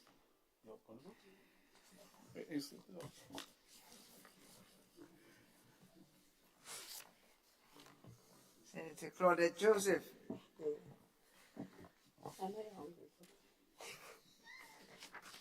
Madam President, I rise to lend my support to the bill before this Honorable House, and I associate myself with the arguments put by the Senator representing the business community. Madam President, water is essential for life. I think, in fact, there was once a judgment of the court where a gentleman made that very argument when he was disconnected by NAWASA years ago. And he was able to have his water reconnected as they settled the dispute that they had. Madam President, the section that we seek to repeal, what it does is that it gives the authority, that's NAWASA, a second layer of protection for, or a second means by which it may recover monies owed for water arrears on premises. It does not, Madam President, and before I say it does not, so that it puts NAWASA in a superior position to other utility providers, such as Grenlec. It also, Madam President, the repeal of Section 34 does not, Section 35(4) rather, does not put NAWASA at a disadvantage such that it will do serious damage to its operation. Section 33 of the NAWASA Act, Madam President, allows NAWASA to recover arrears for water on any premises as a civil debt, just as any other person would recover a debt owed to them, just as Grenlec, LA personal courts, in this, well, not courts, because they could come and actually repossess. But what they do oftentimes is that they actually commence civil proceedings for the recovery of the debt. Section 33 of the existing NAWASA Act allows for that. So it does have the normal remedies. And so, as we seek to ensure, Madam President, that all households in Grenada have access to water, we find it necessary to make this change, because the lien created by Section 35(4) in effect prevents some people who may actually have the means to do the connection and to pay the bill from getting the connection, because NAWASA will not make the connection without the consent of the property owner. And sometimes there are times where, for whatever reason, the property owner cannot be found. In fact, there are instances where the property owner can be found, is actually collecting rent from the person on the land, and for some subjective reason decide they're not giving them the water connection. So they're collecting rent and the water connection is not being given. And in a situation like that, there wouldn't be necessarily a legal obligation on NAWASA to insist. No, NAWASA may adopt a certain policy. NAWASA may have its own policy and may adopt a certain policy. But there isn't necessarily the legal impediment as created. And NAWASA is not put in this special place vis-a-vis other entities that provide utilities.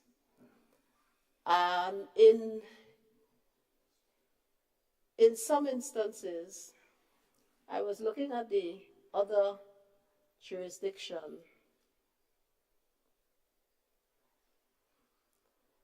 and I see Jamaica. Let me just see. I think not all, I want to make the point that not all territories create the lien.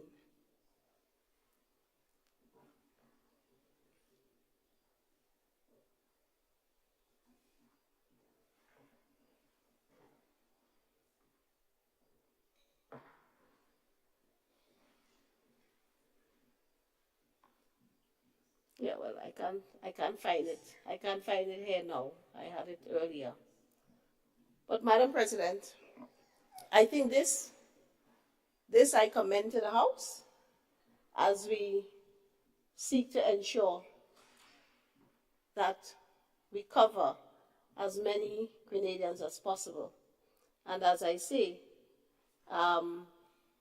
its internal policies NAWASA may adopt as it sees fit. And it is not prejudice because under Section 33, it may recover the debt as a civil debt. So I commend the amendment to the Honorable House. Thank you.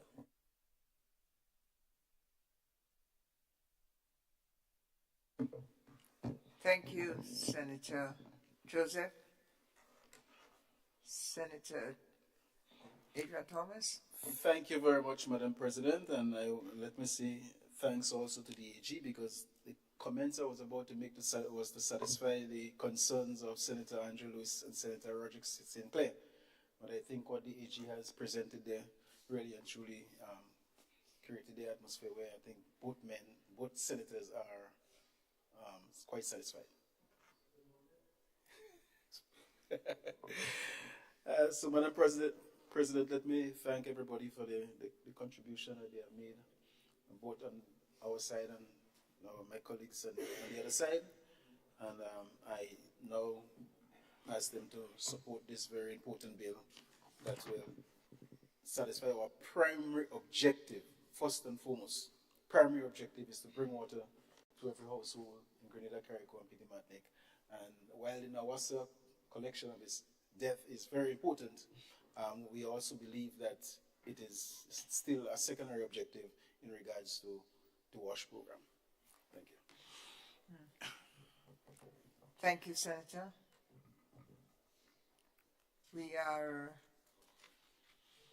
We've just read Clause 2, is it, Clerk? We've read, yeah, so the question is that Clause 2 forms part of the bill.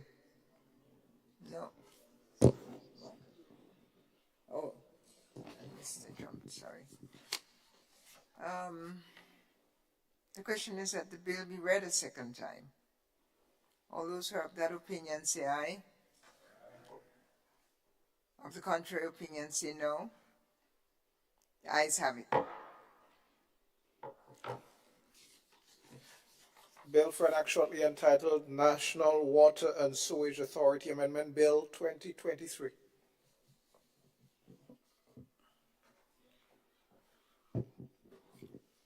Honourable members, the question is that this Honourable House resolves itself into. Madam President, I beg to move that the Senate resolve itself into a committee of the whole Senate to consider the bill clause by clause.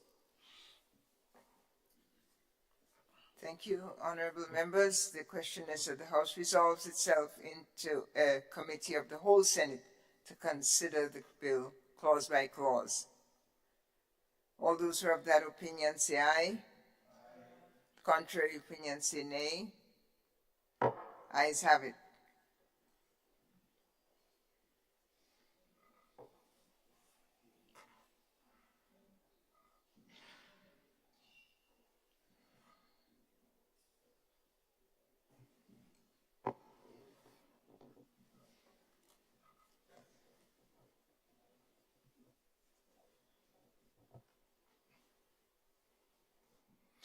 Clause 2, Amendment to Section 35 of Principal Act. Honourable members, the question is that Clause 2 forms part of the bill. Senator Lewis. Yes, if I'm permitted. My last intervention, just to draw to the attention to you, Madam President, to the Attorney General, and I've accepted all of the explanation. It therefore means that 33(2) must be amended because it gives the same power. It doesn't say lien, but it says that the board, if I can, says the board is hereby 33(2), which you said, yes, sorry. Yes, in other words, no, that's okay, I understand. 33, which deals with recovery of debts and cutting off supplies. It says here, the principal, it says here, the board is hereby empowered to issue general or special directions to cut off and stop the supply of water to any premises, or to disconnect any sewage connection to its work, in respect of which any water supply rate or any charge for sewage or other related charge is in arrears, regardless of the institution of any proceedings for recovery thereof, and to continue the stoppage of such supply until all accrued arrears or rates or charges payable in respect of such premises have been paid. Would that have the similar effect as to, it doesn't use the word lien, so I'm trying to help, no? Different? Okay. No, it doesn't use the word lien, but in my view, it sufficiently covers NAWASA as a foolproof mechanism, if you want to call it that, to recover monies for arrears. And that is in addition to Section 33(1), which says that all rates, charges, fees, compensation, damages, costs, expenses, or other sums due to the authority under the provisions of this Act may be recovered by the authority as a civil debt. So Section 33 gives two options. You either take the person to court, or you disconnect them and you keep the water disconnected until they pay, or you do both. And I was suggesting that NAWASA may have its own internal policy. It may have policies in relation to premises where there's a arrears and they have invoked Section 33. They may say, well, yeah.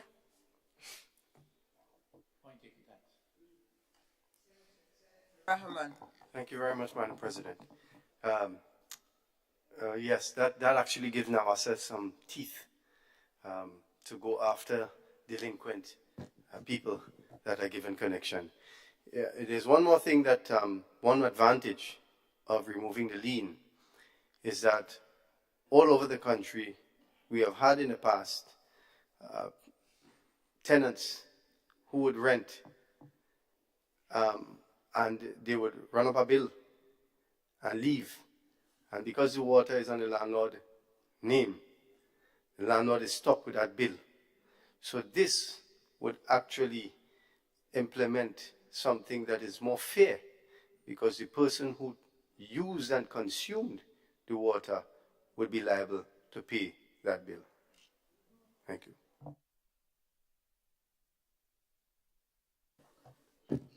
Thank you very much, Senator Rahman. And I think that with the nods around the table, I think we do not need any amendment because we now have understanding and assurances in part. Therefore, we can go back to taking a decision on Clause 2. Yeah. So the question is that Clause 2 form part of the bill. And all those who are of that opinion say aye. Those of the contrary opinion say nay. Clause 2 is passed. Clause 1, short title. Honourable members, the question is that Clause 1 forms part of the bill. All those who are of that opinion say aye, and those of the contrary opinion say no. Ayes have it. Madam President, I beg to move that the Senate resumes and the chairman of this and the chairperson of the committee reports progress on the bill. Honourable members, the question is that the Senate resumes and that the chair of the committee reports progress on the bill. As many as are of that opinion say aye. Aye. And of the contrary view say no. Ayes have it, the Senate resumes. I have to report, honourable senators, that the bill was considered by a committee of the whole Senate with good discussion and clarification, and then passed without amendment.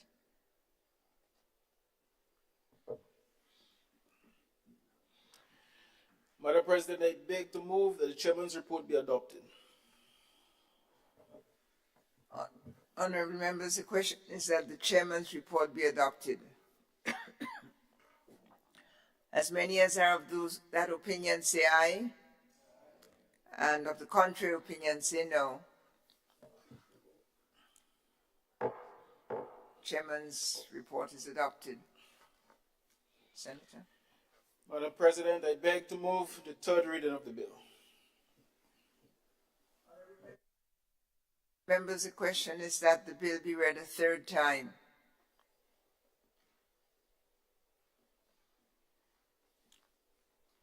Anyone wishes to speak on the bill?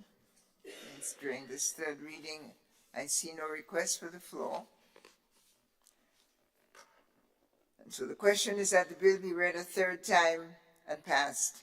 As many as are of that opinion say aye, and are of the contrary opinion say no. The bill has been read and passed.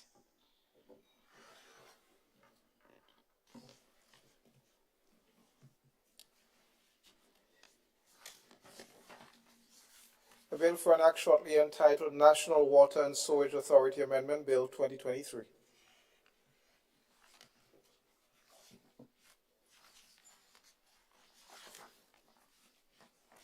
Go back. Item 14, questions.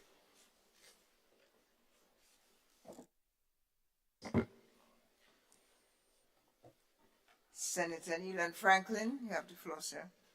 Thank you very much, Madam President. Madam President, I would like to acknowledge to the House that I have received answers for questions 1 and 2 by the Honorable Minister for Social Development and Gender Affairs. And I would like to table question number 3 to the Honorable Minister for Health, Wellness and Religious Affairs. Thank you, Senator Franklin. Honorable Jonathan Lacrette, Minister of Health. Thank you, Madam President, for the opportunity to speak re-answering the questions. This was the budget debate season. I did promise that at the last sitting when the questions were asked, that the Senator will receive the responses for same. I am going to ensure that at the next sitting he does, so that this does not repeat itself and it becomes embarrassing after a while. Yes. But seeing that this was the preparation for the budget debate, I wanted to ensure that all of my energies were extended towards same. But I do have some of the responses already and they're being collated. So with the Senator's graces, if he can just wait for the next sitting, I'll appreciate that very much. They will be submitted so that he can have the reading of same. Thank you, Senator Lacrette. You've got 8 questions to respond to. I don't know how many are ready already, and I wonder if Senator Franklin will be, as he takes the floor, willing to tell us his disposition. Madam President, I'm a considerate young fellow. I understand the predicament that the honorable gentleman might be in.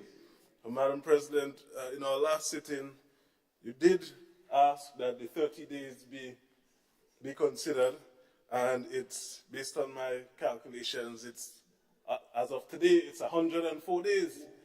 I mean, yeah. I mean, I understand. I mean, Madam President, I understand, and I look forward to the honourable minister's response in the next sitting. Moving along, Madam President, I would like to table question number 4 for the Leader of Government Business. Madam President is, sorry.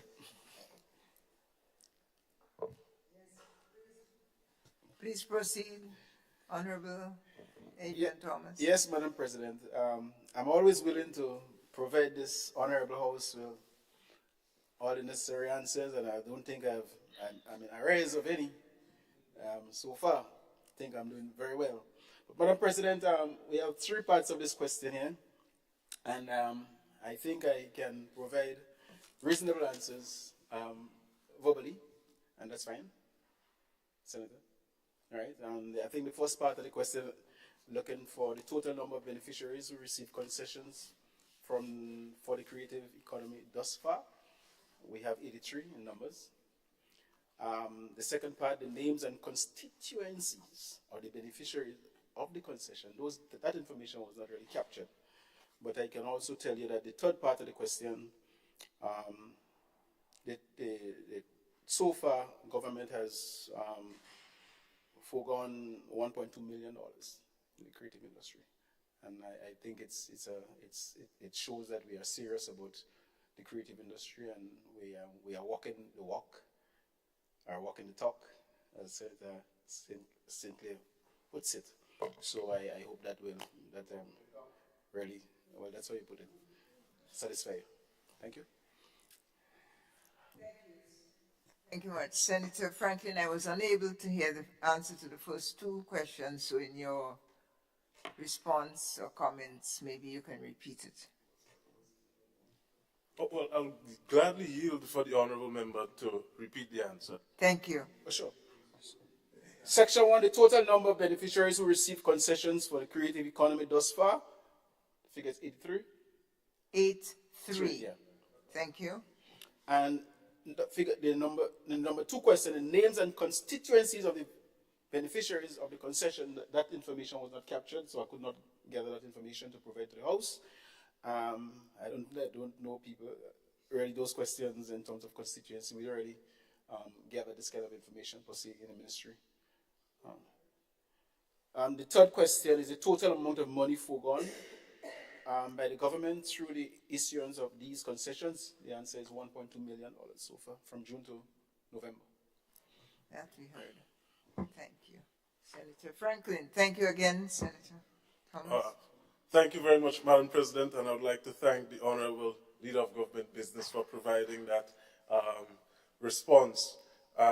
Again, as it relates to the $1.2 million, I commend government on this, as it has foregone some of its revenue to ensure the success or upkeep of the creative industry. Thank you for that, Madam President, and I would like to say I look forward to those responses to question number 3 in the next sitting. Thank you, Madam President.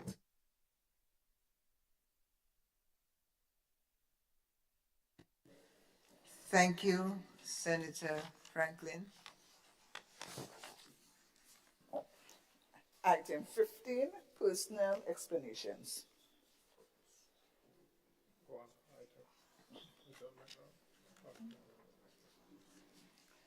Item 16, adjournment. Oh, sorry. Leader of Government Business. Madam President, I rise to beg for the adjournment of this sitting. Sign it. Honourable members, Senator Claudette Joseph. Madam President, I rise very briefly just to say on the adjournment to all of my colleagues in this honorable House that I wish you a very Merry Christmas season and all the best for 2024. Look forward to being back here with you in 2024, where hopefully we will get even more work done as circumstances will have changed by then. Yes. And thank you very much to the staff at Parliament, the staff in the chamber, and the support staff around for your kindness and your helpfulness as we navigate these premises every time we come. And I wish you all God's blessings. Thank you.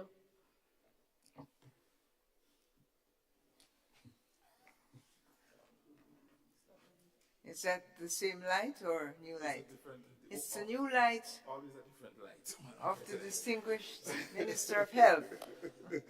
With a different light. Briefly as well, Madam President, I just wanted to extend my extend Christmas greetings to the residents of no, Papa, taking me time this time to the residents to to the residents of St. George Northwest, seeing that I was born and grown there, and that I wish that they're going to have a very Merry Christmas and see them on Saturday, the 16th of December at 6:30 p.m. Papa. What happened there? Okay, Entering the Senate with such bravado and leaving with caution. What a process. Let me go to the other side. It's the light of Senator Andrew Lewis. No, Neelan Franklin. Thank you very much, Madam President. Madam President, I rise to share just some brief comments as we wrap. 2023 has been a difficult year for some, a good year for others. A lot of us may have lost loved ones. In my colleague Senator's case, she was able to bring life into the world. But regardless of whatever circumstances, we all were able to make it through 2023. We are all here thanks to God's mercy and grace. And I think that is something that we should be thankful of. I do wish to thank also the hardworking men and women of this country, the hardworking public officers, specifically those well, of course, as a former custom officer, I have to thank those custom officers and the Inland Revenue Division for collecting the revenues for government and ensuring that a surplus was collected. That is not an easy task. I would like to thank the officers of the RGPF for their hard work. During this year, a lot has happened as relates to crime and violence in this country. And I know it's not an easy task, having worked along with them, but alongside them for a while. And I would like to ask that they hold strong, keep the faith, continue to work hard for their country. And I would like to wish each and every one of them a Merry Christmas and look forward to being here in the new year. I would like to associate myself with the comments made by the Honorable Minister for Health and wish the residents of St. George Northwest a Merry Christmas, as I am not the parliamentary representative and I do not wish for my honorable friend here to stand. But Madam President, I wish all of us a Merry Christmas and see you all in the new year. Thank you, Madam President. Thank you, Senator Franklin. Senator Andrews. Yes, Madam President, I want to echo the sentiments of my colleagues in the House in terms of wishing you and all of the staff serving at the Parliament and the police officers who've kept to keep us secure both in and out of the chamber. And we want to thank you and wish you a very meaningful Christ-centered Christ birth celebration. And to my colleagues here, I mean, the rigor of the debate, the professional sparring that I witnessed and been a part of over the year has been quite good, uplifting, and rewarding, and I want to thank you for that and wish you all the best too. On a second note, Madam President, you mentioned a little bit about gender earlier, and I think I have a bit of news that will probably make you smile. So I want to bring to the attention of this honorable House that the West Indies, not too long ago, a couple of hours ago, won their second T20 ODI against England by 10 runs, and officiating in the game was Miss Jacqueline Williams, a Jamaican, and she is the first West Indian female umpire to have officiated in a men's T20 international. I know the president was going to smile. I could see her smiling from ear to ear. Good news. And in fact, she quoted that it's like a dream come true. It's a good feeling to be the first, but I hope it won't be the last. And so from the Ministry of Education, Youth, Sports and Culture and from this honorable House, we offer congratulations to this outstanding Caribbean female and wish her all the best too. Thank you, Madam President. Thank you. Thank you for that good news. Any other person wishing to take the floor? Senator Andrew Lewis. Thank you, Madam President. I just wish to associate myself with all the comments made, different people identified.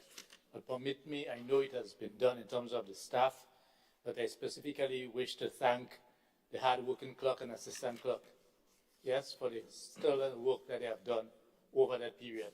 I know the staff has been thanked, but I just thought it was necessary to identify the clerk and the assistant clerk for the hard work that they have been doing, and those are in the background. And to yourself and the people of Grenada, let us ensure that our celebrations is crime-free. Crime-free always, but we know we are going into a celebratory period. Yes, so let us ensure that we continue to be crime-free as much as is possible. Take care. Thanks very much. Thank you, Senator Lewis. Senator Rahman. Madam President, thank you very much. I too associate myself with the comments already made, so I don't wish to be long and to repeat. In addition to wishing everyone a blessed holiday period, I also wish us all prosperity and well-being for the new year, for the next year. We've done a lot of discussion to approve this budget, debates back and forth, and we hope that God Almighty will give the government the ability to implement what we have approved adequately for the benefit of our entire nation and all of our people next year.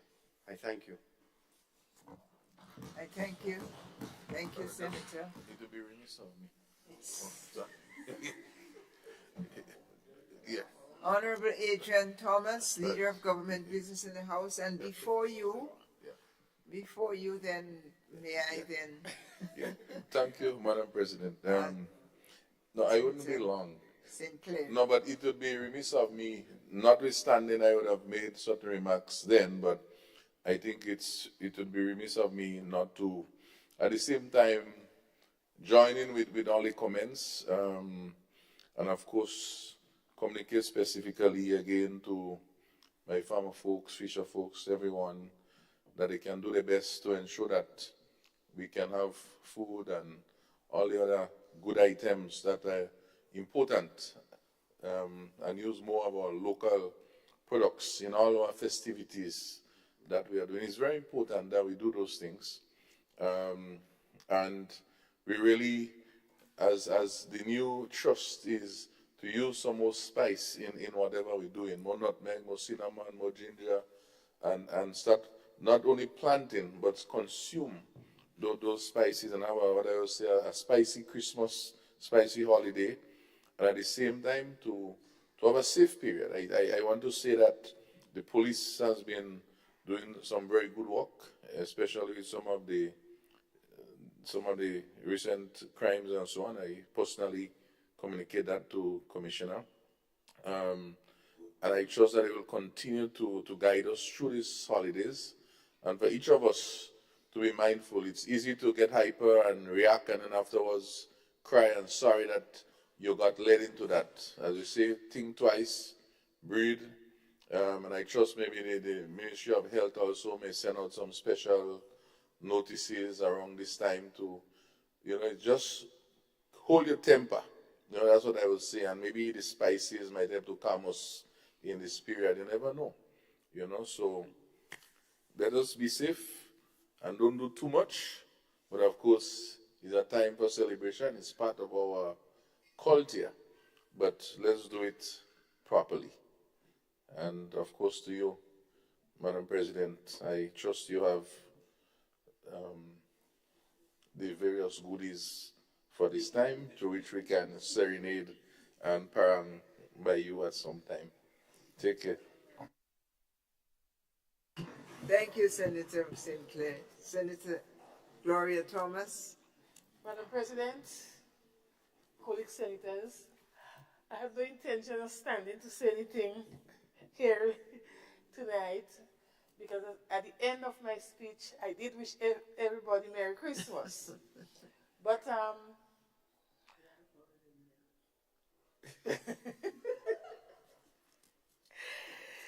but I think it is important to end on a note where I want to reiterate my good wishes, and I want to especially greet the people of St. Andrew, especially those who live in the area of Northwest. All the best for the season. I want to wish them all the best for the season, and to encourage them that whatever they do it in moderation. So, to you, Madam President, and my colleagues here, I also want to wish you a Holy Christmas, a Christ-centered session, and just be safe. Thank you. Thank you, Senator Thomas. Thank you so much. Leader of Government Business. Thank you very Mayor much. Uno. Thank you very much, Madam President. I think that I've extended my best wishes for the season already, but I want to join with Senator Roderick St. Clair, Farmers Representative in the Senate, to wish all the farmers in Grenada, Carriacou, Petit Martin, the fisher folk, the people in the cooperative business, the people in forestry, the marine people. I want to wish them Merry Christmas, and I also want to encourage the public to make the farmers feel happy around this time of the year. It's not every time we have to buy a bottle of cologne or a bottle of a drink to make a present, or a gold chain or rings or whatever it is, but I want the general public to reach out to the farmers, buy a bag of spice and make a present to somebody. Buy a bag of provision, some good planting, buy some agro-processing stuff, some tambourine balls, some nice goodies that are related to the agriculture, some good a couple bottles of homemade wine. Make it available, and the farmers will be happy to furnish you with that too, so you can make your presentation for the season. So once again, I extend my regards to the farmers, the agro-processors, and all the people that support the agricultural sector. Thank you. I thank you, Senator Adrian Thomas. Is that a light? Is the light on? Is it Senator? Oh. So I join all of you in expressing sentiments of gratitude, hope, and happiness. We start by, on your behalf, we thank all those who have helped us in the Senate, the clerk and his team, the police and security members and their teams, the drivers, cooks, caterers and their teams. So many groups of persons are responsible for our comfort at the intellectual, analytic, practical, nutritional, operational levels. Thank you all very much on behalf of all of us. A very special thanks to Prime Minister for his support in the other place that leads to our success in this place. He and his team and all the members of the opposition, we thank them for the work they've done, and we send greetings to them for a wonderful Christmas and end of year. We send special warm greetings as well to Her Excellency, Governor General, Dame Cecile La Grenade, for the role she plays in our Parliament and over our country.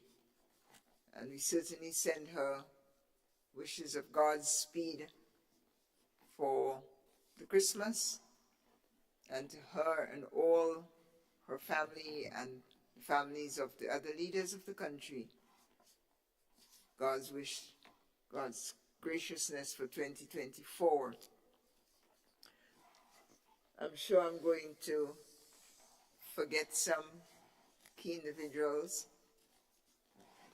but I hope not to forget those who have been with us in the media, and particularly those who have been doing sign language that whole team. Thank you very much for bringing our rowdy and vigorous, energized and sincere debates into the lives of all those with limited abilities. We've had a busy year legislatively. We are part of transforming the legislative landscape for greater performance of the executive and also non-governmental actors, the private sector and organizations. So we hope that we've been a help to you, all those out there in Grenada land, at home and abroad, who are dedicated to improving this country. Thank you for the role you play in supporting us by looking at us, by sending in ideas, and thank you for the opportunity to be of service. Next year, we anticipate God's graciousness be upon us, that we will do our work with the learnings we have taken from this year. And just allow me to say that at the end of this month, in fact, in about 14 days, the Speaker of the House, to whom we send special greetings, the Clerk, to whom we've already sent warm greetings, and myself, should be journeying to Africa. We are due to arrive in Entebbe, Uganda, for a meeting, a Commonwealth Parliamentary Association meeting of presiding officers and clerks. So we have to be accountable at home and we have to share abroad. So a lot of what we do here will be presented, will be discussed, and we hope we will be enriched with the conversations and assessments on specific thematic areas, governance being primary among them, of the Commonwealth Association, over 50, almost 60 countries. I think this is all we wish to report, except again to close by saying you're a grand team. Thank you from the bottom of my heart for allowing me to play the role that I play. I think nobody is more sensitive to that today than Senator Jonathan Lacrette. Thank you, sir, for your contributions, your enthusiasm, your diligence, and thank you to Senator Nolan Cox, leader of the opposition in Parliament, who has never failed to receive correspondence, oral or written, from me, and I'm sure from the clerk, and who went through a very difficult and trying time this year with the loss of his wife, and has bounced back from what we could see as a legislator with keen interest and commitment.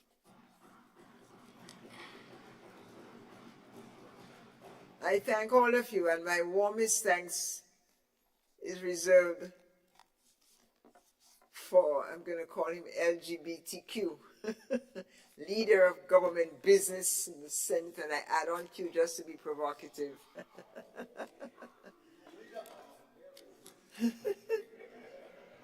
Senator Adrian Thomas, who,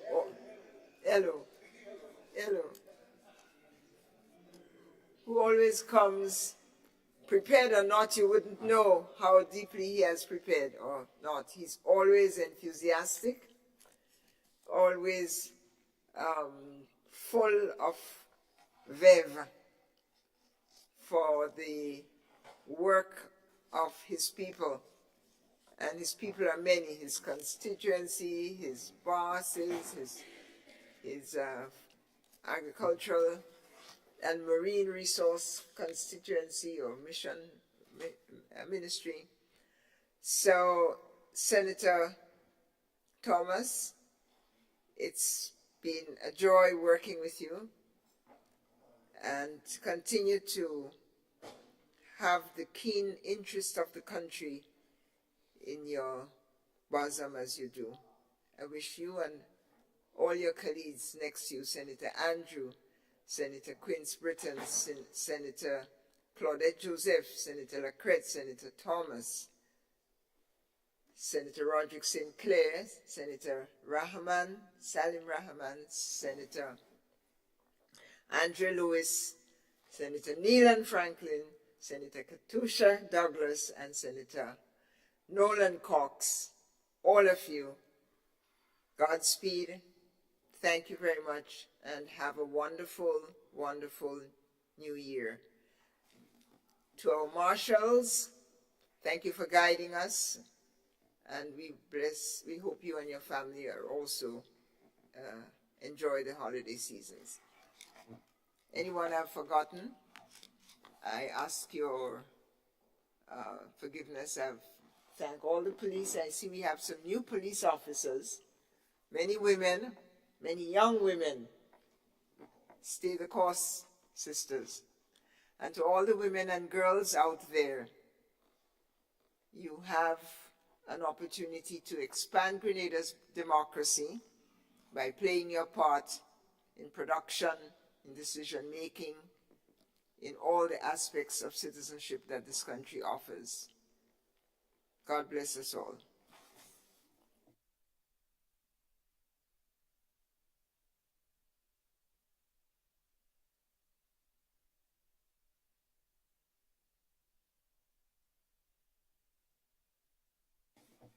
Ladies and gentlemen, honorable senators, the question is that this honorable house be adjourned sine die. All those in favor say aye. All those opposed say nay and remain here. Senate is adjourned.